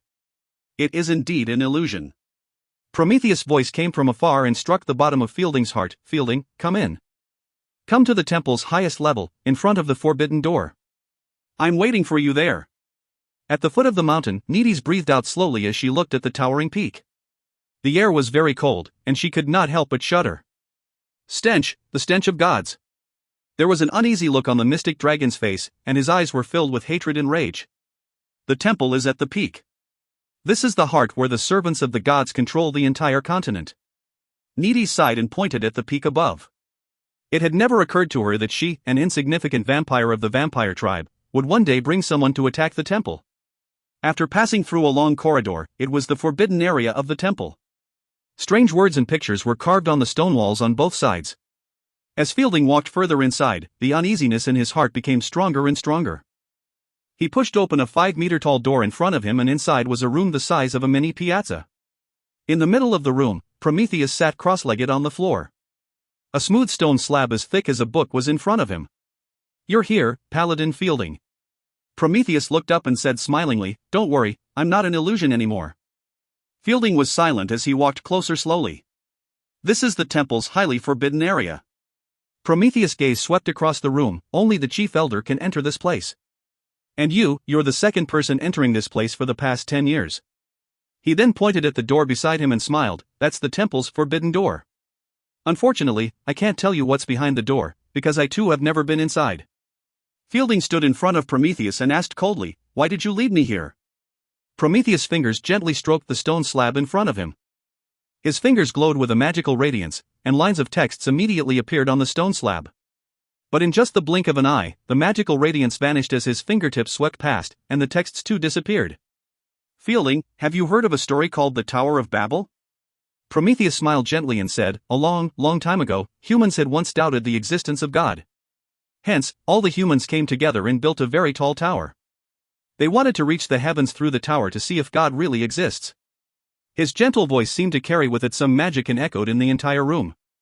However, how could the lowly humans offend God? So when the humans had built the tower halfway, God got angry and destroyed the Tower of Babel, forbidding the humans from seeking the existence of God since then. But humans are lowly and ignorant. To make sure that humans do not do anything blasphemous to God anymore, God decided to send someone to discipline these ignorant humans. Prometheus smiled and then sighed. So, God sent his messengers to the human world and created a religion which believed in God to achieve the purpose of controlling the humans. They taught the humans to respect God and believe in him. Hence, there is the religion of God in this world. But during that time, not everyone in this world believed in God. Some of them did not believe that God exists. So, war erupted among the humans.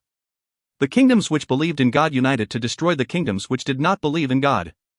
To make it simple, it was war. How ridiculous.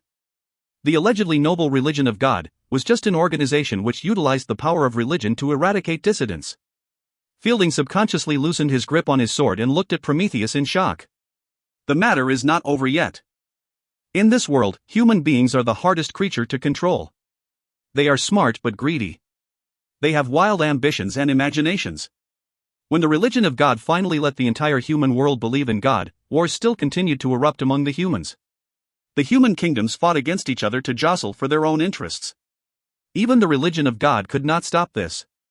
Seeing that his agent in the human world had encountered trouble, God came up with a good idea.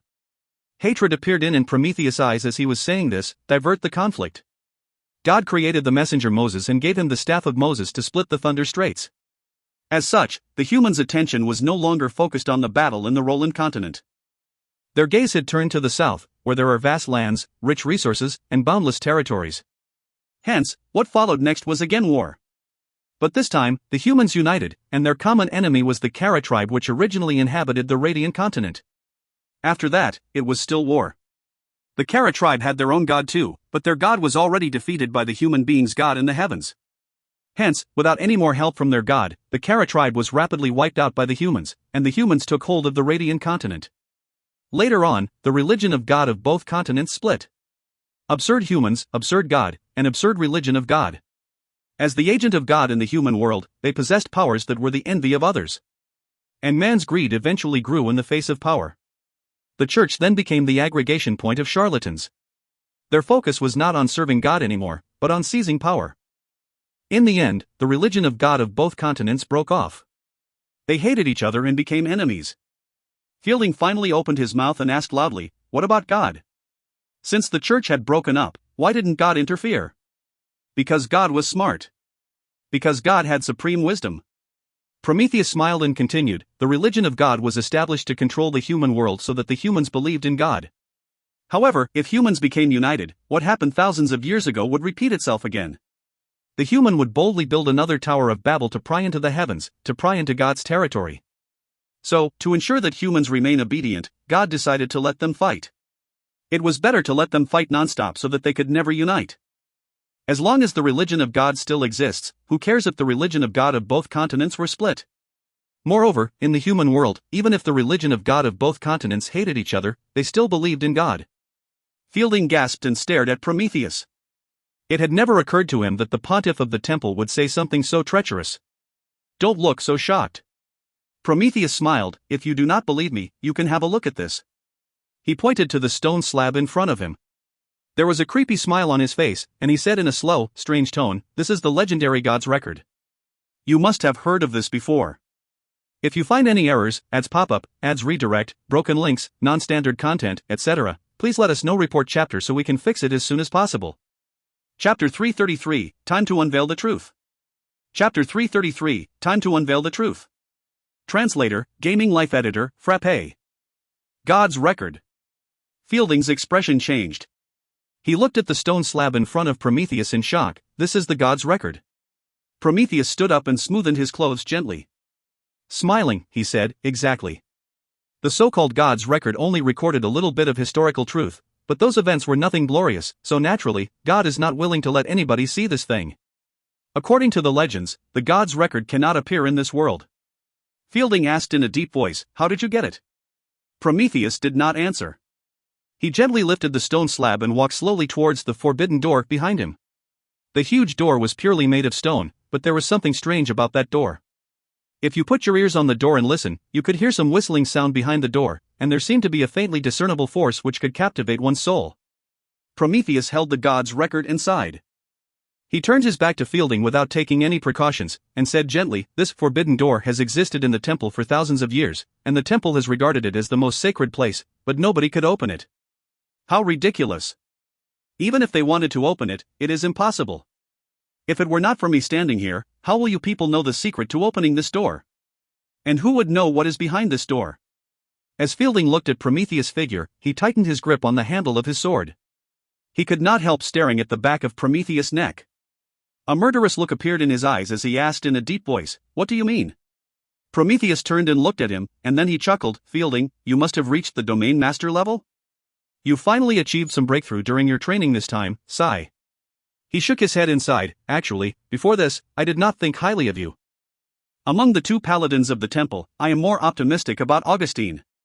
He is more talented than you. You are way too young, and your obsession is too strong, so I thought you will not be able to achieve the Domain Master level in your lifetime. But this is not your fault. Domain Masters have not appeared in the Roland continent and Radiant continent for centuries." Fielding was silent for a moment. He sighed and walked forward slowly, saying in a low voice, "I never thought I would break through too. If it were not because I've met him." A hint of mockery flashed in Prometheus' eyes. Met him? That guy was certainly an unexpected marvel.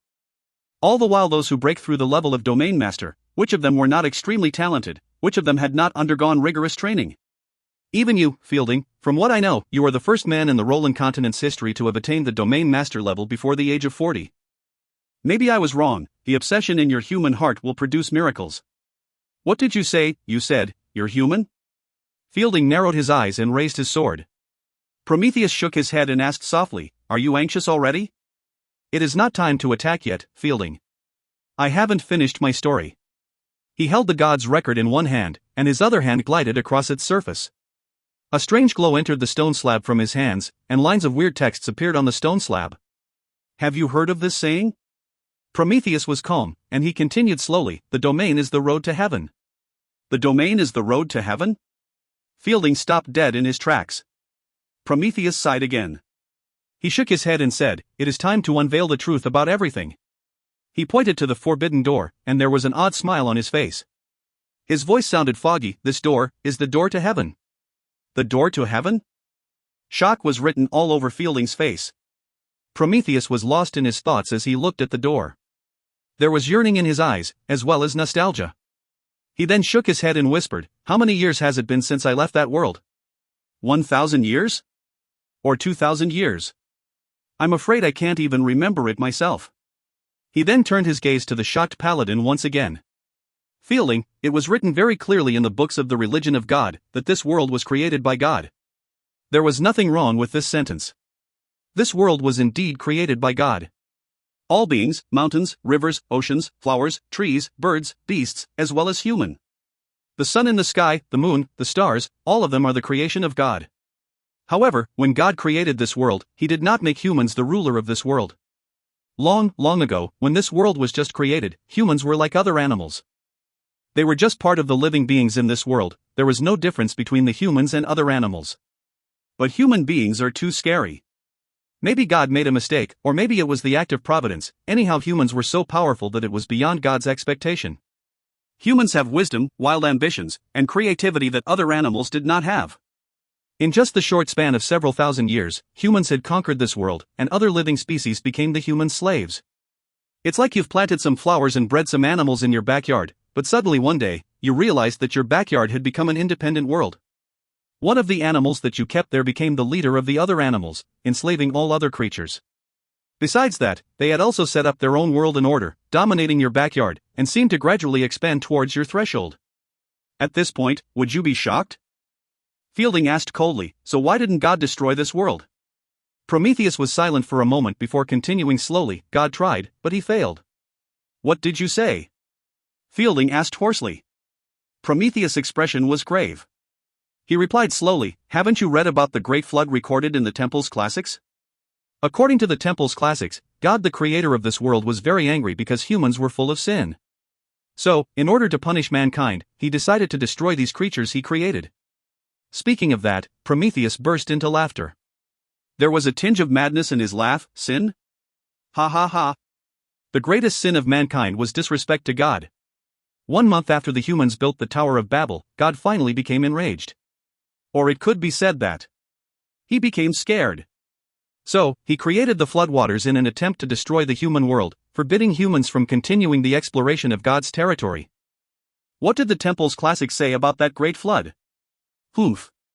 God intentionally kept a few obedient humans as the seed of mankind, and it was due to God's mercy that humans were not annihilated. Ha ha ha, another big lie. Of course, God wanted to annihilate mankind. He wanted this species which was out of his control to completely disappear, but he can't.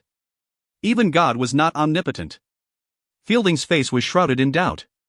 Prometheus shook his head and sighed. You had received education in the religion of God since young, and your reverence toward God was already deeply rooted, so even though you were shocked by what I said, deep inside your heart, you will not completely believe me. He paused before continuing. It's not that God did not want to annihilate mankind, it's just that he can't do it. To be fair, the difference of strength between humans and God is like the comparison between ants and humans. When a human finds a colony of ants in his house, can he possibly kill every single ant? Hence, although God used tremendous superpowers to draw up a great flood which almost inundated the entire world, there were still many living beings which survived. Mankind did not go extinct, and the world did not die out too. Although the world suffered great damage, not long after that, it thrived again. Prometheus paused and sighed. He then said in a grave tone, because the world already had its own order and rules. So, after some time, God helplessly realized that the humans in this world became powerful once again and flourished. It finally dawned on him that although he created this world, it was already out of his control and it was impossible for him to destroy it anymore. Hence, he changed his strategy. Fielding frowned. So, like what you said previously, the religion of God emerged. Am I right? Yes. Prometheus smiled, but God was full of wisdom. He knew that he could not completely control the humans with just the religion of God. He stared straight at Fielding's face. Have you ever seen the big reservoirs above rivers? Big reservoirs were built above rivers to control the flow of water by blocking the path of rivers. Hence, the religion of God is an oppressive existence. Its purpose is to suppress the growth of mankind, to suppress mankind's exploration of higher realms, and to suppress mankind's adventurous spirit as well as their initiative to explore the truths of this world. However, suppression is just a measure. God's fear of humans is great, so he understood that he cannot completely control mankind with mere suppression. Human beings are the scariest and most powerful creatures in this world. Humans are weaker and slower than many other animals. A single human is no match for a huge beast, but now they have enslaved most of the living creatures on Earth. This is because humans have wisdom. Because they have wisdom, they mastered powerful weapons, powerful magic, and sorcery, and became a powerful species. And among the humans, there is the most terrifying existence which truly threatens God. Prometheus' tone was very solemn. He pointed at Fielding and said, which is someone like you, a domain master.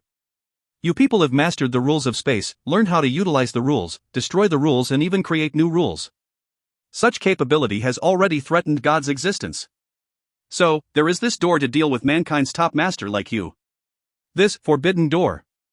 Once humans become powerful, they can't resist exploring God's territory. God cannot tolerate such actions, but humans' growth is already beyond God's control. The religion of God is just a religion. It will not be able to truly control mankind completely. Aren't human beings always trying to explore God's territory? Which is why God left behind a door leading to his territory for you humans. So there is this saying, domain is the road to heaven. Fielding was full of shock. What he had heard in his entire life was not as shocking as what Prometheus said today. God feared the domain master because your status is already close to God. But take note, I said close. When a human reached the domain level, he already saw through the rules of this space. Though he still does not have the ability to overthrow God, he is already close. But God will not allow you to become truly powerful to be able to overthrow him. So, God was smart. He will wipe out the threats while they are still budding.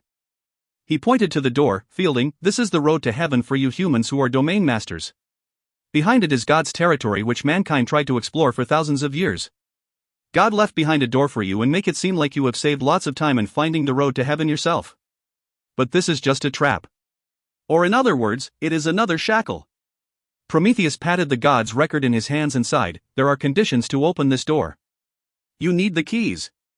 One of the keys is this god's record as it contained the incantation to open this door. However, did you know how hard and dangerous it was to get this god's record? Prometheus smiled bitterly. That powerful Hakone serpent was already a half-god creature. Even the human domain master would be killed by the Hakone serpent if they try to take the god's record by force. This was like when you have rats in your house, it was better to set up a mousetrap, place some baits on it and wait for it to come take the bait, than wasting energy to try and capture it all over the place. As for the second key, Prometheus walked towards Fielding slowly. He looked into Fielding's eyes and said softly, to open the forbidden door, it will require all the blood of a domain master. He shook his head and sighed, I wanted to go behind this door very badly, but although I've gotten the god's record, I can't possibly kill myself and offer all my blood to this door, right? So, I've drawn you here because I need your blood, Fielding. As Prometheus was saying this, a powerful aura radiated in full blast from his body. An invisible domain immediately unfolded in this room. This was not a pure fighting energy of a warrior or a magical boundary of a sorcerer. Fielding's expression was stone cold and there was no sign of fear. Prometheus, the reason you tell me all these is to kill me here? Have you forgotten that I'm also a domain master? Will you be able to kill me? I don't know, but I can try, because I really wanted to go behind that door. Prometheus lowered his eyelids, I've already lost one chance to restore my strength, and the only way left is to go home. My home is in heaven. He slowly held out a finger and swished it like a blade. Immediately, Fielding grunted in pain. He quickly used his sword to ward off the attack, but a bloodied arrow shot out from his shoulder. Fielding clenched his teeth and retreated. Open up your domain, Fielding. Let me see your strength as a domain master. Prometheus' tone was eerily cold. Fielding's raging roar rang from within the temple. A loud boom followed, and the great hall at the peak shook violently. A boundless aura expanded within the temple and extended slowly from the peak to the sky. On the steps below the temple, there were dead bodies everywhere. Those magicians wearing the clergy's robes, and also several holy knights who stayed behind were all dead on the floor. There were blood stains all over the ground, and Rodi, no, the mystic dragon, was standing above the steps silently. One of his hands was stained with bright red blood and the strange glow in his eyes became stronger and stronger. Below the steps, the long stairs which were 100 over meters were already stained red by blood. The mystic dragon seemed to have walked up calmly from the hill of bodies. Needies was already vomiting. Although she already knew the mystic dragon was very powerful, she could not help but feel scared when she saw how Rodi came all the way up here. Those people from the temple did not have the ability to stop him at all. They were killed by Rodi in an instant with just a wave of his hand. And now, there was no longer anyone alive below the temple. The mystic dragon raised his head and looked coldly at the temple above. He frowned and said, inside, there are two domain masters fighting. As if to confirm his statement, there was a loud bang. One corner of the temple crumbled, and a series of terrifying banging sounds came from within. The mystic dragon looked at Needies coldly, stay here. He then let out a long howl and a shrill dragon groan. His body immediately rose a few meters above ground and shot towards the temple like a ray of light. Boom! Fielding fell down on the floor, and several cracks appeared on the stone floor. Half of the walls in the room had collapsed.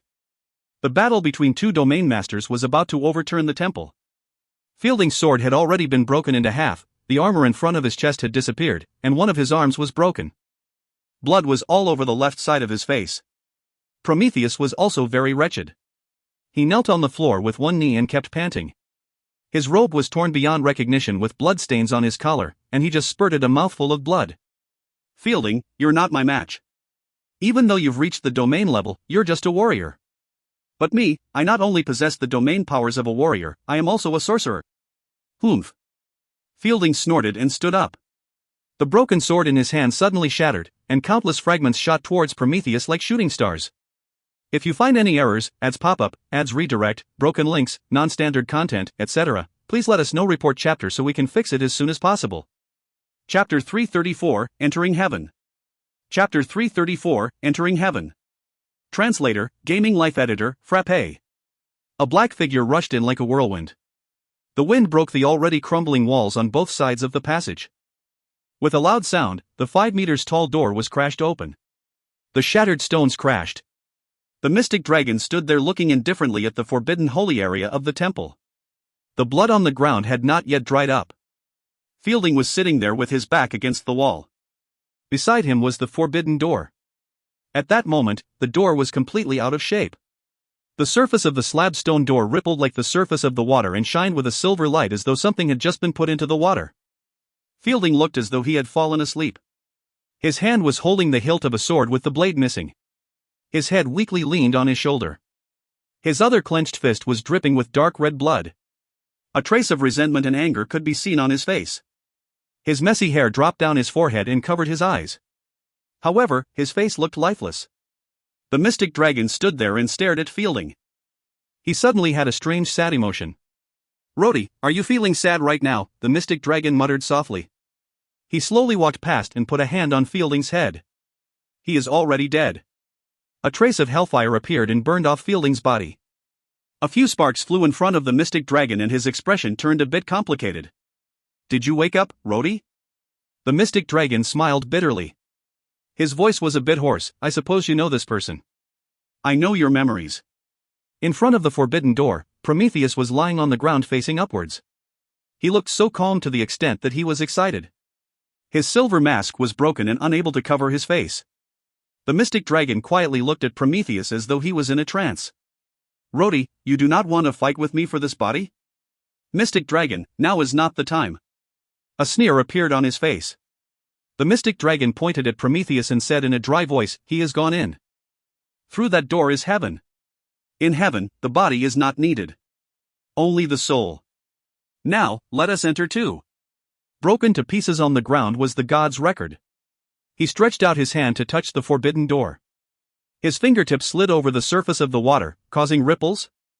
"The body is not needed in heaven, but if I want to go and nobody can stop me." A black aura spread out from his hand and the water burned. A large hole gradually appeared in the middle. Inside it was a formless mass. With a single step, Rhodey entered heaven. After stepping into it, everywhere seemed boundless and indistinct, in front, behind, up, down, left and right. Things that looked like white clouds seemed to revolve around. Golden stairs were by his feet. It was obvious that the stairs were made of light. Rhodey had just walked through the door and with a whooshing sound, his body had burst into black flames. The surrounding white clouds burned as well. He suddenly raised his neck and roared loudly. His body shined with a black light and after that, whoosh, his figure had split into two.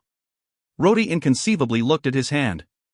He looked at himself from top to bottom for a while and then frowned. "What happened?" "We have separated," the mystic dragon replied. His stiff voice came from behind Rhodey. Rhodey turned around and saw another Rhodey standing in front of him. His face and hair looked exactly the same. The only difference was his indifferent expression. "Did you return my body to me? But how did you divide it into two?" Rhodey asked coldly. "I am a god." The mystic dragon slowly walked past Rhodey. "Having a body here will affect my strength." Rhodey frowned and carefully examined his body. He did not feel anything strange. He secretly checked his fighting energy and also did not feel anything out of place. "You just gave up my body like this?" Rhodey frowned. The mystic dragon slowly walked forward. His head did not look back as he said, "I do not need it anymore." Suddenly, he looked back at Rhodey and said, "Aren't you curious? Follow me." Rhodey looked back. The solitary stone door was stood in front of him. Around it was just a formless emptiness drift. The slab stone stood tall and upright, right there. "Can I still go back?" He laughed bitterly. He then sighed and followed behind the mystic dragon. The mystic dragon walked at the front. With every step, the black flames from his body would burn away the surrounding indistinct mass. Rhodey felt as though he was walking in the clouds. He was surrounded by boundless whites as though it was a sea of clouds. God could create a rich and colorful world. So why is it so dull in his own space? Even until walking to the end of the golden stairs, the mystic dragon did not talk to Rhodey at all. He did not tell Rhodey the reason for giving up the body. He also did not attack to kill Rhodey. He simply kept walking forward. A sound was then gradually heard. The cluster of cloud-like things gradually became thin. Everything then became open and clear. At the boundless space, there were only the golden stairs under their foot. At the distance, a tall towering palace gradually appeared. The palace looked golden. Even weirder was that the golden palace was transparent. It looked as though it was made of golden glass. As they gradually approached the palace, golden bolts of light suddenly flew over from the sky. Golden angel-like things flew to Rhodey and the mystic dragon. It then hovered around them. The golden angels shone with a bright light. Each of them was as big as a small bird. A pair of wings flapped behind them. Their faces were devoid of expression as they simply looked at Rhodey and the mystic dragon. Only their eyes showed curiosity. These are the angels that serve God. They have no gender, no intelligence, and no emotions. Their minds are empty. They only have a simple mechanical awareness. They don't even have a body. The mystic dragon had an impatient tone. He grabbed an angel with his hand and forcefully crushed its neck. It burst into a golden light. The angel that was crushed really had no body. Its body was just an apparition, leaving behind a golden fog. The surrounding angels looked astonished. They retreated a little and then came back. Look. They do not have intelligence. They do not know how to be afraid. They do not know about death. The mystic dragon coldly said, I hate these things. I hate them ever since I lived here a long time ago. Rhodey curiously extended a hand and let an angel flew over his palm. Sure enough, the little things did not have any intelligence. Its height was not even as long as Rhodey's finger.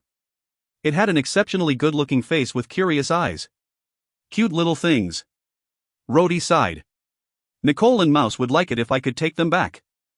The golden stairs reached its end. They were finally under the palace. The golden door looked lofty and majestic. Although it was transparent and the things behind the door could be seen, an extremely powerful aura shocked Rhodey. There was a person standing in front of it. Prometheus, or rather, Kara, was standing at the entrance and was coldly looking at the door. It's you? Kara turned around and looked at the mystic dragon. He then looked at Rhodey and was a little shocked. Rhodey, you also came here? Then you, big-headed lizard. You came back to life? Right now, I will not kill you. The mystic dragon coldly looked at Kara. Right now, you are just a domain master. You are not much better. Kara laughed. You and the boy split into two. You are no longer God-ranked.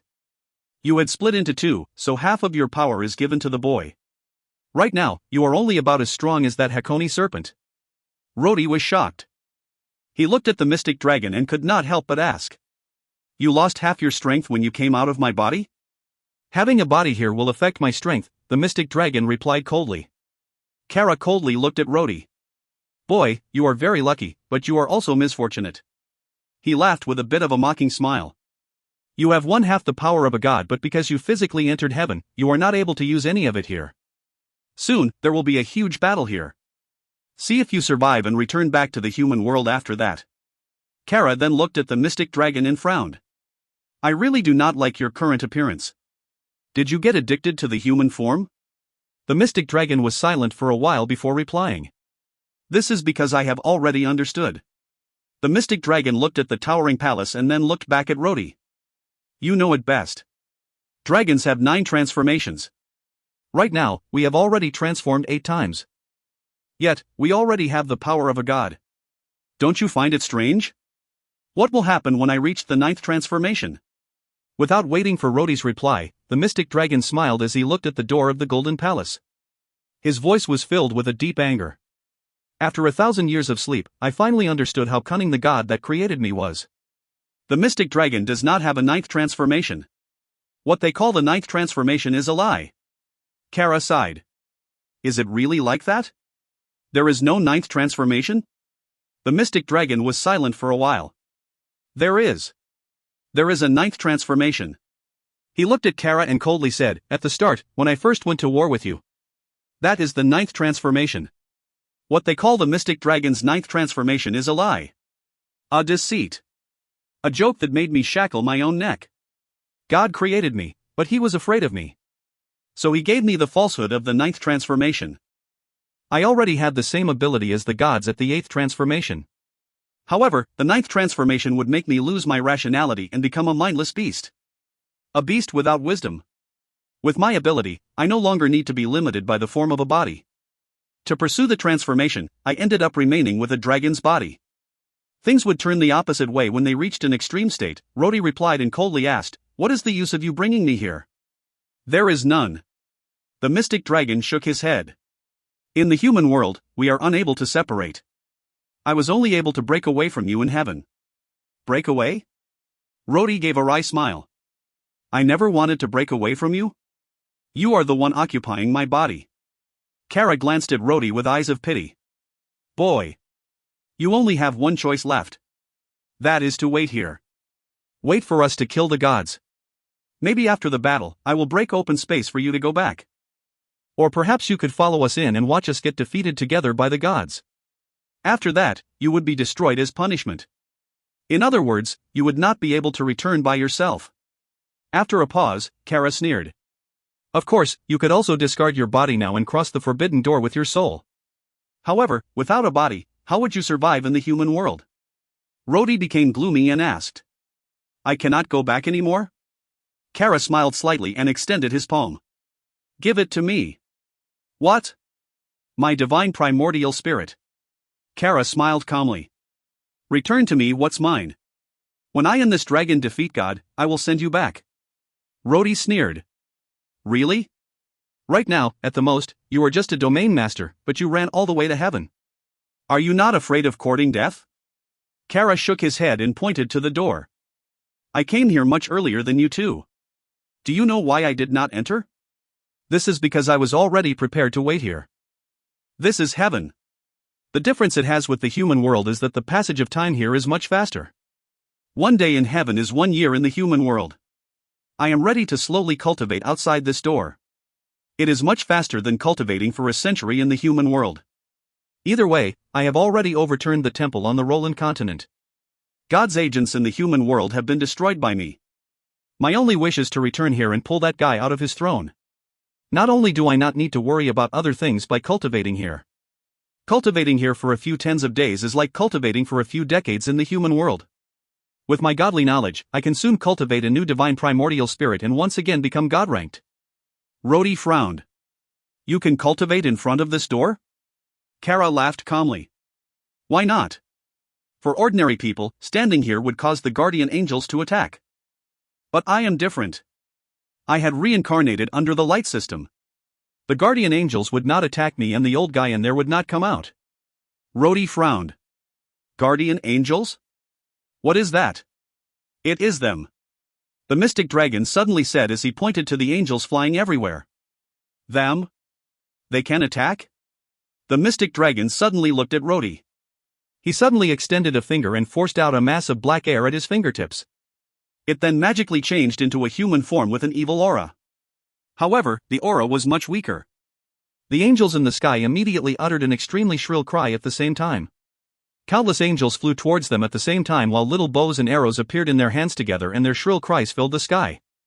Countless golden lights were shot at the thing the mystic dragon created.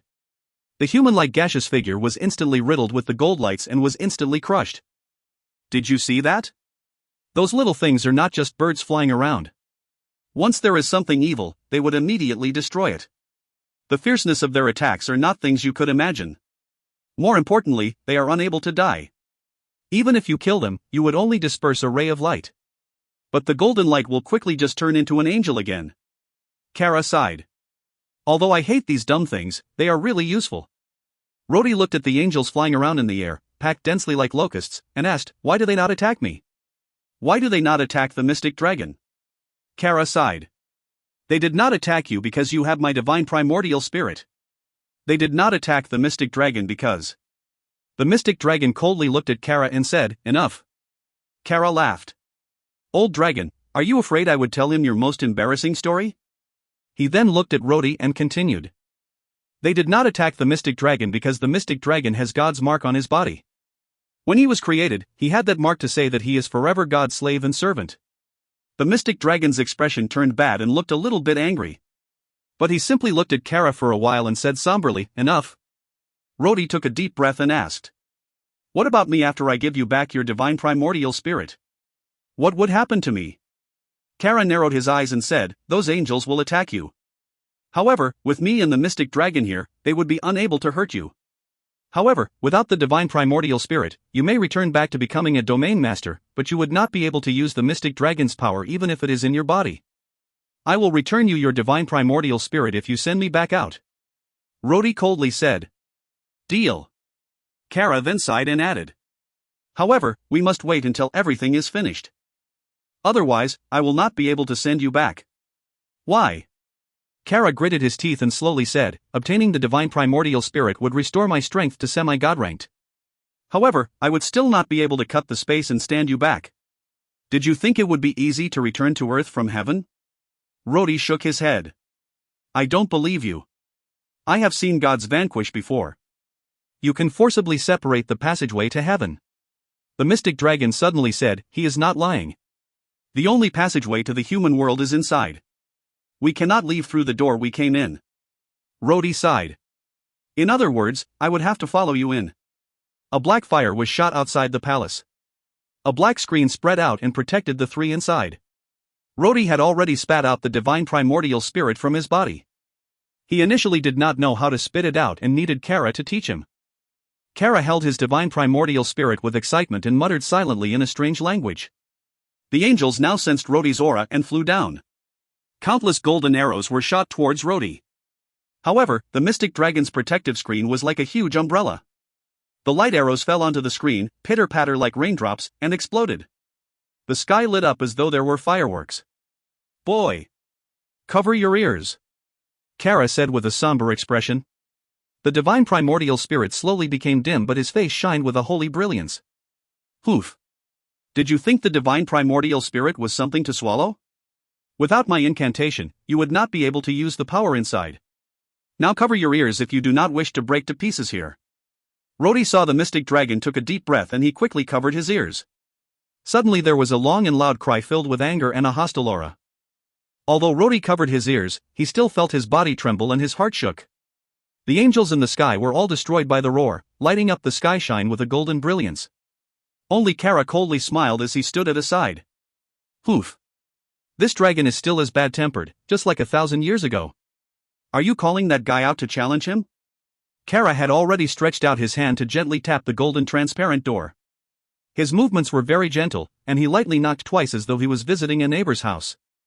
There was a loud sound. The large door in front of Kara suddenly shattered into thousands of golden rays of light. Numerous fierce and sharp whirlwinds almost cut Rhodey's face.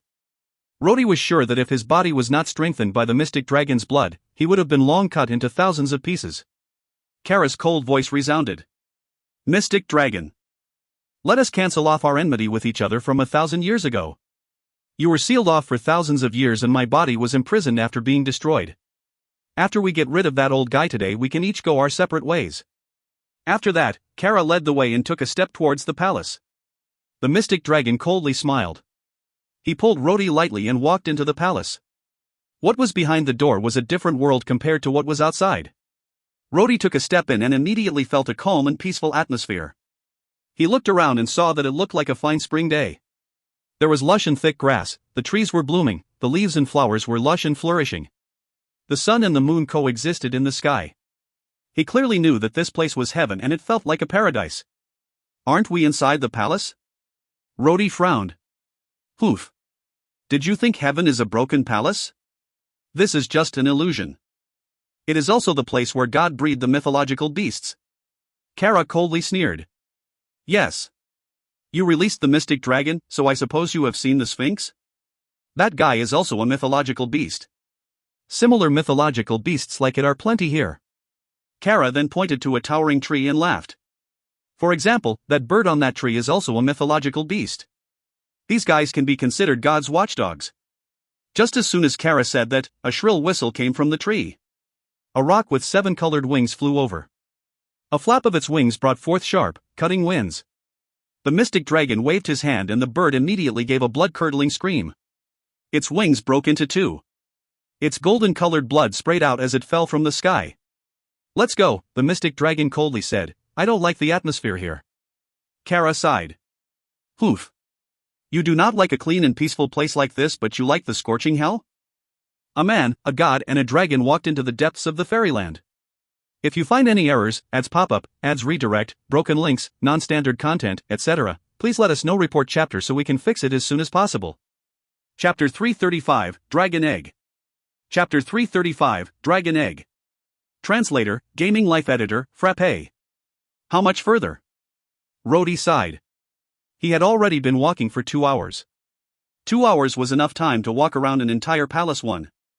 However, the first layer of illusion inside this palace was still extremely lush and flourishing, and it was not clear how big this whole place was. If it was a new space created by God, it need not be as big as the human world. Even 1/10 the size of the human world would be enough to cause Rhodey to die from walking. What Rhodey was most worried about was that he was in heaven. A day in heaven meant a year in the human world. Kara and the mystic dragon were 2,000-year-old monsters and they naturally would not care. However, Rhodey was waiting to go home. Rhodey thought it would be frightening if the two were to spend 20 days in that space. He looked a little resentful at the mystic dragon who was at the front of the group. Did this guy get lost after not coming here for 1,000 years? Are you worried? Kara's voice came from behind him. Rest assured. We are not looking for a road. We are looking for a mythological beast.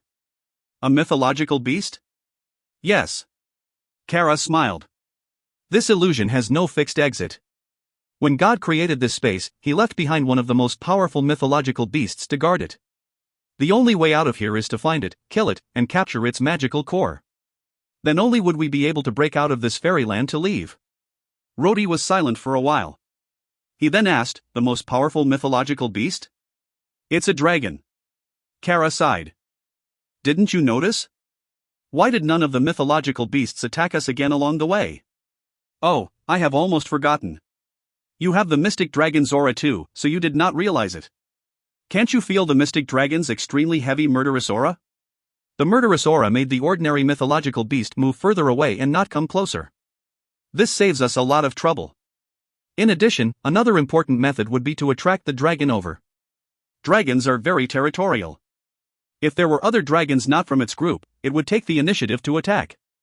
The mystic dragon and I have used this method before when we were here last time. Rhodey was still puzzled. But isn't there only a few dragons left? You said that killing the dragon here is the only way out. You also said that you all once fought God. If the only dragon left here was killed by the mystic dragon, then wouldn't there be no more dragons here? In that case, how would I be able to leave? Kara smiled. How could God's power be so simple? You have probably seen the Samsara River in the valley that sealed the mystic dragon. On top of that, there were also those angels outside. Even if they were killed, the golden aura would form a new angel. All of these are reincarnation. So, even if the dragon here is killed, it can reincarnate in this environment. However, such a powerful thing would not be able to reincarnate as easily as the angels outside. Rhodey sighed and laughed bitterly. How big is this place? How long do we need to look for it? Kara frowned. Logically, the dragon should have already come over when it felt the mystic dragon's aura. But up till now it still has not appeared. I find it strange too. Is the guardian dragon here strong? Rhodey asked warily. Kara gave Rhodey a glance. It is not very strong, but it is also not weak. I told you about this just now, that domains are the road to heaven. I believe you still remember? The angels outside and the mythological beasts inside would all try and kill the humans that try to enter God's domain. Even if a domain master enters, they would not be able to get past this guardian dragon. I knew the guardian dragon from 1,000 years ago. It was truly a holy and large dragon. Although it was slightly weaker than the Hakone serpent, it is not that far off. Rhodey sighed and murmured. Domain is the road to heaven. How many of the humans' domain master have been tricked into entering heaven in the past 1,000 years? Even if they do not die at the hands of the angels, they would still be buried in this fantasy land. The mystic dragon suddenly stopped. From the side, his expression looked somber. Large lizard, why have you stopped? Kara frowned. The mystic dragon pointed at a distance and suddenly said in a strange tone, no need to look for it anymore. I wasted all my effort. Even if I release a strong dragon aura, that dragon will not attack us. His body flashed and disappeared. Kara's expression turned solemn too and pulled Rhodey's hand. He must have found something. Let us go and see. The two of them then disappeared. When Rhodey stood behind the mystic dragon, he could feel that the mystic dragon's aura was somewhat gloomy. His face was filled with shock. At the same time, Rhodey could feel a weak trace of a dragon's aura. However, the aura did not come from the mystic dragon. It came from the object the mystic dragon was staring at. There was a huge egg with a white ring of protective chi in a thick clump of grass. The dragon's aura was coming from that egg. The mystic dragon looked at the dragon egg for a long time without saying a word. However, he looked shocked to the extent of almost forgetting himself. Rhodey could see the mystic dragon's clothes faintly shake. After a long time, Kara took a deep breath and walked forward a few steps. He waved his hand and destroyed the protective chi. He paused for a moment and gently put his palm on the dragon egg. He then closed his eyes and carefully felt the egg. Kara also had an imposing expression. He opened his eyes and looked at the mystic dragon. He then asked in a dry voice, "What do you think?" The mystic dragon shook his head. He looked shocked and dazed. Kara slowly said, "The sacred guardian dragon is currently being reincarnated. Even if he is killed, he would revert to an egg and then reincarnate. However, how long does it take for the sacred dragon to hatch?" The mystic dragon squeezed out his voice as he replied, "About 200 to 300 years. Kara sighed. His eyes revealed a sharp gaze. "When was the last time you came here to fight with the old guy? Was it about 1,300 years ago? At that time, you killed the sacred dragon once." "My last time here was about 1,000 years ago. That time, I had killed the sacred dragon once. I had good fortune at the time as you had killed it just 300 years before that. It had only just hatched when I came to kill it. As a result, it was not too strong, and I had easily passed this level." "But..."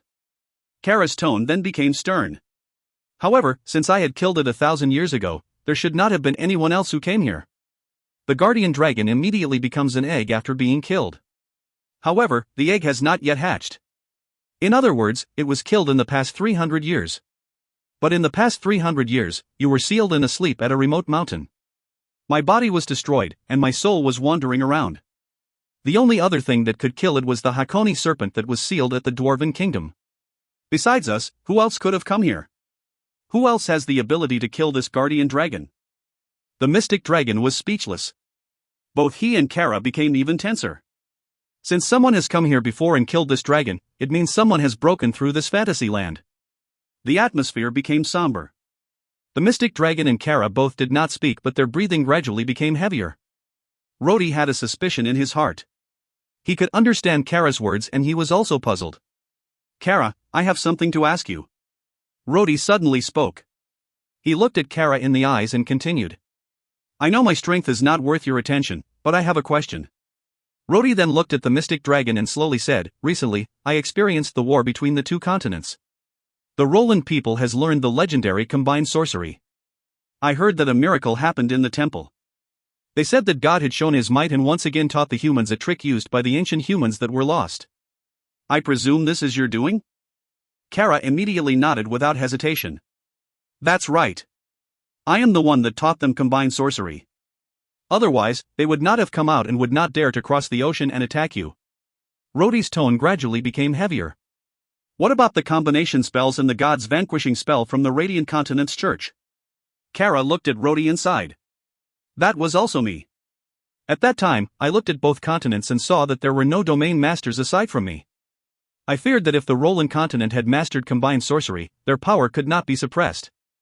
So, whatever the consequences, I went and stealthily taught the combination spell as a miracle to the Radiant Continent's church. That ludicrous pope actually thought it was a miracle." Rhodey nodded. "So, it really was you. I have a friend that was also suspicious for a long time. God had not appeared for so long and yet both continents suddenly these kinds of lost forbidden skills. Now I understand it was your handiwork." Rhodey frowned and asked, "But how do you know all this?" "You are the devil god Kara.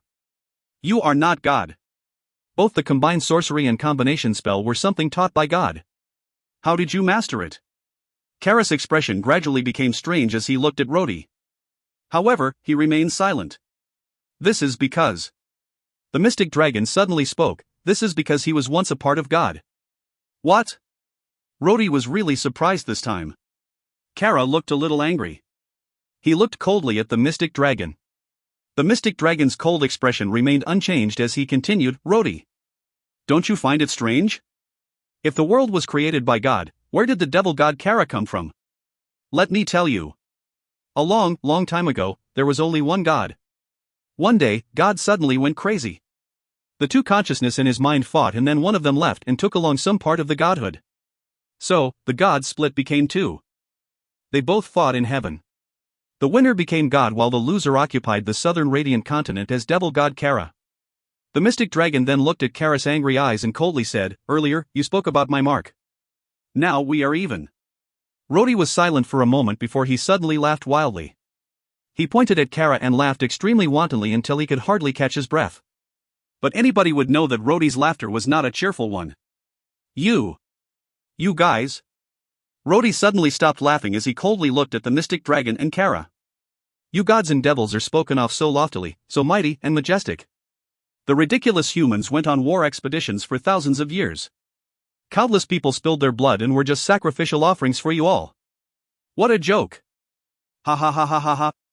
Although Rhodey was only a human, he looked at the god and the dragon fearlessly, in profound anger. Kara's expression gradually cooled down as he asked, What is so funny? Humans were created by us and are not so different. Humans in high positions fight by using the humans at the bottom just like us. This is an unchanged rule in the world. Rhodey did not object and took a deep breath. He then slowly said, Perhaps you are right. But just now, when I saw this dragon egg, I had thought of a very interesting possibility. I wonder, has the great mystic dragon and devil god thought of this already? A deep mocking look appeared on Rhodey's face. God has not created any miracle for hundreds of years. The dragon egg shows that someone or something has reached this place and achieved God's domain level a few hundred years ago. Have you not thought of the possibility? He looked at the two legendary people that had been worshipped by millions, opened his mouth and slowly said, that God probably no longer exists? If you find any errors, ads pop up, ads redirect, broken links, non-standard content, etc., please let us know. Report chapter so we can fix it as soon as possible. Chapter 336, God? Chapter 336, God? Translator, Gaming Life Editor, Frappe.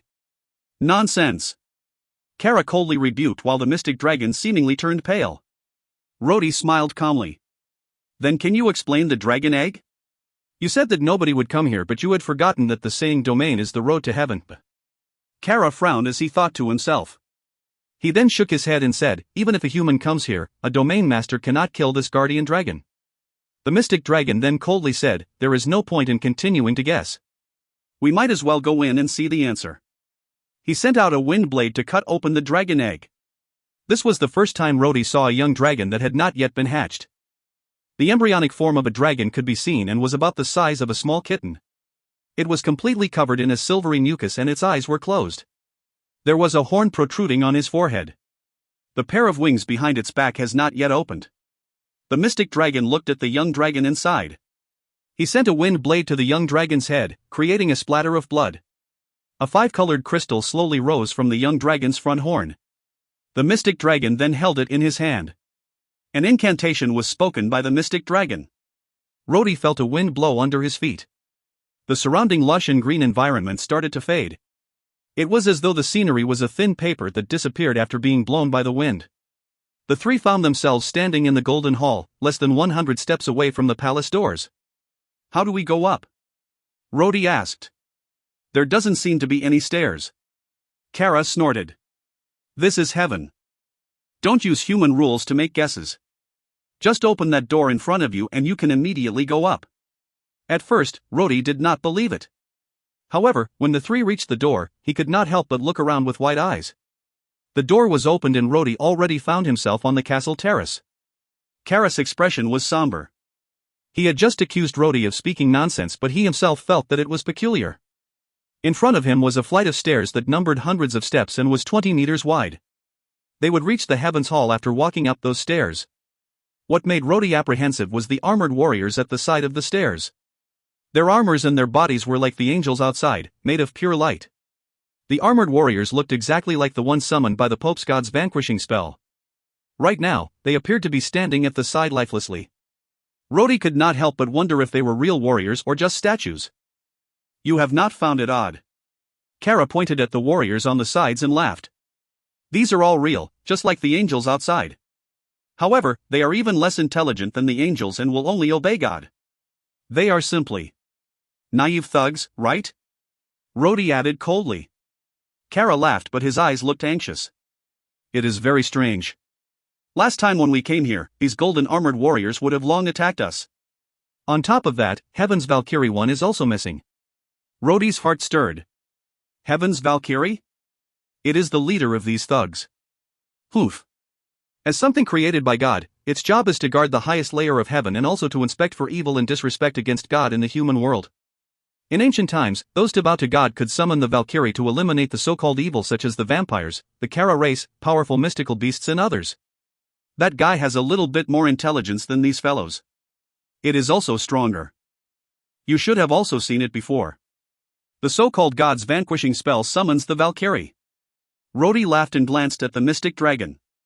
He then exhaled and said, in this case, I think you do not need to look for the Valkyrie anymore. It has already been killed by the mystic dragon. Kara frowned and looked at the mystic dragon. This old lizard always acts in a cold manner. Since you have already defeated the Valkyrie, why didn't you tell me? God may be taking the opportunity to create a new one. We should seize the advantage in this situation. Kara then quickened his pace. Rhodey looked at the disturbingly quiet palace and shook his head. The golden armored warriors on both sides looked so lifeless that Rhodey thought that they were corpses. At the top of the stairs were 16 pillars made out of light, supporting the roof. However, the surroundings were roofless. Under the roof was a circular pool of water.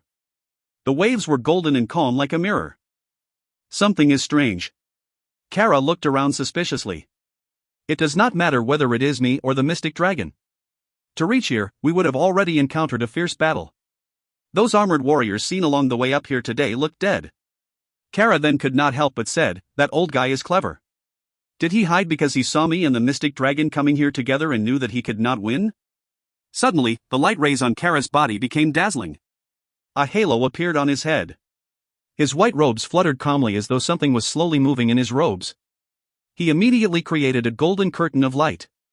The light immediately transformed into a large and sharp sword that was 10 meters long. The sword then shot towards a corner of the palace. The mystic dragon frowned and created a black flame to protect himself and Rhodey. Boom! The sword created by Kara cut off the topmost layer of the palace. Following the burst of golden light radiating all around, Rhodey was shocked to see the damaged top of the palace. The golden light that was shattered started to coalesce together and seemed to grow. Gradually, the 1/3 of the roof that had been cut off started to repair itself. However, the speed of repair was not too fast. What are you doing? The palace cannot be destroyed. The mystic dragon coldly said.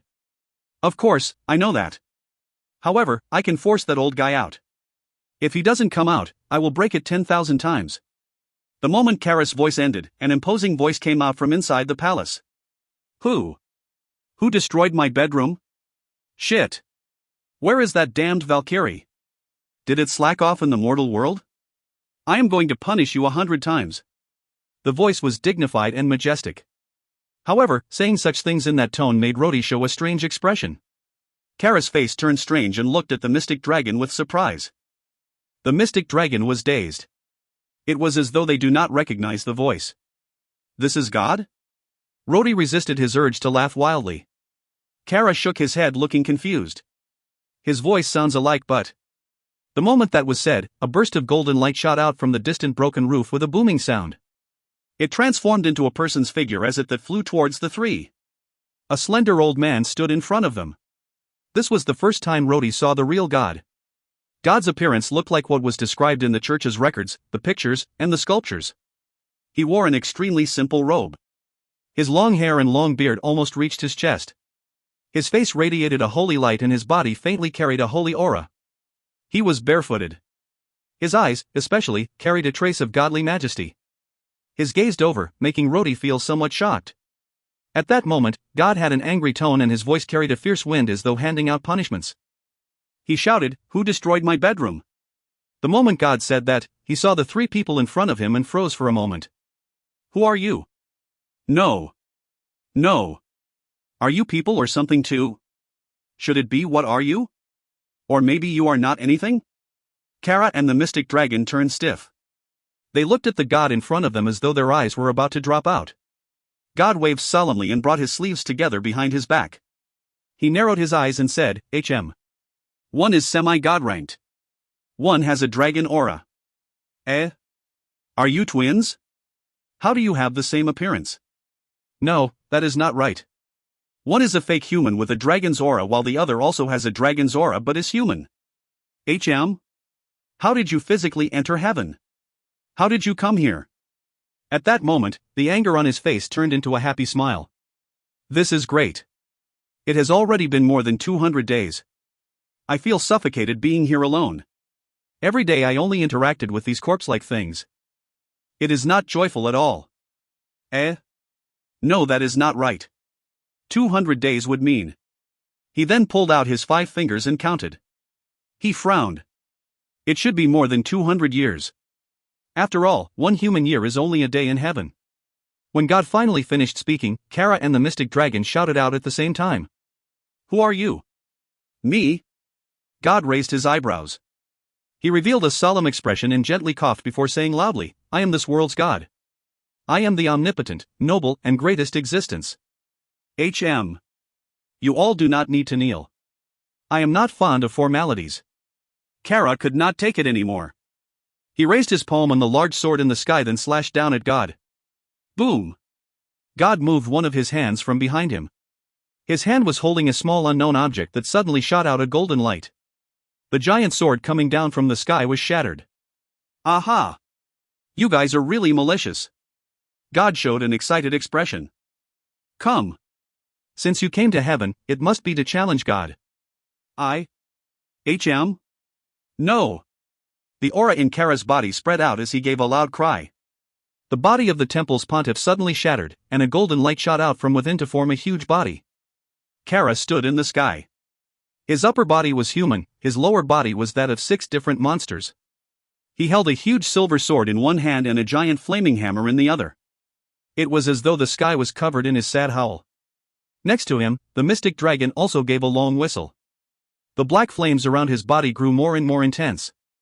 Finally, the flames reached to the skies imposingly. The black flames in his hands grew more and more intense. Rhodey was clearly very familiar with this.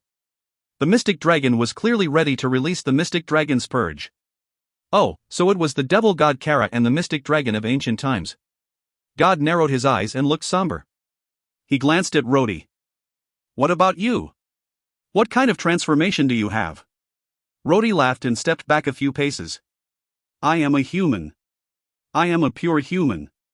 Rhodey stood beside the mystic dragon. This way, Kara's fierce aura and the flames would not be able to hurt him.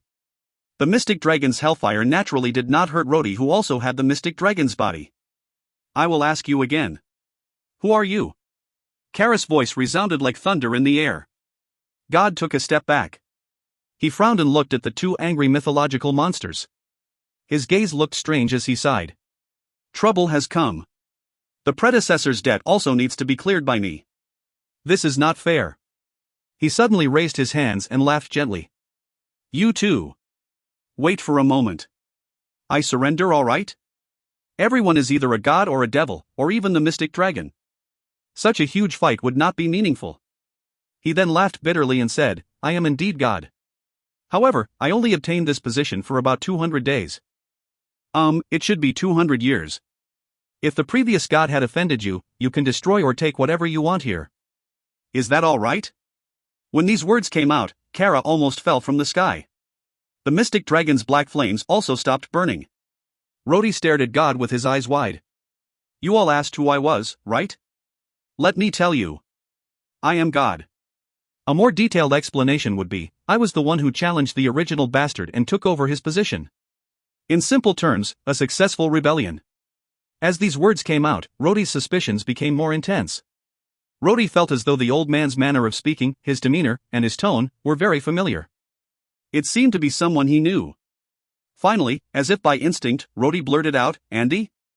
God froze for a moment and looked at Rhodey. What did you say? Andy? Do you know Andy? No, I am not Andy. My name is. He thought for a while and then laughed. My name in the human world is Dandong. If you find any errors, ads pop up, ads redirect, broken links, non-standard content, etc., please let us know. Report chapter so we can fix it as soon as possible. Chapter 337, the final chapter, 1. Chapter 337, the final chapter, 1. Translator, Gaming Life Editor, Frappe. Dandong. All of the absurd things Rhodey had heard of in his life when added up would have never been as shocking as this. The great sage of the empire actually became a god. Kara and the mystic dragon stood there silently. Kara had withdrawn his magical body and returned to a human form. Not fighting anymore? Every injustice has its perpetrator. Devil God and mystic dragon, the one who has offended the two of you is not me but my predecessor. Dandong shook his head. He stretched out his finger and drew a line. A crack in the air appeared as though the air was cut. It then turned into a door. You are all visitors from a faraway place. Come. Follow me in. Dandong said with a joyful tone. I had long hoped that someone would come here. Once Rhodey stepped into the door, he had a slightly familiar feeling. They were in a room inside the Golden Palace. The layout of the room was similar to the laboratory Dandong had left behind at the Duke's residence. Although everything was recreated with godly powers, Rhodey could not help but smile when he looked at the strange instruments on the table. Kara and the mystic dragon, on the other hand, may not necessarily understand what they had seen. All right. I know you all must have many questions. However, I believe I may be able to answer them. The mystic dragon looked at Dandong with his strange black eyes and asked, You are human. How did you become a god? Domain is the road to heaven. I believe you all know about this.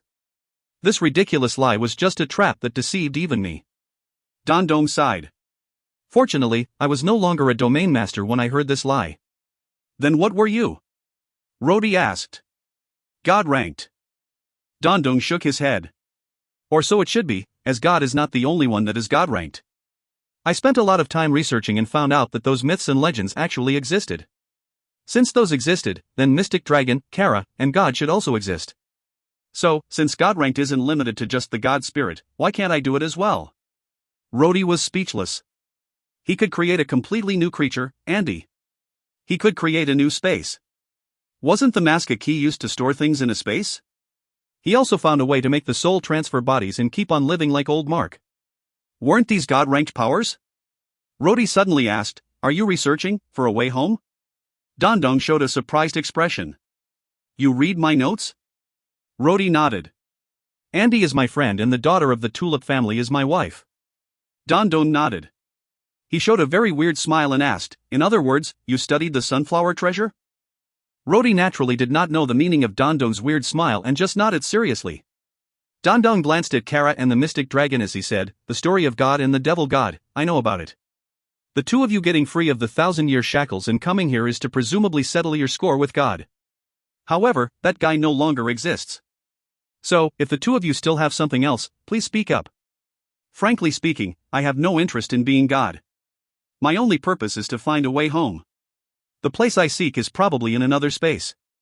I initially thought God would be the most powerful person who mastered space, so I searched for this place by hook or crook.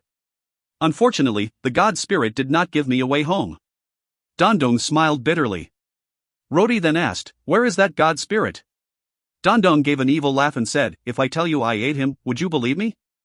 Rhodey was startled and blurted out, Dragon conversion technique. It is not simple. You actually know about this. Looks like that bastard Andy. Dandong then gave an awkward expression and said, All of this changing and transformations in this world is nothing more than the conversion of energy. The so-called idea that God will not die only verifies the law of conservation of energy in my original world. Although I cannot make the previous God completely disappear, it is still possible for me to convert his existence into another form. Rhodey smiled wryly. At first when I converted the mystic dragon, I almost lost my body to him. Dandong looked at the mystic dragon and laughed. It is because you two are identical. Presumably, the mystic dragon now feels disdainful to remain in your body. You are just an ordinary human, but you converted the powerful, God-ranked mystic dragon. Naturally, it would be unbearable. However, I am not afraid of this. It is like a body having two souls. The more powerful one would be in control. You are too weak compared to the mystic dragon. Of course, it could not work. Dandong then clapped his hands and laughed. All right. I have already said all that I should say. Do you still have any more questions? If you are interested in this palace, I will give it to you. If you want to become God, I can also leave now.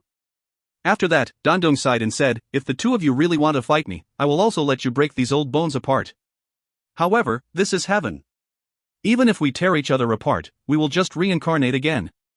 There is no point in fighting. If you want to seal me up like what God did to you, there is no need for that. Just give me a house and I would quietly do my research inside. I wouldn't have even come out had you all not destroyed my roof. After Dandong had finished, he asked with a smile. Now, what do you want? Kara sighed as he looked at Dandong and said, a small human could actually reach this far. You are really a miracle. He then continued coldly. God no longer exists, but heaven should not belong to you. From now on, I will take control of heaven. I will be the new God. Sure. Dandong immediately replied as though he felt relieved. The mystic dragon then said in a low voice, heaven has nothing to do with me. I also have no interest in the human world. However, the dragon race will no longer be under God's jurisdiction. After that, the mystic dragon looked at Dandong and asked, are you really willing to give up the position of God? Having this position is becoming the supreme existence, you will be above millions and second to none. Dandong laughed and replied, you came from the human world. Didn't you hear that God has not shown any miracles for centuries? I have no interest in these things. The mystic dragon and Kara looked at each other and then said, deal. Kara added, I promise you. After I become the new God, the dragon race will no longer be bound to heaven. Dandong laughed and said, in that case, I will give you the mark of God. However, before that, what do we do about this human? Kara looked at Rodi and smiled. I have promised to send him back. I am the devil god Kara. I am not that despicable old guy. Dandong nodded and glanced at Rodi as he said, come with me. Dandong immediately opened a door of the room. They then walked to the pool outside. Standing there, Dandong looked hard at Rodi and asked, how is Andy? Rodi laughed bitterly. He should be doing well. He then thought in his heart, he already became an emperor. Could he still be doing any worse? Dandong nodded and pointed to the calm mirror like water. This is the gateway to the human world. It is the only exit. It is also the only channel through which God can control that space. Rodi realized something. Dandong's tone emphasized the word only. Dandong then laughed again and said, I presume my mask is still in your possession? You must also know that my mask is a small space of my own creation. I have left some of my few interesting toys from those days in there. Those things inside. I am giving it all to you. Rodi was surprised. That mask is already in my possession. Its inner space is also simply where Andy sleeps. At most, it has various junk, the lightsaber, and the magical cores from mythical beasts. Although these things were strange, they already belong to me. Why is it being mentioned seriously? Dandong stared at Rodi's eyes and suddenly smiled. You have to take care of that mask. It is the only key to that storage space. If it is lost, even I will no longer be able to enter that space to take those things. After that, Dandong gave Rodi a wink. However, this action was not seen by Kara and the mystic dragon. Dandong began to speak an incantation. Immediately ripples began to form slowly on the surface of the water. Dandong stared at the water with a strange expression. He could not help but said, eh? Strange. There is a war going on down there. The people of the church are fighting against the Radiant Empire. Rodi was stunned for a moment. He then laughed. That is. Before Rodi could finish, Dandong stopped him with a look and lightly laughed. Both sides seem to be fighting for their faiths in God. I think it is better to separate them. He waved his hand and several guardian angels appeared in the sky. The angels gathered and flew around Rodi's head but did not attack Rodi. Kara coldly asked at the back, what are you doing? Dandong laughed. In the future, you will become the new God. The people down there are all yours. Are all of them fighting meaningful? I did not do anything in the past 200 years ever since I became God. So now I am simply doing a few exciting things to satisfy myself before giving away the position. Dandong grabbed Rodi. A golden divine power entered Rodi's body. Dandong suddenly whispered quickly in Rodi's ear, the banner fighting below belongs to the Tulip family, right? These angels are the last time I help an old friend. However, they cannot stay in the human world for too long and will soon disappear. Kara started to have an uncomfortable feeling at the back. He could not help speaking out. What do you mean? You? Dandong had suddenly and fiercely kicked Rodi into the pool. There was a splash, and Rodi immediately sank. A whirlpool formed in the water. The angels in the sky then flew down the whirlpool like a golden stream. Rodi felt dizzy as though he was falling into a cloud. He heard Dandong's final mocking words. The human world does not need God. Rodi seemingly heard Kara and the mystic dragon's angry roars. Hodi turned around to look. All he saw was a world of water. However, it was clear that the ripples were drifting alone. Behind the water ripples was a misty emptiness. The group of guardian angels flew behind him. The whirlpool opening then became smaller and smaller before bursting into a golden light. That was an explosion. In the eastern province, outside the city of Lorsch, there were 20,000 fully armed lightning gods whip troops with murderous aura. On their left was the heavily armored infantries of the Northern Legion. At the moment, there was a strong bloody scent on the battlefield. The Imperial Army had just fought a battlefield in the middle of Lorsch. The blood on the ground had not yet dried up. Corpses were left all over. The gates of Lorsch city were closed in a panic. The flame warriors on the city walls had expressions of panic and anger. Just a moment ago, they had watched 20,000 of their companions killed by 10,000 of the wolves Fong. Finally, they left behind the corpses and retreated into the city. The Imperial Army did not seem anxious to start a siege but allowed them to retreat into the city. Duke, a commander of the wolves Fong beside Seth, said, "They have already retreated." Seth nodded. He was riding a black warhorse. He wore a set of armor accompanied by a large sword at his waist. From afar, his conspicuous gold armor along with the tall flying banner of the Tulip family made him look like an invincible god of war. However, only Seth knew how tired he was. Shit! How is this armor so heavy? Let us fall back. We will continue to educate this gang of thieves tomorrow. Seth exhaustedly waved his hand. The commander next to him asked, "Duke, are we not going to lay siege today? With enemies of this level, I am sure a single charge would be enough to drive them off the walls." Seth frowned. No need. Sieg is still mopping up the other church rebellions in the eastern province. We do not have to fight so desperately here. As long as the eastern provinces settle down, they would naturally surrender. It is fine as long as they do not come out courting death. Seth muttered in a low voice, "Rodi, what kind of army is this? All of your officers are like war maniacs. Don't they know that it is dangerous to go to war? It is more sensible to gain the fruits of war without any deaths." The whole army then rapidly executed the Duke's orders. Just as the soldiers began to withdraw systematically, there was a loud sound. Boom! A thunderclap suddenly came from the originally clear and boundless sky. A whirlpool that looked like a large hole then appeared. Golden brilliant lights could be seen flying out. The golden figure at the front then stopped in the air. The lifelike figure in the golden brilliant light then flew slowly around in a circle. The people on the ground were stunned. Both the church's army on the walls and the Imperial Army were stunned at the strange scene. That figure then lifted his finger, pointing towards Lorsch City. The golden lights began to move. Numerous golden guardian angels gave a majestic cry. Golden arrows materialized in their hands and were shot towards the wall. It was like a mighty gold torrent. The flame warriors on the walls wanted to counterattack with their own arrows, but their scattered arrows were pitiful. Tens of thousands of people were shocked as they saw the golden torrent descended from the sky and fiercely struck the walls of the Lorsch city. There was a series of explosions as the entire city was covered in a golden light. Finally, there was an oppressive sound as the Imperial Army felt the earth shook. A few deep cracks appeared on the walls after the explosion. The walls then finally collapsed. Seth's eyeballs almost dropped out as he looked at the sky in surprise. Shit! That looks like an angel. The angels attacked God's church? There was a shout as Rodi quickly flew to the army. He stood in midair and laughed at Seth. "Duke, how are my angel troops?" Seth's expression turned stiff when he saw Rodi. He fiercely looked at Rodi with a bit of resentment and helplessness. Finally, he waved and shouted. "Wolves Fong! Charge! Rush into the city!" The horses galloped ahead, and the suits of armor pressed forth.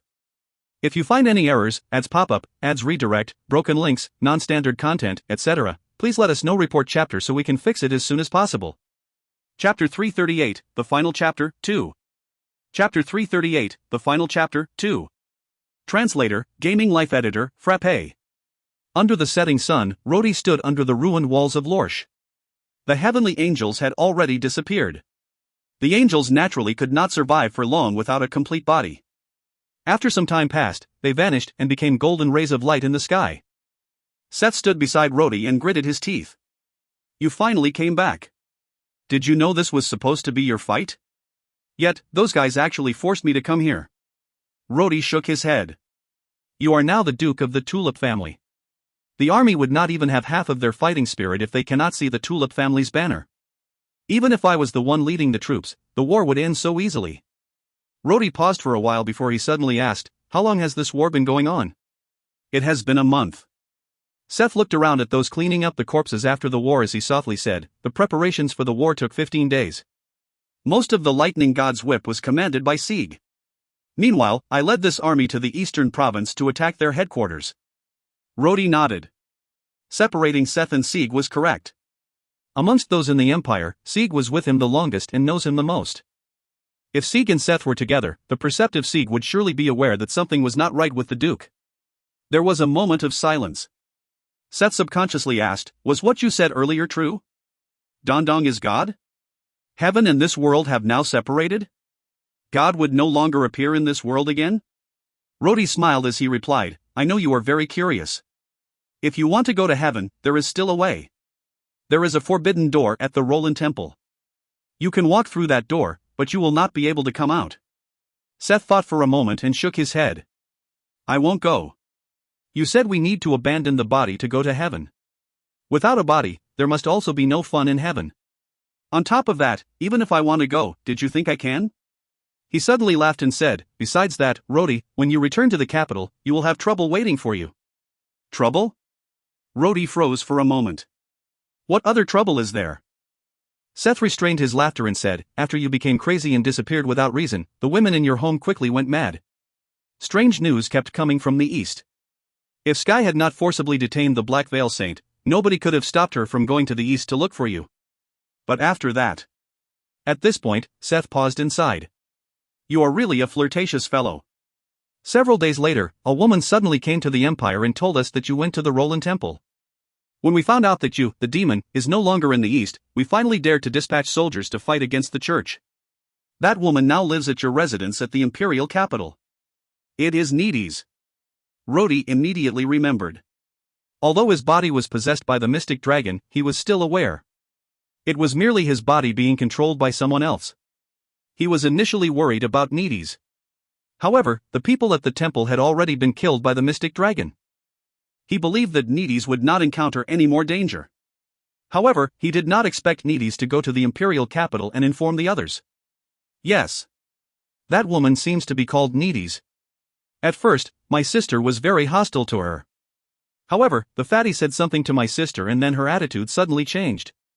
Seth then glanced at Rhodey with his eyes. You are really popular with women. Rhodey's mouth tasted bitter. Even if he were to think with his feet, he believed that the women at home would no longer be so nice to him. He looked at Seth, who was gloating at his misfortune hatefully and had the intention of striking back. He stretched out his hand towards Seth and asked him, Seth, what do you think this is? A golden light moved around in circles on Rhodey's palm as though it was a life force. Rhodey deliberately spoke slower as he smiled and said, this is not my fighting energy.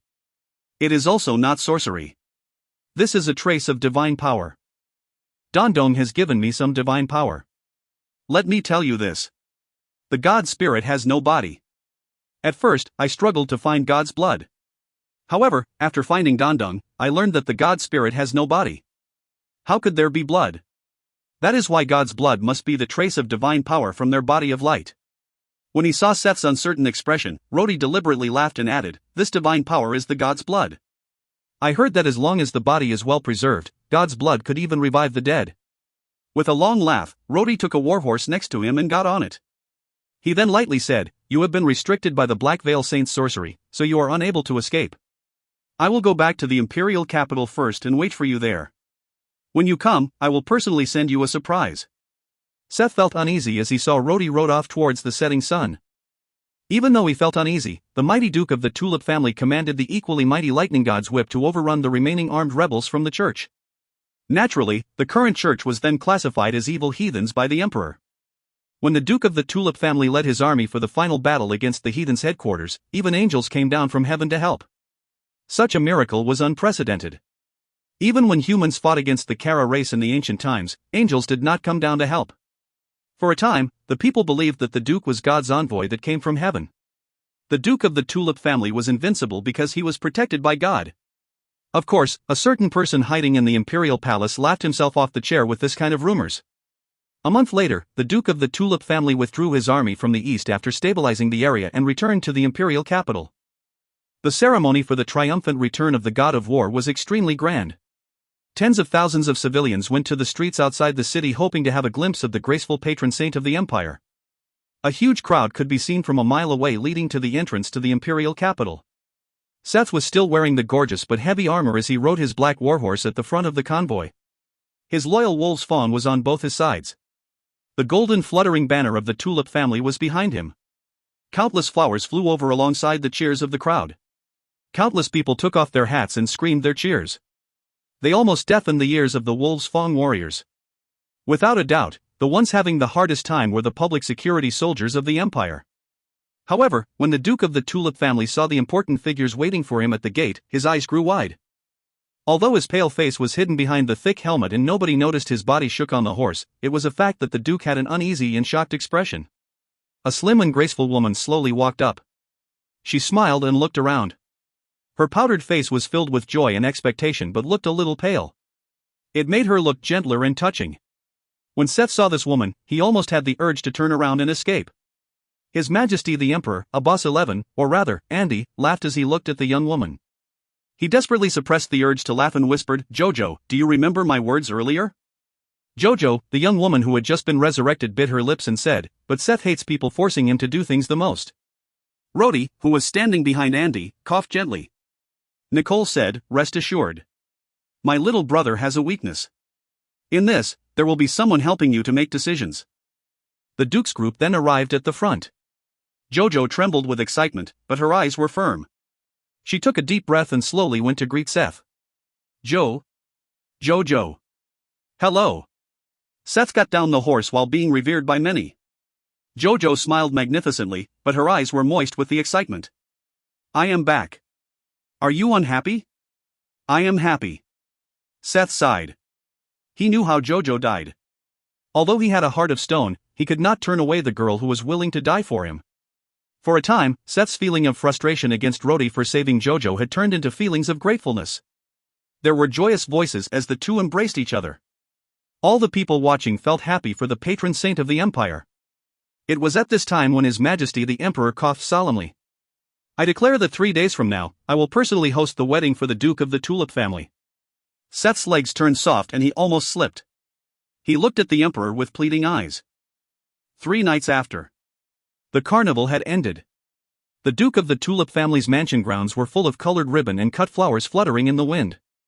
That day was the wedding day of the Duke of the Tulip family, the god of war of the empire. Although numerous women in the empire had cried secretly, the wedding was conducted in an extremely grand manner. His Majesty the Emperor personally presided over the wedding ceremony. Almost all of the lightning god's whip had been mobilized to act as guards of honor for their great commander. The only regrettable thing was that the groom's smile seemed unnatural. "Shoo, quiet, fatty. You almost shoved me." "Shut up. It is crammed here. Do you want me to fly up?" Near the back door of the Duke's mansion, several figures stealthily hid in a tree. Rhodey looked at Sky and Andy, who was beside him, helplessly. It was hard to imagine the Emperor peeping at the new groom that night, at the back door. "What did you drag me here to see tonight?"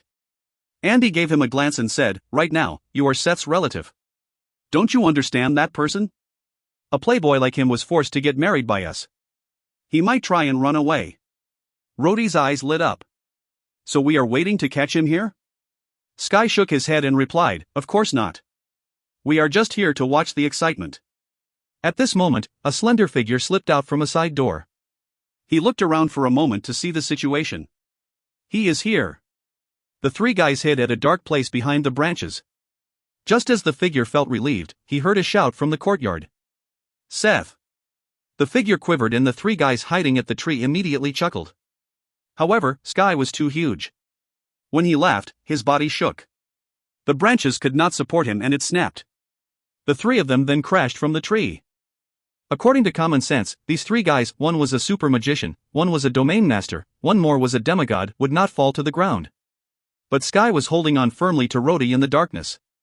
When Rhodey struggled, he bumped into Andy, who was trying to quickly cast a spell. In turn, Andy crashed in pain into Sky. As a result, all three of them came into contact with the ground. As the tree was outside the fence, they were unable to see inside the house. However, they could still hear the voices from inside. Seth, are you trying to sneakily escape? Ah. Ha ha ha. Jojo, you got it wrong. I simply saw that the moon tonight was beautiful and came out for a walk. Moon gazing? Do you need to bring along a luggage to go moon gazing? Seth, you hurt my feelings. Whoosh. There was a sudden sound. Nobody knew what happened, but the three people outside could see a flash of light inside the fence followed by Seth's horrible shriek. Ah. Didn't Mao say she has lifted the sorcery restriction spell on me? Why? Jojo's voice seemed a bit distressed. Seth, are you hurt? I am sorry. I am sorry. Mouse gave me the restriction control. This is a spiritual sorcery placed on your body. Whenever I feel sad, the restriction on you will be triggered. The voices stopped here. They did not know if the Duke had already fainted. The three guys then lay on the ground and looked at the stars. Andy, do you think Dondong and the others are still up there? Rhodey pointed to the sky. Hoof. Did you think Master would be content with sacrificing himself to trap those two monsters in heaven? Rhodey was unable to utter a reply for a time. Andy was sly, quick-witted, even treacherous and despicable. It could be imagined how clever Dondong was to be able to create such a person. A guy that was so dangerous and had god-ranked powers too. Rather than feeling worried for Dondong, it would be better to be worried about the Kara who had been muddled by extreme anger and hatred and the indifferent and rigid mystic dragon. After a moment of silence, Rhodey said in a dissatisfied tone, "Old guy, today at the wedding, you have suddenly announced that I am your adopted son. Why did you do that?" Sky laughed. The adopted son of the Emperor. In the future, even Seth will need to call you Your Highness. Wouldn't that be interesting? Rhodey sounded somewhat vigilant as he replied, "Interesting. I feel like you all have some kind of conspiracy." Andy laughed. Ah.